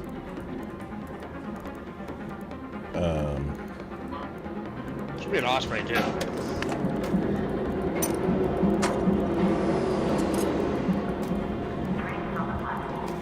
okay, I'm taking everything I can. Oh, actually, there we go. Save that. You took the pillow. You had the pillow. I don't know. You took the pillow. You wanted the comfy pillow. I dropped like 3 pillows. I just did that grab one right at the end. I thought we were leaving, and then I fucking got killed by that fucking turret, bro. I switched to the Toro and I didn't have it fucking loaded. I was like, oh no.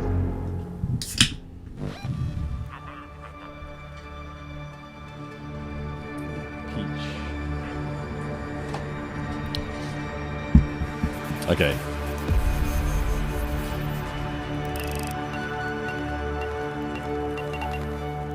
Okay, I'm making a loadout now for the next one. I'll bring your shit. Bring ammo. Yeah.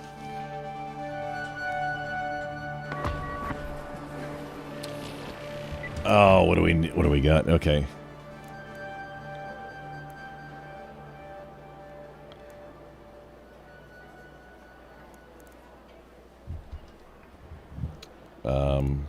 What do you want me to bring? We got your Combat Mark II?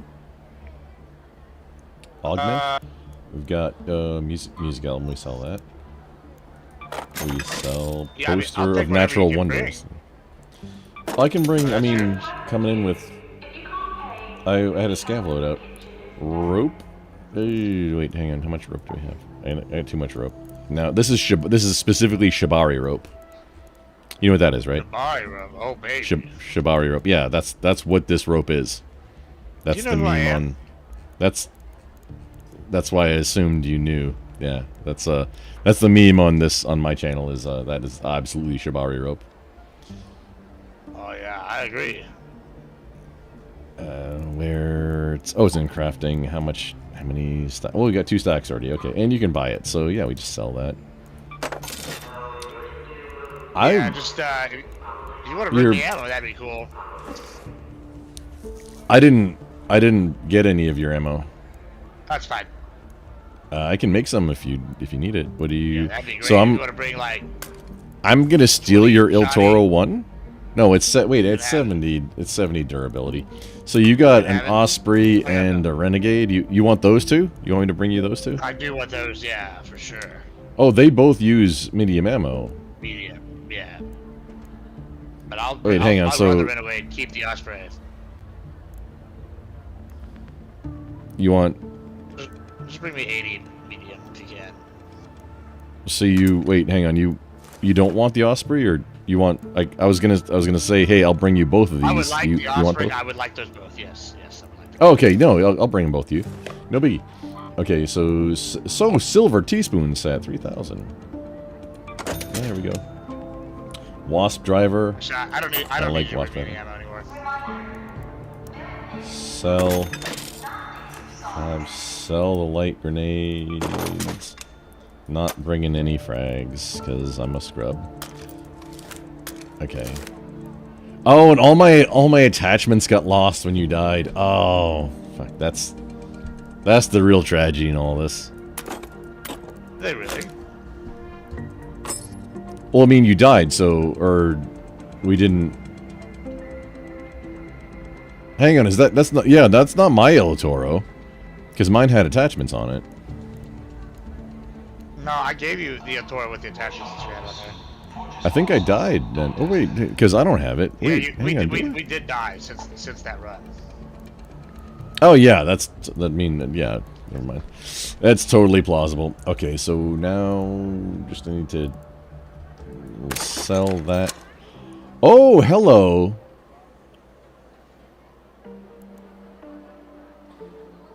I have an interesting discovery that, I mean, probably isn't my discovery, but...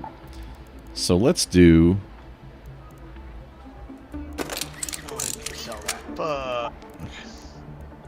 That, I need to make a medium shield just briefly, quick. Med lab. No, not that. Utility station?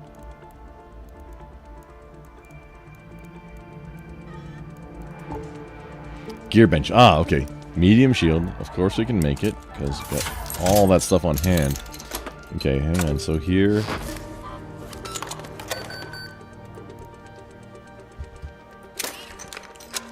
Okay. Wait, so if you don't bring an augment at all, you can equip a light shield, but not a medium shield. Fine, just bring it in and I'll throw it in my backpack. That's good. Wait, bring what? I was testing. What do you mean? Bring whatever you're bringing me. For the guns, I guess. The guns is really all I care about. Oh, well, there's a lure grenade. You don't like those. That's not good. No, out jolt mine. Okay. Yeah, no, I'm bringing you like the two pews. If you need ammo, I can bring you ammo. Also, if you're that broke, I got you, bruh. No, I'm not that broke. Alpha energy, come on. Nah, we ain't that broke.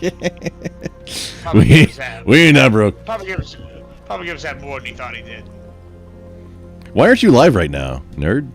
Or what's going on? Because I'm fucking hammered. That has never stopped you before, sir. Yeah, but I'm not really in a streaming mood. I'm in a fucking big chilling mood. Okay, well, I definitely decided to play games with you instead of doing a thing and lost half my viewers. You're getting Primo Gibbs content exclusive. This is an exclusive, y'all. Yeah. Okay, we're doing combat, medium. No, we're not doing me that. We're doing looter. I'll go live for like a short bit to raid you or something if you want me to do that. Oh, I mean, I don't. Oh, on Twitch? No, I don't need that. Like, I'm working on my YouTube, dude. Sure. Wait, should try to get monetized there too. Yeah. Pretty close. I just need for first level, I just need like 100 and something subs, and I'm close, like not quite close, but I'm working on the view hours for the second level to get ad revenue. That's the big money maker on YouTube, because it's kind of like writing a book. It's just royalties income at that point. You do the thing one time, and then you get royalties. Well, especially whenever if you do long form content. Yes, which I'm getting close to starting to do. I know that as soon as I start doing shorts, the sub numbers are going to go up. Invading Venezuela. You want to invade? Hang on, what are you saying? I'm still making an loadout. What do you say? No, I don't want to start a whole political convo. I know your stream likes politics, but I'm too drunk to do all that. But I do have a quick question for self-interested reasons. What's your position on invading Venezuela? Let me rephrase my question. Do you have a pro-administration stance on invading Venezuela? I don't know enough about... Yeah, that's a very recent thing, and I have not been paying attention just recently, so I don't have enough to have an actual stance on it yet. Yeah, no, that's cool. I was looking I will coming up. Pro-admin stance for a Thursday panel, but I think I got it handled. I just figured I'd throw it out there if you happen to be super pro-admin for it. I mean, I just don't know enough. Yeah, that's fine. See, I think they call both of us what we are is Texas conservative, which is like, it's a lot of libertarian too. Well, I think you're on the same page for like a lot of stuff. We are. We have a libertarian slant, but we believe in like a strong central but weak, well, we believe in a strong government for certain things but weak for other, like most of it. We don't like them infringing our liberty, but we like to be able to handle shit when it needs to be handled. Well, yeah. I mean, that's just common sense, which... Yeah. We're not like full-on libertarians, but we have like a very big preference for individual liberty. There's a lot of, that's quote libertarian stuff that's really super, like, some of the age of consent things is like, none of that. You know what Leafy said? He goes, the biggest problem I have, the reason I don't go on all these conservative shows, is because I'll join the conservative discords, and the only conservative discord that doesn't have weird age conservative stuff is Gibbs. And I was like, well, that makes me feel good. One, but no, that's not true. Leafy's on mine. Well, this is like a while back. Leafy lied. But, I'm pretty sure I was friends with him first, but I mean, I'm not flopping dicks. Probably.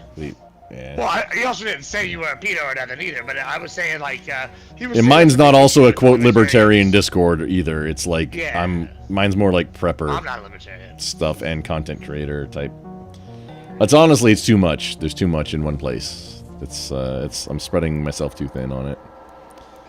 Hang on, we gotta buy band-aids.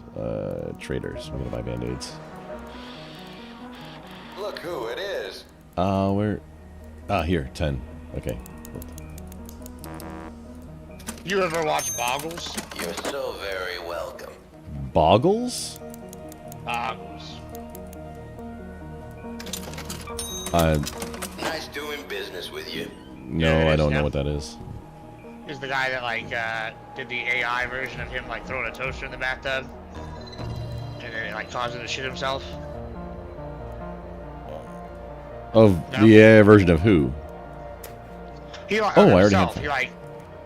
He has like a video of him like throwing a toaster in the oven or in like a bathtub while he's sitting in it, and like causing him to flip out of it like and shitting himself. It's fucking hilarious. Oh no, I have not seen that. Okay, we're selling this Kettler because I have 2. Okay, they're all. Well, yeah, we sell it. It's from the free loadout. So.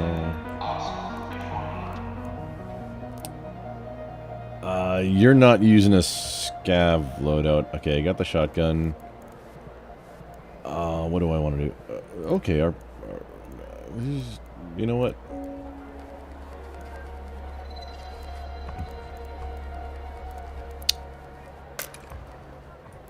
Not doing that. We're gonna take some band-aids, just a little bit, a few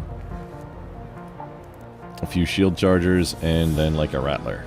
And that's what we're gonna run. No frags. A rattler. Yeah, taking our whatever the choosing the level 1 rattler with no attachments. So these both okay, medium. Hey, you know what? I happen to have a whole bunch of medium ammo. Okay, there we go. That. Oh. You need 40? Okay, hang on, I'll make some more. And 10 shotgun. You got it.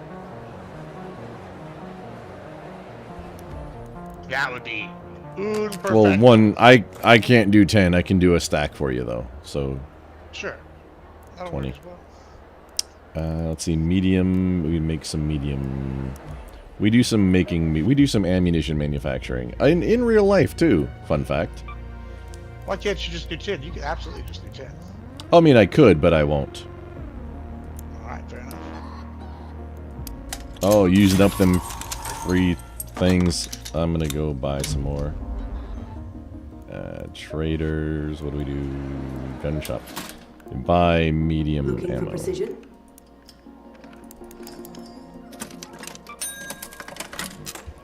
Okay, there we go. Medium. How many stacks of medium ammo? I mean, you got 2 pews that use medium ammo coming in. How many stacks did you want? 40 bullets. I just need 40.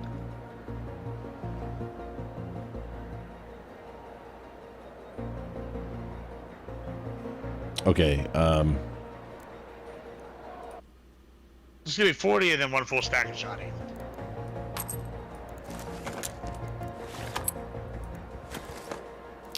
Okay. You're getting a stack of shoddy and a stack of medium ammo. Oh, buddy. Alright, we're gonna do the night raid this time. Yeah, I don't like. No, I'm not giving you like less than a full. I mean, come on. Well, yeah, I mean, I'll just be aggressive with my bullets then. That's what I prefer. Hey, hang on. You're talking about like things that are on my team now. Yes, let's be very aggressive with the shooting. Not necessarily like. Okay, so yeah, I've got. I don't need. Yeah, we've got. Let's figure out what we're doing, and ready to go. What Buried seems like more PvP than some of the other areas. You want to do night? Okay, I'm in. That's why I didn't want to take very much. Hang on, let me make sure my looting. Yeah, looting with the light shield. Looting augment with the light shield. There we go. My grenades and ready. Oh, I probably should have brought more band-aids and you know what? I'm sorry. I'm gonna add. If you have a hospital key, we can jump into the hospital.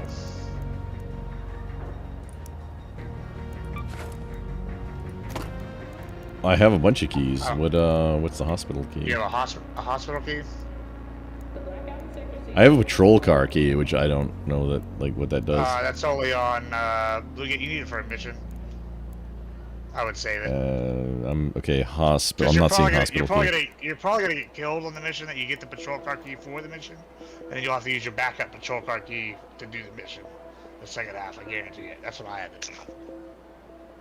Oh, just keep it in the prison pocket then. That's, I mean, yeah.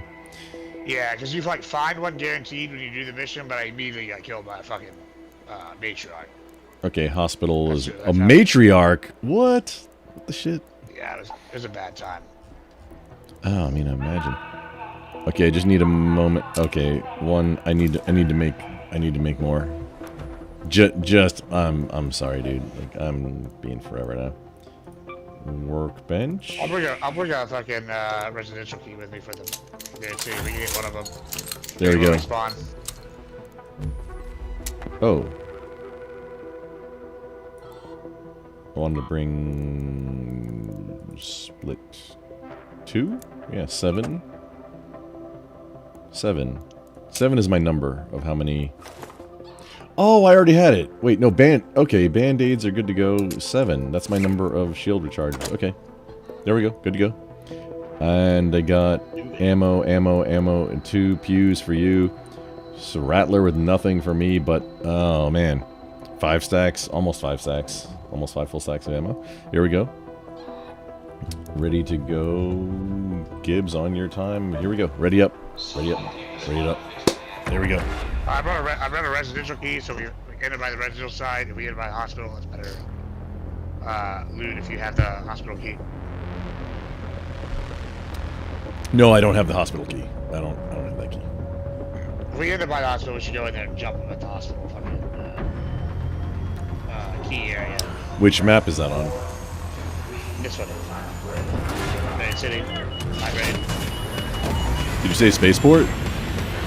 Main City. High raid. Oh, buried. Buried, okay. Night raid. Buried at night. But I was asking, where do you, like, where's the hospital? Is it in buried? Yeah. Okay. I just don't know all the landmarks yet. Learning the maps is the worst part of learning in a new game. Buried's the smallest map. Yeah, I mean, that's what I was doing on Stella today, was like just learning the map. Oh, wait, hang on. Hang on. Wait. Here, this is... Most of Toledo is asleep, though my suppliers say that Ark is twice as vigilant after sunset. There you go, 2 pews and 2 stacks of ammo, one of which does not go to these. There you go. You all good? You brought a shotgun also? I did. Outstanding.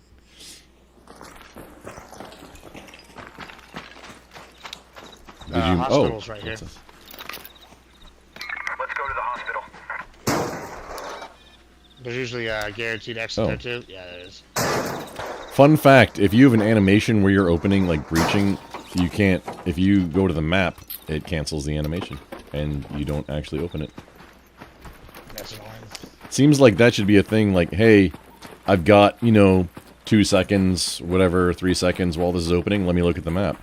It seems like that should be a thing, but no. You can set it so it doesn't kick you out if you change the settings. What?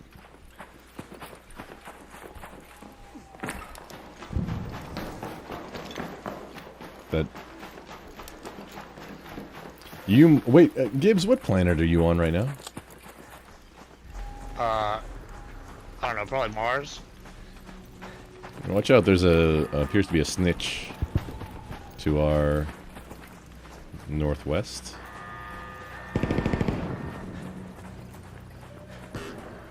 Where's he going? What's he doing, chat? What's this guy doing? Oh.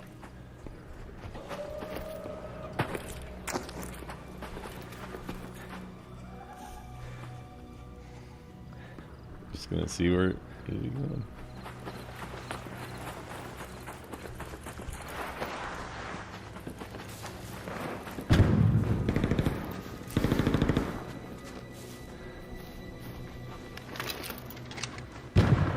Oh, the take out a weapon animation is so long.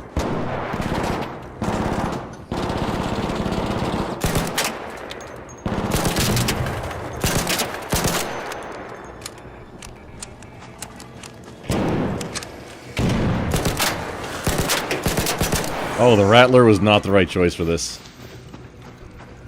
The light raid? Yeah, I could have told you that. Well, you should have. That snitch was like more durable than normal. I'm inside a building. You gotta reload. I'm inside a building. I gotta stay here until they fuck off. I can clean them out.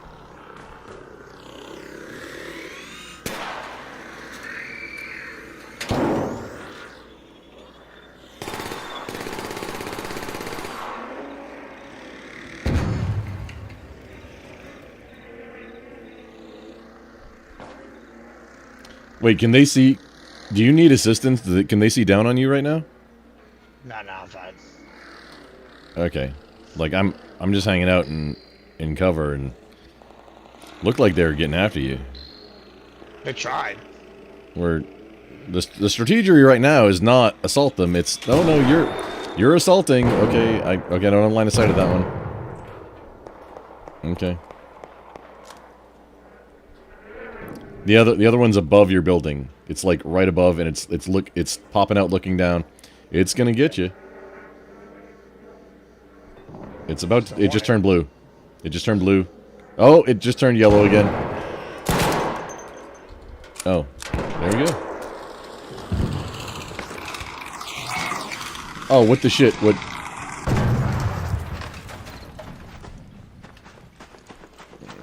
You have a little faith over here.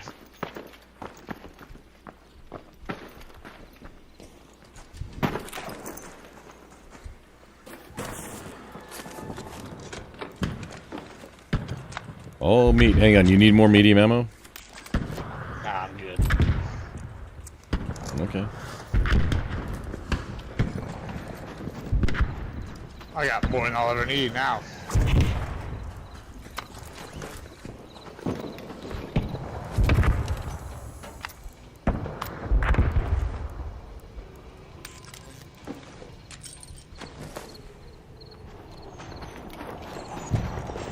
What's this guy doing? What are you, what's your goal for this night raid? Because you gotta break into places for night raids to be worth it.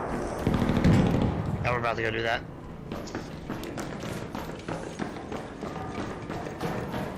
Oh yeah, you said hospital is right near here. Yeah, it's right across the street. Oh, okay. Oh, that's a red zone. Okay, outstanding.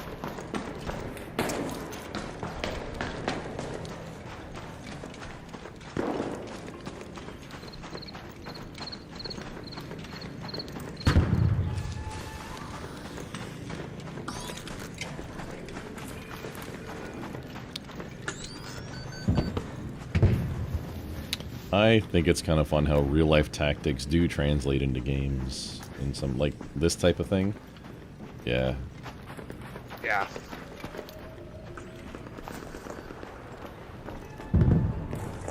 You're rooting around in there.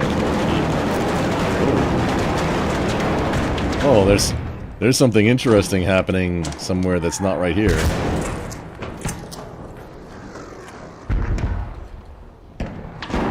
Really fighting out the fucking door. You don't wanna go up the rope? Okay. I'd prefer. Fuck, I would prefer to clear the entire building on the way up, also, but.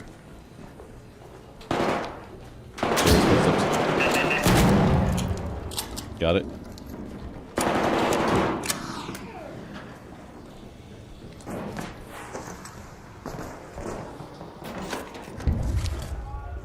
Alright, they're gonna be to our left.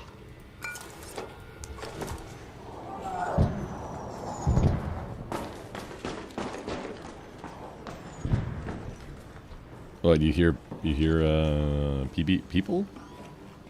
Humans? Just got a full shot on him.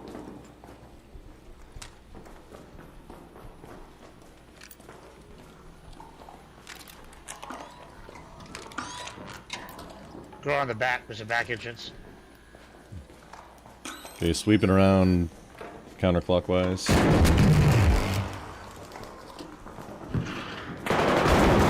Slice the pie. Oh, he's fucking hurt right here.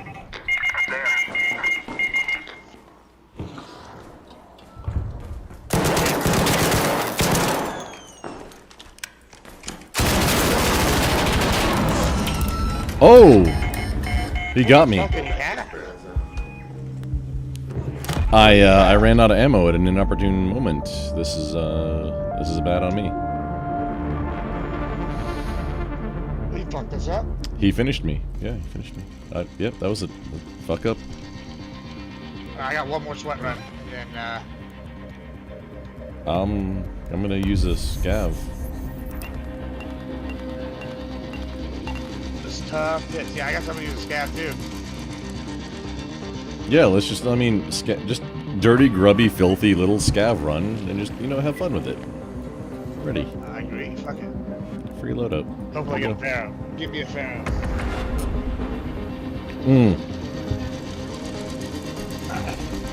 There's definitely a tier list. You know what? That should be like, hey, you can take this content if you want. I'm probably not going to do it. Like a tier list of the scav loadouts. Pharaoh is obviously the best, and Stitcher is obviously the worst. But, I mean, doing a tier list. No, of the free one. Really? Yeah, Stitcher, you get you get one tap, a fucking medium. A medium what? Clip. A medium what? If you have a full, magazine, sir. But however, you can one tap a medium shield. Can you mute in game? I'm not pushing. Oh wait, hang on. Why is it doing that? Yeah, give me just a moment. No, I have push to talk on. Test 1 2. Test 1 2. Oh yeah, we're good now. Test 1 2. Yeah, I just saw like when I'm not. Hang on. Give me just a moment. Check settings. Test 1 2. Test 1 2. Test 1. Yeah, dude. Maybe when you're not in round, because I have push testing 1 2 3. Yeah, I have push to talk on in the game.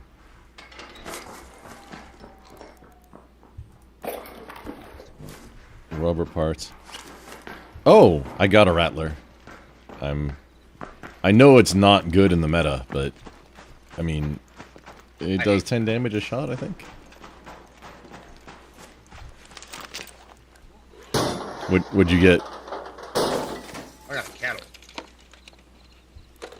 See, I think the kettle's better than the snitcher, and they both use light ammo.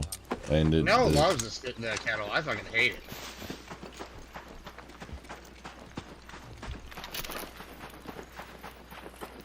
Yeah, I'm a filthy loot goblin too. I stop and search all the things. I feel that. Apparently, it does up your chance of getting blueprints and stuff too. Also, you do get XP for every single thing you search. So it's Also helps to like research if someone's already opened shit, just search it again. Yeah. For the XP. Yeah, you get the XP regardless of if it's already been searched or not, which I think is cool. Trying to conserve stamina. I think somebody's here. Stop moving. Never mind.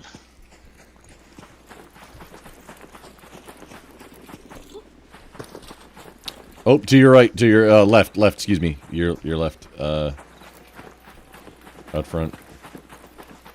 Stupid clanker is looking around and... Damn clankers, bro. These filthy, dirty, lazy-ass clankers. They are the reason of our demise.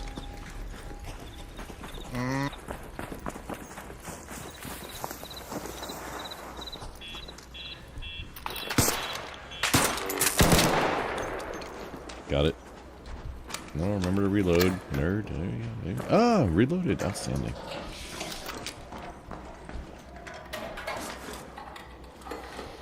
Oh, hello, shield recharger. Shield. What? Shield.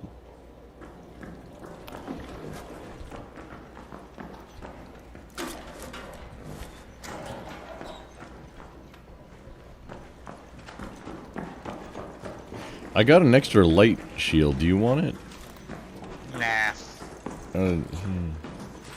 Yeah, it's kind of like... Too heavy. Wait, hang on. How much?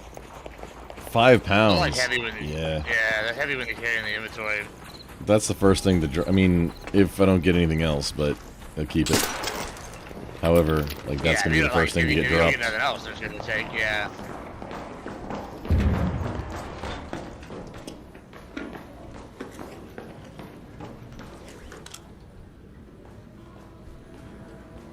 Slicing the pie, slicing the pie.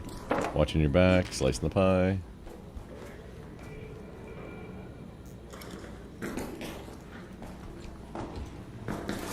Searching, get that XP, and then we move on. Then we move.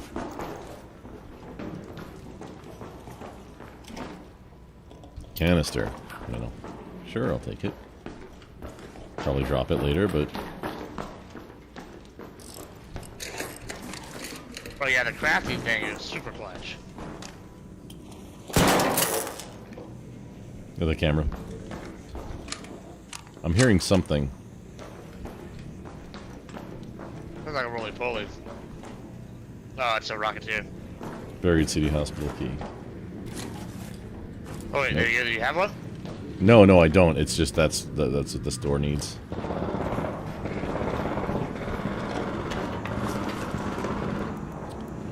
Oh, a spring cushion. No, we're gonna delete that down into springs.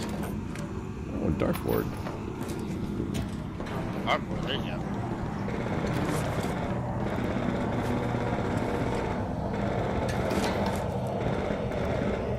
You skipped a rubber ducky.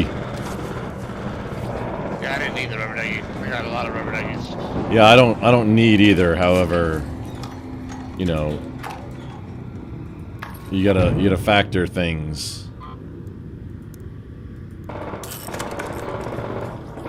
You gotta factor things in.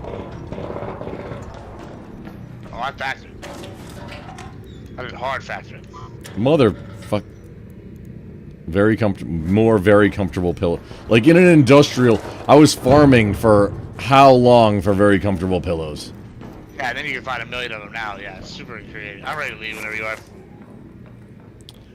Yeah. Hang on, I want the speaker. Let me figure out what to drop. Okay, yeah. Well, light ammo, sure, yeah, we dropped that.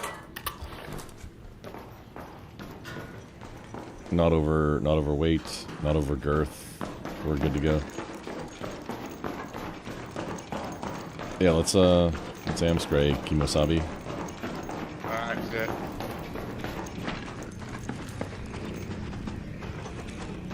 Oh, that Rocketeer is looking like not all that healthy. However, We don't have the stuff to deal with it, and I don't know the place. It's more important, I think, the place in which you engage the bosses versus what you have. I place to engage a Rocketeer, but not with fucking what we have to shoot at it.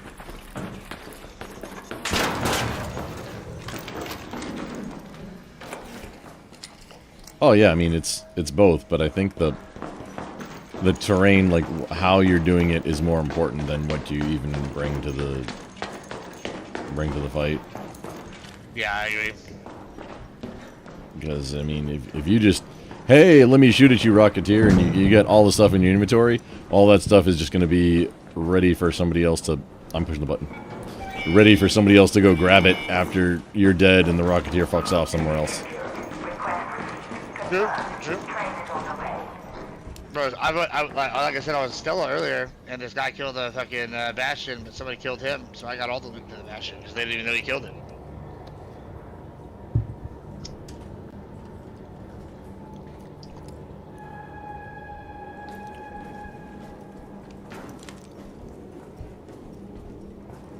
I'm Batman, you see, I'm in the shadows.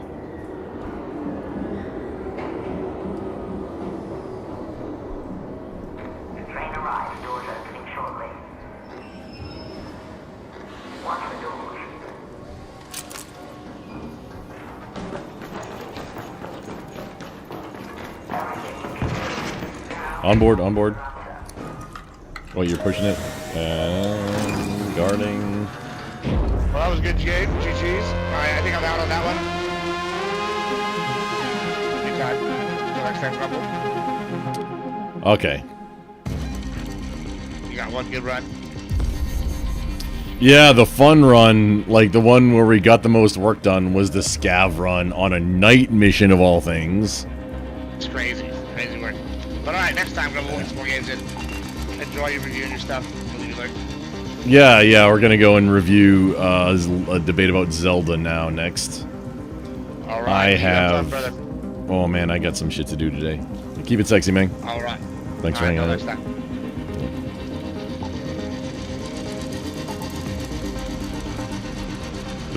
Okay.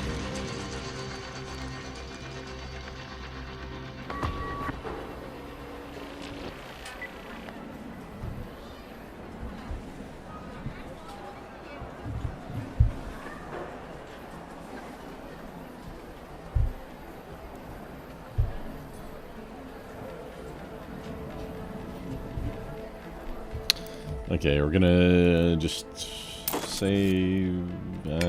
Fuck, save. Not that. Not that. Sell. Save. Yeah, save. Ew. What do you turn into? 4. That turns into 600. Well, recycle you. It'll come back later. 640. 600. Oh, okay.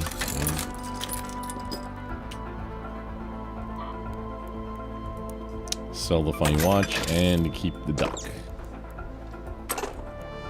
That is what we do.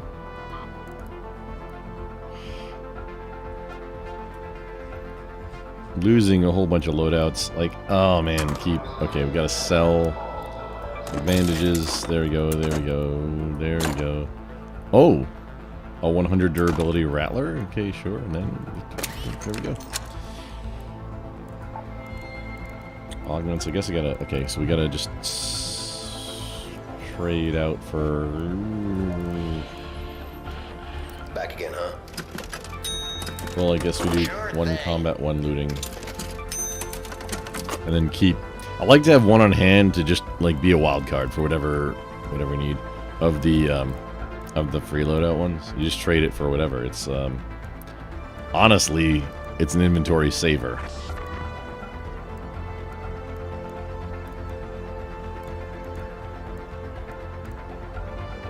I stole this from Gibbs.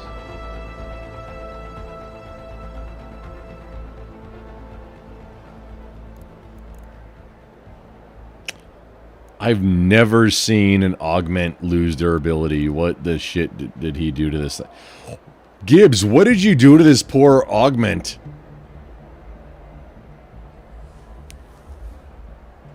How is it losing durability? I've never seen an augment lose durability.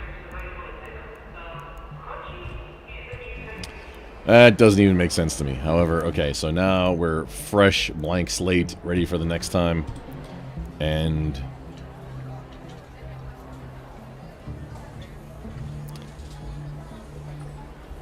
I would say solo one, but nah. No, we're just gonna do... Yikes. Okay.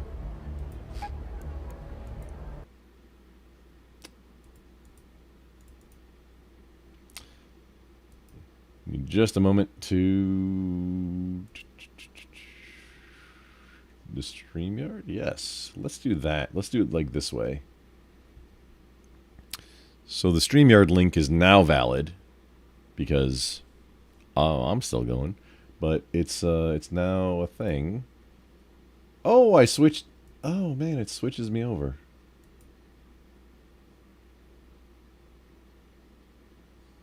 Interesting. Okay.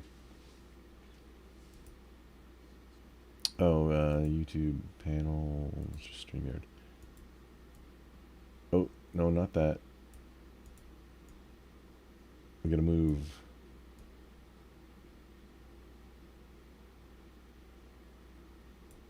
The chat. And then...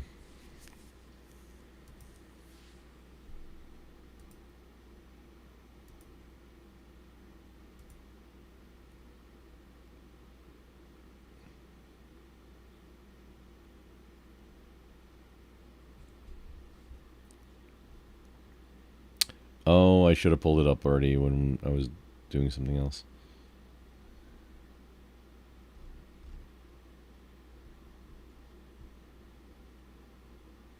Hang on, it's the last thing I touched. Why is this not...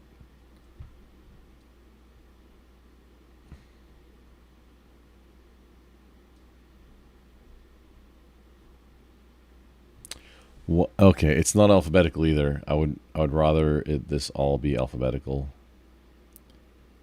Or oh, okay, begins at 208. Why 208? What is this?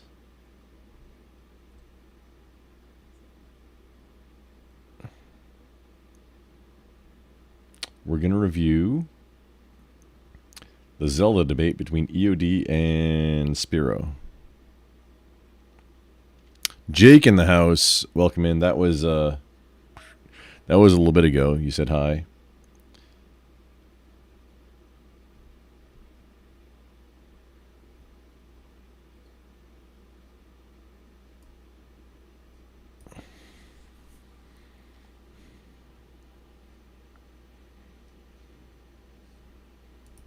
Is this in the right browser? Oh, yeah, sure is.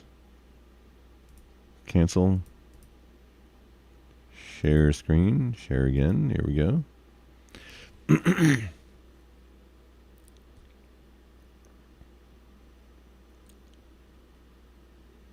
Ah, okay. There we go. Found it. So this is Speakeasy's show. This is where this happened. On the Swords of Reason. I have also Speak, if you see this, I apologize for not getting back to you about the topics yet. However, I need to step away for just a moment. So we're gonna do this and this.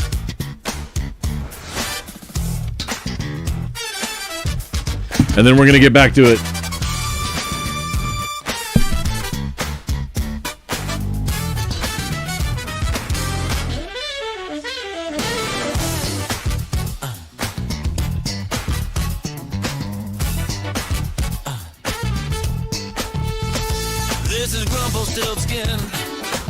Stepping outside the wire for a minute, gotta bleed some pressure, stretch the legs, check the tree line.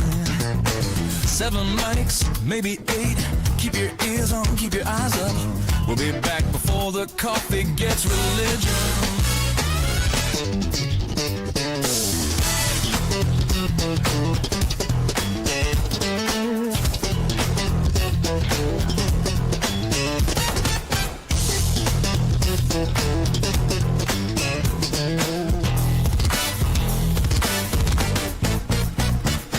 Coffee's gone cold on the folding tabletop.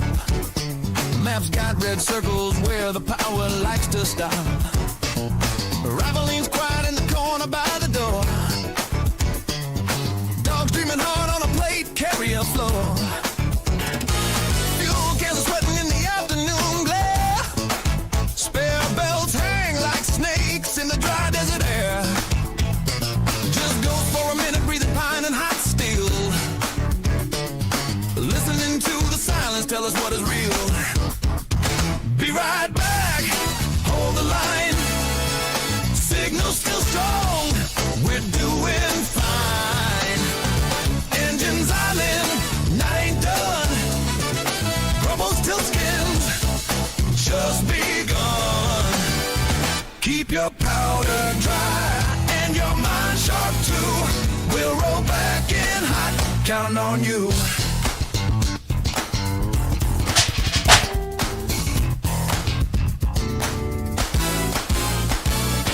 Walking the perimeter, boots on gravel and dust.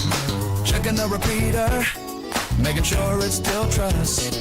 Static tells stories in a language we know. Frequencies whispering where the weak points show.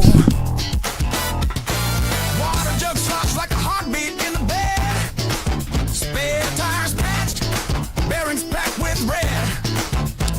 One more look at the ridge, one more scan of the sky. Clouds look like trouble, but the... Oh, here we go. Ooh, forgot to take my camera blocker off.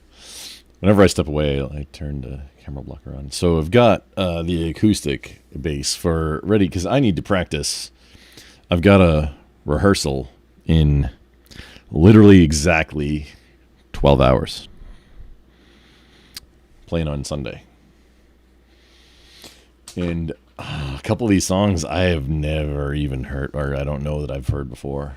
The week got away from me. It's already Wednesday, my dudes. It is Thursday, my dudes. We're here. I should honestly probably be doing that instead of... The debate is not going to go for 4 hours. Okay. We're going to do a review, an in-depth review of the Zelda kerfuffle between EOD and Spiro. This was hosted by Speakeasy on YouTube. Here we go. However, you got to remember to unmute the tab, and we're going to play it in at least 1.25 speed. Maybe 1.5. Let's see how it goes. You know what? I'm going to start at 1.5.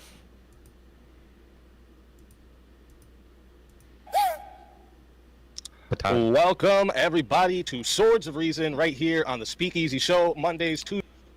Oh, Speak has his hair down, too. I never see that. I haven't seen this yet. This is all new to me. This is a valid, actual reaction. This is Speakeasy. Go send him your, love and money and subs and whatever you can send to him. I've never seen him with his hair down. It's a lot longer than I thought. And he might be in the Ginger Club with this Zoomy over here. Okay. Tuesdays and Wednesdays, and this is where logic meets passion. If you're new here, format's simple. Each debater gets 10 minutes for opening statements, followed by 5-minute uninterrupted rebuttals. 10 minutes for opening statements? Speak. What? Oh, man. Okay, so... Oh. That's a lot of opening statement, dude. Just okay. We'll see how it goes. I haven't. He sent me a DM about like what topics to do and like so. I'm probably gonna be doing this show at some point. Not on a lot of the things that I don't care about, though. That's the only way it works. But however, 10 minutes opening statement, like that's a full set for a comedian. Is 10 minutes. Like that's a good set. Oh. We open the floor for a full hour of back and forth debate before wrapping it up with a 5-minute closing statement from each side. After that, we'll spend 30 minutes answering your questions. I'm going to put a live Q&A in the chat for you guys, but PayPal, Cash Apps, and Super Chats do get priority. And if they fill up the whole 30 minutes, your questions may not get answered. So if you want to really make sure your question gets answered, send it through Super Chat. After the Q&A, once the formal debate is done, we open the doors to our community for the Chaos and Chill panel, where anyone can hop in, challenge the debaters, question things they heard, if the debaters choose to stay, because this part is optional for the debaters. All right, so today's debate prompt is which Legend of Zelda game best represents the spirit of the franchise? And then we got today's debaters. On one side, we have Spiro Floropoulos, who has a channel right here on YouTube where he talks hot topic discussions and is known for his extensive breakdowns on the information of artificial intelligence. And Spiro's a homie, and we're gonna be doing some collab stuff coming up. I'm not sure quite what, but he's indicated interest. That because I'm like, he's a learned expert apparently on AI, and he talks about it, and I like talking to him.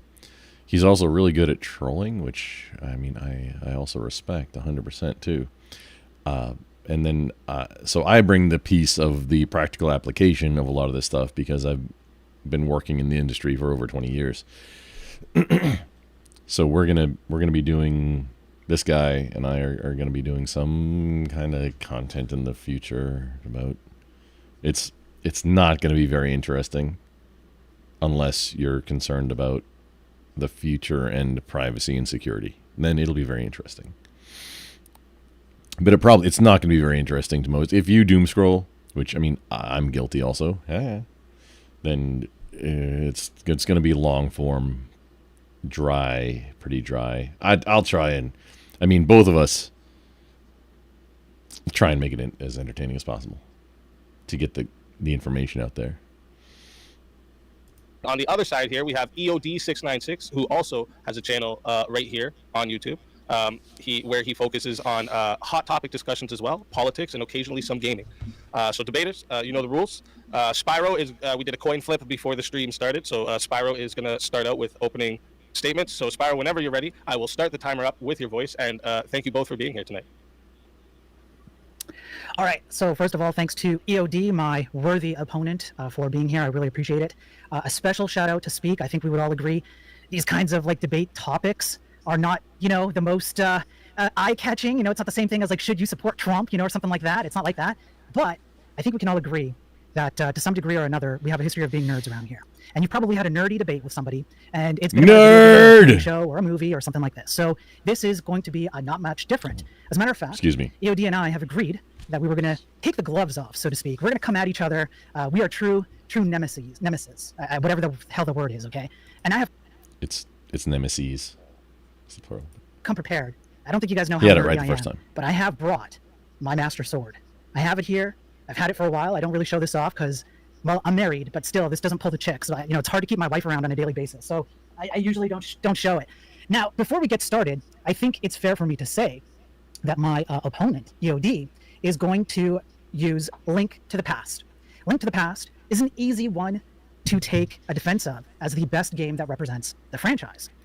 And of course he would pick that because he needs to have the easy road out since he knows he's up against me, a master debater. Now let's have a look at another reason why EOD might really in particular love the Zelda series. So Speak, I'm going to put up this picture, and when you get a second, Speak, if you are okay with it, you can show this off. So right here, you can see that there's some connection here between EOD and Link, the hero of The Legend of Zelda. It is possibly the red hair. And it probably is because just like... Okay, bringing props to a debate is unorthodox, I think. But wait, judges? Oh, okay, yeah, no, like no, we'll like we let it slide. This is good to go. EOD, who is a ginger, he has no soul. He doesn't exist, just like Link doesn't exist in real life. Now, at the same time, EOD would love to be on Link's shoes because he could be checking out the nice booty of Zelda here. You can see that on the bottom right, but it's never going to happen, EOD. No matter how good you make a defense of Link to the Past today, it's simply not going to happen. Okay, so I wanted to, I'll remove it here. There we go. So we're back. All right. So there you go. So that's probably the primary reason why EOD loves playing Legend of Zelda. Now, let's dig in a little deeper. Why would EOD like Link to the Past besides the fact that it's so easy to defend? Well, there's another reason. See, because I think deep down inside, EOD hopes that once he goes to the Dark World, he would be a lot like the other men in Link to the Past who turn into monsters and flying creatures and super cool things. But unfortunately, EOD, you would just turn into one of those flowers that spews that like little poison thing, and then you just cut it down and it just goes away. You're just kind of a nuisance. So I'm sorry, EOD, but that's just kind of what would happen to you, okay? So I know you want to be like the other men, but it's just not going to happen, all right? Also, you would have to have a soul and exist, and you'd also have to have friends, and we know gingers don't have friends because they're not real. Now, let's get into my actual opening of this debate. Oh, Spiro spitting fire on this. Esteemed opponent. I don't even need to pause it for this. Here today, not merely to debate which game is the most enjoyable, which game is the most, let's say, connective to you as an individual, but the one that is the definitive representation of an entire franchise spanning several decades. Now, EOD over here is going to say Link to the Past. It's foundational. He has a leg to stand on here. But a foundation is not a house. It's not a city. And so I'm going to be taking a different approach, and I'm going to be defending Tears of the Kingdom, the latest game that came out for Nintendo Switch. The idea is that Tears of the Kingdom is the only candidate that can possibly represent the entire franchise in a single game. It takes the entirety of the last 30 to 35 years. Almost every single Zelda game can be found inside Tears of the Kingdom in one form or another. Tears of the Kingdom does, by... Pausing this because, oh man, I have this on 1.5 speed.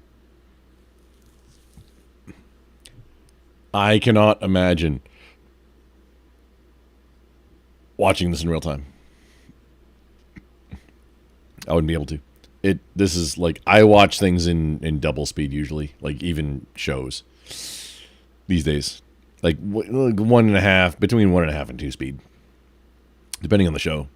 If honestly, if you do 1.25 speed on like any show, you don't even notice the difference, and you get done with it faster. So you recover more of your life while still having the same amount of entertainment.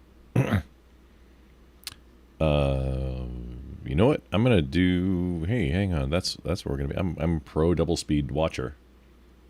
I'm gonna tell Speak that's a point. I'm design debate about what Link to the Past did sheerly by being there first, which is no small thing, but it's still not the same thing.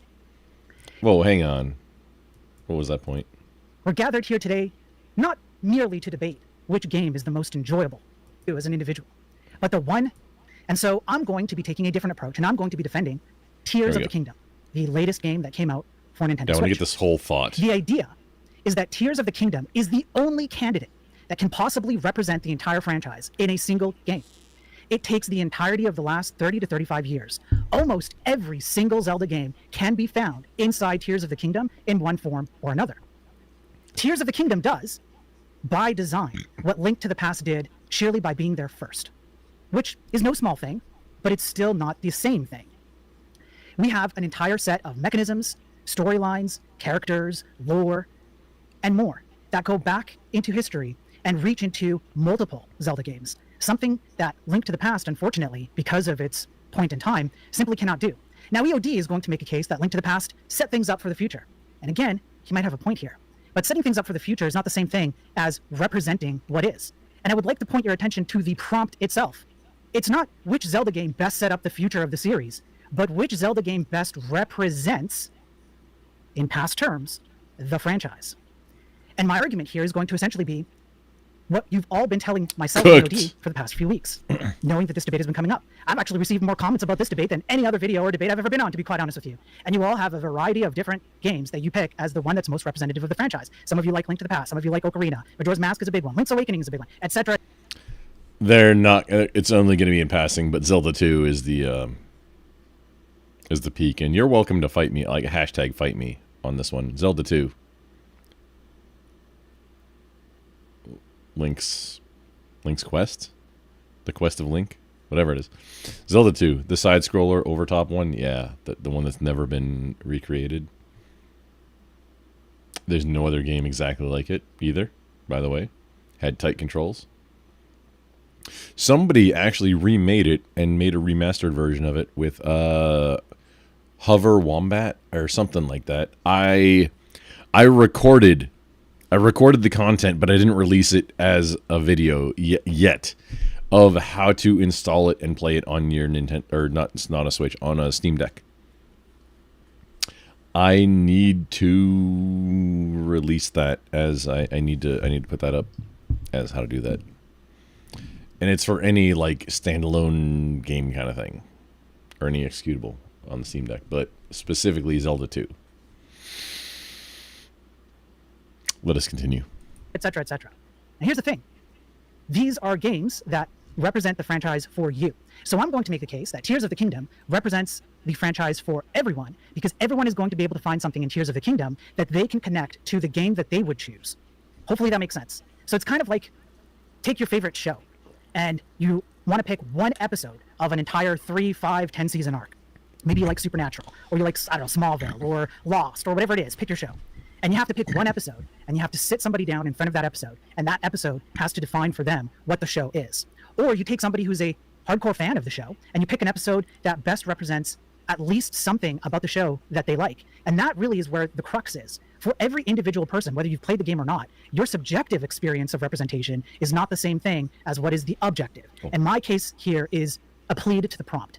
I'm going to make the objective case that the term represent in the prompt means that it's the most representative to the most people, regardless of their actual peer-to-peer subjective differences of what represents the franchise. And therefore, I lay the groundwork for Tears of the Kingdom being that game. We have an entire history of lore that the game goes into. Tears of the Kingdom, that Link to the Past only briefly touches, and not even that well. We have interviews by people at Nintendo, by people who actually worked in the development of the game, who also admit that they used Tears of the Kingdom as a way to represent multiple other games in the history of the franchise and pull them in together into one.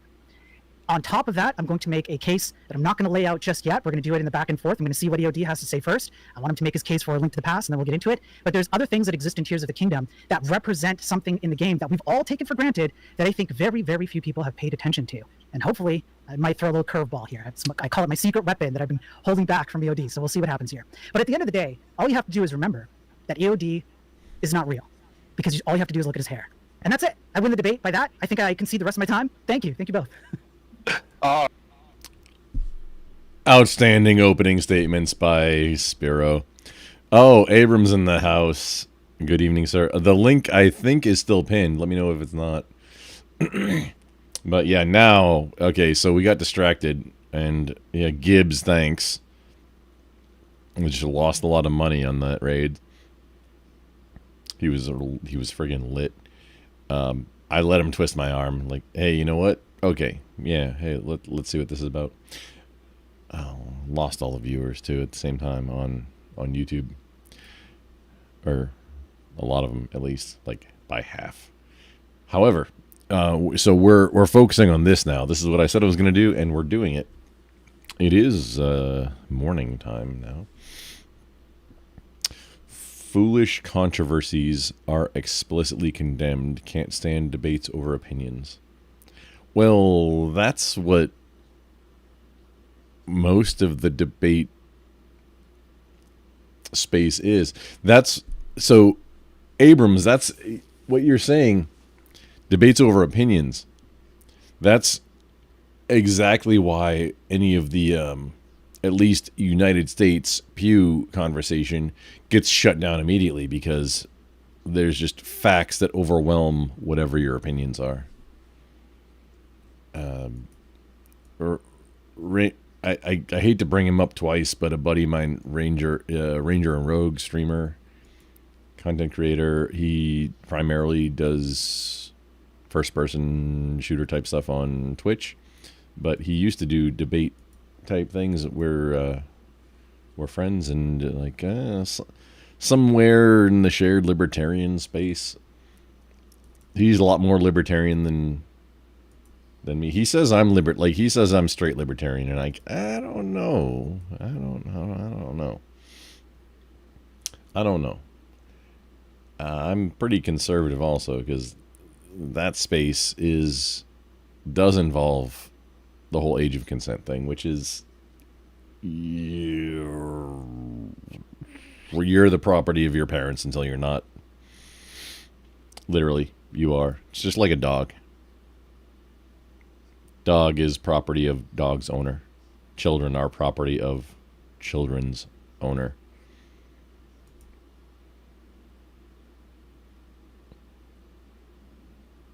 Yeah, and that's, I mean, that's which children's owner, meaning the parents of, until that parent, that custodian, does something that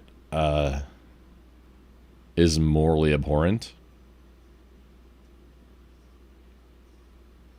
then I'm kind of on board with, I mean,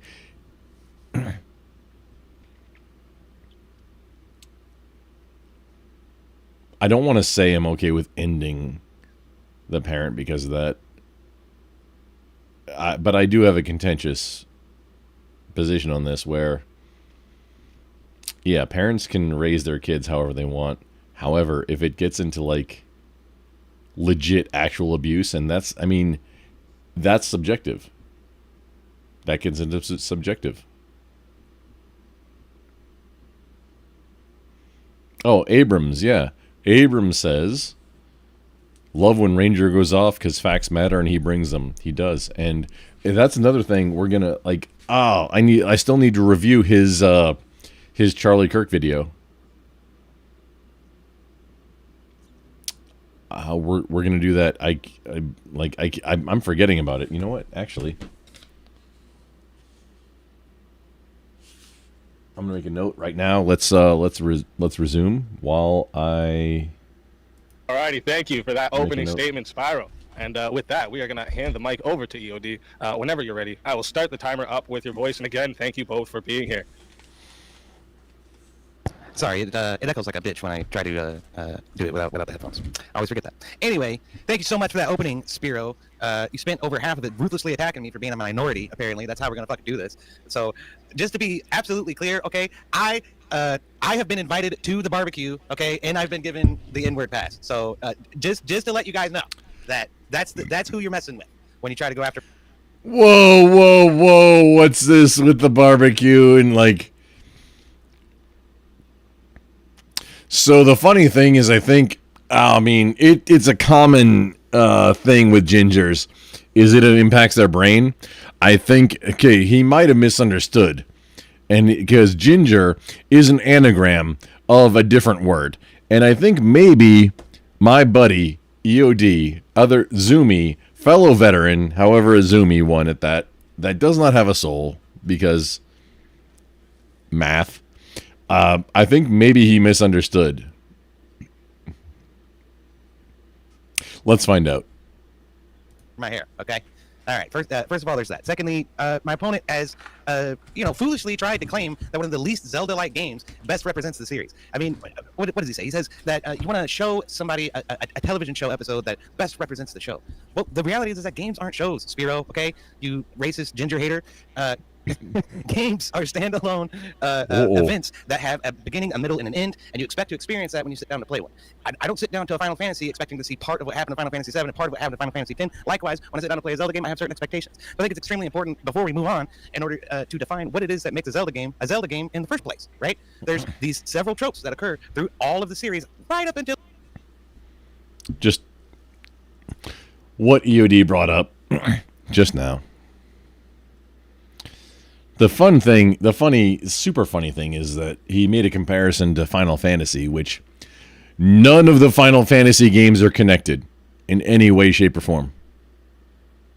There is no relation between it, like, and also, I mean, come on, Final Fantasy 14, like, it was, so it wasn't very final, was it? That's a common trope. However, dude, this is not a good look. David Healy in the chat. Man, oh man, I'm working on it. Oh shit, I have to deal with this border that's on the. Hang on, we'll just let it roll while I deal with this border. We get to Breath of the Wild. One of those is the blue candle, the lantern, right? This is something that ends up being taken over by this weird magic system that just sprouts up out of nowhere and makes no sense in the lore of Zelda, right? Another thing is our, your trusty bow and arrow. There's a whole weapons system in Breath of the Wild that gets introduced that has nothing to do with Zelda. And Zelda, grabbing the bow and arrow is an achievement along a linear, legendary pathway that takes you from being a nobody who maybe lives in a village somewhere, maybe your uncle died in the dungeon, maybe you're, a forest child who's missing a fairy. Oh, there we go. Because each of the games is a different experience.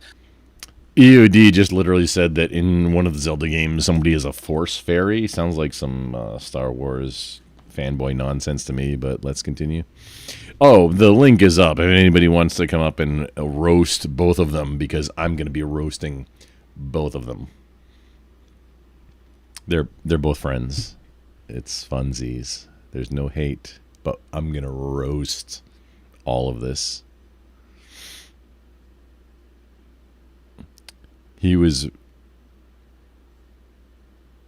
referencing a joke from a stream panel. Oh, wait, hang on. Okay, you're talking. No, never mind. But you start as a nobody, and you work your way up to becoming the hero of Hyrule, saving the entire world. In Breath of the Wild, they threw all of that away. They took away all of the progression system. They took away all of the traditional Shinto and Christian and Buddhist teachings that generally occur within the series over time. And, I'm going to make... Shinto and Buddhist and Christian teachings that happen within the...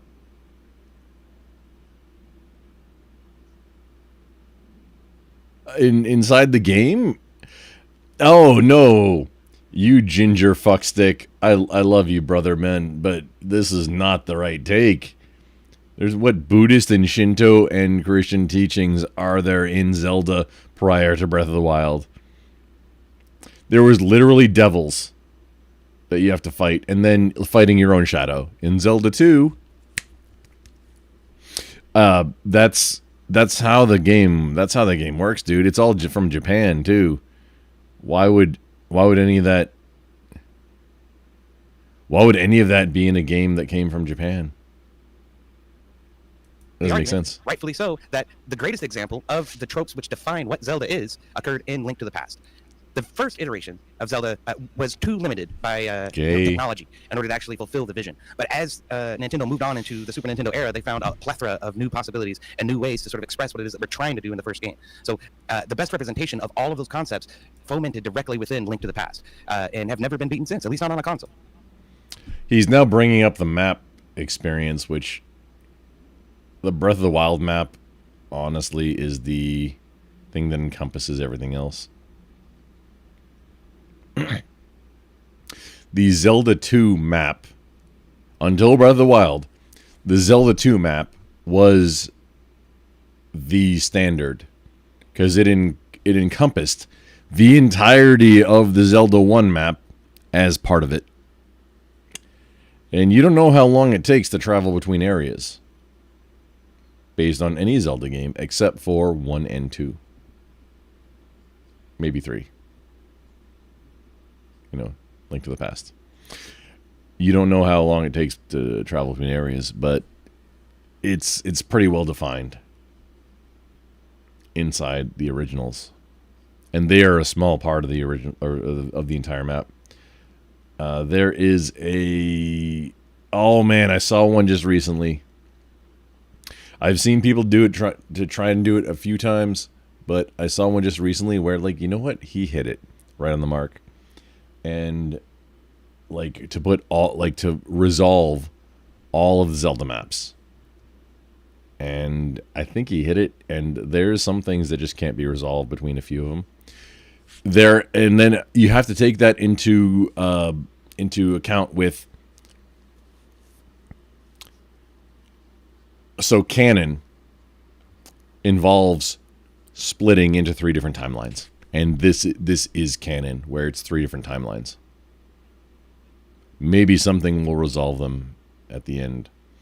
But there was a dude, he has long hair, wore a blazer, and he explained it all.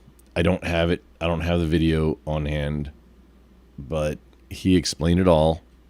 Maybe I will by the time we're done with this.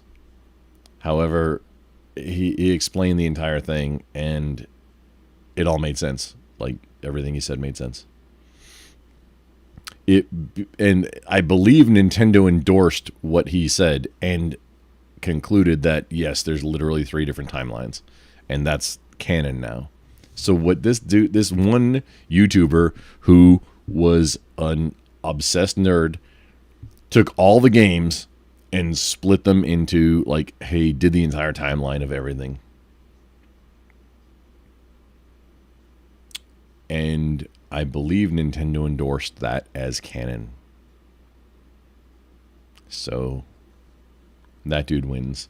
I may or may not, but I mean, you can find it. It's Zelda timeline and dude with long hair and a blazer.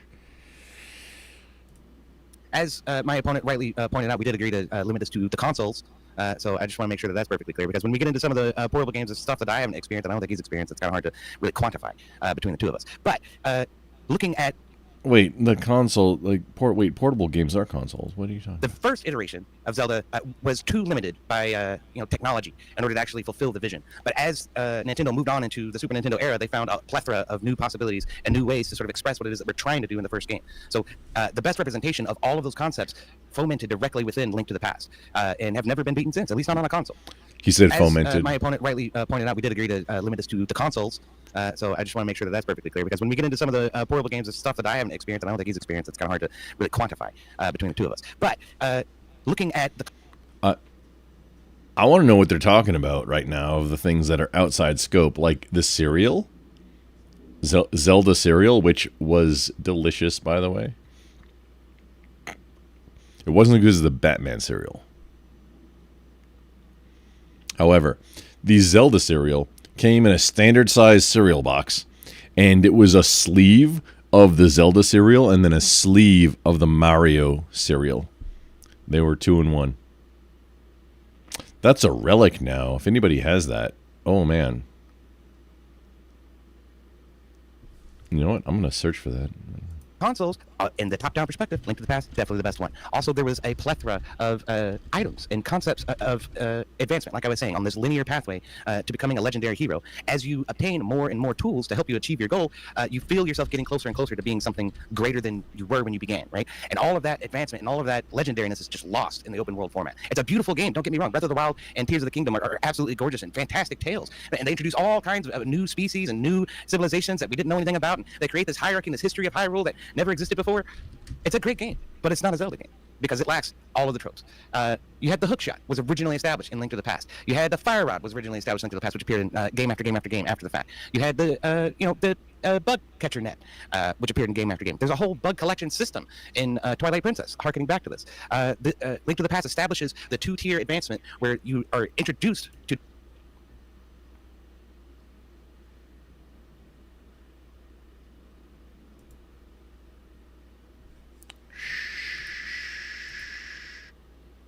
Oh, that's... Oh, I could have done this from the beginning and just... There we go. It doesn't... Share that. Just switch over. Just hit switch over.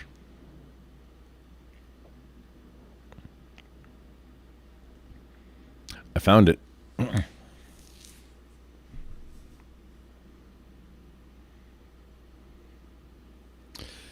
This is a thing. This is a thing that existed.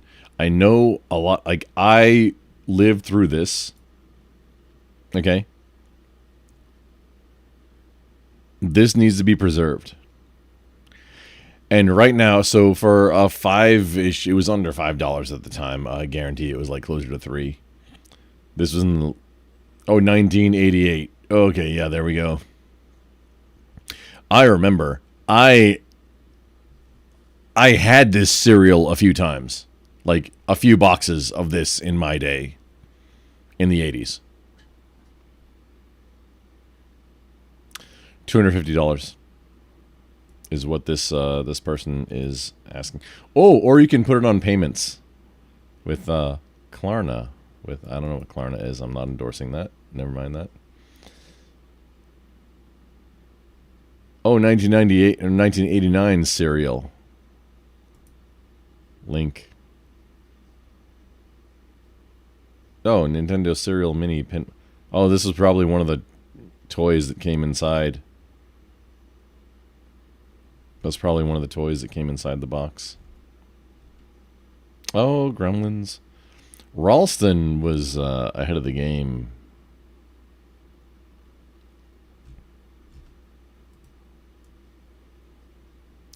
$142 for this. Rare promo pin. This would have been Link to the Past because that was the thing. Because he was still a lefty at the time. Link was a lefty for the longest time. In Link, that's why EOD loses. Just EOD lost this debate before he started because he's endorsing a lefty and he's a ginger. So it's kind of just like a cat toying with the food at this point. But he has another 5 minutes. Let's see what he does. Oh, Abrams Fair Wild, kettle corn with milk and honey and milk. Yeah. No, I brought up kettle corn, or excuse me, not kettle corn, kettle chips in the game show. The answer was Lay's, and I said, oh, it's probably, I mean, kettle is probably really it, but it's Lay's. The answer is going to be Lay's. It was on the Jeopardy one. Oh, wait, no, was it? Yeah. Hang on, Jeopardy doesn't have answers.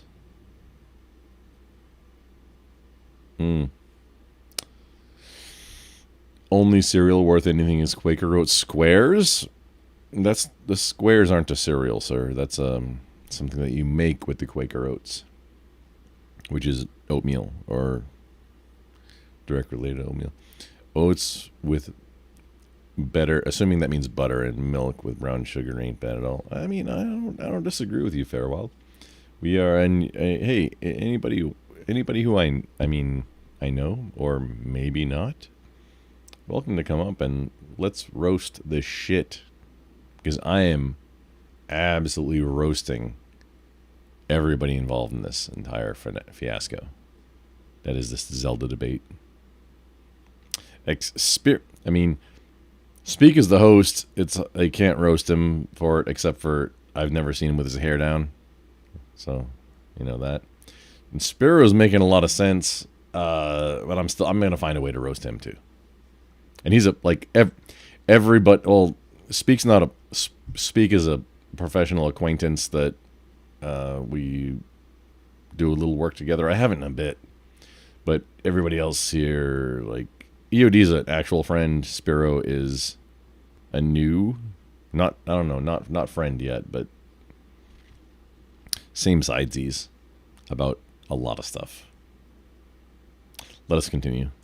2 dungeons in a small set, like 3, maybe 4, depending on the game, and then you advance into a larger set of more advanced dungeons that continue to challenge you, continue to add tools to your arsenal, and continue to present you with puzzles to, put all of these new mechanics as they occur into practice as you go along. And all of this is washed away in an instant in Tears of the Kingdom when you get your little magic pad that can glue shit together. And that's what you do in that game. You glue shit together. You make your own weapons. You build your own vehicles and your own method of traversing this fantastical world. And like I say, it's a beautiful game. It's great, but is it Zelda? I don't think so. In my Zelda games, I have to get bottles. I have to go talk to a witch. I have to get a mushroom. I have to make a potion. I have to... That's probably the key and one point that may make it to where EOD might win this.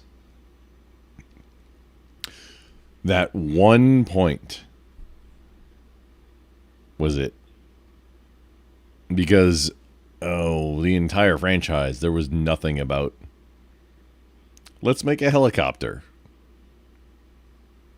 Or whatever else.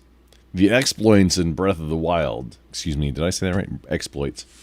The exploits in Breath of the Wild were wild. Like, you could flip the spidery looking guardian things You could flip him upside down and make him like take off like a hell, like, you know, just go float around. Oh, what's he gonna do? Collect milk, right? In my Zelda game, I ride a horse.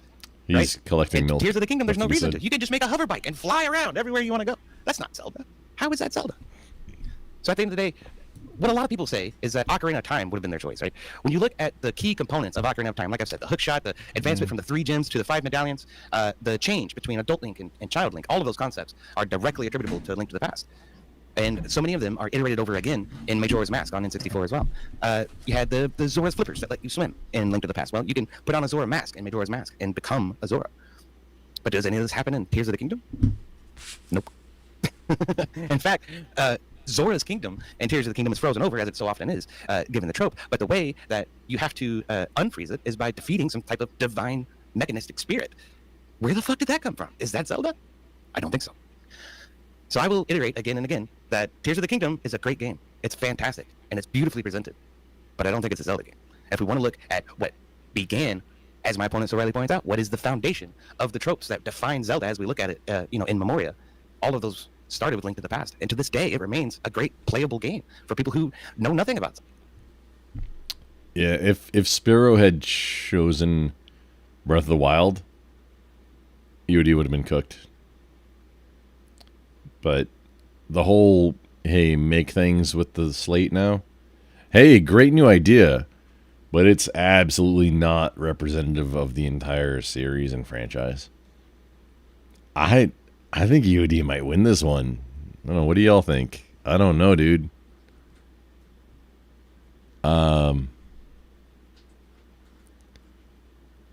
YouTube links don't work. Fair. If you want to link something, DM me on Discord, and like if it's something that's for everybody, I'll put it in the chat. No biggie. Yeah, YouTube. You just absolutely cannot put, unless you're a mod, you cannot put anything in chat. Hey, Fairer Wild. You want to be a mod?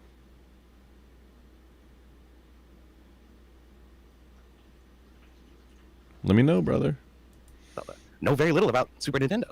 You can have a good time playing Link to the Past. I promise. Give it a shot. Put it on an emulator. Get it on your phone. You won't regret it. It's a fucking trip. But to further address the racist and misogynistic allegations that have occurred against my gingerness, I'll say that Spyro is a silly Canadian, and he doesn't know what he's talking about. Like, they don't even get proper Zelda up there. Okay, like they're. Oh, I hate both of them. Right? We get real bacon. They're both friends. They get I hate ham. both of them. We get real Zelda. They get like some imported Japanese shit that it doesn't even work right. That's why he couldn't pick Super Nintendo, because they don't have a working Super Nintendo in all of Canada. That's really what it is. Okay, I see the rest of my time. Alrighty, thank you for that opening statement, EOD. Now we're gonna get over into the 5-minute uninterrupted rebuttals. So we're gonna. 10 minutes for an opening statement is wild. And speak. That's like, yeah, give everybody enough rope to hang themselves. Yeah, speak. No, this is a good idea. Usually opening statements are like 1 minute, 5 minutes. Dude, 10? For the whole show? Yeah. No, I'm in. I'm in, brother man. Speak. Shout out. This is Speak Easy. E-A-Z-Y-E? E-A-Z-Y? Hand the mic back to Spyro, and whenever you're ready, I will start the timer up with your voice.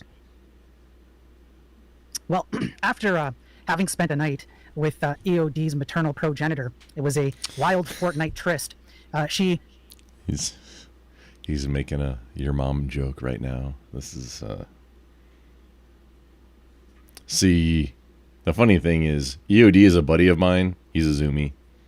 He was Air Force. Sparrow is a new friend, and he is absolutely a troll, and I love his troll energy. I need a moment to just let my flutters flutter down. Oh, huh.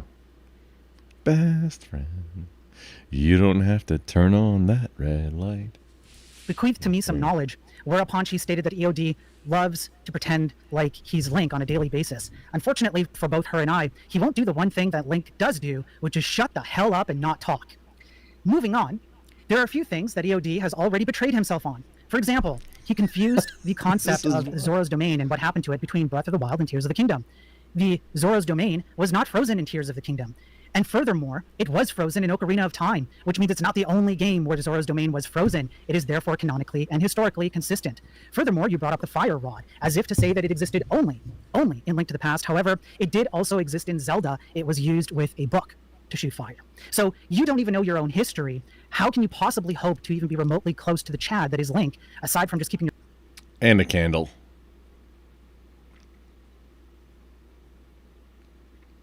A red and blue candle in the original Zelda. Yeah.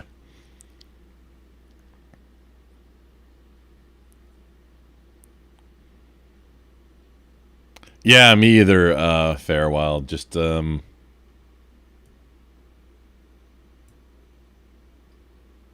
mouth shut, as you should. You're good. Now, I will see this much, though, to EOD. Everything he said about Canada was 100% right. He's totally right about that. There's just no... I think Speak can agree with me. Okay, so there you go. All right, so that's it. EOD wins that portion of the debate. However, what he's also missing is something that is consistent with far-right, flat-earth conservatives these days, which is the conservative view of the entire concept that everything must stay the way it is. Well, what he's forgetting is the history of what is not. Link to the Past broke several tropes that existed in games before it. When you play Zelda 1 and you're in the overworld on the Nintendo version, you're traveling around the overworld in a very open world format. Link to the Past doesn't really give you that same concept. It broke that trope. One could say adapted it perhaps, but it definitely didn't do it. Link to the Past is literally Zelda 3, and everybody cheered because it went back to the overworld traveling. I think Spiro's setting up a joke right now, like a trolling joke.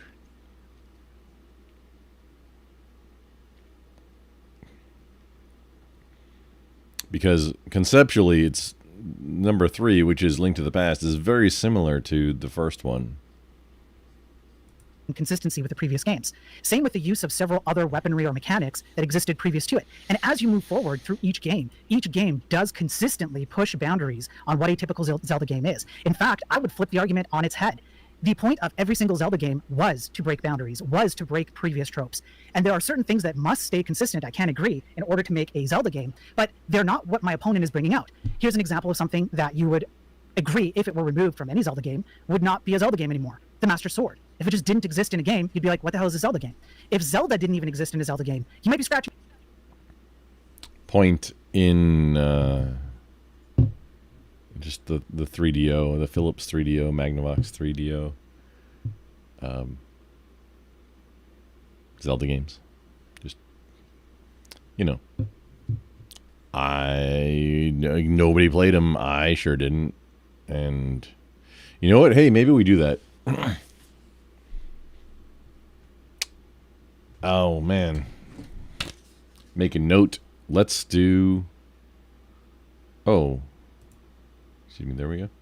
Let's do the 3DO. But if a bow and arrow don't exist in the game, or CDI games. Can you give me a reason why? What's the lore behind it aside from it was in the other games before? That's it. Whereas the Master Sword has a reason to be there. Zelda has a reason to be there. Link has a reason to be there. If you remove Ganon from the game, you're also kind of wondering what the hell's going on with the game. Where's Ganon? Where's the Triforce? Things like that. There are certain elements that can be removed, which only can be removed because of exactly the reason EOD is bringing up here, which is just they were in there before.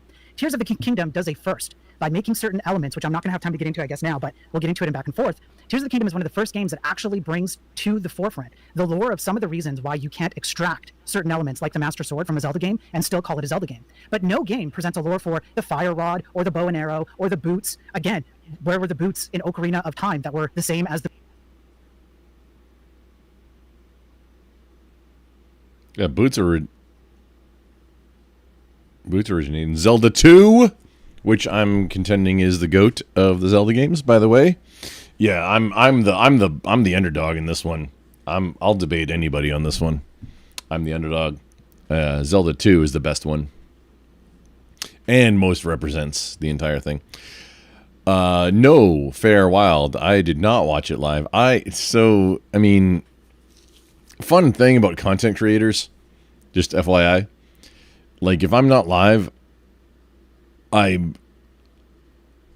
I'm probably lurking friends to help numbers and viewership and things, but oh man, if I'm not there, I might be watching. I might watch it later, but probably not. We got stuff to do in the real world, baby. I did not see this. That's why I'm reviewing it now, because I'm seeing this for the first time. And hey, I think the link is pinned everywhere. Wait, is it not? Yeah. You can come up if you want to.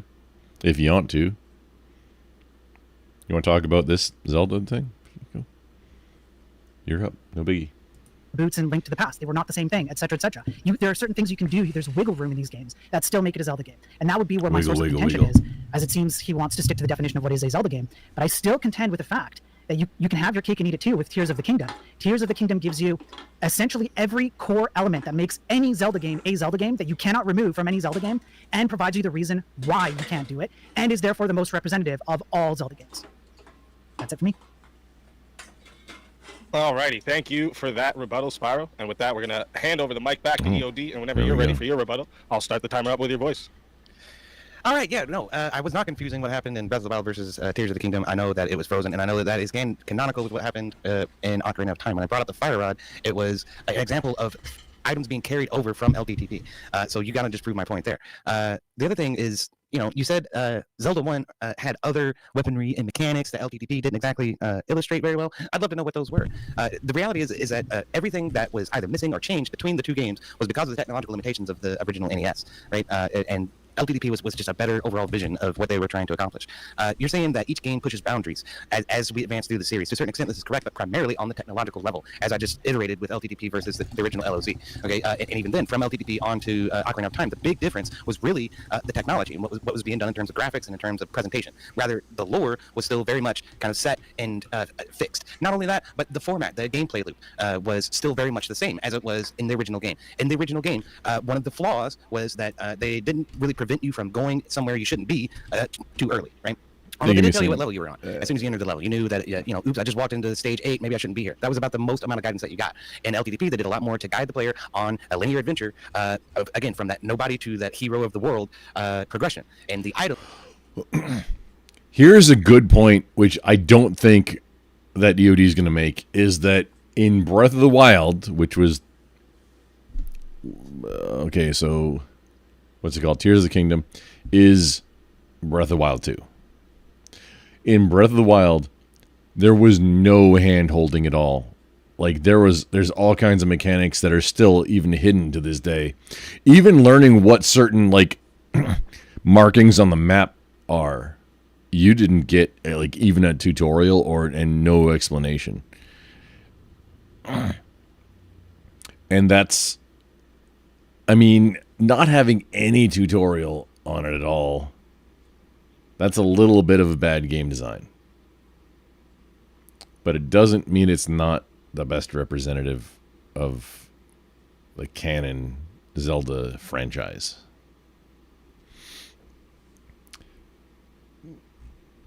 Oh, Fairwild. Yeah, oh, you messaged me. Oh, there you go. I'm up on Discord, too, for some reason. Yeah, I'm still in the Discord. Bring that, but we're in the StreamYard. I need to organize my Discord things really hardcore. And how you obtain those items, such as the bow and arrow, was a key part of that. And as you obtain each of these items, you progress in ability and in difficulty and in skill requirement as you progress through the game. All of that is absent from Breath of the Wild and Tears of the Kingdom because everything is given to you at the beginning of the game. Like I said, it has some fantastic storytelling elements in it. And it uses the tropic characters, such as Princess Zelda and Ganondorf. However, the way that they present Ganondorf is as some kind of otherworldly demon, which is somewhat... he was like a giant pig in the original LOZ, and he was reiterated as a giant pig in LTTP. Okay, so that's actually consistent between those two games. But as he's presented in Breath of the Wild, Tears of the Kingdom, he's some kind of just weird fucking god thing. Like, we don't know what he is. It's kind of weird. He was the only male Gerudo, which is a race of people. Like, Hylians are, like... call it what you want, like more European looking, I guess. I don't know, but elves elves aren't European. There's no racism involved. And then Ganon in Breath of the Wild, so presumably also in Tears, he's the only male Gerudo in a long time. And like, how does a species, how do the friggin' Gerudos, these desert people, these sand ninjas, how do they friggin' procreate if it's a female only society? And up and now on the stage, please welcome Mr. Fairwild. How's it going, Grumble? Living a dream, man, as you see fit to see. And I do believe that one male is born every 100 years, and that's how they pull it off. Yeah, those bitches must live a long time in order for that to work. It's that snoo-snoo society, buddy. You know they. Oh shit, you're right. Death by snoo-snoo. There you go. I feel empathetic for Ganon now. He was destined to be death by snoo-snoo in order to procreate the entire species. I get it. Oh man. Neither one of these nerds are. So if you're here to roast everybody involved in this. I'll give it my best shot. How about that? Okay. These are also like everybody involved. These are also friends of mine, so we're gonna like don't cross any lines, which You're a decent buddy of how do mine you know too, what and lines? I just like giving Spear shit because it's fun. Oh yeah, no, EOD's been a friend for quite a while. Spiro is a new friend. We just have similar interests, and he's actually doing it, like doing the content about the things that he wants to, and man, I'm lagging behind. But He's been doing a lot on the whole AI scene. I usually end up commenting and watching a lot of his lives, and trying to lighten things up, leaving jokes in his live and whatnot, because some people get a little too serious. Oh well, it's a very serious topic what he's talking about, and it's a warning for. Oh no, I don't mean that way. Everybody, I mean, they get serious in a negative way sometimes. Yeah, no, that's more what I mean. Yeah, well, I mean, people are gonna be bad at things generally, and yeah, if you don't know, like, it's generally gonna be people being bad. But hey, let's I'm trying to. This is, I don't think the debate is. It's almost this video is almost 4 hours. I have it at 1.5 speed.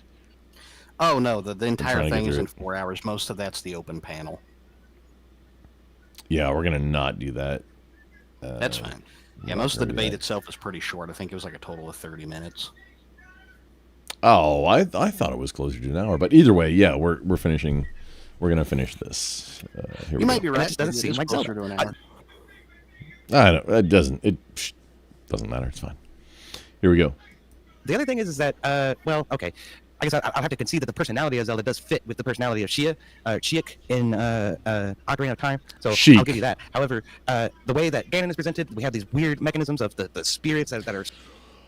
Which Zelda? Okay, Sheik is Princess Zelda in Ocarina. It's a princess who decided to dress up in a costume and leave the castle. That's what happened. Do you have a neighbor that's very loud? No, it's probably my wife in the kitchen. I can't hear her with the headphones on. Let me see what's going on. Hey, sweetheart, are you watching something? There's somebody yelling something somewhere. I kind of want to know what's going on. Like, I'm not a nosy Nelly or nothing, but I mean, how is this person that fired up? No, she's watching something on her cell phone. Okay, no biggie. Just if while the video is playing. Oh no, you're good now. Yeah. Yeah, no, I just had her shut the door. I didn't know what he was even going on. I couldn't hear it over my headset. Oh, you're good to go now. Never mind. I was gonna ask you to mute while the video is playing, but it's like can't hear it. It's all good to go. Let's go. Some kind of big mechanical devices that need to be traversed and solved instead of dungeons, the floating islands, and the whole weapon system where you hit somebody 3 times and it breaks in your hand. This shit is not Zelda at all in any way whatsoever. And then as you branch off into all of these different that's the other thing, the other key thing. So the other point that EOD made, that's one, and then now two, is the weapons breaking, which they apparently had to do. Because I read an article about this, so you know it's true. They had to do it allegedly so that there was always like, hey, you don't just stock up your favorite weapons. You have the Master Sword, something that does fire, something that does ice, and then something that breaks rocks, and then you only need 4. That's why they did it. From what I understand from reading the interviews with the developers, is it was to make the game better, which having the Master Sword, once you get it, like turn off after you use it for a little while, and then you have to wait a half hour to have the Master Sword back, unless you do the Master Sword Trials, which is in DLC, and then you have it all the time, which then why do you like, okay, then now we're back to, you have the Master Sword, you have something that does fire damage, you have something that does ice damage, maybe something that does lightning damage, and then something that breaks rocks. And then you don't really need anything else. They wanted it to be an adventure, which probably shouldn't have released the DLC that lets you have it permanently if you wanted that. But executive decisions are going to be executive decisions. I do not disagree. I don't think anybody could disagree with my takes on Zelda. I mean, maybe other than Z2 is the GOAT of the entire series. I hate side scrollers, so. Yeah, you're going to disagree with that. You need to check out. Okay, I need to publish it. The oh man, I'm going to do it again. You know what? I'm going to do it. I'm going to update my Steam Deck and then do an entire how to install and play it, and then run through the entire thing. That's going to be a content coming up. Because the funny thing is the Hover Wombat, I forget her name. It's a chick too, from what I understand. That made the remake of Zelda 2. It's it like you can't even get to the final area unless it's your second playthrough, which kind of is in flavor with the series.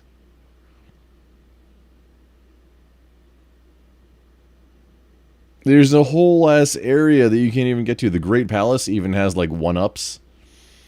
And oh man, you can like heal and replenish magic. Like your magic, I think both like slowly heal over time. Like, oh man, it's so much not the same difficulty as the original Zelda 2, but I think it's a much better experience. Hover Wombat, oh man, made it. I'll if you're hanging out with me, you're gonna get a link to it at some point. I'm not sure that I have it right now, or I don't have it. But okay, let's continue. Civilizations and new species and new people in Breath of the Wild and in Tears of the Kingdom. You find stuff that's been invented out of thin air that's not consistent.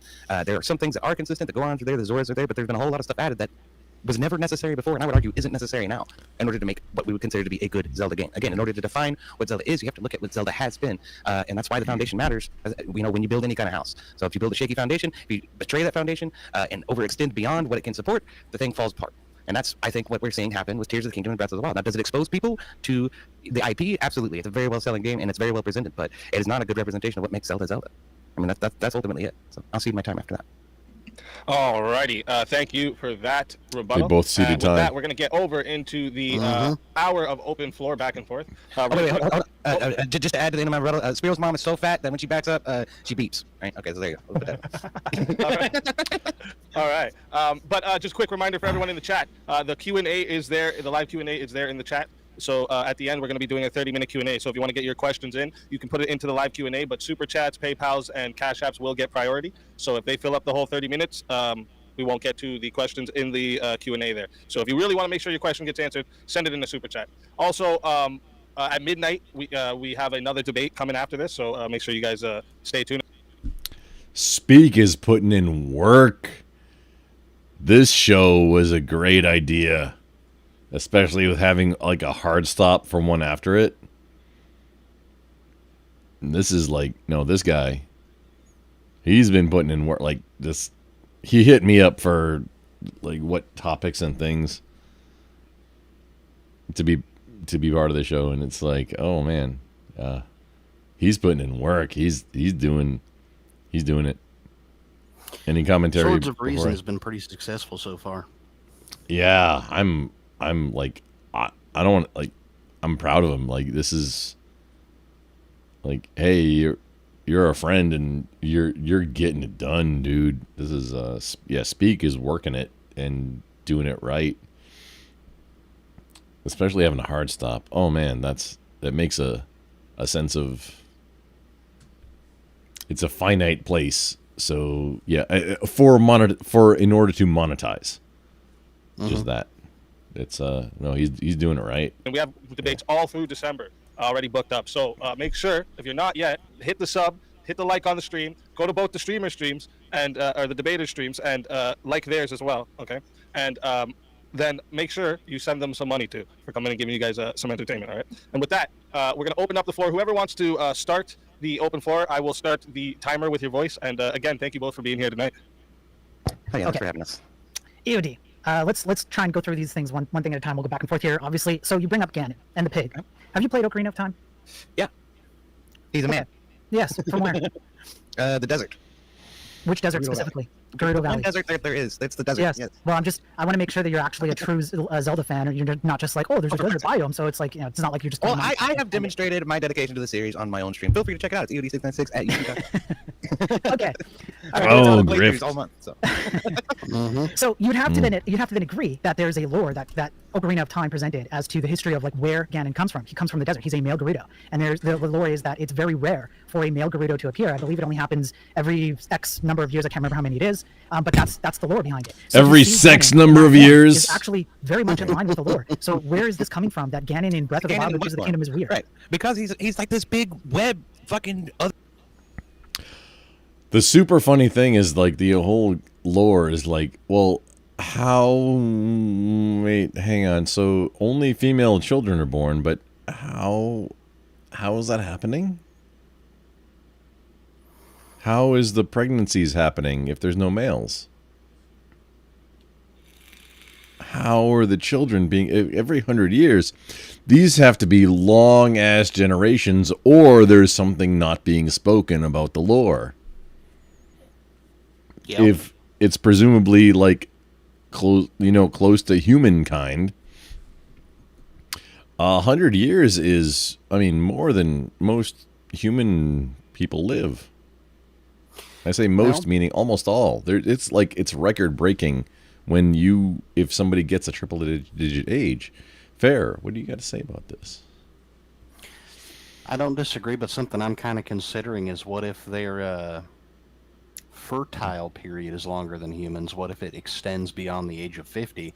Because if the 100-year span is between the generation of 50-year-old to the next 50-year-old, that would make sense.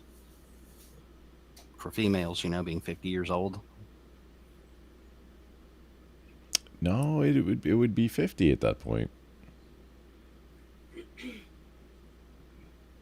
So, okay, let's say fertility among the Gerudo female population, which is all of them allegedly. Among the female population, 50 years. Can you warm that up? Yeah, no, warm it up, baby. Sorry, I was trying to have my wife warm up my coffee. No, can she go? Can she hear or not? Because I was trying to troll. Oh man, I was trying to troll your wife just as a funsy. No biggie. Okay, so let's talk math, because math comes into this a lot. Mm-hmm. Okay, so you got just somebody, a female, that's now 50 and still perfectly fertile. And then so the male, whatever, let's just say he happens to exist and isn't put up on a pedestal for some reason, but exiled from the community, as in Breath of the Wild. I didn't because play Breath of the Wild, for the record. Oh, Breath of the Wild, it was an entire storyline. Like, you had to go to this, like, kissing rock, essentially, like, little lake that was on top of a mountain, and that was the story of that's where the Gerudo females go to get laid, basically, to become pregnant.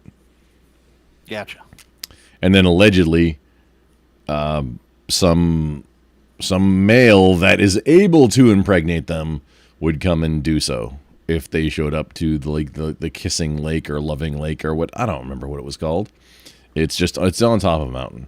It's on like northeast Snoo of went off and he showed up. Yep, snoo northeast of the homestead. Yeah. And there's also a giant friggin' mechanical camel in the way, by the way, that might just stomp you. No biggie. Just go around the friggin' giant mechanical camel. And then go to the mystical lake where you're gonna go get pregnant. Okay, now we've got Breath of the Wild under control. Because that lore is told in the game, in Breath of the Wild. Okay. So it's the entire Gerudo thing doesn't. I mean, okay, so well, you know what? It does. No, it holds water on its own, just all by itself. Hey, it's a society of females, and whenever we need to make more, go on a journey. You might make it there, you might not. You might make it back, you might not. But you got to go on a journey. Service equals citizenship. Yep, there you go. I'm on board with that. So you go and make this journey, go get pregnant, and then come back, and then now you're a better member of society, and now you're gonna help us procreate the species. We also don't know necessarily, the actual, let's say, physical rituals behind this. It could be seahorse style for all we know. Oh no, it physically couldn't be, because with seahorsing, the males carry the babies for some reason, and I still am, like, I haven't looked into it. However, that's what happens. The males in the species seahorse, because they kind of, shoot their seed out, and it just kind of floats. You get what I'm saying? All fish, like all aquatic species, do that. Oh, quite a few of them. Yes, I don't disagree. I mean, minus dolphins, minus but they're mammals. They are They are marine. Dolphins are marine mammals, and there's another one that actually literally shoots its member. That one's pretty funny. Oh, what? You're not talking about mantis shrimp now, but who are you talking about? I do believe it was a type of octopus. It actually uses its member as a projectile. I believe that octopi, cephalopods, are like they're alien species, and nobody convinced me otherwise. They are not of this earth. Their blood is literally salt water. That's it. It's literally seawater.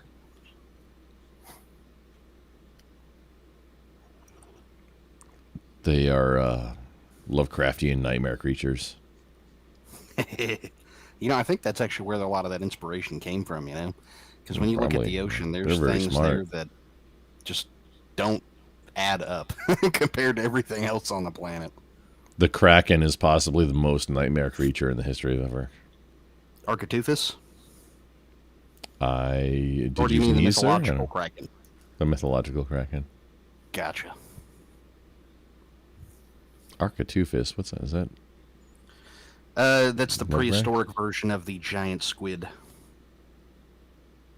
Oh, well, both, but at the same time, also the actual Kraken is nightmare. No, whatever that is, any giant cephalopod is nightmares, because it's like, whatever it feels like doing. Cephalopods have no morality. Oh, not at all. There is no god for cephalopods. Highly intelligent, though. Incredibly intelligent. That's the problem. Because they are incredibly intelligent and no god to answer to. They have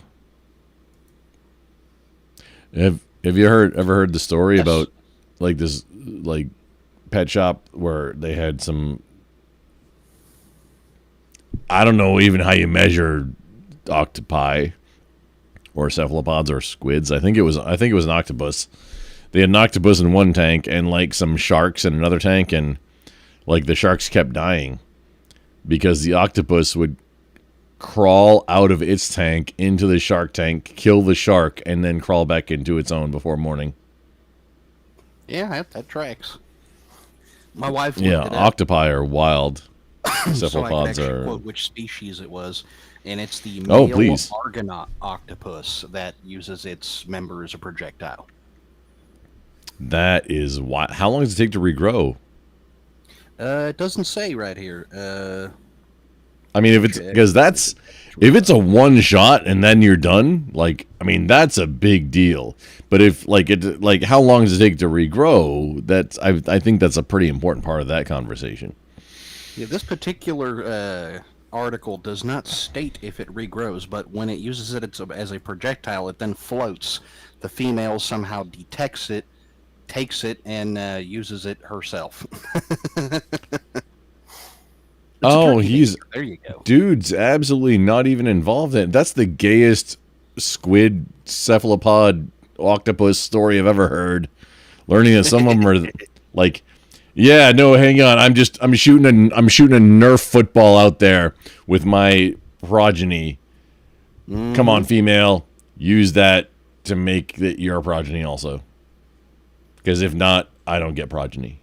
I mean, when you think about it, it's the ultimate dad went out for a cigarette at the milk store, you know? I think it's, well, smokes and milk. Yeah, those are both tropes. Yeah, no, you got it right. I'm going to push play. Let's continue. The worldly Gotta spirit get through thing this. that's like non. It's And he's like, been a has no pig, form. and he's been Aghanim. He's been an entirely different person before. No, that's not true. Okay, he's not Agamemnon, whatever. The stupid wizard at the end of LTTP. That's a different dude who was trying to raise Ganon. Okay, so nah. Now, Okay, was that's Ganon in right. spirit form? Was Ganon in spirit Agamemnon? form? Yes. However, when he was, manifest in the world, he was one of two things. He was a boar-like creature, which he turned into in Ocarina of Time in the second phase of the boss battle, if you don't recall. Yeah, I remember. Yeah. Or he was the evil man. Abrams, yes. So in Breath of the Wild, he's like some tree root curse. system or some shit that's like taking over everything. It's fucking weird. So you draw the line. You're okay with him being pig-like, but you draw the line at him being anything else. Like, say, the bat. I can't remember the name of the character in Twilight, where he was basically that guy. No, in Twilight Princess, he was Ganondorf, the man that we saw in Ocarina of Time. Actually, he's the same dude. Now the guy you're thinking of, Okay. the Dark King in Twilight Princess. You see, I'm way better at this anyway. Zant. Okay, yeah, that's right. Zant was a different dude, and again, Zant played the role out of LTTP of whatever his name is. Aghanim, Wizard. Aghanim, Yeah. Aghanim, whatever. Yeah. Okay.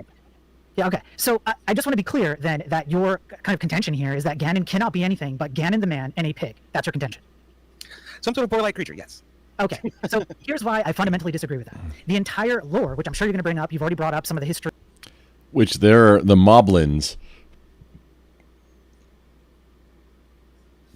Spiro's not going down this, just accuracy, historical accuracy. Moblins, which is a type of creature, they usually shoot arrows at you. In the earlier games, they aren't represented in the 3D games as much. Moblins are also pig-based type creatures. Oh, I remember what you're talking about. Yeah, they're in the art. They're 100% are, and the very early art of Ganon looked like. Okay, you remember? Because everybody remembers Episode 1 of Star Wars. Mm-hmm. Okay, so we're all on the same page now. The fish people, the Jar Jar with the Gungans. Okay, that's the name of them. Okay, so the King Gungan, he's a much bigger one, and he's obviously like somewhat tangentially related, but maybe a mutant that made him just giant.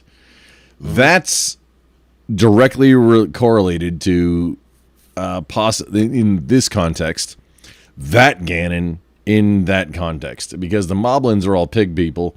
He was just maybe the one that got like bigger and farther, and maybe was the best warrior of their tribe, and why he became the leader. At the top of the pyramid, he was a giant pig dude.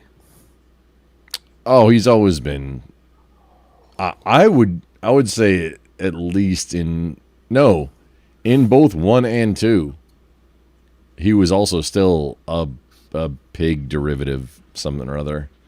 He wasn't a human. He wasn't a people at that point, and he never has been until Breath of the Wild, which isn't on debate right now. Breath of the Wild is not on debate. It's Link. It's a Link of the Past versus Tears of the Kingdom, which is, I mean, it's Breath of the Wild adjacent, but it's not Breath of the Wild. And I like a few of them. I got lost. Actually, I lost interest and stopped playing both Season and Oracle, the Game Boy, the original, the two original Game Boy games. Not Link's Awakening. The other two, Oracle of Seasons and Oracle of whatever. I lost interest and just stopped playing them because I got so frustrated. Like, how do I maximize this? Because there's two games, and you can transfer stuff in between them, and it matters what you do in one game, it impacts the other game. I just got frustrated with it and stopped playing them. Yeah, I don't like, think I played those. Back in the day. Oracle of Ages and Seasons, I think, is the names of them. Yeah, I never finished them. The sound of those pisses me off. So I it was, played those. yeah, I was not like...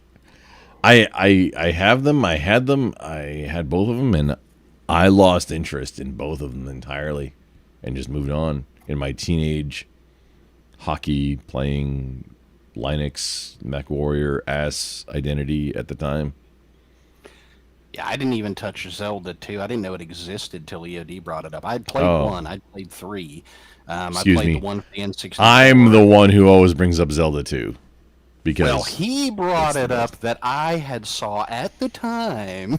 What are you saying right now? And it actually crashed when he pulled it up on his PC, which was hilarious.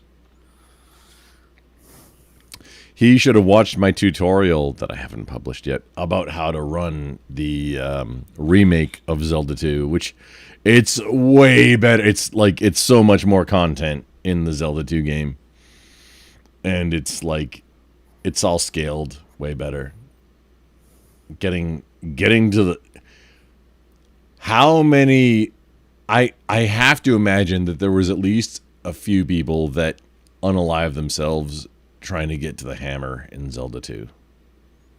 Getting through Death Mountain. But I do know that all the enemies... It was incredibly frustrating. On the screen for EOD were blobular, screwed up, pixelated messes, so you could tell something went wrong with the emulation.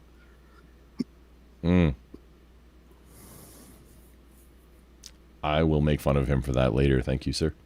Let's continue. The story behind it, etc. Probably the offline. entire lore of The Legend of Zelda, in terms of the franchise itself, speaks to highlights and overtones as the primary mechanism upon which to tell that lore. So, for example, do you know that the Triforce is not in every Zelda game? Well, which ones are you talking about? So, well, I'm asking if you know that it's not in every Zelda game. I think that there are some of the portable ones that maybe it's not in there. And then there's some spin-off ones that don't even center around Link or the primary story. Right. How about Majora's Mask? Oh, well, yeah, there's that one too. So How about Ocarina of that's a Time? spin-off. What are you talking about? There is a Triforce in Ocarina of Time. Where? What? Okay, so there are 3 people who possess the Triforce in Ocarina of Time: Princess Zelda, Ganon, and Link. Yeah. And where is that Triforce? Yes. True. So far. No, that's true of all the previous games. I'm not sure. If I'm remembering right, Spiro might be right. Is the Triforce even in Ocarina? It is. It's in there, but it's Is not it? explained. Yes. Oh, okay.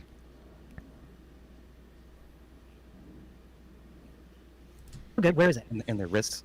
It's in them, right? It's Yeah. part of them. And what does the Triforce represent? What are the 3 symbolisms of the Triforce? The words that are associated with The symbology, you say? Din, Pharaoh, and what's the other one? I forget. I believe you're talking about the goddesses who created the Triforce or who created the world. Din Pharaoh? No, sir. You're like, ew, let's get into like Mandalore mythology now at this point. What the shit? Why does Eoni know that also? I'm going to make fun of his ginger ass so much the next time he's on anything other than a karaoke stream. Because karaoke is a neutral zone. Karaoke time is talking about time the for actual singing. words that are Also, associated, like the characteristics of each.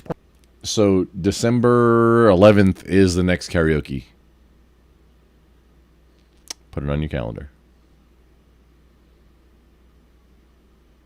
portion of the Triforce. Nerds. Oh, courage, power, and wisdom. Correct. And Ocarina of Time set the groundwork for something that was typically a very core component of what would be the Legend of Zelda franchise, which is the Triforce. In Link to the Past, you literally go get it. It's a thing that you go get.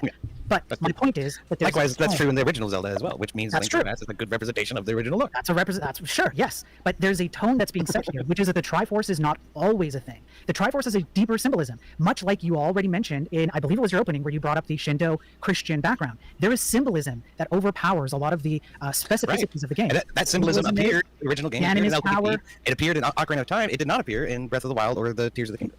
Which symbolism? It was mysteriously absent. Which one? Symbolism of Christianity, for instance. There's a church. Literally, when you start off in your opening stuff, when you talk to the king in Breath of the Wild, you're in a church. It's a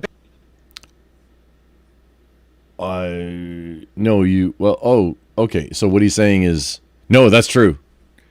You start out in essentially in Breath of the Wild. You start in a mausoleum. You start in essentially a tomb.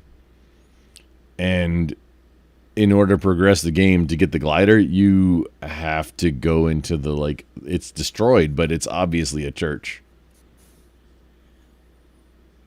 And that's where you meet the ghost of the King of Hyrule. And spoilers, sorry, everybody, spoilers. If you haven't played Breath of the Wild, yeah, you meet the you meet the spirit of the previous King of Hyrule. I believe Tears of the Kingdom also happens prior to Breath of the Wild. It was like what led up to type thing, which seems like a bad premise at the outset, because if you're on a prequel, I mean, well, we all know how Breath of the Wild started, so you obviously failed. Because that's how Ganon did what he did. The Calamity. Even if you're 100 years earlier, we know you failed. So that's giving away the ending of the game. Otherwise, I mean, time is wild, and that's why I still contend. I saw it's not a Grumple original, but Link is the 5th hero. He doesn't have a magical beast. He has a sword. And jump real high. That's the Falco, or whatever his name is. That's his power that he bestows upon you. Shinji protect, or whatever his name is. Like the Goron, like protect, give you shield for a little while. Link's literal superpower, and he doesn't even need a magical beast for it, is time manipulation. He can slow down time, and he has done so and used it in combat to destroy entire genealogy legacies. Link is probably a war criminal. I don't want to put that out there, but I mean, it's literally if you played Breath of the Wild, it's in the video lore that explains his character. He's the knight to protect the Princess Zelda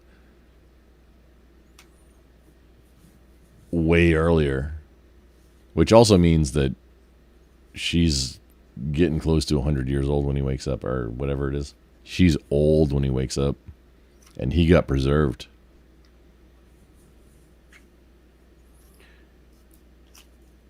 Crap happens. Oh, I know it 100% does.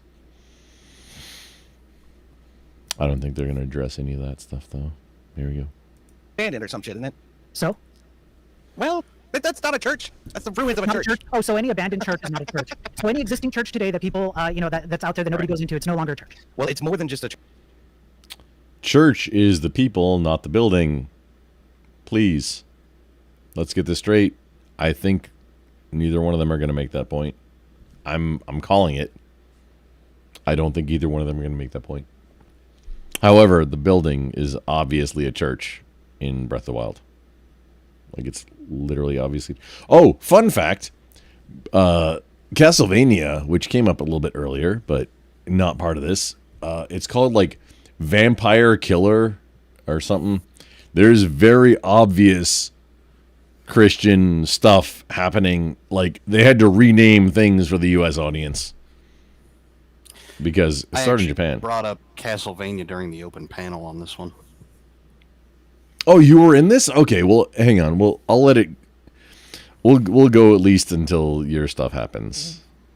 I'm not doing a full 4-hour review, but no, I want to hear what you had to say. But hey, here we go. In Ocarina of Time and in LTDP and in the original game. In the original game, his shield literally has a cross on it. In LTDP, there's a book which sort of represents. It looks like a Bible. I think you got another one of those in the original game as well. In Ocarina of Time, there was a shield. And in Zelda 2, Muslim thing on it. The point is, there was a that, Bible. Zelda as a cultural bridge between the West and Japan often looked at Western religion as, with a fond eye. But as later instances of it developed, they tried to work that out of the series. And I think it is most absent from Breath of the Wild and Tears of the Kingdom, thanks to woke bullshit and Nintendo trying to kowtow to activist motherfuckers. Okay. Would you state that one of the core tenets of the Christian backing is self-sacrifice or the sacrifice of oneself towards a higher goal? Absolutely. Would you say that a cross represents that more, or a person actually doing a sacrifice represents that more? I think that both are representative of that aspect of our faith. Which one's more representative? Well, I feel like people making sacrifices goes unnoticed a lot more than the symbolism of Christianity. But which one actually represents the act of self-sacrifice more? Is it me doing this, or is it me actually sacrificing my life? Screaming, please take the bait. Please take the bait. Well, I can't for you. You'd have to have a skill for that. It's not possible. No, that's so funny. That's so funny. Okay, look, I recognize that. Okay, so that's great that you bring that up, because I feel like that's another the linear, legendary story aspect is something that I've been criticizing about Breath of the Wild and Tears of the Kingdom. The open world kind of does away with a lot of that. So the sacrifice and the development that represents, coming to Christ and being a better person, I think is better represented in previous iterations that were more adherent to that format. Right? Does that make sense? So it was more obvious that Link was growing.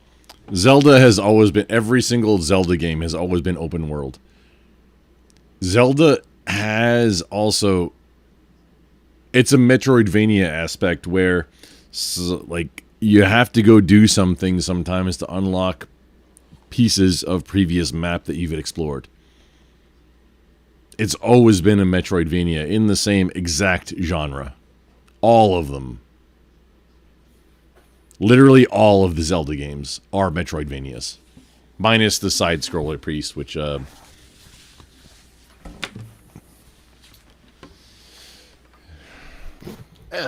thank you, Darwin. You could have said something so I could have muted first. Where's Darwin at? I just got bombarded with a big-ass blanket. Sorry about that. Oh. No biggie. Okay. Did you have any additional commentary, or should I push play here? No, go ahead. Oh, okay. And becoming more capable as you went through the game, because the way the progression system was all very much hinging on these specific items and these specific dungeons that you have to go to in a somewhat specific order. Sure. Okay, but we're not talking about the progression. We're talking about the symbolism here, because you brought up the notion of there were actual crosses on the previous games, which tied far closer to Christianity, and that's what I'm trying to bring attention to, is that the symbolism hasn't gone away. The symbolism, the ultimate form of those symbols, the self-sacrificing, all of that, I can point to many instances in both Breath of the Wild and Tears of the Kingdom where that self-sacrificing spirit is actually core to the principle of the game, as it has been in every previous game. Give us one example. You keep saying that I have all these examples, but then you never actually provide any. So let's hear one.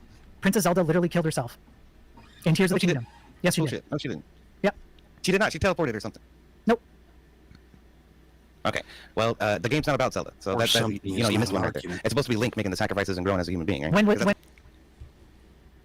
So I own it. It's still, I bought Tears of the Kingdom, like, in the first 2 weeks it was even available.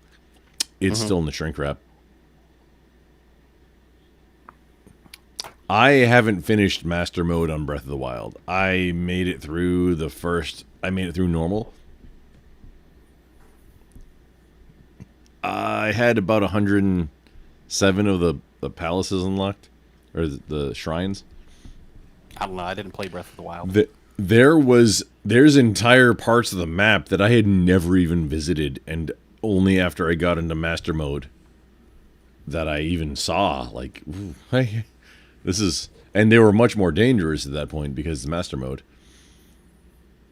And the fun thing is that I don't know how to deal with, like, Lizalfos on Master Mode, because I don't know how to deal with Lizalfos in general. The lizard people. Especially skeleton versions of them. Like, fuck off. I just, like, Can I just grab you and choke you? No, I can't even do that. And that's not even a mechanic in Zelda. If they're bones, burn them.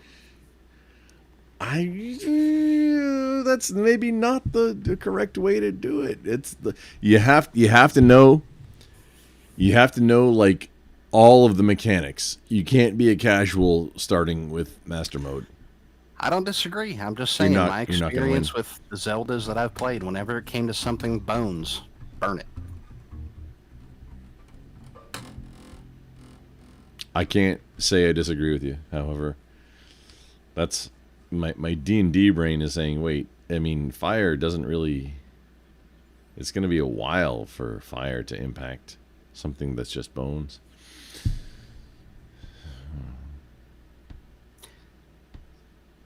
Burn it. I don't know. It's just so Zelda 1. No, it wasn't Zelda 1. It was Zelda 3, and the one on. It's Link to the Past. Yes, Zelda 3 is Link to the Past, the one on Super Nintendo, which there are other ones, but that was the first one. Like Minish Cap and yeah, it's on Super And then the one on 64, the first one for 64. Ocarina. Yeah. Yeah. Both of those, anytime you have to deal with skeletons, the easy way to deal with them is just to set them on fire. Easy peasy.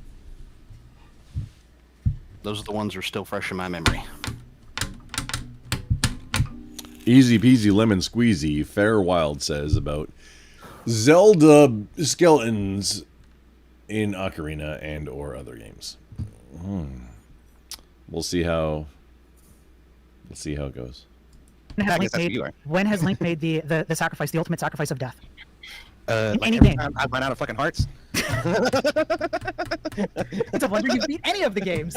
If we could tally it up, I mean, how many games have you actually beat? Yeah. Okay. I would say that Link sacrificed his life. He sacrificed his childhood in Ocarina of Time, right? So there's that. In Link to the Past, he sacrificed his uncle and his would-be life. He's put everything on hold in order to become this grand adventurer. It just landed. He did not sacrifice his uncle. I need proof of this. He left his house in the rain in Link to the Past, got to the castle. I need... Wasn't his uncle alive when he went to the castle? Oh, yeah, because apparently... So there's only one bed in the cabin, by the way, where you wake up in Link to the Past, where the game starts. There's only one bed. And... The uncle is there. The uncle. Right? And he says, hey, it's storming outside. Don't go outside. And then you immediately disobey. And go outside.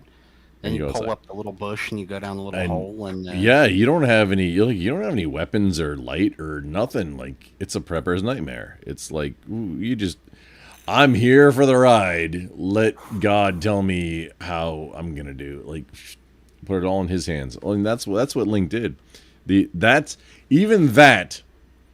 Link leaving the house to go on a grand adventure was I'm putting it in God's hands because I don't even have a weapon.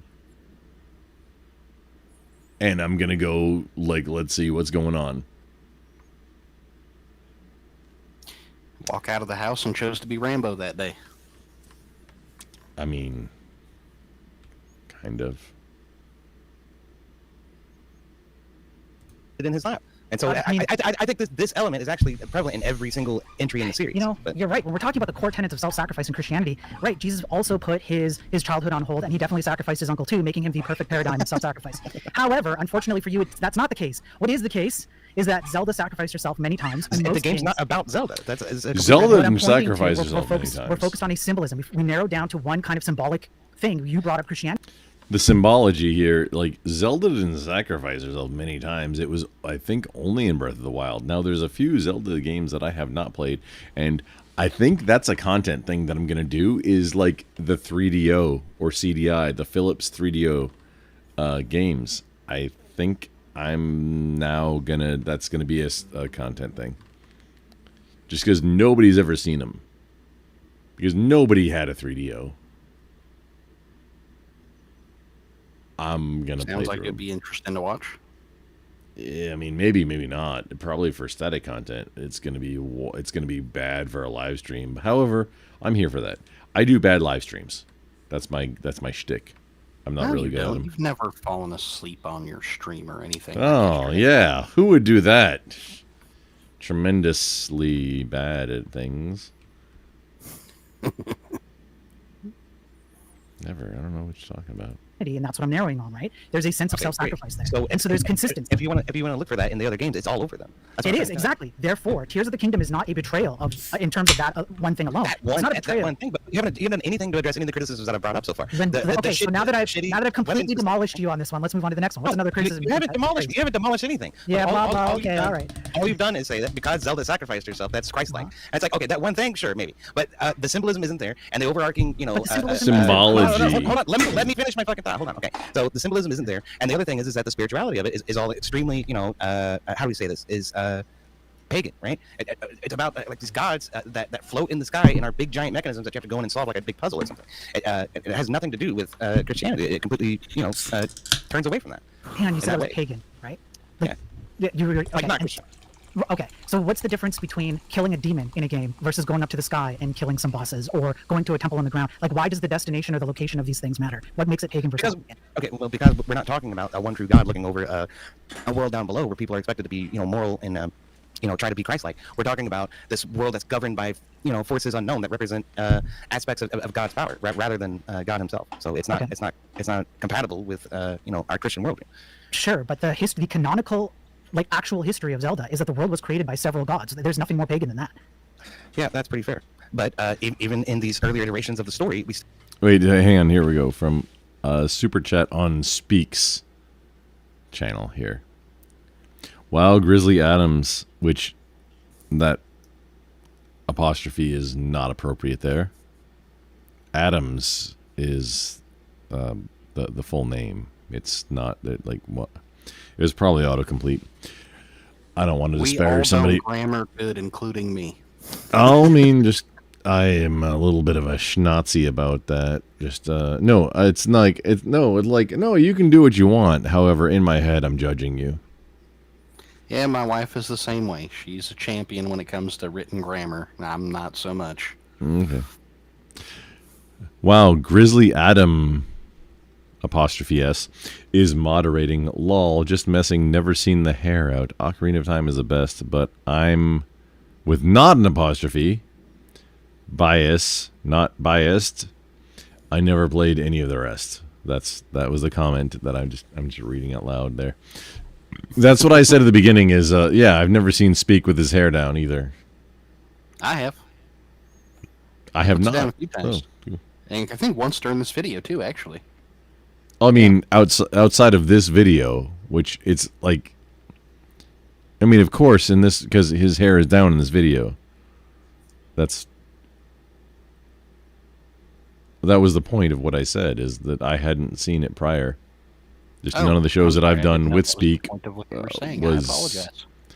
I've never been on a show with Speak where he had his hair down, and that this is the time it happens. And okay, let us continue. Lettuce, not tomatoes, or tomatoes, depending on where you're at. We continue. Still found more commonality in terms of the way the story was presented and the iconography that we see. So that's, that's Okay. why So here's okay. Oh, so I he can said give you some common ground iconography. here because I would agree that in terms of visualizing the actual symbolism of certain things. So, for example, you could throw this at me and say this about the Triforce, right? If I'm going to make a case about the Triforce having a symbolic kind of representation of certain, I guess, ideas, then the Triforce, in terms of iconography, as you point out, yeah, in the first few games, there's definitely a far more lean into those icons. But my argument is not the iconography. My argument is the representation of the franchise as a whole, because as the prompt says, it's the entirety of the franchise. And if you're going to make the case, well, you've already pointed out.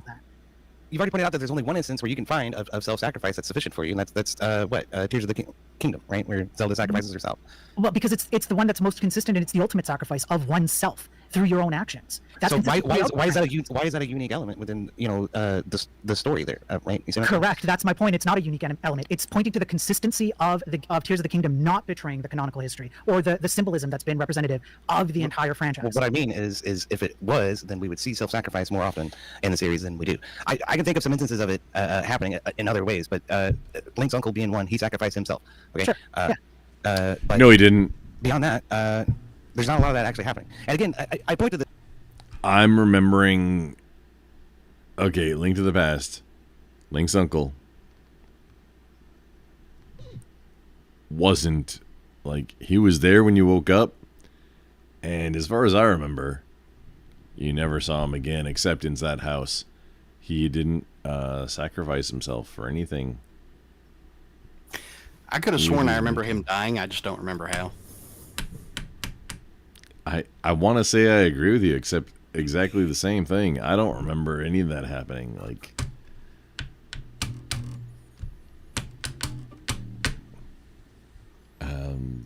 I don't think Link's uncle actually died because I don't remember how it happened.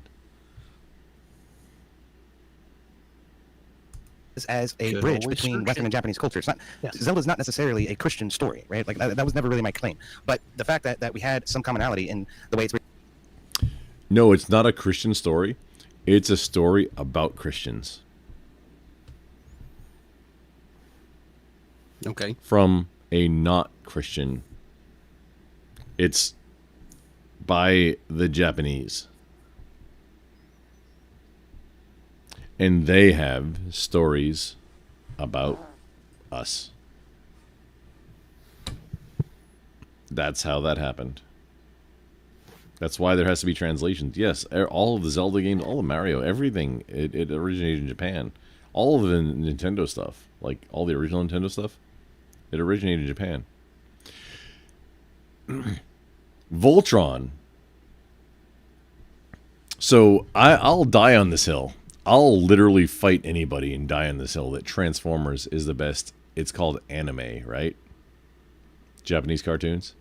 Transformers G1 is the best one. I'll die on that hill. And it 100% does qualify as, quote, anime. Because it was made in Japan and then redone for a US audience that got dollars because it was a toy ad. That's why G.I. Joe... I mean, G.I. Joe had a whole different... They had other thing going on. But, okay, Voltron. Everyone was... If you grew up in the 80s and or 90s, you remember Voltron. One of the writers, apparently, that got fired from Voltron went on to create the Power Rangers and is a Brazilianaire now. That is a thing.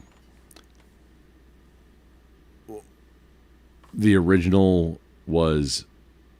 Voltron, the cartoon, the slides, none of the sound, just the tapes. Okay, the tapes of the original show were imported, I think it was by Hasbro for Voltron. They made an entire show, not even like no, and they didn't have a Japanese translator. They didn't know what it was about. They made up their own stories. And it was two entire different shows. The Lion Voltron, which is iconic, and then the Vehicle Voltron. These were entirely different shows that had nothing to do with each other in Japan. They were imported and then slapped the Voltron name on them and then made their own new stories. Kind of like Transformers, kind of like a lot of stuff.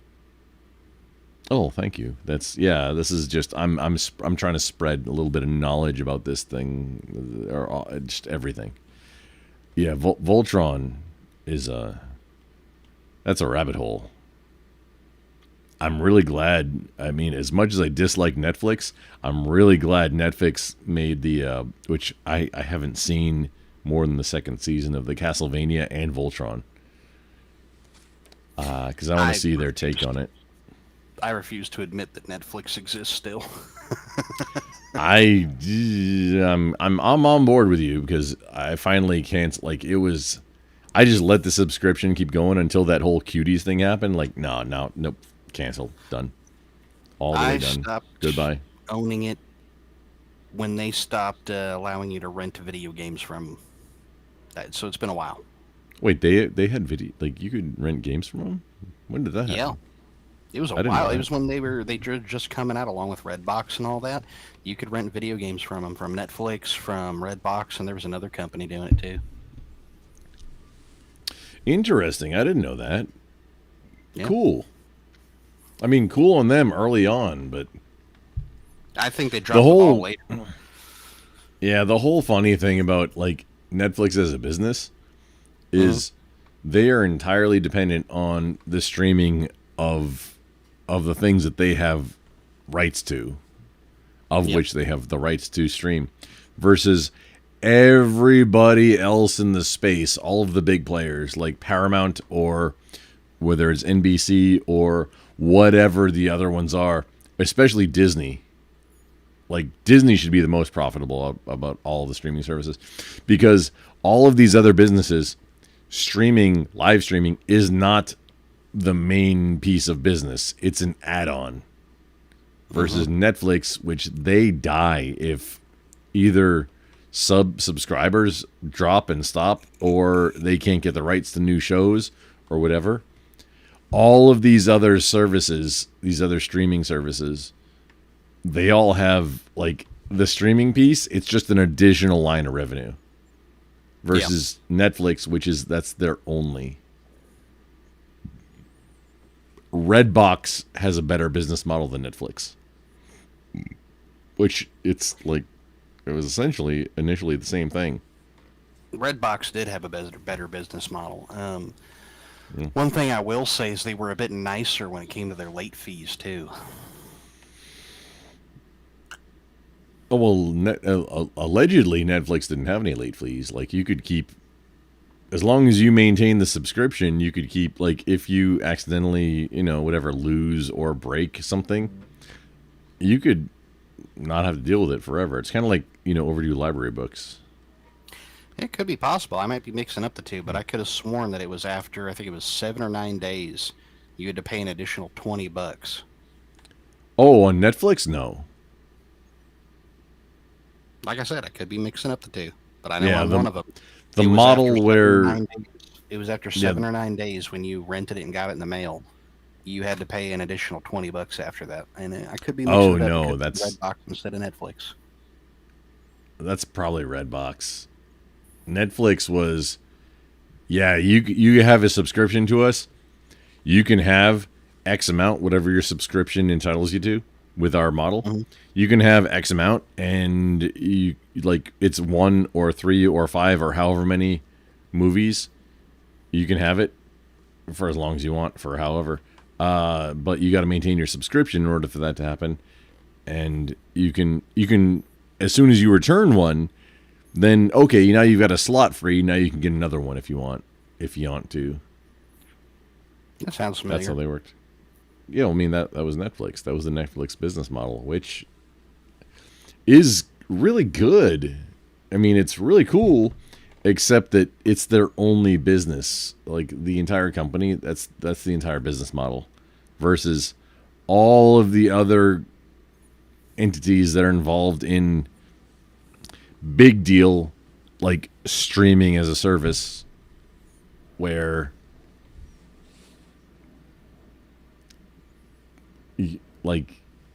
you just pay a monthly fee and then you have access to all the shows. It's different because it's not their only business model. Netflix got a little bit into around that by starting to make their own shows instead of just the rights to other shows. But they never. I'm more hopeful in GameStop than Netflix as far as investing money. GameStop. Yeah. My brain went to Hollywood Video. Sorry. Continue. Oh no, that was the end of my rant on that particular topic. Let us continue. There's 44 minutes of this. We got to get through this. I have to practice too. Presented in the iconography again was more prevalent in these earlier games. Now you can say that, okay, Zelda making that sacrifice in Tears of the Kingdom was more Christ-like and perhaps a better thing for a Christian character to do. But again, is that Zelda? I mean, like, so I guess we're talking past each other because you're talking about what is more Christ-like, and I'm talking about what brings Christians to the franchise. I guess. Why can't it be both? That's my argument. Is that if you're going to make the case, there's not a Bible in the Tears of the Kingdom. There's a book with a cross on it. There's not a shield with a cross on it. There's not you said there was a church. The church is abandoned. Instead, it should be an upstanding church, as it is in LTTB, one that has a congregation in it later in the game, right? So. Okay, again, you're focused on the iconography, and I'm focused on the symbolism that is being, the story, the lore that is being presented, the core components throughout the franchise. And where else? What other game has a stand-up church aside from? Initially going into it, I thought Sparrow was gonna destroy EOD on this, but no, not even close. I won't ruin it for you though. Oh, yeah, no, I'm saying that initially, but it's not looking that way. At At just all. wait until he starts enunciating Ocarina. Oh man. No, that was just. Hang on, no, just before you correct me on it. Like that was my presumption going into it, was that Sparrow was gonna just hand EOD his Letterman jacket, his own Letterman jacket. But however, Sparrow took a losing position on this. EOD hasn't even had to do much except point out obvious things. Mm-hmm. That's, I mean, if you're getting into a debate on like something that should be obvious, pointing out the obvious becomes a superpower. And I mean, EOD's rocking it so far. And I mean, Sparrow's a great debater and a great troll. He's not able to troll this because what EOD is doing is 100%. He tried to trap him a couple of times, but the traps are pretty weak and it was easy to wiggle out of. Oh, I want to see that happen. Oh, we got 40-something minutes left. Oh, let's Link to the get back to it. Well, it could be argued that the Temple of Time in Ocarina of Time is very church-like, especially standing Well, on the then outside of it. so It looks is like the a one cathedral. sure, but then so is the one in Breath of the Wild. That argument works for me as well. Well, then that only applies to I'm not Ocarina reading of Time, insofar as it reaches back to the roots of the series, right? Right. So you're falling a little short there. I mean, Anthony didn't pay me. He paid perhaps speak. a little. I can give you that, but the point is that the iconography is not the only thing that you look at to see what makes a Zelda game. Exactly to your point. Like you can have your cake and eat it too. The church doesn't have to exist in order for you to get Christian themes out of Zelda. You don't have to have a bow and arrow to get the mechanisms, the enjoyment of beating a puzzle, whether it's underground, above ground, in the sky, in the ocean, but etc. the fact that you're presented with a puzzle that you can't beat until you have a bow and arrow, again, adds to the sense of accomplishment and the sense of advancement throughout the story, which again has been a staple since the beginning. For certain levels in the original Zelda, you had to have certain items such as a bow and arrow, such as the candle or whatever, in order to actually proceed through the dungeon itself, and that continues throughout much of the series. Again, until you come to Breath of the Wild and Tears of the Kingdom, where it's all about, having the stupid glue stuff and enough tools to actually build a mechanism to solve the puzzle, which is sometimes kind of sillily obtuse. Like, it's one of the... He's the downside. So I'm on like, and these are both friends now. I'm on team EOD is winning the debate actually, except for this, because there's no gluing things together in Breath of the Wild. It's only in Tears of the Kingdom, which I haven't played. You don't glue. You can move things, which is... Yeah, Link gets an iPad. Okay, that's an interesting new mechanic. What was that, sir? He could be mixing up the two. Well, he said both. He said I'm not rewinding it. He said both. No, you're fine. Because honestly, it's it's Breath of the Wild timeline on fertilized it's the too dungeons much. suck. Well, and I can actually agree that in Breath of the Wild the dungeons suck. I would say in Tears of the Kingdom they're much better, but there's a reason for that. But in order for me to kind of make that argument, Isn't there only 4 of them in Tears of the Kingdom? So there's the sages, and then there's the boss battles. So in Tears of the Kingdom, it's a little bit of a mixed bag, and then you have the shrines, which is there's like 150 or something. Yeah, those don't count. Those are like mini games. So to me, they count, but in a different way. But we'll say that. So those would you are the agree? dungeons, Let's the maybe shrines. kind of go back just a little bit. Let's put aside the symbolism, the Christian stuff just for a moment. Would you agree that for the most part, the Zelda games, maybe not every single one, but I would say a majority of them, when they come out, they push the boundaries of what makes a game a game. So as an example, I can point to Link to the Past, and I can say the boss battle. So in Tears of the... Just to interrupt the Sparrow's argument here. Look at this tremendous...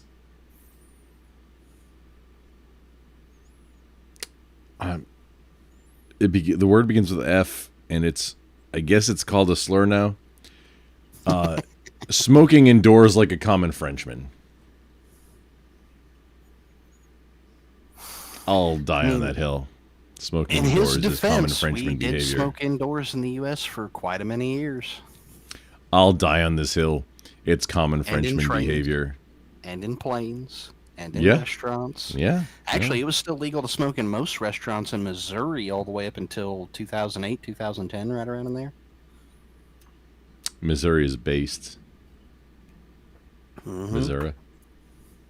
Yeah, my grandmother always called it misery, and since she was born there, I just kind of carried on the tradition for her. Oh, see, that's only a thing that people that grew up there get. Yeah, you call it, you pronounce it misery. Mm-hmm. Oh, look at this thing in the middle. What is this little thing there? No biggie. Anyway, we continue. The boss battle. So in Tears of the Kingdom, it's a little bit of a mixed bag, and then you have the shrines, which is there's like 150 or something. Yeah, those don't count. Those are like mini games. So to me, they count, but in a different way. But that we'll save that. So, would you agree? Let's maybe kind of go back just a little bit. Let's put aside the symbolism, the Christian stuff just for a moment.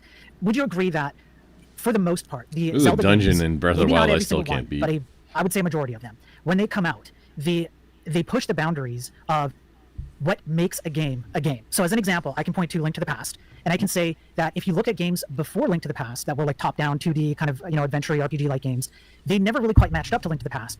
Link to the Past sets the tone, and then moving forward, you have top-down 2D games that kind of mimic a lot of what came out. This is incorrect because Zelda 2 changed. It was the direct Zelda game prior to Link to the Past. Neither one of them are acknowledging Zelda 2, and that's why they both lose. It's the goat. I heard that there was an Zeldas. agreement behind the scenes that there was certain things they would remove from the debate. Oh yeah, I'm aware of those things. Also, I'm still gonna make fun of them though. Oh, they're both friends.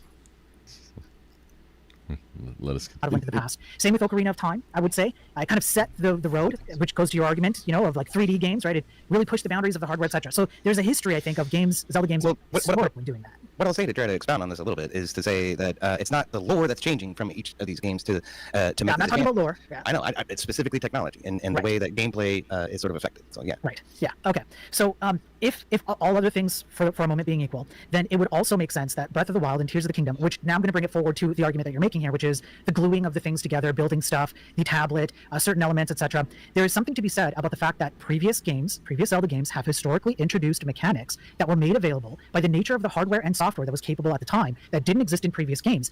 Ocarina of Time being 3D being one, as an example. Right. Well, okay, but they didn't abandon the format and the formula of that get an item, advance in the story, advance in capability, this growth element along a linear timeline, a linear pathway that goes from. EOD is making the argument that Zelda is only a Metroidvania right now. That's what the essence of this argument is. Which I don't think is his best move. Fair commentary or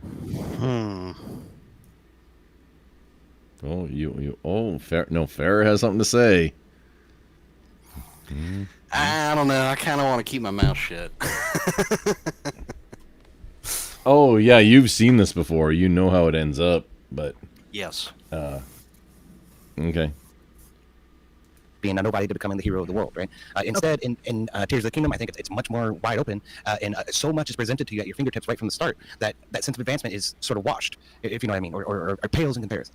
We'll say. Okay. It's not as important of an aspect in that game as it had been in previous iterations. Let's put it that way. Okay, so we would have to put the technological thing aside, and maybe we can even agree that the game's definitely pushed forward the technological capabilities and set standards. I can see that. It's definitely an advancement in technology, for sure. Okay. So I would argue that once again, Breath of the Wild and Tears of the Kingdom are consistent with that, which goes to the technical aspect of the things you're bringing up. But let me address your criticism here of the actual concept of you are nobody and you end up being the hero. The idea of Breath of the Wild and Tears of the Kingdom is that they throw you in there with nothing. And in fact, I would argue that, again, you should flip the script on its head. Instead of giving you a linear path to becoming someone, they don't tell you which path.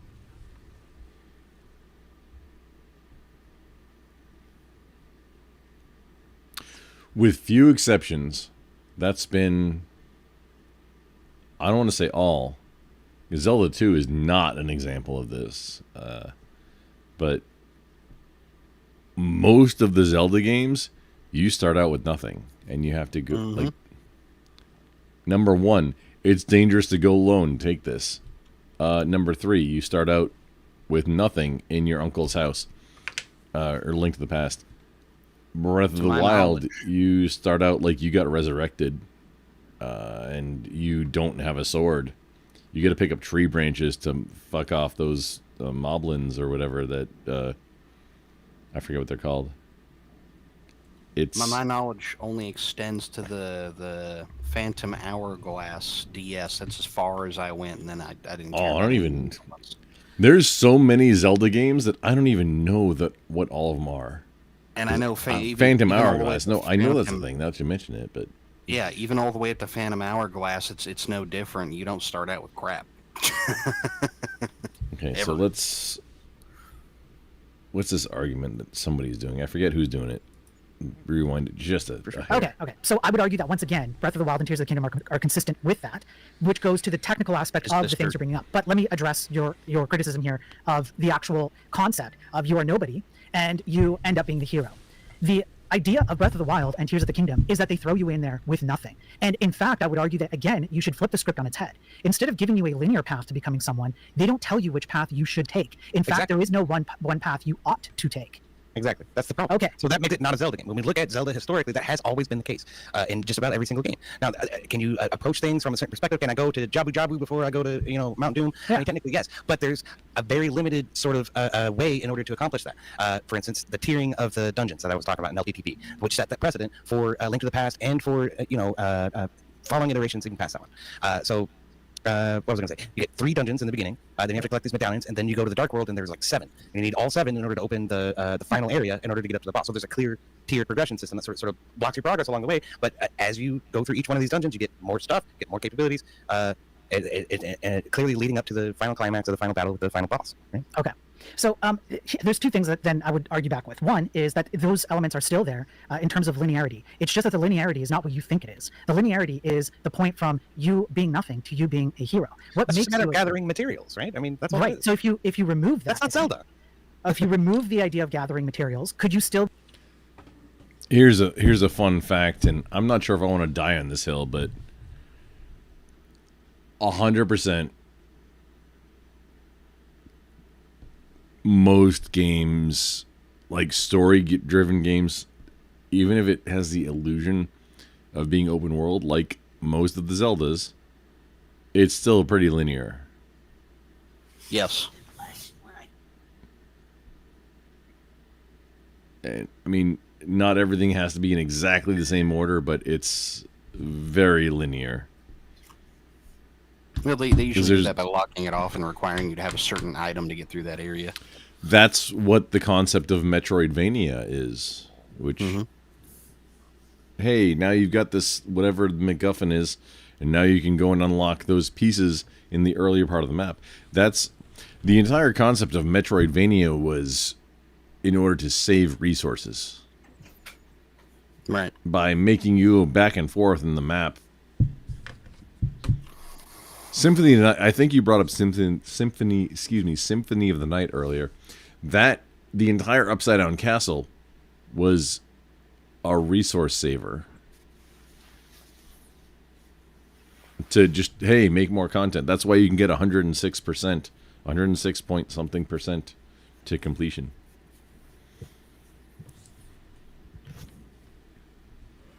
For if you want to, if you want to. I don't remember saying it. Oh, maybe it wasn't you. Maybe it was somebody. My bad. I don't mean to put that on you. I was sitting there taking a minute to think about it, and I'm like, did I bring that up? Is my brain doing that thing again? Son of a bitch. Brains are funny and silly, and sometimes they do things that you didn't, No, I have anomia, so it can cause issues at times. I don't know what that is. It's the difficulty remembering dates, names, labels, and particular facial features of individuals. So you're a dude. Yeah, that's one way to put it. It primarily happens from brain damage, TBIs, meningitis, stuff like that. But yeah. Oh no, I've been hitting the head a lot. I thought I was just retarded. Maybe that's the thing. But I have been hitting the head a lot, mostly while I was active duty, but sometimes not. Hey, let's move on from that. There we go. Could Link still be a hero? What, within the Switch games? Any game. I don't know what you're asking. So if you like eliminated the idea of like the fire rod, it was gone. Could Link still be a hero? I suppose. What do you What get? if you did it? What if you did it for the bow and arrow, etc.? And you can continue this line of questioning, right? Okay, so we no, have to I think at some point, okay, once you take away all of these things that have made the series what it is, Yeah. right, it's no longer a Zelda game. So Okay. Is it the thing? Can we mix and match? Can we take some things out? Can we move some things in? Not all Yes. Zelda games have done all of the same items. However, there have been staples of the series which have remained consistent since LTTP, which again is why I think LTTP is most representative of the series, such as the hookshot, such as the lantern, such as the bug net, so on and so forth. I went through a lot of these examples already. The but bug there's other net? items in the progression, the item progression there. The bug net EOD, that was not, that lost you points in that one right there. What upsets me is not once does he bring up how in 3 you have to upgrade a lot of your weapons by going to the BBW ferries, if you catch my drift. Oh no, wait, the big black white fairies? Yeah, no. Big, beautiful women, the fairies. Oh. So in 3 well, they were all cursed and they were, extra plus sized. I don't even remember that in Link to the Past. However, I 100% no. But that's been a thing. That's been a theme in the entire series.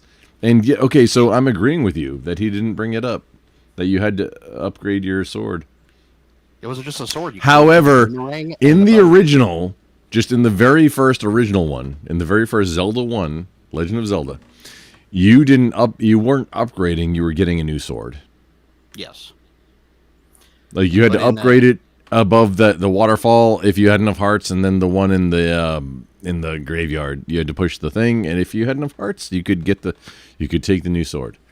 It wasn't upgrading the exact same sword. It was getting a new one. It was a replacement. So canonically, from the very first time, upgrades weren't a thing. It was actually getting a new item. But in the 3rd, you did upgrade. You got the red boomerang instead of the blue one when you gave it to the fairy. You got the bow that shot magic arrows. I don't remember what they did. I really don't. It's been a long time. I want to punch you. The sword had the infinite flinging of the little magical circle thing that could hit enemies. That's what it upgraded to. That was an actual upgrade, not a different. No, I'm pretty sure it was an upgrade. You gave the sword to the fairy. She put it in the water. It came back out of the water, and it was all pretty and shiny and did extra stuff. Wait, fairy or witch? It was a fairy. She had wings. She was fat. Oh, wait, No, wait, I'm remembering. No, you need to pull up a video of what you're talking about. Or something, some kind of receipt on this, because I'm remembering now. All of the fairy fountains and fairies that did things, they were all very, like, what you'd call fae-like. Which also, if, this is going to get meta now. If you didn't take control of that conversation, the fae may have control over you right now. You, personally. Well, I can't really look up receipts when I'm in StreamYard on my phone because it crashes StreamYard. I'd have to look them up through my wife's phone. She's in the kitchen making breakfast. Okay, we can wait. Let's push play and that have remained part of the series since LTTP. Yes. Now, those are what I would consider to be core items that need to be there in order for it to be a real Zelda, right? Okay. Again, they'd have to be used in a way to progress through that linear. Right, they have to be a component. Yes. Okay. So here's for the progression. Yeah, I understand what you're saying, but here's the problem. First of all, the games don't agree with you. You already conceded that these are things that you could remove some portions of them, or that have actually been canonically changed within the. Well, because my argument is not absolute doesn't mean that the games don't agree with me. Yes, in fact, the games do agree. Because as I said, several of these items have been in the series since LTTP. So if I went back in time, like I said, and I removed any number of these items, at what point does Link no longer have the capability to become a hero? Can you set that definition for me? Because I can, but I don't think you can. I'm really unsure how you're defining hero. Can Link be Link? Should be the question. And at some point, there's a threshold where Link is no longer Link because he lacks the elements that make him Link. Does that make sense? It does. What are those? Okay, so again, the hookshot, the boots, let's see, different tunics that he can wear. The fact that he's going after the boots weren't a thing after Super Nintendo. That's part of the progression that he always goes through. The land, right? Even the Bombo's fucking medallion, you could say, from Link to the Past is represented by the bomb bracelet and Ocarina of Time. So it's those types of concepts, right? Okay, so but here's everything that you're bringing up. Instead of you're looking at it as they were key components to what. Sparrow is a much better debater and troll. I think EOD is going to come out on top, but Sparrow's got him on the ropes right now because he didn't have an answer, and the boots haven't been a thing since Zelda. Oh no, there was boots in Zelda 3, in Link to the Past. Yes, you get to rush, which was like way different than what the boots did in Zelda 2, and there wasn't boots in Zelda 1. Into the little stone turtle shell looking things, crap would drop out of them. Yeah, that's. I mean, canonically, it's.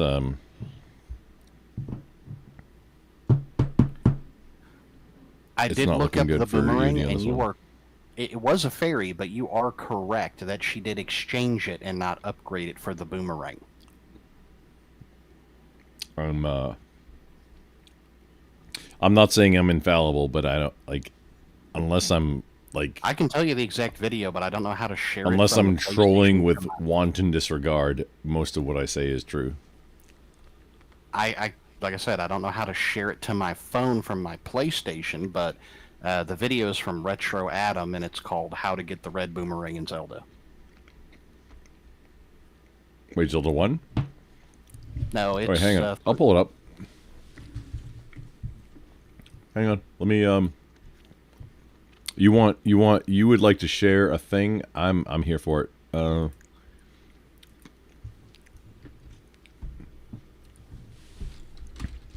It's on YouTube? Yes, it's on YouTube. How to get the red boomerang in Zelda 1? No, not Zelda 1. It's just Zelda, and it's at Retro Adam, and it's. I typed in for SNES, and it's the newer. It's number 3.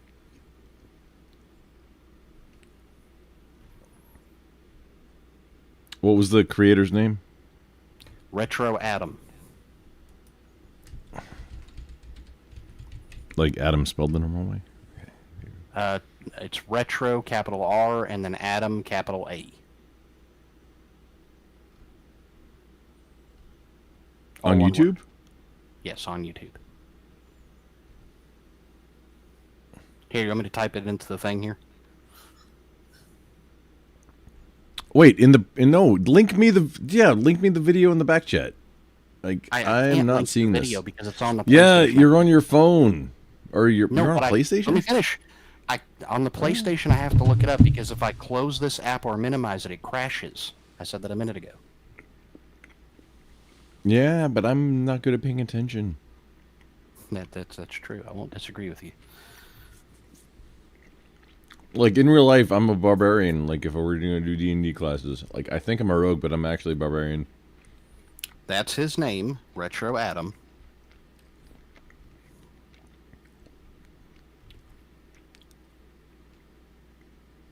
I'll do at Retro Adam. At Retro Adam. Oh, here we go. As soon as I put an at in front of it, we got it. Hang on, here we go. This is a short. It is a short. It's just a quick one. Okay. We're gonna unmute, and there we go. Tired of your boring old blue boomerang in Zelda: A Link to the Past? Did you know you could upgrade it to a shiny red boomerang? First you have to go grab the flippy floppies from the Zoras, all for the low price of 500 rubies. Then swim down the waterfall and head south. Now you gotta swim into this secret area and throw your boomerang in the water. The fairy will be all like, "Did you throw this in here, you ding?" You have to do commentary or else it's obvious DMCA. Sorry. No, I just, my senses were tingling of like, oh, it's getting up to that time where we have to do commentary. But yeah, no, you just toss the boomerang in, fairy pops out, gives it back to you, and you now have the red one. And it's like this for the sword and the bow as well. I don't think there was anything else. I think oh no, the bombs. Yeah, you could do the bombs too. It was the sword, the bow, the boomerang, the bombs, if I remember right. This is super early too, because look at this guy. He's got like 5 hearts. Yep. Unless he's doing a heartless run type thing. Yeah. Well, also in this one was where you could go and dig up around that graveyard that was in the southwest, I think it was, and get a bunch of rupees in that little yard over there. Get a lot. It wasn't a graveyard. It was just a giant plot of, land that's inside a fence and nobody's growing anything. However, we're going to sell the opportunity to, like, for a minute, you go and shovel shit out. I mean, yeah, You're cool. Right. That's what it was. You're correct. Gone, you paid a fee and you you're all got to like, shovel nah, stuff. bro, it wasn't me. And then she's all like, I trust an honest man. Then she changes your blue boomerang for a red one. Now go throw it at some Zoras for charging you 500 rubies. Shapow! Shaping! Shaz! Are you tired of your boring old blue boomerang in Zelda: A Link to the Past? I don't honestly remember what the difference. Did it go farther or what? It goes farther. It does a little more damage. That kind of deal. Boomerangs are kind of like whips. Is there not? I mean, original boomerangs from the Aborigines, they were for hunting, and they didn't necessarily come back. Nope. A lot of them had serrated edges, so they could, hit them in the neck, take them out, kind of deal. I think the best Made out of bone, possible. a lot of them. I think the best representation of a boomerang in not even modern media is literally from the Road Warrior Mad Max 2. Because oh man, that's a ways back for me. the simp that was like all upon Lord Humongous's dick. He tried to catch it and lost all his fingertips. He lost, well, not tips, but like he had some nubs left. It was right around the first knuckle line where he tried to catch it. And the feral child, he had like a chainmail, essentially chainmail. It had some fur on the outside. He had like a chainmail glove that he would use to catch it. Oh, I remember what you're talking about now. Yeah, Road Warrior. Well, no, I knew Road Warrior, but I was trying to remember the boomerang, and then when you mentioned the kid with the chainmail stuff, it clicked in my head. Yeah. Yeah, I was trying to make it more racist. I'm sorry. I know it's not appeasing to your particular... I remember them trying to get away on that big old fuel truck, too. I think that was near the end, or was that the beginning? Oh, no, that was the very end. And that was, like... The whole thing was, at the very end of the movie, was that it was hang on. So, if you don't want spoilers for Mad Max Part 2, push mute right now. Which, I mean, Tina Turner is literally part of the originals. But Road Warrior, which is Mad Max 2, was like one of the best movies ever. And influenced me when I was a teenager building cars, because I was a gearhead in the 90s also. Yeah, I bought a 1978 Torino Elite and tried to make used to be able to get a soda for $0.25. How dare you bring up such amazing times? Oh yeah, no, that was then at that time I was trying to oh no. I totally have not watched this every single day for the last, 6 months. I'm totally not trying to turn this junkyard car that I've had to weld the suspension back together. Because it had four, this is one of the few cars, 1970, oh shit, was it 76? It was 76 or 78, doesn't matter. One of the few vehicles, because it was a, quote, luxury vehicle at the time, 2-door. But the rear didn't have leaf suspension. It had spring coils. And I had to weld one of the spring coils back onto the frame because it was rusted the fuck out. Had to do a patch job. I getcha. It had a 351 Windsor. And the brakes were absolute dog shit. Non-existent. All right. Essentially non-existent. Yeah, there was a lot of work I had to put into the brakes. I never got to drive that car on the street. When I was at boot camp, my mom sold it to didn't sell it. She volunteered. No. Oh, excuse me, sir. Oh, we aren't friends anymore. Well, I mean, I was adding it up. You said rust bucket and then boot, and my brain went, if it was a rust bucket, it had to have been near the ocean, and if it was boot camp, it was probably Pendleton.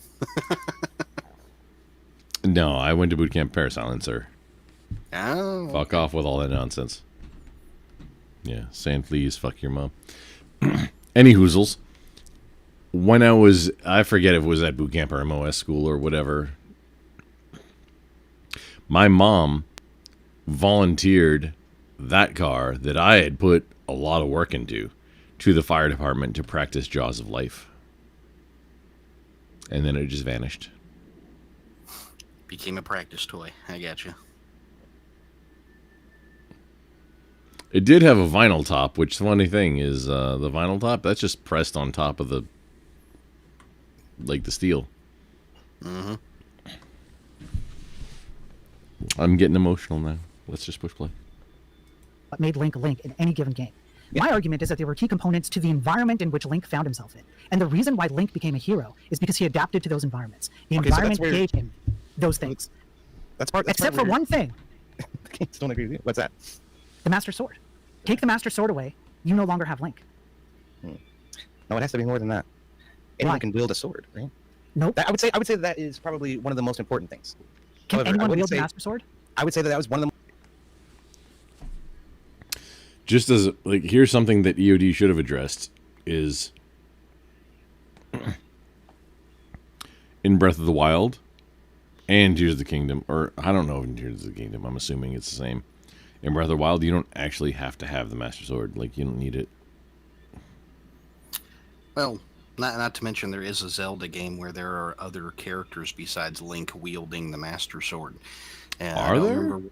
I don't remember what it was called, but you could play it with up to 3 of your friends, and you each had a sword. Oh, that's Four Swords. That came up earlier. Yeah, that's called Four Swords.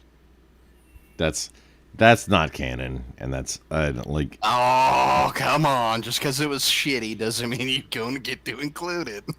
No, it's not canon. It's like Mario Party, but with Zelda. It's not part of the story. Come on. I wouldn't include I was not interested. I didn't play Four Swords, and I was not interested at all. However, I'm not saying that Oracle of Ages and Seasons aren't canon. They probably are. I'm definitely saying Four Swords is not canon. I tried with a couple of my buddies, and we just found it dumb because if we weren't all together, we couldn't, progress. So I was like, yeah, screw this. Yeah, it was a bad idea. Zelda is not really a multiplayer game. It's no, it's not. Kind of silly, and that's the example we have that hey, they tried, and I don't even know how good it was because I never touched it. At best, it could be a co-op. I always said Skyrim would be better as a co-op. Just not it has to be one, but you could bring your friend in to enjoy your world and that kind of thing. I always thought it'd be good as a co-op.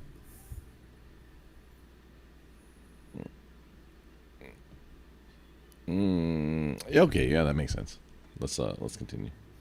Most important things, but I wouldn't say that that's the one thing that defines who Link is. Link is the Batman of the feudal fantasy world. Okay, sure. And he has this belt and this inventory full of contraptions that allow him to interact with the environment in different ways, and a lot of times. But without that, Link is not Batman. EOD, calm your shit. He's not Hulk. It's not the utility belt that matters. That's my point. You can have the utility belt, but the utility belt changes based upon the environment which Link finds himself in. So he adapts to the utility belt. But one thing that is consistent, that makes Link Link, is his ability, his unique ability, to wield the Master Sword. That is the most consistent thing that I would say you can make an argument for that must exist to make Link Link. All these other things, they don't have to exist in and of themselves. Something has to exist to allow Link to be able to execute his mission, but they don't have to be every single time. It's got to be a hook shot, it's got to be a bow, etc. It does have. There are certain aspects of these elements, and these elements themselves There's are certain imperative, elephants. in my opinion. But there are aspects of these elements that do not change, even if the name of it changes or the style of it changes a little bit. Okay, the hookshot has been the hookshot since LTTP, right? That magic hammer has been the magic hammer since LTTP. there's these gauntlets that you get in. The hammer has not been a thing in every game. That's not canon. Really heavy stuff. But okay, so if the Master Sword is the single thing that defines Link as Link, then why is it that I can build a weapon that is much more powerful than the Master Sword in what is it, Tears of the Kingdom, way before I'm even supposed to be able to get the Master Sword, before the Master Sword's even been rebuilt or whatever? Because there is literally no weapon that can defeat Ganon at the end. Yeah. You can't escape that. Well, Therefore, it is. Sorry, that means I said that's a MacGuffin. That means that your whole definition of Link depends upon a MacGuffin that inexorably ties him to his mortal enemy Ganon, right? Yes. That's not what a story. MacGuffin Yeah, is. A MacGuffin is a story piece. Anytime that Ganon shows up, you must have the other two, and the only way to defeat Ganon is always the Master Sword. So, would you say that it is pretty cheap and chintzy to create? Let's take the case just for a moment as a digression. That's not true. From the original, you can kill Ganon, and the thing wasn't the Master Sword. It was the silver arrows that let you have an easier time of it. What the bow lets you use was the silver arrows. Yeah, the silver arrows was in the original Zelda. The silver arrows was it was not a cheat code, but it's like what let you have kind of like what would be called a quote fair fight at that time. If you could still beat him, without those though. That was a great part of like a lot of the original NES Nintendo games. Like you didn't actually have to have the thing. I do remember in, I think it was Link to the Past, you could actually kill him on the pyramid using the bombs. The big bombs. The upgraded ones. I believe it. I believe that. I buy that for $1. There's a lot of emotion involved in this entire debate. That's from I think everybody's going to see it. Well, something else that's pretty funny if you end up watching some of the comments is Spiro's quote-unquote sister is in there roasting him most of the time. I love that.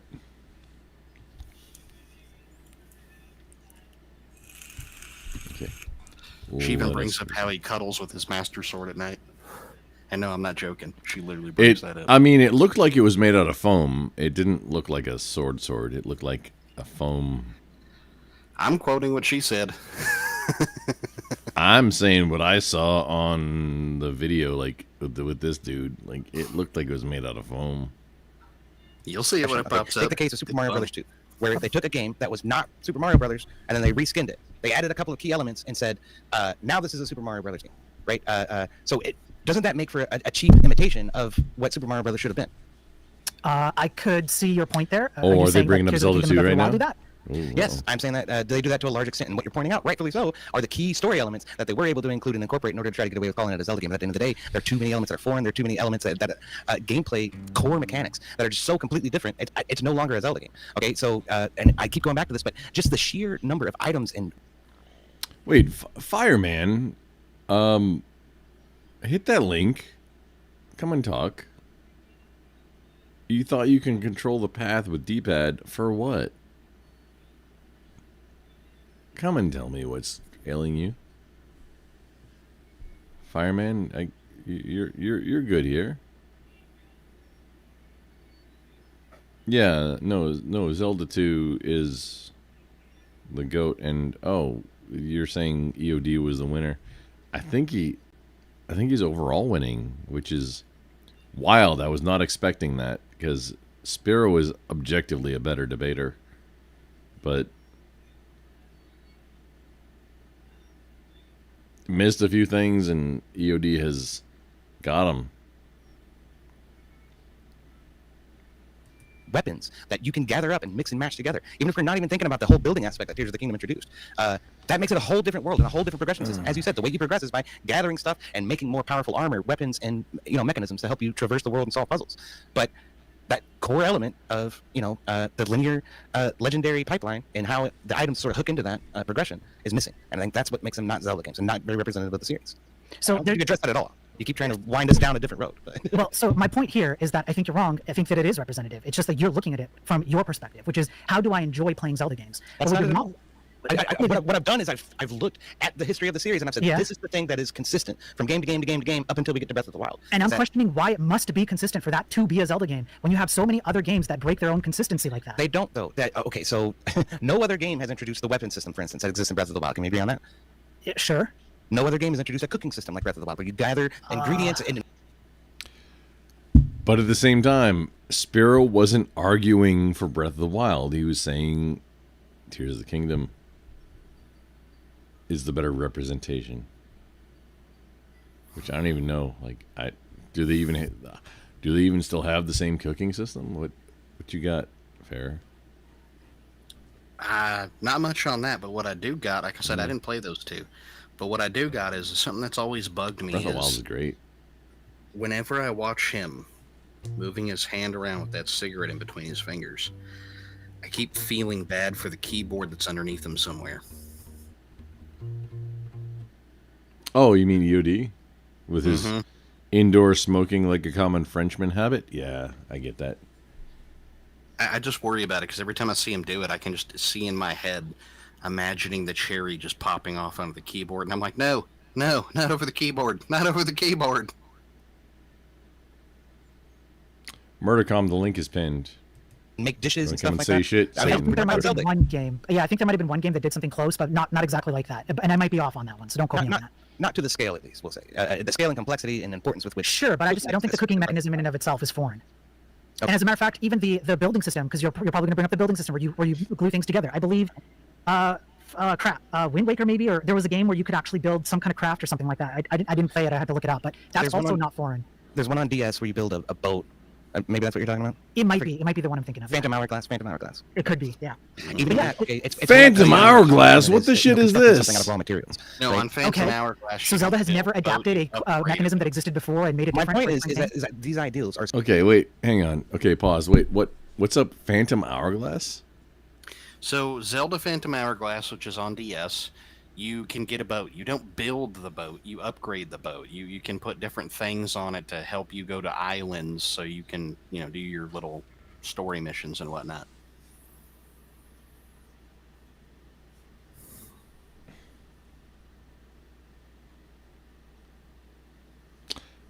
And if nobody calls him out, which is only Spiro, if nobody calls him out for not knowing that particular thing, then that's allowed to stand.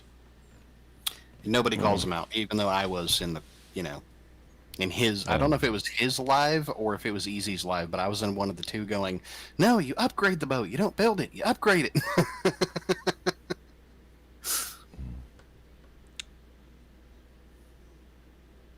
So hopelessly foreign and game breaking for what defines a Zelda game. As I've already gone over that. They're great games. Okay, like, don't get me wrong. I don't begrudge them selling as well as they've done or anything like that. I think they look fantastic. They're fantastic games. It's not Zelda. It's something else. And they shoehorned Link, Zelda, and Ganondorf in there and said that's the new Zelda game. That's what I. So you think that they built the game around the mechanics? Yeah. Okay. I mean, to some extent, and that wouldn't even be that strange for Zelda developers. I think they built a lot around the Ocarina and Ocarina of Time. I think they built a lot around the waving of the sword in that one for Wii. But okay, so that core legendary gameplay is still there though. That ladder was still there in Ocarina of Time. Was it there in Ocarina of Time? Yeah, and it wasn't there in Breath of the Wild or Tears of the Kingdom. I think it was hopelessly missing because they depended on you to explore the open world, to gather raw materials, and then sort of progress that way. As you iterated, you start with nothing and you gather things and you build cool shit as you go. That's a totally different gameplay loop than every other Zelda. Okay. So here's my problem with this. You're constantly looking at the thing, and you're missing the bigger picture. That's why I'm stepping away from like the specific things you're bringing up, because the core of these things has always existed in every game. There's a core element to the Zelda franchise, which is push boundaries and introduce new mechanisms, or introduce variations on existing mechanisms, or remove mechanisms altogether, or completely remove the element of, like, say, the Triforce existing in some games. It doesn't even exist, etc., etc. That's what these games have historically, canonically done, and for a number of reasons, including different timelines, etc., etc. But what you can point to is certain elements which are always there. You always have a princess, you always have Link, you always have the Master Sword, you always have Ganon, and you always have those overarching themes of power, wisdom, and courage. And those are the core elements. And they're the things that are always there. They're core and elements. Puzzles hasn't gone away. It kind of did. Why did it go away? In Breath of the Wild, well, okay, in Breath of the Wild, it was kind of it was a stupid way to do puzzles, but they were still there in Tears of the Kingdom. In fact, Tears of the Kingdom, I would say, changed the way that you approach puzzles. Instead of saying, "Hey, why don't we go through a linear path through a temple?" It encouraged you to come up with your own way of doing it. There are people who speed run the entire game without gathering next to anything but a branch and going straight to Ganon and killing him without anything, or beating a temple in a way that most people hadn't thought of. Don't you understand wait, killing Ganon with a branch. There's always been this linear progression, and that wouldn't even be possible in Twilight Princess, for instance. You can't even access the area you need to get to in order to get to Ganon in Twilight Because Princess. of technological limitations. No, not technological limitations. Artistic decisions that limit the player's access to certain areas of the map, depending upon where you are in the story. That's what I mean. Okay, those aren't technical limitations. That was playing to the formula that has always been Zelda, which again I keep getting back to this that linear progression. So the fact that that's missing or at least less of a focus or hardly a focus at all in these big open world games, right? So many people have attested that going through just the side quests in these open world games, Breath of the Wild and Tears of the Kingdom, is enough to really engage them. And in fact, doing the main quest is kind of frowned upon, sort of like how most people play Skyrim, right? You don't want to get to the end of the main quest because then the game ends. You'd rather explore all the side world shit. Well, in Zelda, it's not how it has ever really worked. It's more like I'm so engaged in this one giant overarching story that I want to see what happens next, and I have to continue to play that. That's the draw and the allure of it, which is conspicuously missing from these big open world games. Okay, so well, my problem here is that, sure, the previous games have far more linear.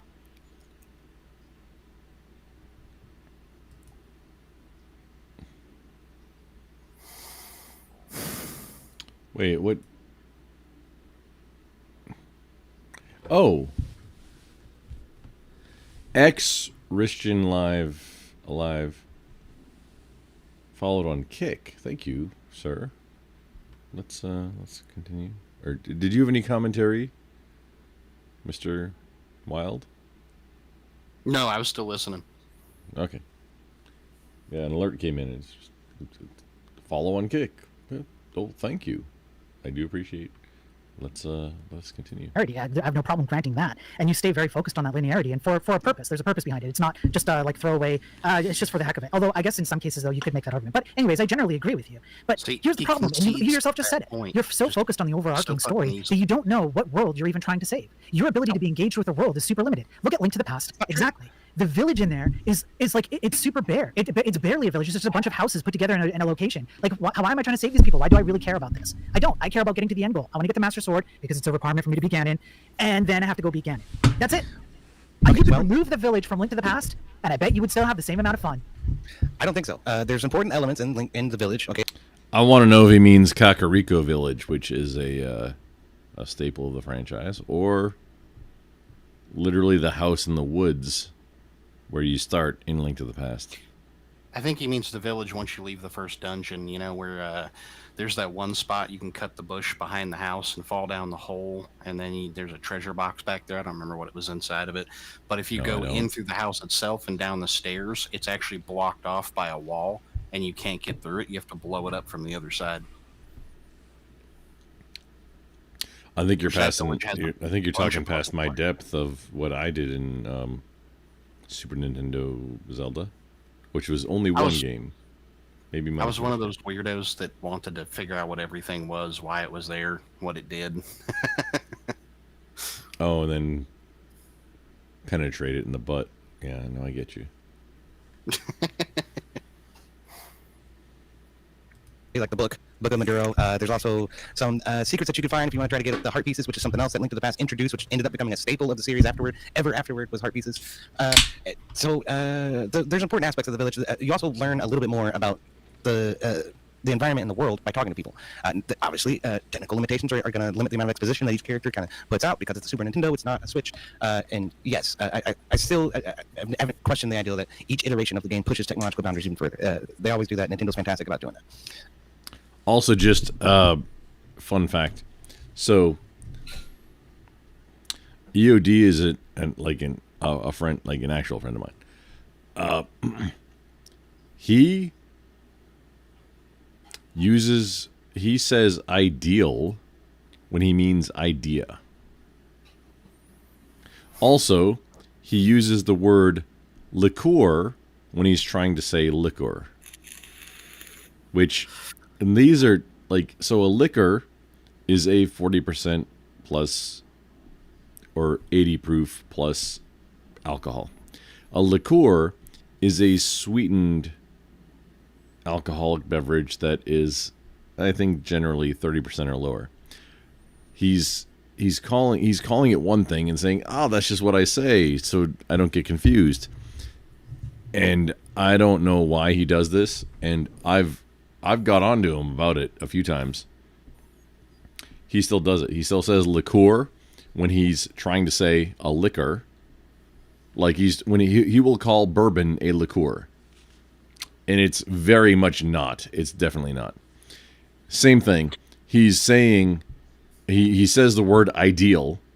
He means idea. Because an ideal is something it's not what you're trying to say right now. He's been a friend for 5+ years, and I get onto him about it, and he doesn't change about that. Doesn't impact me at all, other than me getting frustrated. But has he ever said the other word before, or does he just stick to liqueur? Oh no, he says liqueur when he's talking about liquor, and he says he does it so that people don't. No, he doesn't use them interchangeably. No, he doesn't use either of them. Like both of these instances of things that I've said just now, he doesn't use them interchangeably. He exclusively uses like the wrong word for things, and it's like, I know he knows what he's talking about, but he's using the wrong word. And has said to me he does it intentionally, so that, like in the case of liqueur, so that he can't be clipped out of context for saying licking something like that. That's not going to happen, bruh. It was a really weak excuse. Gotcha. So yeah, EOD, much love, brother, man. Even though you're a Zoomy, my crayons are not on your side on this one. I thought you were going to win this until you started using words that don't mean what you think. Like, it's not, because you know the difference. EOD, literally, I'm ranting right now. You know the difference between liqueur and liquor, but you choose to use liqueur to refer to liquors. This is incredibly disingenuous. You're choosing to be ignorant of what the because you know what it is. You know the difference and you know what it is. You're choosing to use a word because I've explained it to you a few times over the years. Maybe he's doing it just to fuck with you at this point. He's doing it to fuck with me on a debate where I'm not even there. Watch. I mean, that would be next level. I've done it to friends of mine before. That would be no. If he's doing that, just it just grates on me every time he says ideal when he means idea. It really grates on me because he knows I don't like that. That's my point, though. If he had an idea that you might liqueur and ideal, watch it later, he might have done it just to mess with you. No, I've done that to my buddies. He's an actual friend of mine, and I am definitely gonna hit him more. I'm a giant crayon eating Marine. He's like little ginger soulless Air Force Zoomy. He knows the risks, and he continues to do it. That's the wild part to me, is like that almost gives me like more respect of him, is because of the tenacity of like the disregard for the English language. Yeah, I'm calling you ODOD. Fuck off. I would love to talk shit, but with my issues, sometimes I can't even pull a label, so I have to give the description of the thing instead, because even though it's there, it's in my brain, I can literally see the lettering, I can't speak the word. So sometimes I'll have to give the description instead, or I'll have to pick a word that's as close as I possibly can to the description that I want to describe that my brain will allow me to access at that time. So I can't really talk shit on him for that. Oh, I'll talk shit on him all day long. To his face. Oh, also in this video, you tremendous slur of some type that is toss. Okay. So then my argument is really that Breath of the Wild and Tears of the Kingdom do diverge, but they're mostly consistent with the core elements. They're still puzzles. Okay, so you may the not like how they are, but the they're there. consistencies that you highlight are a poor substitution for what I would consider to be a good representation of the series. They feel like shoehorned in elements to a story that's about a different world. Does that make sense? I think so. I understand what you're saying. Let's say that I don't, but for the sake of argument, let's say that I can see that. In my opening statement, I stated this, that people have a different opinion on what is the actual like definitive game that they would pick for this debate topic. And I'm sure you would agree that most people would have like a different set of opinions, right? Everybody's played different set of games. Right. Now, if I was going to sit them down in front of one game and have the highest likelihood that a vast majority of people are going to find something in that one game that they can point to, that they've played to historically and say, there's that piece of the game, there's that bridge from, I think it was Twilight, there's the church, there's the little, like, the horses, there's the Master Sword, etc., etc. If you're going to try and capture as most people as possible from their point of view, I would say Tears of the Kingdom does that. It might not do every single point well. The Central Church was in Link to the Past. I don't remember. You know what? Actually, yeah, I think it was in Link to You the escape from the castle. Were the end point of that escape route from the castle was in a church. Yeah, with the mosaic windows. Yeah, I'm just remembering things right now. That's Spiro on the ropes right now. Unfortunately, he conceded most of this debate. If you actually go back and listen, he agrees with a large percentage of what EOD says, and then circles back around to disagreeing with him. Well, you have to. It's a debate competition type of thing. Yeah. But he does a huge majority, more than any other game before it, and Okay, has evidence to back me up. Well, okay, let's hear your evidence before I try to counter it. Okay. If you want to. All right. So, in an interview, I had to go track these down. In an interview, An interview is your evidence, huh? Okay. Game Informer interview by A.O. Numa, who I can't remember Just what going his to sales figures. That probably would have been enough. No, because I don't think sales figures are a good argument. That would be a pretty weak argument. You could attack me on that quite a bit. But in a Game Informer interview in 2017, A.O. Numa explained for Breath of the Wild, Abe Nick is in we the just look house. at one past game, you look Yeah, at what we're defines reviewing. Zelda in each era, the exploration of Zelda Welcome 1, up, What's going on, Abe? the side quest of Majora's Mask. What is this person's position? Is this a PR representative? A.O. Numa, Nintendo, let me do. He is a game designer, senior officer within the Japanese video game design. So he helped design Breath of the Wild. And Tears of the Kingdom.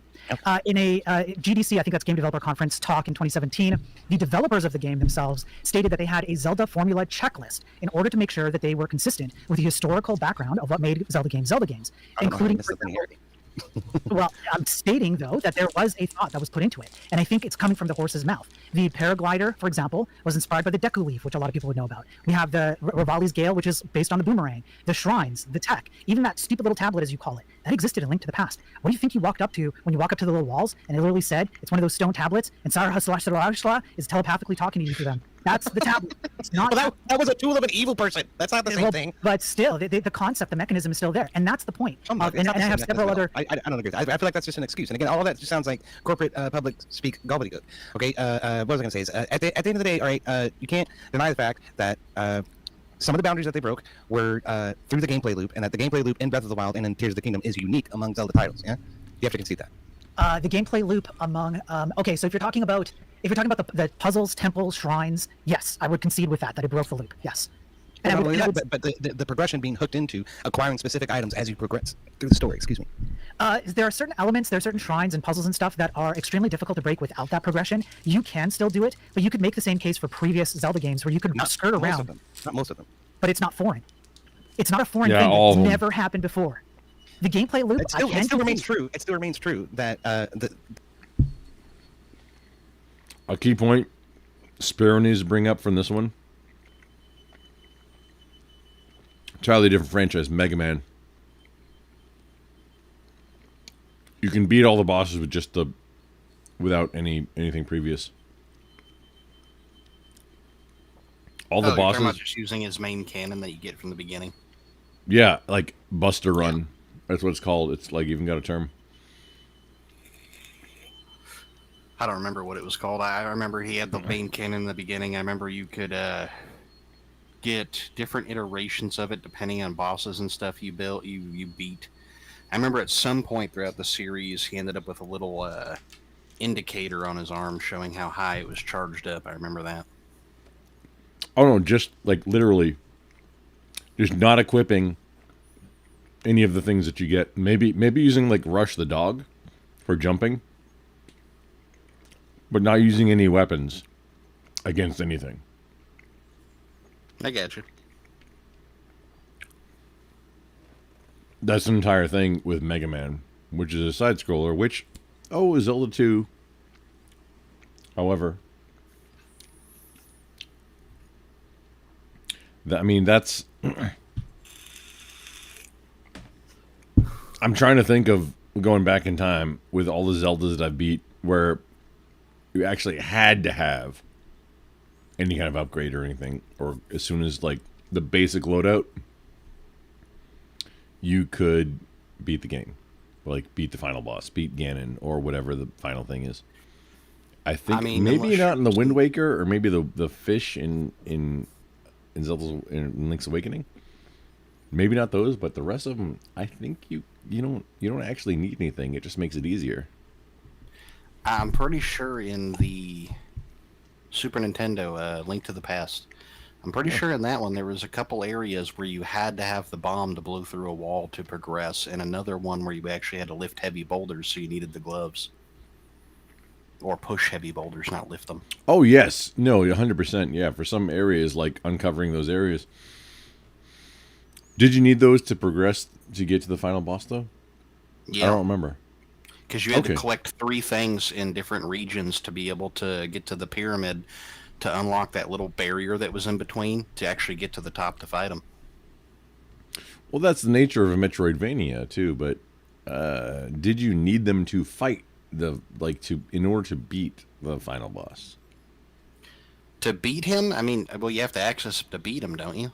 And if you can't access him, you can't beat him. Well, yes, but like that's the thing is, that's where I'm trying to go. Are Is you do saying you need that stuff theoretically to? you didn't need the power-ups to beat him? Then I would say no. You could probably do it with your base gear, but you still need the things to get to him to begin with. So, and I think that's the difference between the two arguments right now. Is I think I'm making the Spiro argument versus the you had to get there in order to be able to do it, which is I think the EOD argument at this point. Yeah, it's part of the story and the adventure, I think, was what EOD's primary thing was, is look, he had to complete these tasks, solve these puzzles, figure out these goals to be able to get to his overall objective. Fuck that chicken. At that point in the story. You have to fuck that chicken. Ever screw with the chickens. The chickens are evil. Oh. No. Don't just any Zelda game. No, yeah, go and just try and kill the chickens. Don't try to kill chickens. You will. Trying to cause problems for you. No, you'll 100% make some food and you just cook it, and then you have you got a good little chicken dinner in the Zelda games, all of them. Yeah, that's totally. It's literally what happens in the chicken game. It's the Legend of Chickens. What? Hang on, it's in the name of the game. Shut up. This item progression being hooked into has been a staple of the series. So I mean, and you can see that the puzzles and stuff were unique. So even through those concessions, you've iterated that the most important aspects of a game are in fact different with these two iterations of the series. Yeah. So they're at their core. It's not a good representation. At their core, I would concede that like breaking a temple or like a shrine in Breath of the Wild: Tears of the Kingdom is not like breaking a temple or a shrine in a lot of the previous games. But the way that you break it, though, is still fundamental to the game. For example, your hookshot example. Could you pick a game, any one of the Zelda games where you have a hookshot? You get the hookshot. Could you go back to some of the temples and some of the games and use the hookshot when you shouldn't have, and still go and work your way through the temple again if you wanted to, or do something different with the temple? Because you have the hookshot now? That's the opposite of the point that I'm trying to make. Yes, it does open up secret areas that were previously inaccessible in previously visited temples. However, primarily, what not having that item does is prevent progress. And yes, there are some games where you can work your way around that. You can use glitches sometimes in order to work your way around that. But it's obviously intended by the designers, and it's an artistic decision to stop your progress until you acquire that particular item.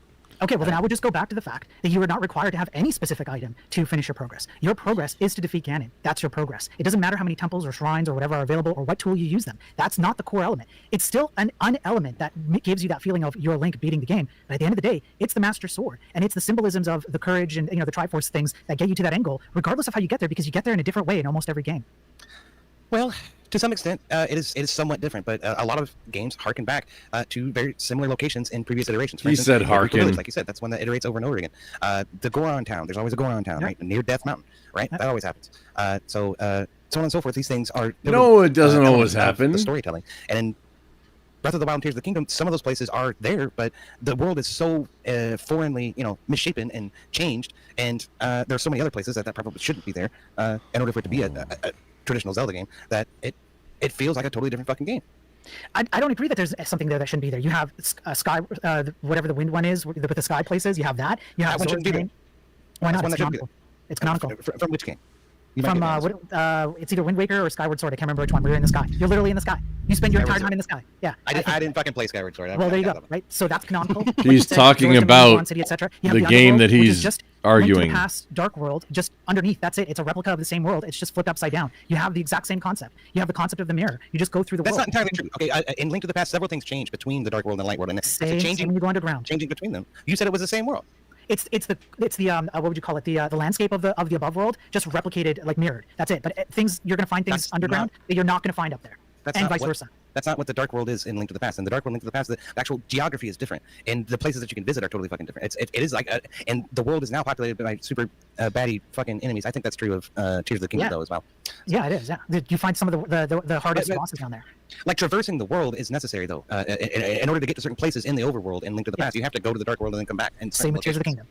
No, that's not true. That's not what I read. That's not what I read at all. People were saying that it's basically just a replication of the overworld, except it's dark and then there's harder enemies. That's there's certain things that you cannot do in the underworld until you progress the story to a certain point.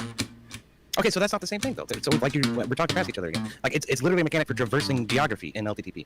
So you're thinking of it as like a physical blocker as opposed to a story blocker. Okay, so but in a way it is a physical blocker, because if you don't progress the story enough, there are certain things that you are physically blocked from getting into or accessing or completing. That's like saying oh man, that's like saying I'm an American because I live on the North American continent. I'm not Canadian, even though you are. The difference between a story blocker and an item blocker, you're blocked either way. Why does it matter which one is which? Because what I'm talking about is something that's environmental. What you're talking about is something that's progression. Those are two completely different striations. No, I'm talking about integration. No, you're restricting yourself to you must have a thing in order to move forward. And I'm saying that the thing is part of the environment which helps you move forward. It's an integration of all these ideas packaged into one. It's not just go get a thing. It's that the thing has some connection to the environment. No, 100%. I'm way more critical of EOD because he's been my friend for longer. Just let that be known. Okay. He just said striations. I don't think he meant that. That like has to do with glaciers or something moving along another thing that carves it into, like that's striations, and I don't think that's what he meant, but that's what he said constantly. EOD, stop saying ideals when you mean ideas. You douche. Around you, which is what Link does in every game. He adapts to his environment and then ultimately gets the core stuff and beats Ganon. You gotta calm down, man. You gotta calm down. Quit spurging out, okay? Let me. No. Listen, no. Let me interrupt you some more, damn it. Oh, shit, there. What was I gonna say? Hey, listen. There it is. That's a good one. Somebody was saying something about Navi in my chat too. Yeah. But what was I gonna say? No. It's like I say, what I'm talking about is something that's a physical, environmental, so you have to stand on this one particular spot, change into the Dark World, then walk to another spot around a new set of, geographic barriers, and then change back to... I'm going to challenge and now you're in a place that was previously inaccessible just by going through those transitions and traversing that previously untraversable land. So that's what I mean. I think what you're talking about is, certain things become available as you progress through the story in the overworld and the underworld. And you need certain items in order to progress. So that's what I mean. That's the difference between the environmental and the progression. That's a Metroidvania. So I think I defined a Metroidvania. Yeah, I understand the difference. I disagree with the importance of the difference as in terms of making it a Zelda game. I would say that you could have a mixture of all of these things and you could still walk away thinking, hey, I played a Zelda game. But the thing is that the execution of the underworld in Tears of the Kingdom reminds me more of the underworld that was in Skyrim than it does of the Dark World in LTTP. I guess, does that make sense? Maybe that's why I'm criticizing it. I can see that argument, yeah. And I would point to the history of Zelda taking the same themes, including, even to your point, things, taking the same hookshot and altering the way it works in certain games. Not every game, but in certain games, hookshot works a little bit differently. You need to upgrade it in some games, and in other games you don't. Boomerang, arrow, like all of these things change based on the game and environment. And Zelda is not foreign to changing the theme or the way that a core concept is being used. And I would say that Tears of the Kingdom is no different. It took the theme of the Dark World and Link to the Past, and it maintained the theme, but it changed how you interacted with that theme. But the theme is there.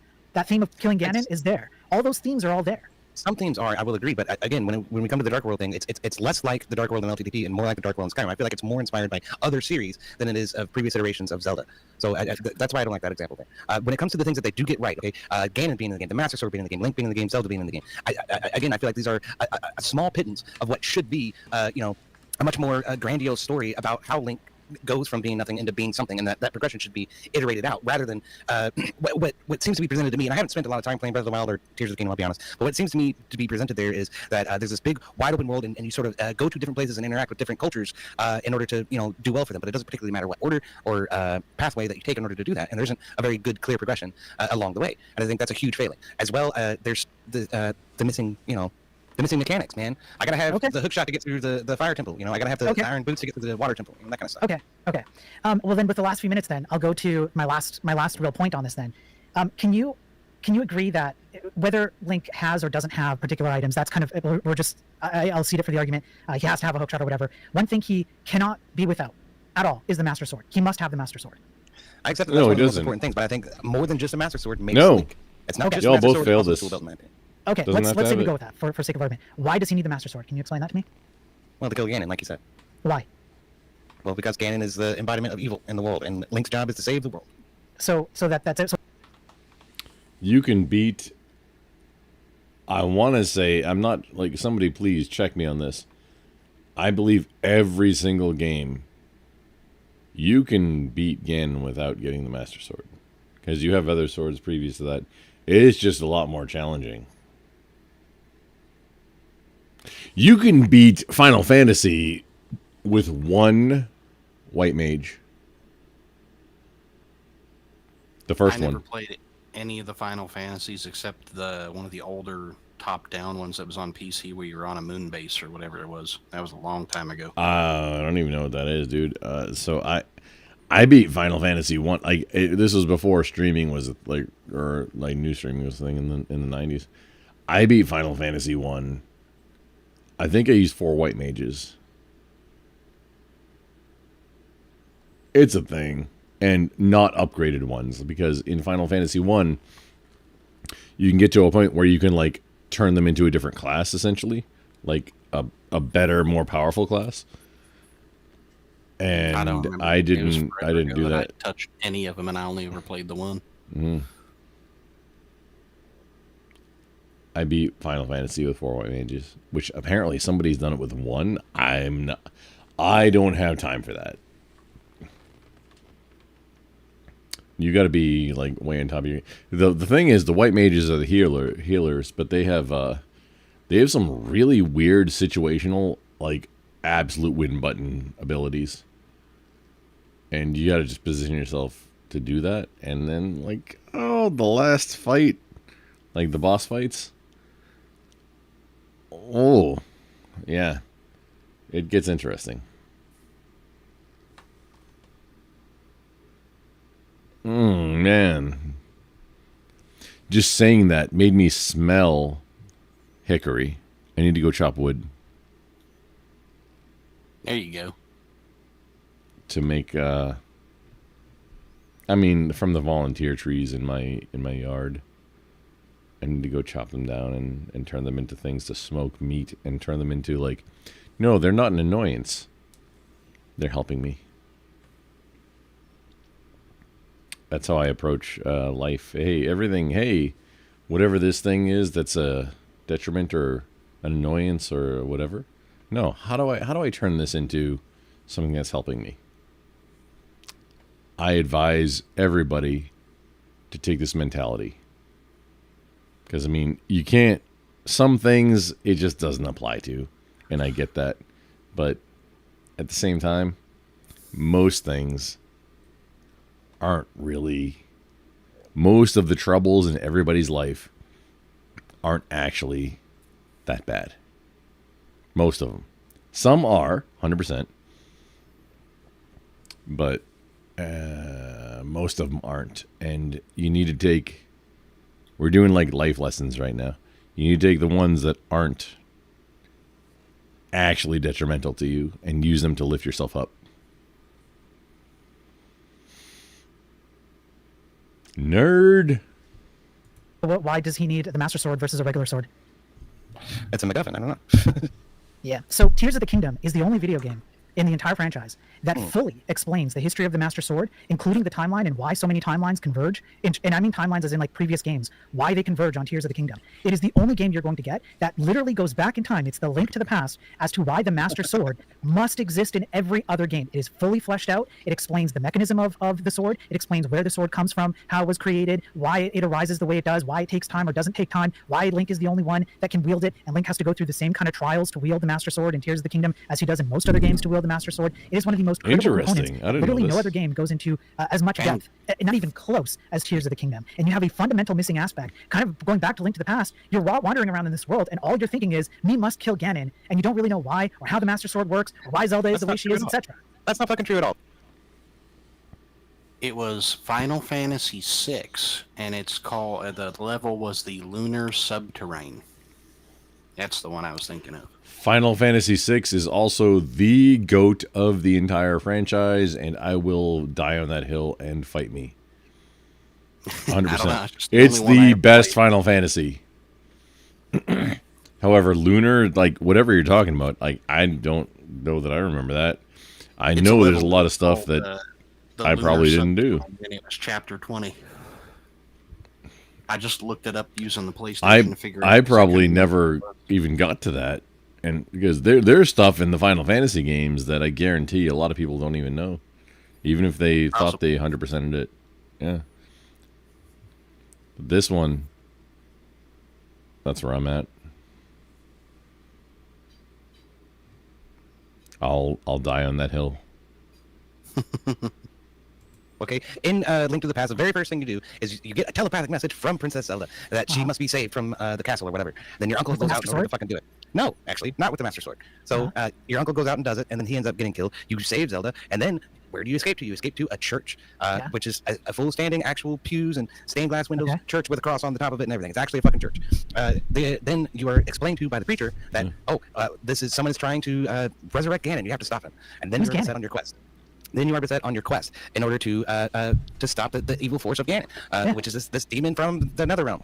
Where's the Netherrealm? Why does the Netherrealm? See, this is the problem: is that no game goes into the lore of these things. Well, the other aspect of it is you're saying that you're just fucking thrust into it. Again, part of this goes down to the technological limitations of the console at the time, and further iterations. It does get more and more iterated upon. It does get more and more fleshed out. However, it's not just thrust upon. You're not just going to kill the bad guy. It's explained that these people are an evil ilk and that all the monsters running around are their fault. So you have to go. What a leftist! It's bad because it's bad. At the end of the day, what you're saying is that the one game that does the one thing that no other game did is the best representation of the series, is what you're trying to pull off here, and it doesn't fucking fly. At the end of the day, part of what makes Breath of the Wild and Tears of the Kingdom a bad representation of the series is all of the departures that it engages with in order to make itself special and apart from the previous iterations of the series. The one thing that you're pointing out, all of this backstory behind what the Master Sword is and that and the other, always remained a mystery in previous games because it was intended to be this aura of mystery as well as righteousness, right? A mysterious righteousness. That's part of what makes Link who Link is in all of the games, is this mysterious righteousness that isn't very well fleshed out. And by diving into that exposition and explaining it so completely, I think that the storytelling in Tears of the Kingdom has watered down the lore just a little bit. And sort of made it into like an anime sort of estimation of what it was. It was always, in everybody's minds, which was this grand, tale that extended far beyond what you were presented with in the game. You could use your imagination. Oh, God forbid that we do that in 2025 in order to sort of expand on it and understand it in your own way. Which was another staple of the series.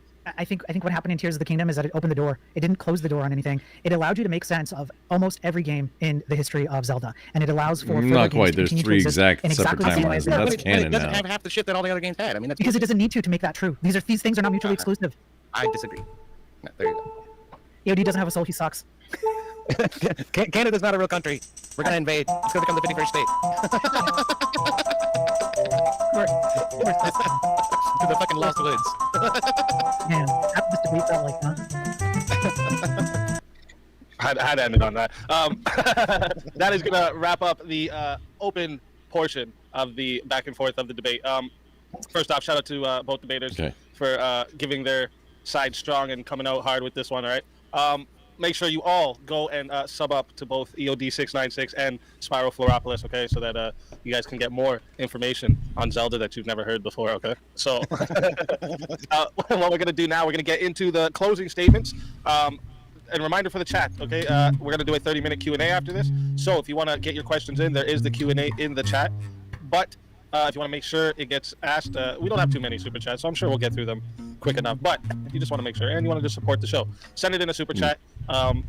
And this way, you'll make sure it gets answered or read. With that, we're going to get into the closing statements here. So we're going to start with Spyro, because that'll give EOD the last word. So Spyro, whenever you're ready. Wait, let me get your timer up here for you. That'll probably help. Yeah, whenever you're ready, I will start the timer up with your voice. Okay, so I just want to thank one more time, probably the viewers who suffered the most watching this, but EOD and Speakeasy, you guys are awesome. Thank you for having this debate. It was great. I will say this in closing. I think what EOD did was he leaned a little bit on nostalgia, on his perspective on what makes a Zelda game great, and heavily on the things within the game.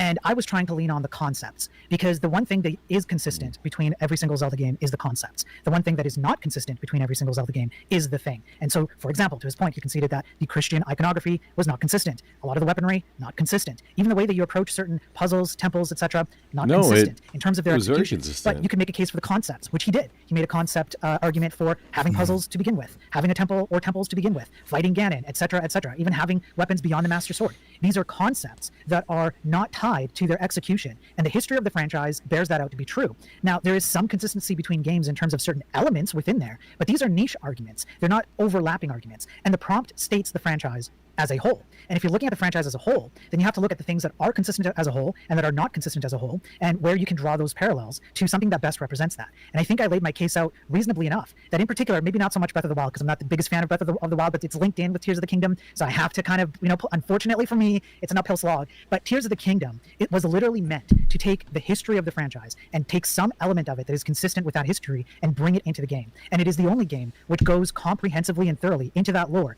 into why does the Master Sword exist, how does it work, etc. What about Ganon? What about the overarching concepts of good and evil, and how time plays into that? The reason why you get different timelines, the reason why Zelda comes from a long line of a particular lineage, etc., etc. You even have Cass in Breath of the Wild, to give Breath of the Wild some due. It's that pair, like the bird thing that does the whatever that musical instrument is. He makes direct references to previous games. It's an accordion, you illiterate it's fuck. It's by the creators of Breath of the Wild and Tears of the Kingdom, and it's referenced multiple previous games that are not Breath of the Wild and Tears of the Kingdom. In fact, there's even a reference to, I believe there's some reference to the war of, I don't know, there was some capturing War of Ganon or whatever. It's an accordion. It's a direct reference to Link to the Past. That's the point of Tears of the Kingdom. And that's why my statement is that if you take anybody who's anybody, whether they've played the game before or not, but especially... I know he's not illiterate. Let them sit through a full playthrough of Tears of the Kingdom. And they're going to find at least one thing, if not multiple things, where they're going to go, I remember, I did something very, very similar, or this is exactly what I remember from a previous game. You cannot say that about other games in the franchise, most other games in the franchise.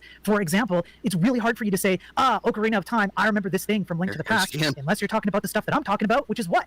The core concepts, the Master Sword, Ganon, etc., etc. And to my point, Ocarina of Time simply further expands on the previous history of Zelda games, as do most other Zelda games. They expand more on the history of them. It's just that Tears of the Kingdom is the most comprehensive, ties most, if not all of them together, and gives you a reason for why there's disparity. So in my opinion, Tears of the Kingdom actually makes the case for why the randomness, anything you could point to within any Zelda game that's not the same as other Zelda games, Tears of the Kingdom actually explains that. Whereas no...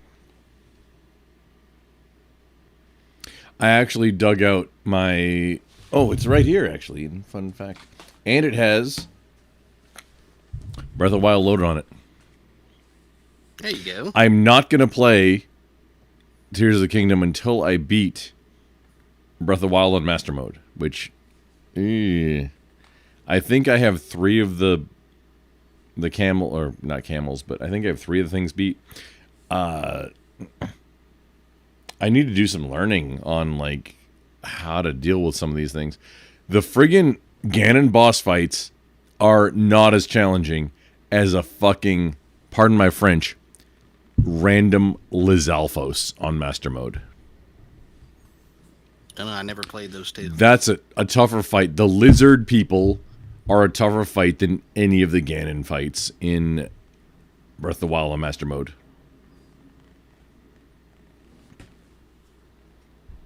This is I'm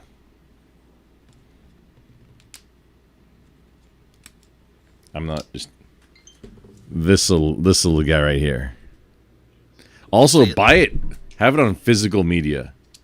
Because, hey, if there's no internet, where you at, bitches? A lot of that's turning into keys, though. It's just a disc with a fucking digital key. Well, no, not a lot of that. The Nintendo Switch 2, yeah, 100%. I'm never going to buy a Switch 2. Nope, not doing that. That's... If all it is a license key, there's no reasons. There's absolutely no reason to buy it. You are encouraging people to pirate your stuff, sir. Nintendo. Yakamoto or whatever the fuck the dude's name is. Pardon my French.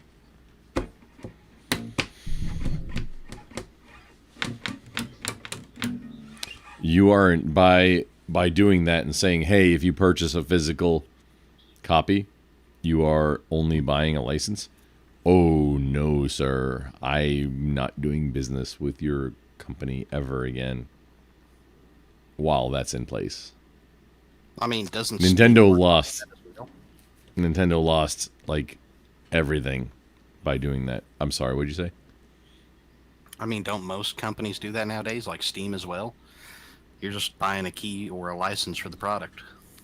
I mean, technically, yes. Steam is also the same way. However, Gabe, I believe his name is, came out and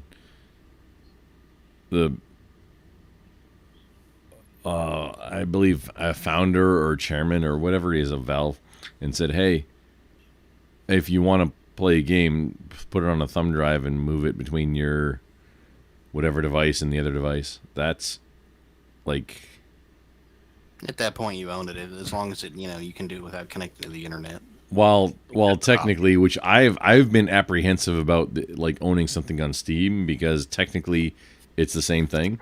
However, at least for right now, and if you have a Steam Deck or a Steam account, if you just don't connect to anything, like if you take that offline, you can play those games forever. They don't need to talk to home base, which is the biggest problem I have, which that's what I think Gabe or whatever his name is, Yacht Guy, and okay, yeah, you can have a yacht, just everybody wants Half-Life 3. With the long hair and the glasses? Maybe, I'm not sure. I don't even know what he looks like. I'm pretty sure his name's Gabe. I don't remember names good, sorry. Yeah, it's not racist enough for me to remember.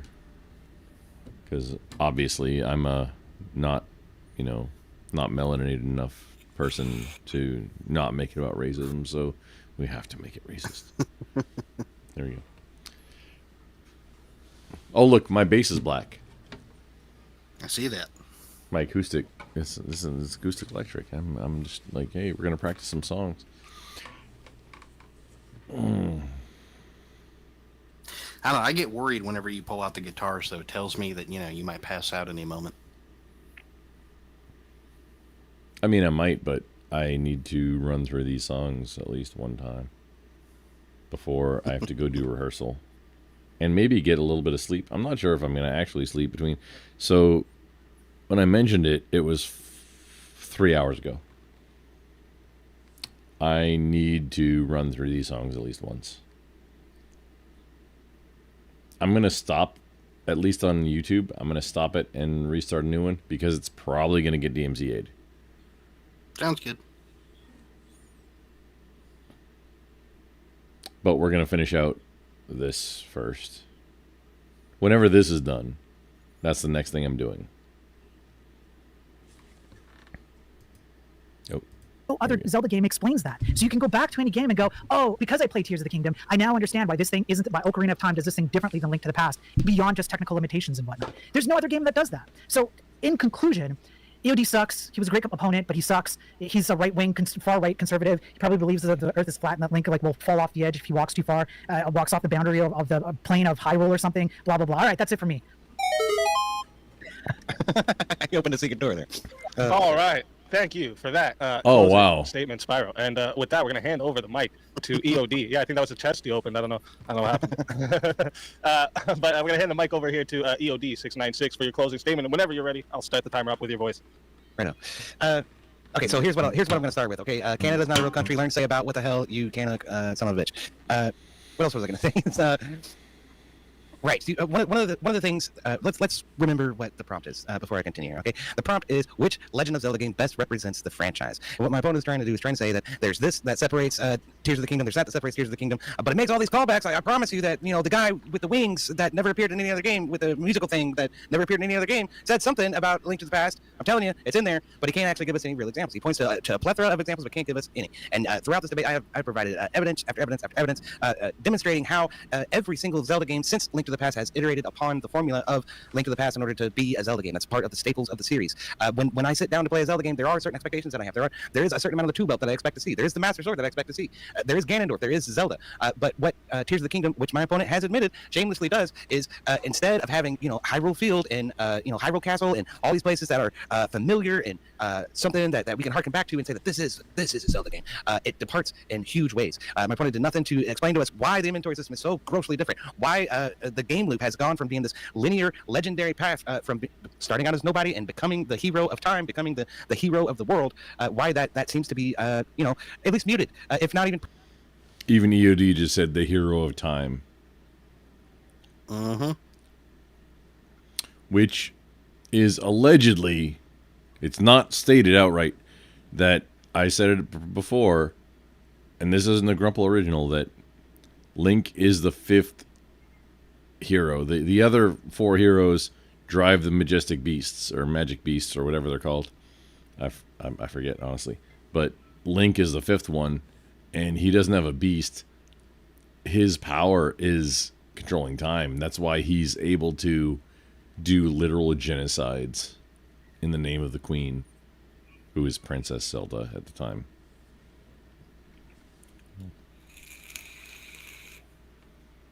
Present at all in Tears of the Kingdom or Breath of the Wild.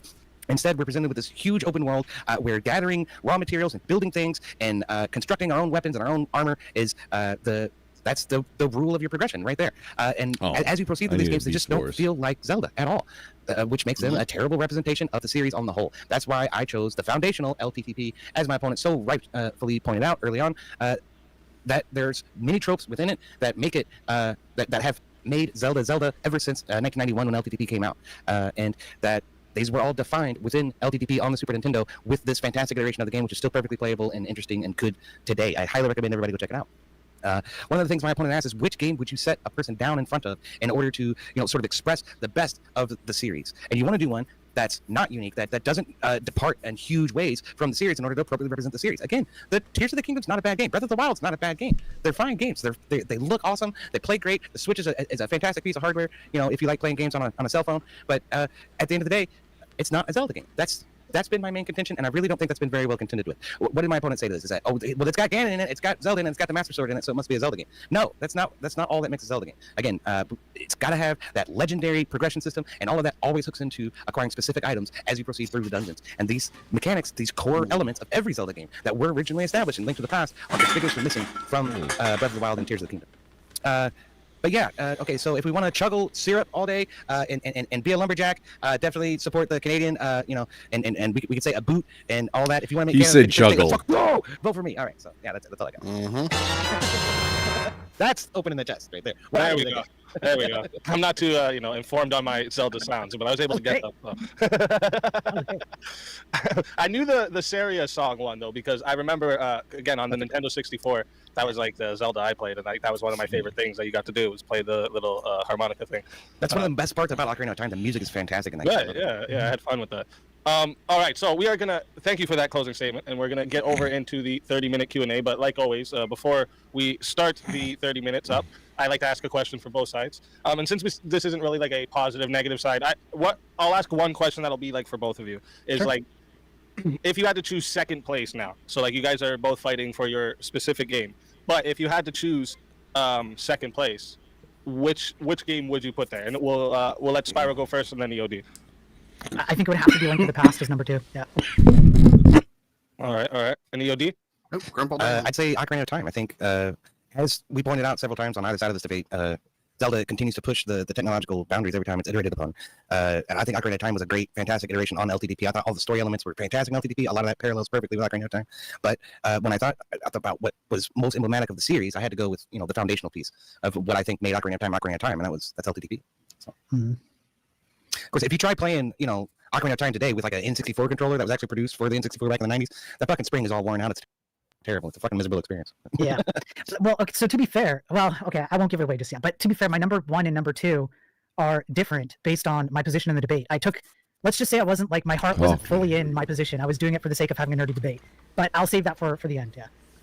Given my position, my number 2 would be Link to the Past, yes. Okay. All right, now we're going to get into the super chats. We're going to start lighting these up. So the way I'm going to do this now, too, I'm going to go through the super chats from my side first, and then if there's time, I'll go through the super chats that come from the other side, just because there was like the last 2 times when I did the super chats, just like as they came in, I missed a couple that were from my side, so I want to make sure that all my side questions get answered first here. So let's start the timer up, and then we got Naughty Germ just came in to give salutes. Shout out to Naughty Germ. Naughty Germ has been really involved in the chat with this one. He's had some words for you guys, all right?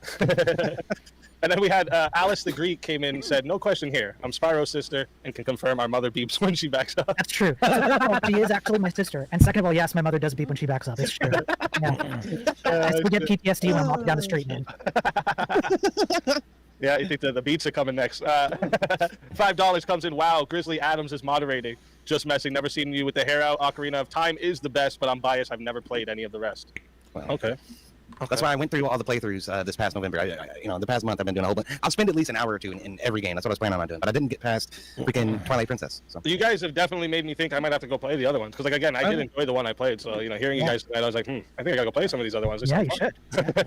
You should do Twilight Princess next. That was the next iteration after Ocarina of Time and Majora's Mask. It was on GameCube. Okay. And so it has a lot of the same elements in it. Go for it. Yeah. So I like feeling home, yeah. Yeah. We got $10. It was on Anthony GameCube, Salea but the most. I take back my last super chat. I want to apparently. ask: Ocarina of Time or Majora's Mask? I like the basic story in Ocarina of Time, but the gameplay and combat mechanics in Majora's Mask is also really great. Well, let me go first on this one, okay? I'll say this. In order to remain, philosophically consistent, I'm going to have to say Ocarina of Time. Ocarina of Time is much more of a Zelda game, right? I think Majora's Mask was a departure. It was interesting. It was fantastic, and it was cool. But the other thing is I think there's less that progression system. Again, is really weird in Majora's Mask because of the time thing. So that feels a little bit strange, but they still managed to hook progression into maintaining those certain items. He should have likened this. So this is a fail on EOD. He should have likened it Wind Waker. But I don't think Majora's Mask is more of a Zelda than Ocarina of Time. Yeah, even from my argument, from my position, it would be the same result. Ocarina of Time wins over Majora's Mask.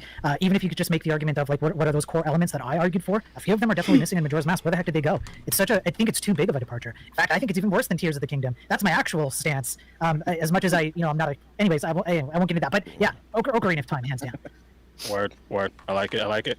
Another 10 comes in from Alice the Greek. Says, fun fact: Spyro used to let me play on his LOZ files as long as I didn't save over them, especially Nintendo 64. Best big bro, but still the biggest asshole I've ever had to play with.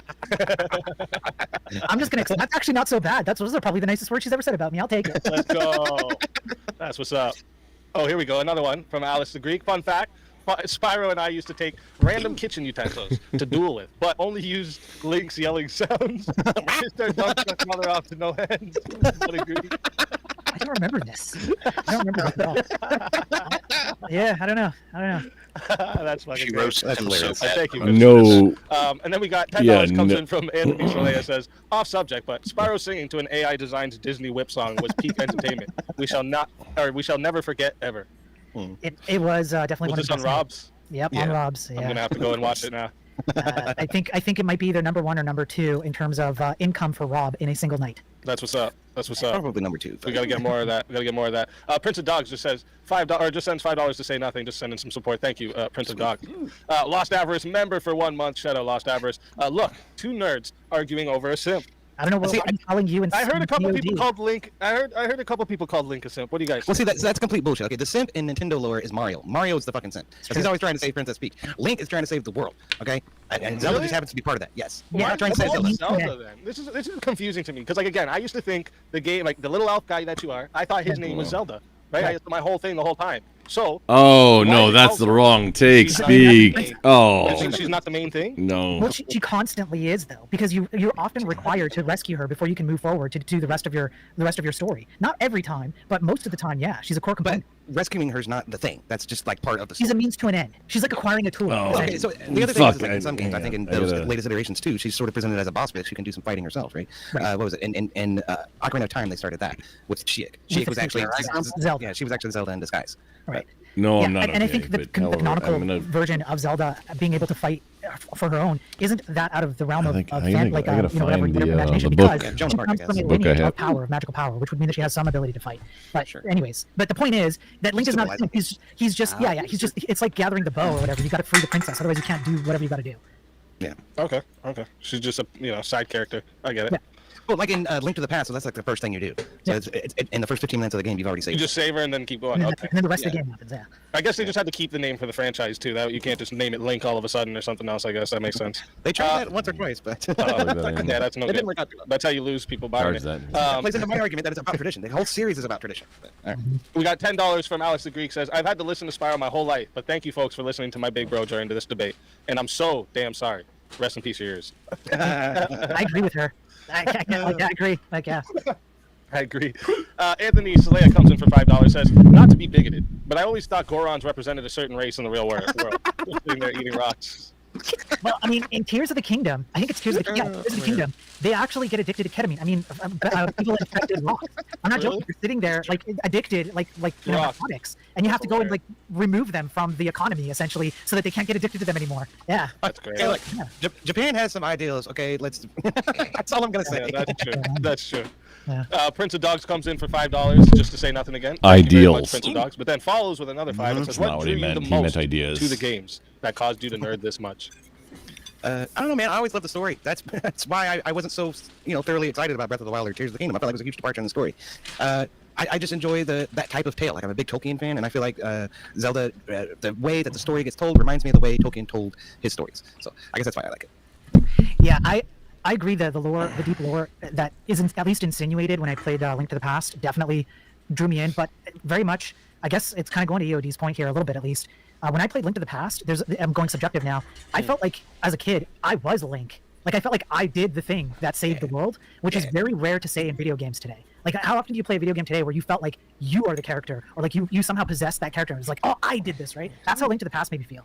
Well, we didn't even talk about why Link's name is Link. It's the link between the player and the game world. That's why they named it Link. Sure, yeah. No, it's cool. oh That's fuck actually cool. not. I like it. And the Legend of Zelda is Get the outta same, here. because the Legend of Zelda, because she continuously exists throughout time, just recreated the same way as Link, but in a different way, and so it's also her Legend of Time. So yeah, there's lots of deep lore there. Yeah, I like it. See, I'm a sucker for like deeper lore behind simple things. Like, like I think I've told you guys before, like with my logo, like it's just like a bear there with no eyes. But the whole idea is because like bears spend 90% of their lives alone, and the label's called On My Own, and then it was a music label, so you don't use your eyes, you use your ears, right? I put a bunch of like deep lore behind something so simple, right? Like it's like I love that shit. I'm a sucker for it.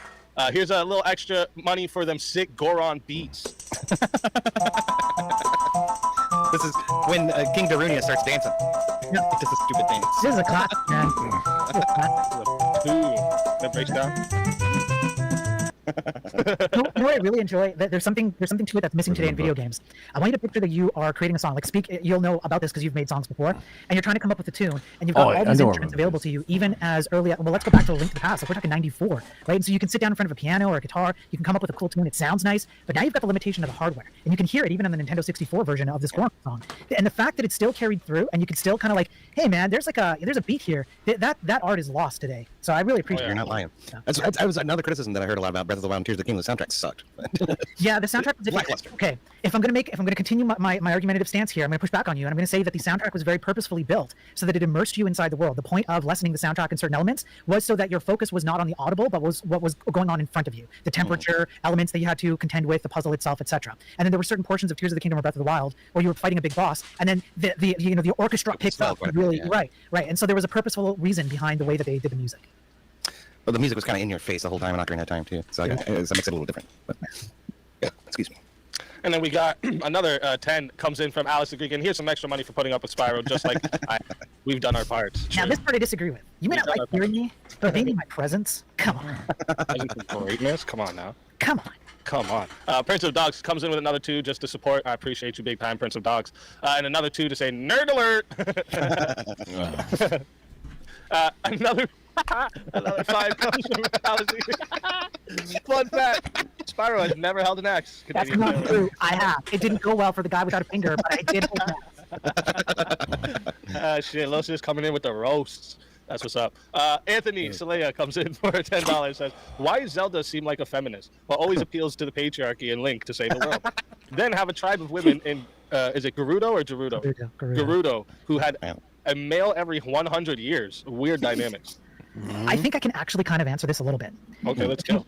All right, so if you look at the history of how Japan has played with gender dynamics, even in things like anime, so you can kind of look away from video games, but you can look at it in video games too.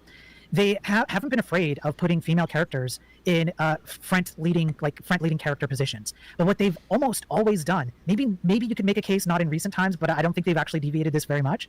But they've always also played the fact that you must also have a male who also plays a lead role, if not sometimes is the lead role. And in fact, if you really want to get a little bit conspiratorial, there might be an underhanded mechanism here whereby, hey, you have a tribe of women who can last for 100 years, but even after 100 years, you still need a man, don't you?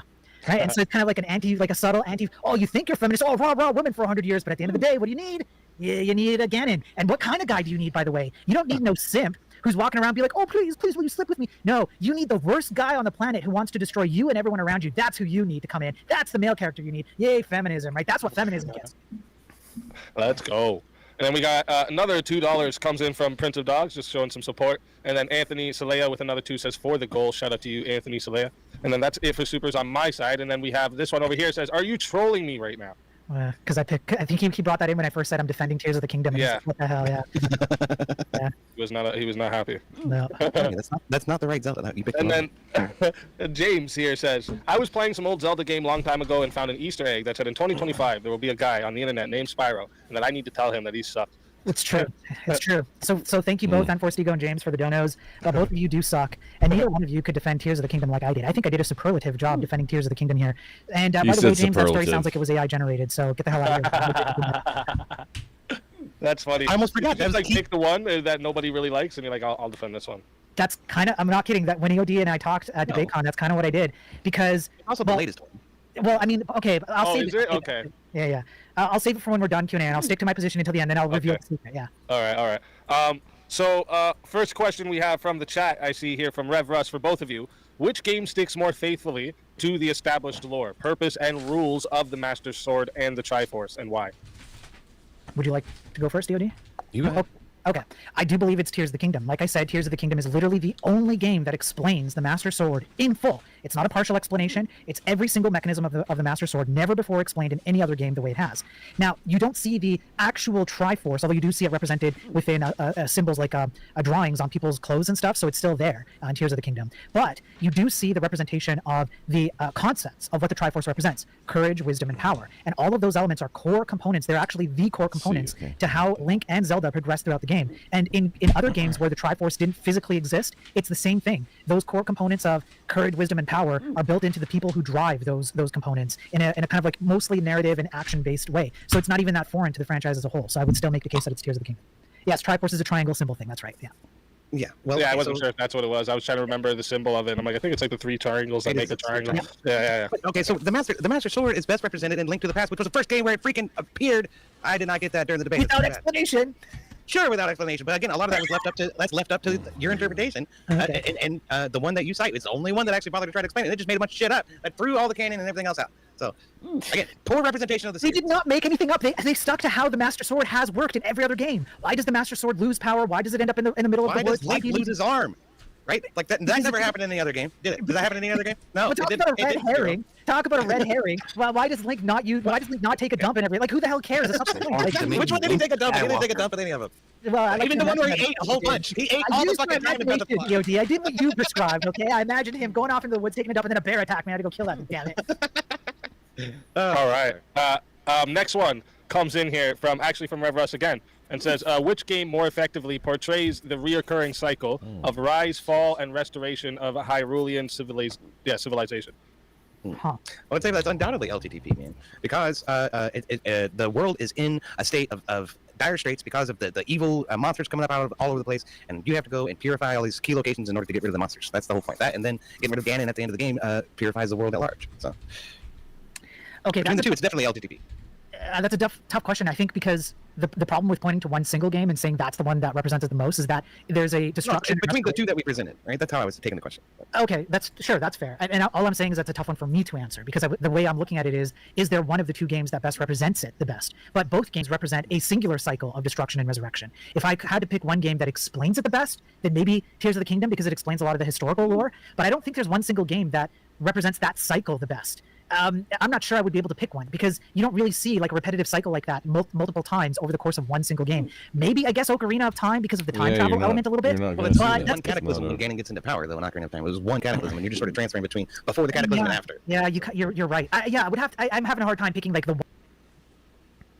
Because each one, unless that individual one illustrates previous things, is not privy to even the cataclysms, I guess you would call, of the previous cycle. They're just doing their thing. Do you need a cup of milk, buddy? Seems like you got some acid going on. I got some hiccups going on. Ah, gotcha. I'm trying not to talk too much.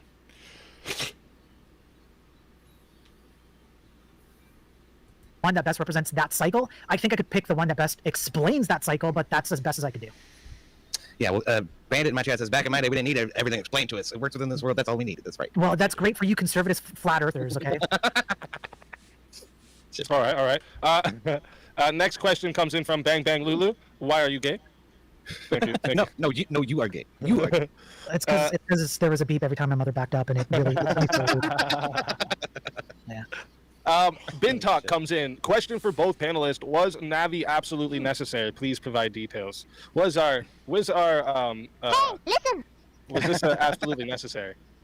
I mean, I'm gonna say that as you look back on it with rose-colored glasses, everybody sort of perks up when they hear that. But that was the most annoying fucking thing in that game. It really was. I feel like, and plus forcing a fairy onto Link, it seems a little bit weird. So I thought that was a little strange. That was a bit of a departure for Ocarina of Time, I think. You didn't like always hearing? No, I don't think anybody did.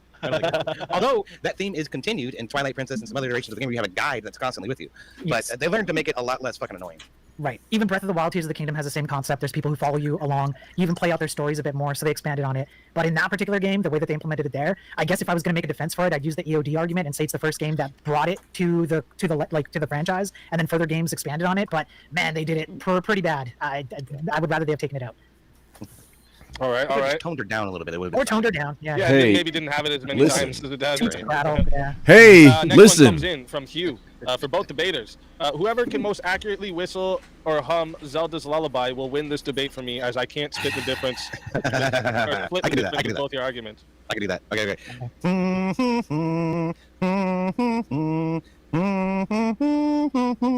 It's about as close as I can get. I can't whistle for shite though. I'll try to whistle it.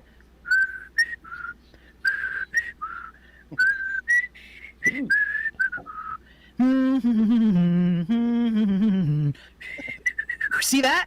Yeah, I could speak. You gotta put me in one of your music videos. I'm definitely. Let's see how accurate they were.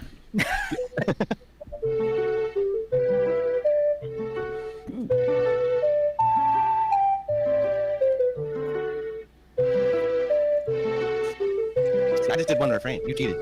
I did. I'm okay with that. But you missed a bunch of notes, so it doesn't count. I feel like you both didn't do that higher part, though. You guys missed it. I think you guys missed it. Got me. That's a good one. Next one comes in from the Broken Bookshelf. Most people played and loved Ocarina of Time. Would that not be the game that best represents it? Well, again, from my argument, I would say no. I thought about it, but no, because so many of its elements, its core key elements, were actually spawned in LTTP and carried on after that one. And there were other iterations after Ocarina of Time that went back to the top-down format, such as Link's Awakening and some of the other ones on the portable systems. And Skyward Sword. There was another one on I forget. There was another one about a sword that was another top-down one that came after Ocarina of Time. It was a top-down one. Minish? No, not Minish Cap. Yeah, Minish Cap. I think that's what I'm thinking of. Minish Cap. Okay. All right. Go ahead. Is it okay? Yeah, I was going to answer that. Minish Cap was literally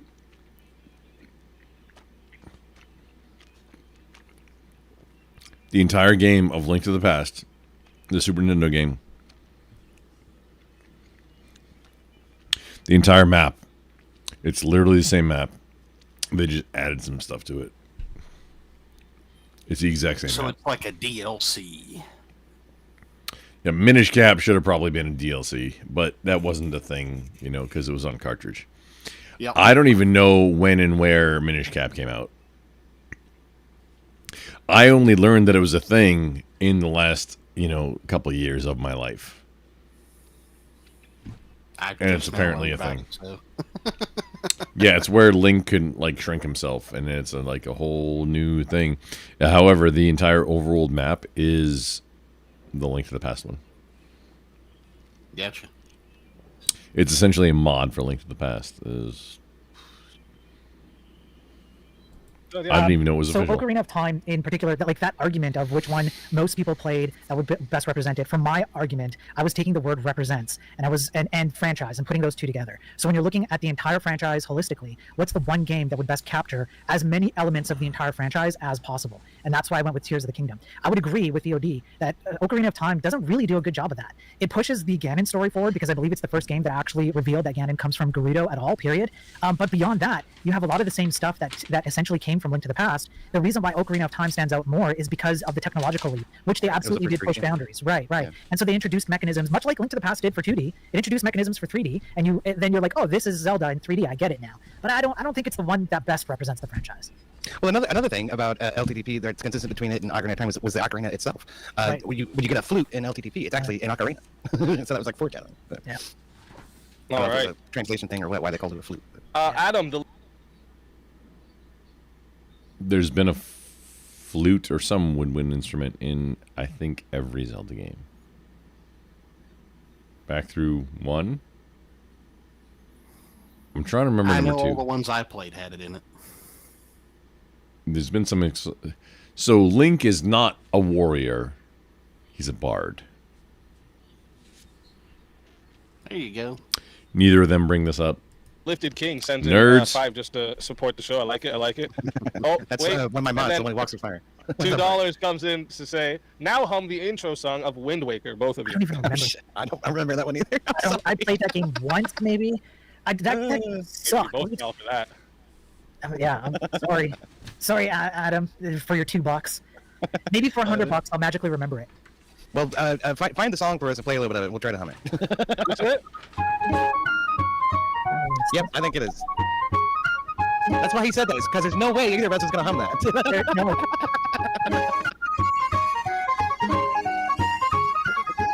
Oh, that's not it? Oh. It says That's Legend of Zelda, the Wind Waker intro, opening. Oh, He's saying it's the prologue intro song.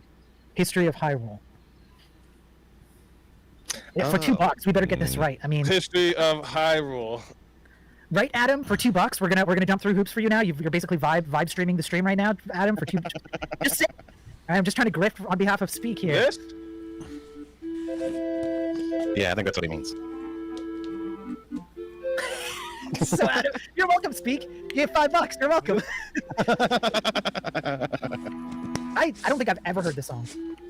I have. I actually have a poster of this whole With the lore strength stuff at his on my command, wall he in there. spreads darkness across the kingdom. It's talking telling about the story right here, you know? Yeah. Is this for like Game Boy or something? Why does it look like this? No, this was on GameCube. They used a very GameCube, cartoonish. okay. They used a cartoonish art style for it. That makes sense then. Which is one reason it was criticized. It wasn't received very well. Yeah, I don't know how to hum that. Yeah, how would you Sorry, hum that? That one would have been a hard one to hum. And comes in with another 5. Thank you very much. I appreciate you.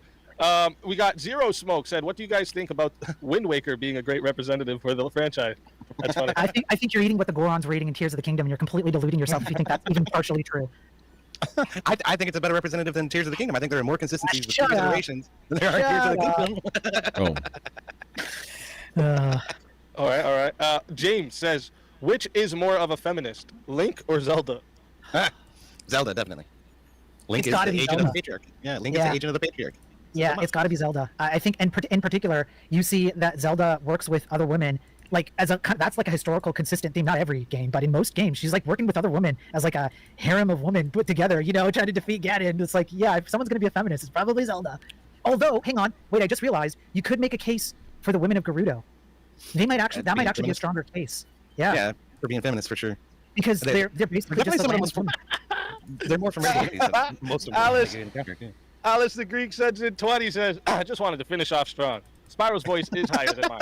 I have my own axe that I use regularly, and I bought Spyro a Master Sword replica that he cries against every night. Spyro's really smart sometimes. Might drop. Let's go. So, shit. Let me take a moment here. I guess it's time to reveal some family drama. So you're going to hear it first on this debate at Speakeasy's channel. But I'm sorry to say it, Alice, but you were adopted. We picked you up on the side of the streets and gypsies. Shit. Thank you, Alice, for the $20 super chat. Your sister loves you, Spiro. Don't be mean to her. She does. I love her to death, man. She's great. She's That's real funny as love hell. right there. We got a couple more here. Just coming in last minute. Out of all games, which has the best boss? I like the fire dragon in the fire temple of Ocarina of Time. That was really fucking cool. That was good. I just remember I remember seeing that fucking boss. I was like, no way. That's so cool. Yeah. It was kind of a sucky fight. That was really good. Okay, now my heart's fully in this one. What is this? Despite what I might say later about my actual position, I do think that the very, very ending of Tears of the Kingdom, where you finally defeat Ganon, was one of the most, satisfying boss endings to Ganon ever, period. I think it was the best ending. But how you get there, you can make arguments about, like, it sucked how you got there, or whatever, it doesn't matter, or you liked it, but that ending in particular was epic. Right on. Okay, I gotta be right back. I gotta let my dog out. So. Okay. If you leave, you can see the entire. Who let the dogs out? We got a couple more here. Anyway. No worries, you can let your dog out. The next one here says, "Who's the best Link and Zelda across all games?" So if we take them separately, the best Link, I'm probably gonna have to say from number 2. The best Link, probably Link to the number Past. 2. Because he's so simplistic and straightforward. Wrong. It's just like there's Link. It's just Link. You're wrong, sir. With a child Link, I don't know. I didn't. Something felt a little bit off about that. The best Zelda. Wait, 1 of 1. What the shit? This is gonna sound weird, but I think like Zelda 1, like the original Zelda Princess, just again because it's straightforward and there's not a lot of like confusion around why she's there and what she's doing, whatever. It's just you got to go save her and that's it. And Zelda does a lot of prattling in Link to the Past. I didn't particularly enjoy that. Makes sense. They added more of the like cutscenes and stuff, right? Yeah. So, whereas Link doesn't really talk that like at all. Like I think there might be one game where he says like a word. I remember or him something. talking in the first game. That's the one I played, right? The one on Nintendo. Yeah, but he doesn't talk. He's just like, I'm just here to do what I gotta do, man. That's it. It's like, he perfect. never That's talked. Great. That's how I want you to be, right? That's great because then that lack of communication, I think, actually adds to the immersion of you feeling like you're Link because he's not saying things that you don't agree with because he's saying nothing, which I wish EOD would have done this entire debate. Nice, I like it. Next one comes in from Sniper Ice Shadow. Says, I don't want to be that guy, Spyro, but EOD won. Look, I think I made a stronger, holistic, overarching case. Okay, I think I did my job well. If you want to vote for a crappier version of a representation of a franchise, you can spend your $20 to do that. But it's not your $20. It's not my $20. It's yours. So whatever. That's fair. And then this one here, it says for both panelists, so we'll let EOD answer when he gets back to. For both panelists, ascribe the character that best fits your debate opponent and their personality, then tell us why. Any character from any Link game. Wait, so there's Link games that aren't Zelda? I don't think that's true. I think they're all Yes. Zelda games. Oh, I okay. can't They think of are. one that's not Zelda. At least I'm not aware of one. 3DO. They called it Link games, so I was thinking maybe there is other spin-off. Yeah, well, I guess he's just saying it as like a Because like Super reference. Smash Bros has Link in it, so. Yeah, it does, right? And again, I think, look, it's not really as okay. I'm not going to get into that, but Super Smash Bros. Does a really good job of bringing like the idea of a lot of these characters and the worlds, and making you kind of feel like I feel like I'm there. And there's something to be said about that argument. Like, why does Super Smash Bros. Kind of get that aesthetic right? Why does it feel like you're playing with Link, etc. Right? Yeah, they do it good. EOD's dog's gonna join us too. Oh, I can start with who I think but I kind of want EOD to hear it. Yeah. It'd be more fun if he hears it. I get it. Now, Gamina, who's on my YouTube chat, he's an old friend of mine. He's known me since like we were kids. He was my secret weapon in this debate because he doesn't debate.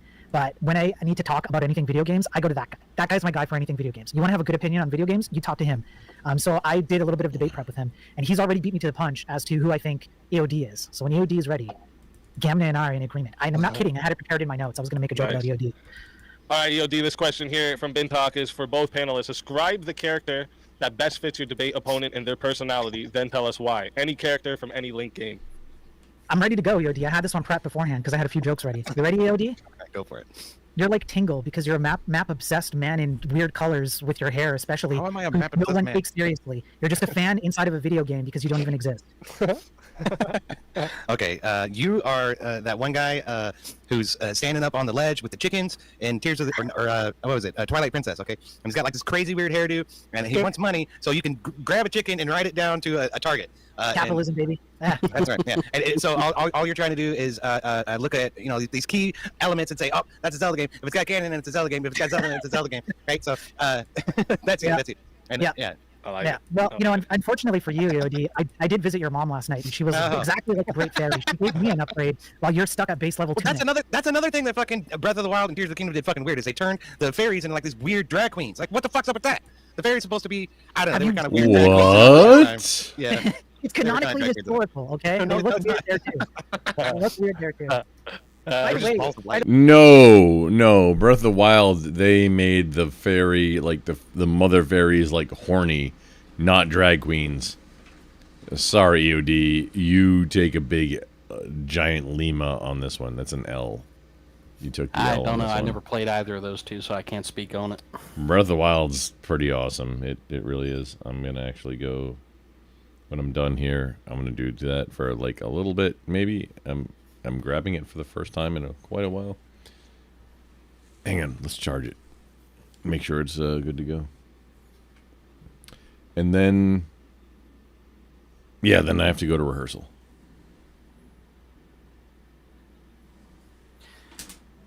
Well, it's almost 12 Eastern, so. Yeah, I have 6, 7, 8. I have 8 hours. Oh shit, you're fine. To get ready before I need to show up for rehearsal. Just make sure you get a nap in there, buddy. Well, yeah, that's the thing. Is the first thing we're gonna do before nap time? 12%. No, we're gonna cut that off. Let's make that not 12%. I have an actual charging station, but I need to find all the cables for it. So things like this switch, all these phones, devices, that they all stay charged. Right now I'm downloading all the songs that I don't already have in my binder. Gotcha. When this is done, I'm gonna run through the entire set one time, like live, for the first time, and it's gonna be glorious because some of these songs I've never heard before. Nice. Yeah, I'm I just gonna have a to little stop and pad I start. throw everything on, and it charges it. Cool. I have a little charging stand, which isn't big enough. It's not quite girthy enough for what I need to keep charged. But it's what I have, so that's what I'm working with. There you go. Except I'm not right now. I need to find the cables, like the short 6-inch cables, to be able to put the things on there. From what I've seen, you've got a lot of cables, so I'm sure they're somewhere. Oh man, it's not been content quite yet, but it soon will be. I've bought my second pack of these to repack things like cables. I've already done it with snacks. The snacks had to be first. Yeah, I've got 8. Well, because there may be rodents or maybe something that I know some raccoons have made their way inside a piece of this building, and even though it's mostly underground, I don't know where they're at right now. Currently, I'm on a hunt.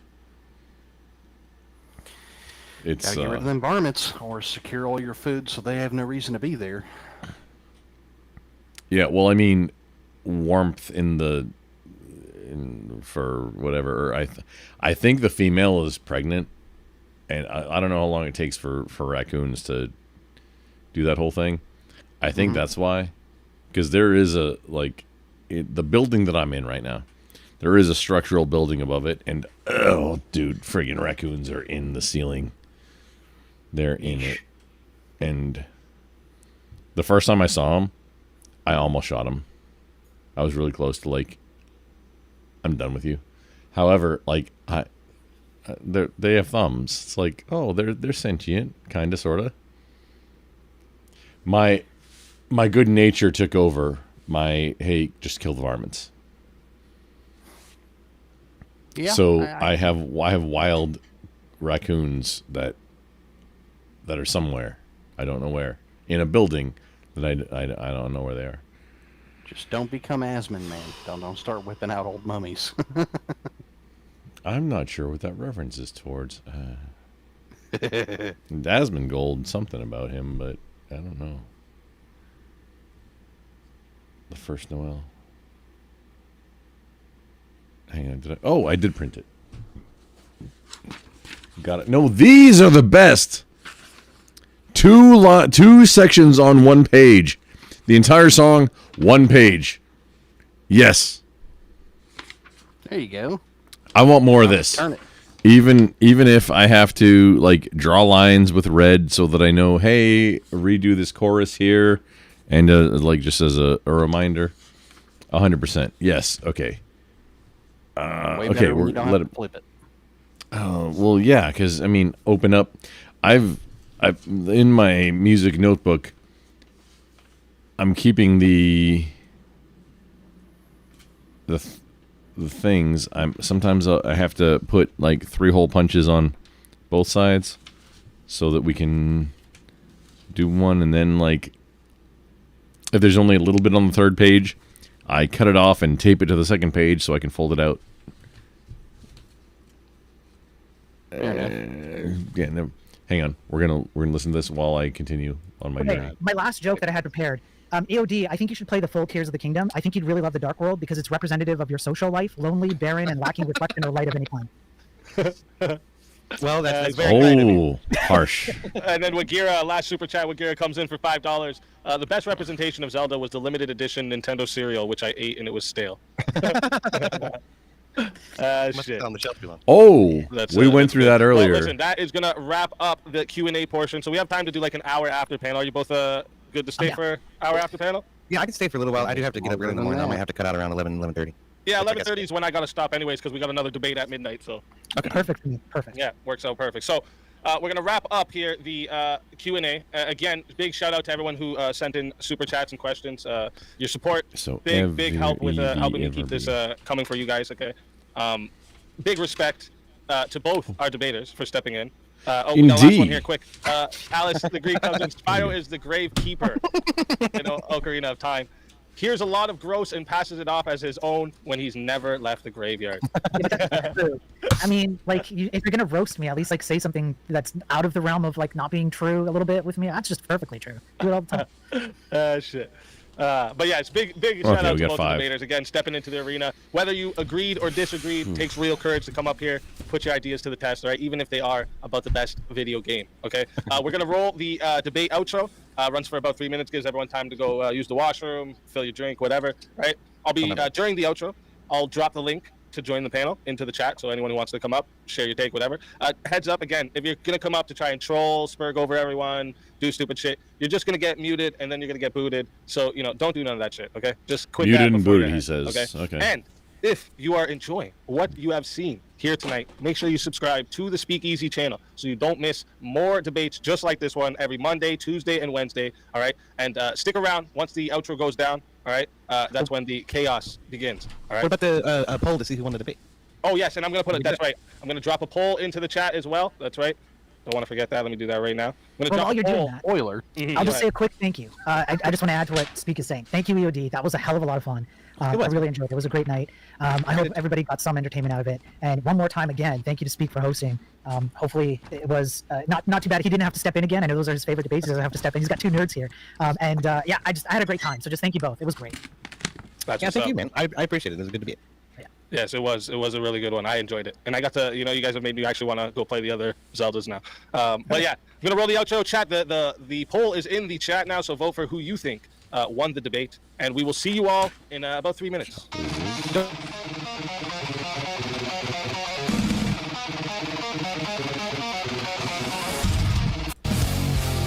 That going in, and I told you. Zelda game. Right? Nope. No surrender, no retreat. In the war of words, we find our beat. Swords of reason, Oh shit, this one's in 6-8. Oh. Try forcing. Let's go. Does This anyone is in up here 6-8. know Because race car? Nope. Yes, I do. He's cool. He's with me. Okay. I gotta hop off and spend I a just little wanted to make time sure. with the wife before Hi, she leaves. Yodi. Hi. Hey! Sorry to cut it short, buddy. What's up, Wally? Good to see you. Not much. Yeah, I seen Wally and Millie Oh, out there. racist car. He's my favorite Dorito enjoyer. Qualifiers, Spiro was listing off for why he thinks the Switch games were the best. In fact, he's wrong. He's defeated himself. He's actually made the case of why Elden Ring is the best Zelda game. Right? Or fucking Skyrim. Skyrim meets Elden Ring, man. Okay, so should I spill the beans now? Now that it's like over, I'll spill the beans on what happened behind the scenes. So the prompt doesn't leave linearity. Let's say it's open world. It's Breath of the Wild for the prompt. You know, like where you can pick a game. So the problem is who's on the affirmative, who's on the negative, right? So EOD and I talked, and we both agree Link to the Past is the one. Like if I had to pick one, it would be Link to the Past, and so does he, obviously. But we can't both pick it, right? So I've played Breath of the Wild and Tears of the Kingdom, and I did enjoy them more than he did. So I made the decision that I was going to try and defend those as the best ones, even though my heart wasn't fully in them. I don't think that they're... Well, I think perhaps even EOD and I agree on how good those games are. It's just that for the sake of, like, the entertainment and the argument and whatnot, I had to pick one, right? And it was one I know very well, played it very, all the way through, etc. And so I just went with it. But it was an uphill battle, and I knew that going in, and I told EOD, I'm like, you're going to have... It's kind of like having home turf advantage. Oh, all is American. Anyways, Yeah, that's the secret behind that. Yeah, I mean, I did not actually play Tears of the Kingdom or Breath of the Wild. I had to watch a lot of people talk about it because I don't have a Switch. And I couldn't emulate it for one reason or another. But I would have, but I didn't. So it makes perfect sense in that game world why Ganon easily stomped everyone into the dirt and took over. Because when you see how the weapon durability works, apparently all the weapons in that game were held together by cobwebs, masking tape, and wishes that they don't break. Yeah. I mean, you had to be MacGyver in that game. It was basically MacGyver in video game form. No, that's actually bad game design on display, Spiro, because it showed how a bunch of people in Nintendo looked at the weapon durability in Dark Souls, had no idea what made it good and challenging and made it work, but threw it in there because, fuck it, a hard game's got weapon durability. Yeah, that was the biggest complaint I saw about Breath of the Wild. Was the fact that every 3 hits, the damn thing breaks. Fair Wild. Oh shit! Hang on, Fair Wild. This guy showing up on the after show. Yes, What's gonna happen? Don't know if you got my message though. I gotta hop off and help the wife, so I gotta cut this a little short, buddy. Oh no biggie. Hey, thanks for hanging out. I appreciate it, sir. Hey, it's fun as always. When I'm done with this, I'm gonna be literally I'm gonna cut this one off and go live with a separate new YouTube video, or live to just because I'm doing it. Why not be live to do it? Because I'm gonna practice and hear these songs. It's probably gonna get copy struck, so that's why I'm separating it. Fair. But yeah, whatever you got to do, man. Thanks for hanging out and hopping up, and we're about to see what you have to say with our other friends. Oh, it was nothing too special. Wally over there pretty much took most of the show. Oh yeah, Wally does that. He's a fun character. I think the only things I brought up was Castlevania, which he challenged me on, saying that the one I was talking about didn't exist, so I had to hunt down the proof for it. And then I found it, and I think there was one other thing, and that was it. I think I gave Spiro a little shit. That a certain Castlevania didn't exist? Like the game didn't exist? Yeah, there was a specific Castlevania game I was trying to remember the name of, and I couldn't. And it was the one where you got to use some of the spirits, like you were throwing out Pokemon, like they fought for you, and it was one of the weirder ones. But it was a fun one to play. And I brought that up, and he had no idea what I was talking about, but he mentioned a bunch of the other ones. And so I had to go digging for it, and I found it. I don't remember what the name was, but it was on PlayStation 2. I think it was something of Darkness or something like that, but you can look it up. It was actually Aria of Darkness? No, I don't think it was Aria of No, wait, Aria of something was Game Boy. Never mind. Okay, it was so either way, I'm going to play this through for a little while until I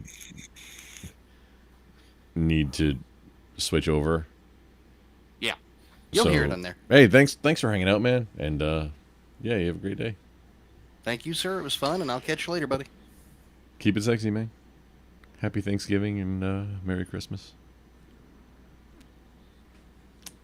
Racism intensifies. They did. And you want, okay, if I'm going to go back to defending this, Wally, all right? I'm going to go back to defending this, okay? There is an argument to be made that the reason why the durability was so bad was only because of Link. And that's not to say that Link had some kind of like magical like durability detraction thing, but what was happening was that the kinds of things that people were combating were not the same things that Link was combating, and so the durability was more pronounced with Link than it was for everyone else. Don't the flashbacks in that game show the same thing? Those crawling chaos magic powered spider robots just over the hills. Just can you see any weapons breaking there? You barely see anything trying to fight back. I think their weapons broke when they look at them. But do you see that? That's not proof though, because you don't see it, right? So it could just as easily have been the case that 100 or 10,000 years ago, depending on which memory you're looking at, weapons were made differently. I have one question. You know, I'm not willing to grant that. I'm just defending, okay? I'm just defending. I have one question. All right. Spiro, what's the instrument called?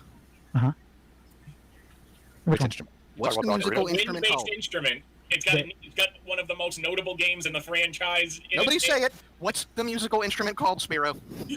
Isn't there like a harp that someone played in Ocarina? No, it's a flute-looking thing. What's it called? Flute-looking thing. Oh, isn't it Ocarina?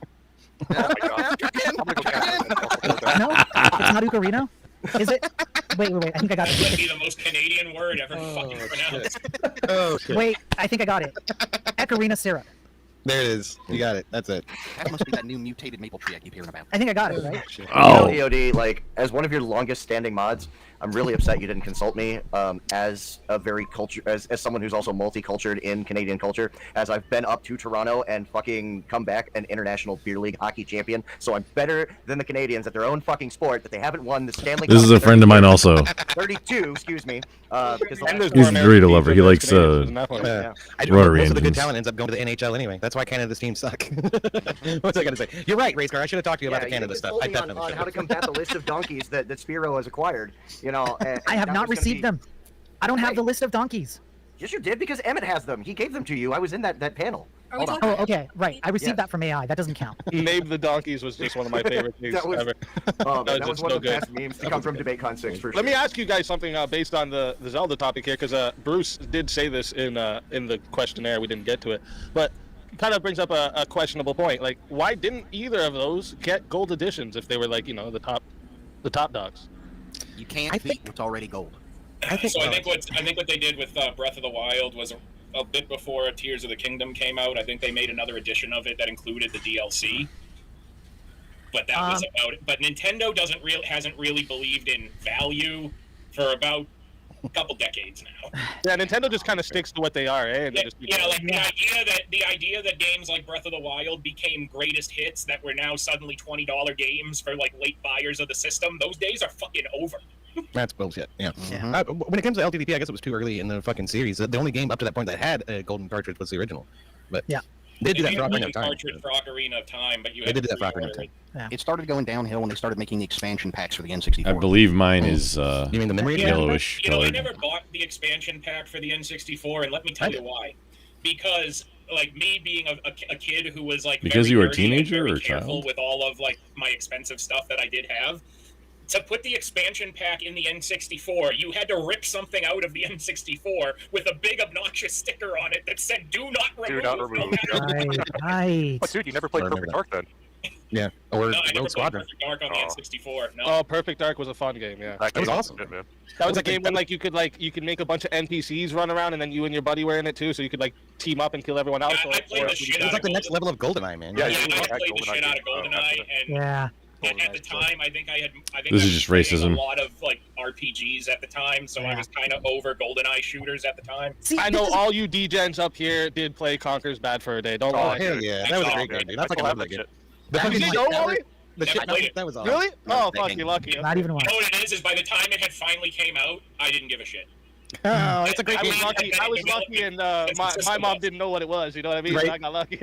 That's one you can definitely go back to as an adult, and you probably appreciate it a lot This more. shit's There's a lot of- hilarious, bro. The ending with the Matrix theme where you're like jumping on the walls and fucking. Oh yeah.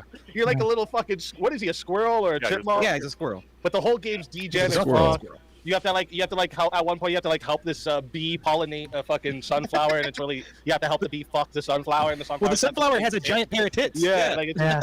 That sounds like the new generation's version of Earth Journey. Conker's Bad Fur Day. It's called. Yeah. He even got what's it Yeah, called? this is at 1.5 speed. I can't imagine because of how bad it was. Yeah. watching anything at I also 1 think speed. at the time that Conker finally came out, like the other reason I didn't give a shit is because it didn't feel like taboo to me. Because like I used to just watch South Park with my dad, and he didn't give a shit. Right. So it didn't feel like I was. You're seeing all the same. You're seeing Conker was before. See, this the is same exact humor. this is It's Wally. Like I just watch South Park. Right. This is Wally showing his age because I am 99% sure Conker's Bad Fur Day came out in the 90s before South Park was even a thing. It was on Super Nintendo. I believe that was before. Wally, you're welcome to disagree with me. But I know you're a lot younger than me. I was a teenager in the 90s, sir, and I remember seeing Ronald Reagan when he was the president on TV. I don't think you got a case on this one. But, you know, let's see what you do. How about Banjo and Kazooie? Did you guys play that Oh one? yeah, that's yeah. I really liked that game. It's not Banjo and Kazooie. The name of the game is Banjo Kazooie. There's not an and in the name of the game. However, you carry the bird. I don't even know why. I didn't actually play it. I think it was on PlayStation, which I didn't have.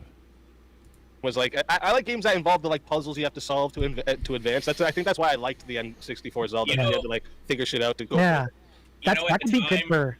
Oh, all of the Zeldas At the have time that puzzles. the N64 came out, when I had gotten it for that Christmas, I actually didn't even want Mario 64. I didn't care if the system came bundled with it or not. I wanted Shadows of the Empire. Oh yeah, right. See this right here, I think would be good for another topic debate. Which game represents pick a console? Like which game best represents the N64 console? Or you could do the same thing. Like, yeah, like what fans. game was best? Was the best? Everyone. For Nintendo 64, it's got to like. If you're not saying Mario 64, Mario Kart, or GoldenEye,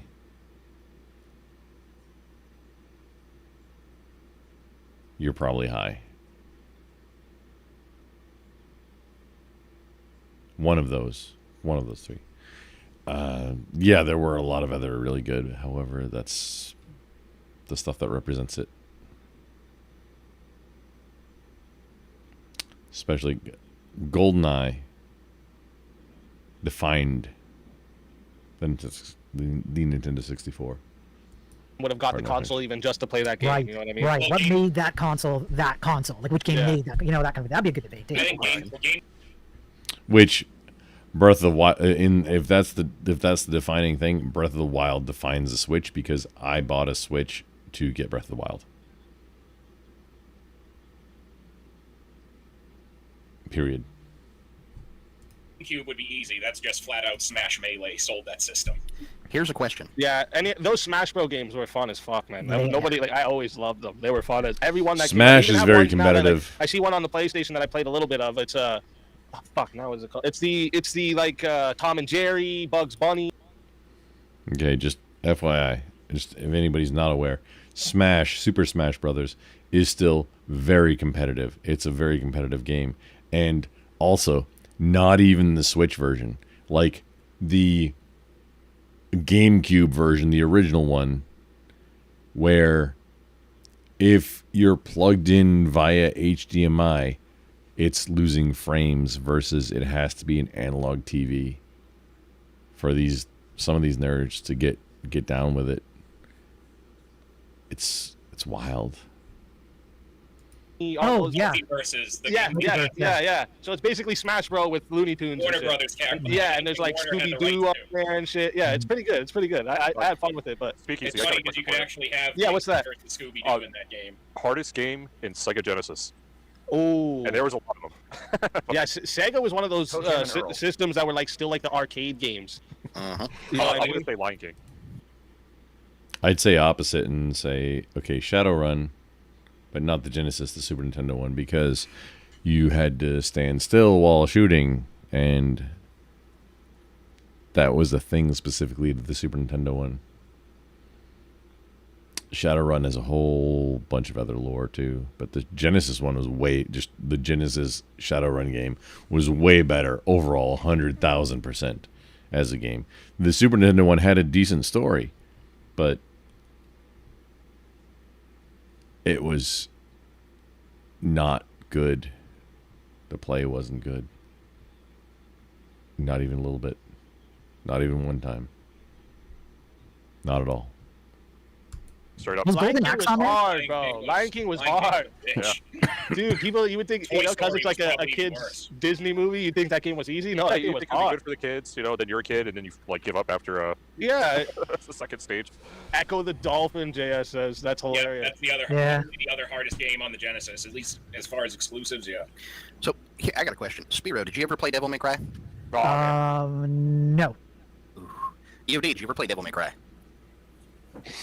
He's in shock. He can't even speak. He can't even Oh, I'm talk. sorry. I'm fucking muted. What I was gonna say is I did. I bought it not long after it came out for the PS2, and then we beat it the night I bought it. Like within 7 hours, we just played the game fucking straight through. It was awesome. I loved it. Which was Yeah, I beat that in like 2 days. So here was the question I was going to ask you. Oh, Okay? that's wild. For all of you who know, if you don't, that's fine. Which Devil May Cry was better, the real Devil May Cry or DCM? DMC. Oh, man, I enjoyed DMC too, but it had a lot of weird propaganda and shit in it that really kind of ruined it. Yeah, the weird. It was an interesting game. It was really well presented, and some of the ways they did the interdimensional shit was crazy cool. But what the yeah, shit just are they the talking propaganda about? What was the Sega game where you were going through a comic book? Comic Zone. Comic Zone. There you go. That's it. That game was hard. That's one of the games I was trying to think of. Like, I gave up on that game so fast. I was like, "Fuck this game." And I remember That's- trying to I'm play playing this 7 as a kid, and that shit kicked my ass You for know whatever what? reason. that's what I did with Echo the Dolphin, dude. I played that for about 30 seconds. I'm like, "Fuck this. This is gay." Yeah, it's one of those games you're like, why? Why is this so hard? One of the best Genesis games, hands down. Gunstar Heroes. Yeah, the game, I thought that one was pretty challenging too. That's got some hard shit in it. Yeah, I got that's the one enjoyment where, like, about the- drowning it's like a Echo. mechanic thing? Or am I Yeah, thinking of a it's kind of like what the hell? Contra, That's but it's fun. not one. There's no like one hit deaths and shit in that one. Oh, Contra. Yeah, that's It's the other similar to fucking Contra. game. That game's stupid, Yeah. bro. That game's dumb. That game's awesome. I love Actually, Contra. What are you talking about? I hated that shit. The Genesis was pretty good. really good. Contra. That's like what's the game Dark Souls everybody complains about now. That's like the Right. Sega's Dark Souls. You know what I'm saying? That's what that is. The It's so hard, dude. It's a hard one.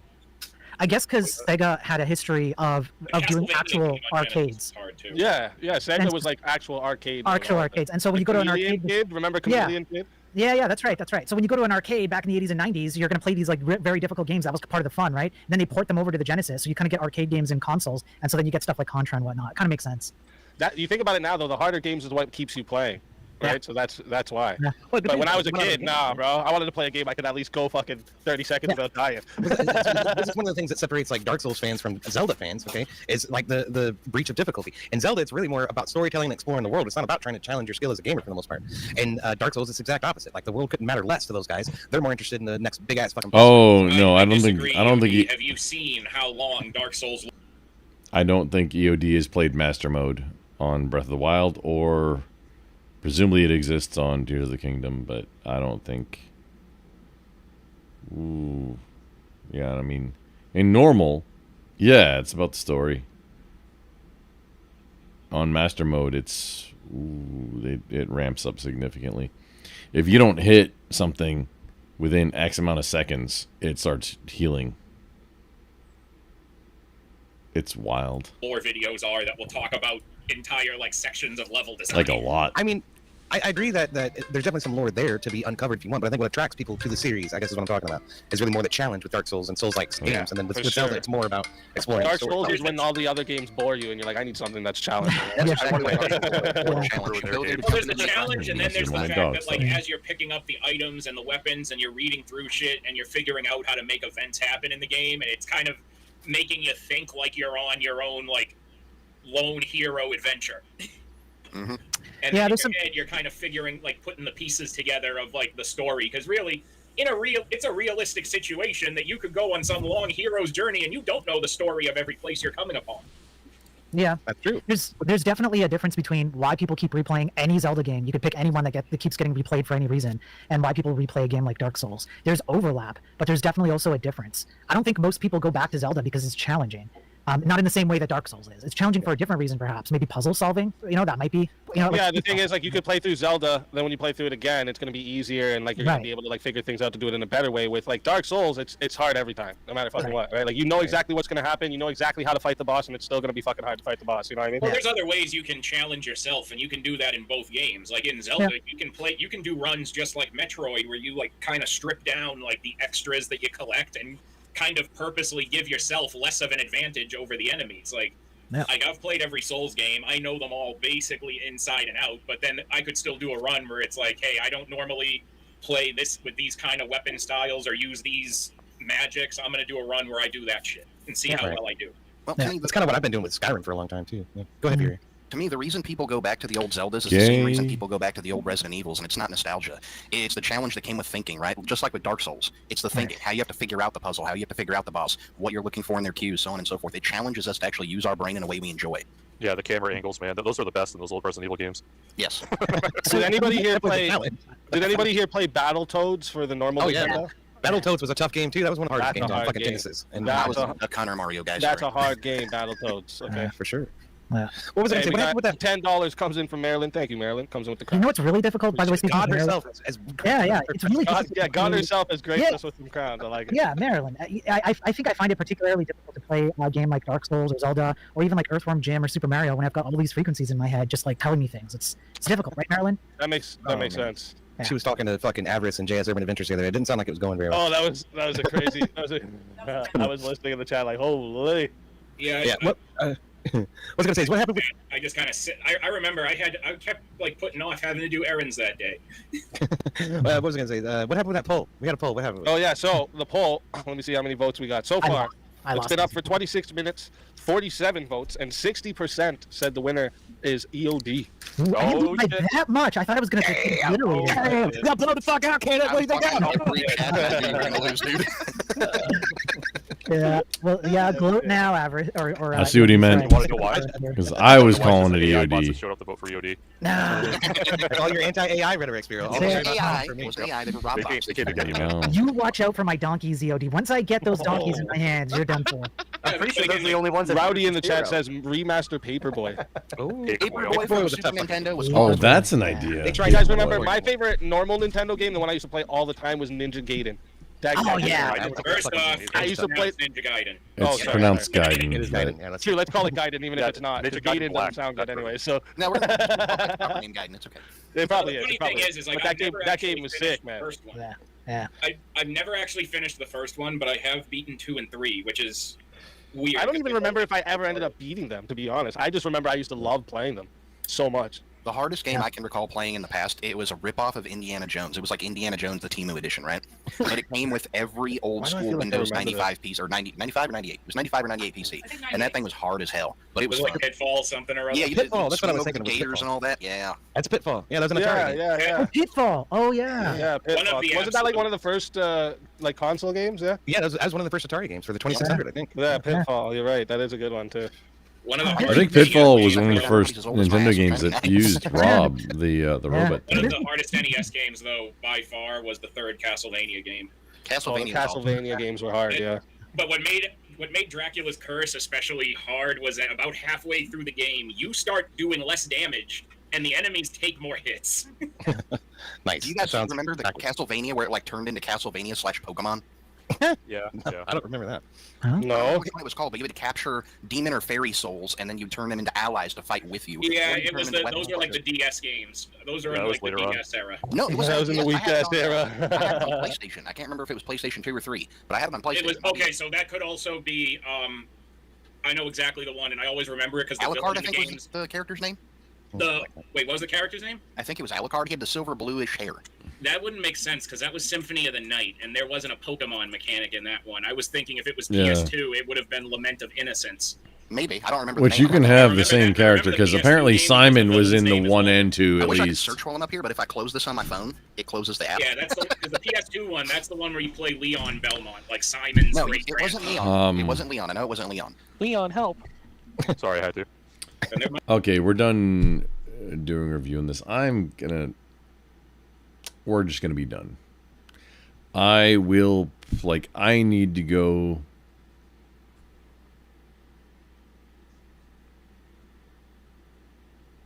in 6 hours, I have to be prepared to go and do band rehearsal for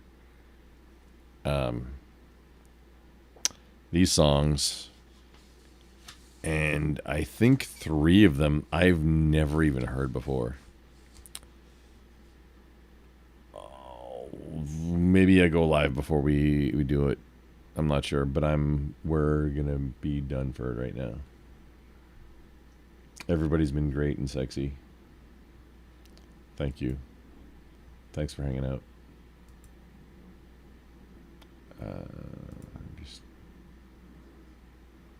Oh no, I already have just StreamYard. Okay. We're done watching this. I'm gonna take a nap. And then we'll be done. Shit. I have a lot of work to do on Friday. Math. But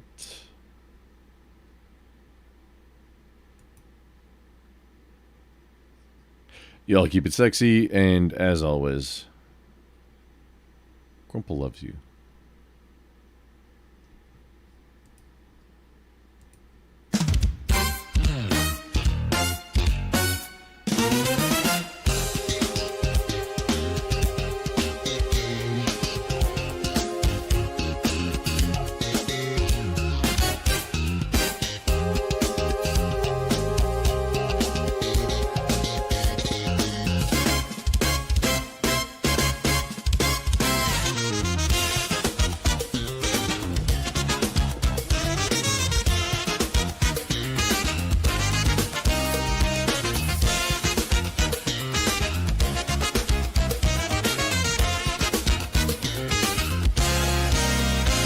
In the shadows of the storm, where the grid starts to fail, we sharpen our minds, chart the risk on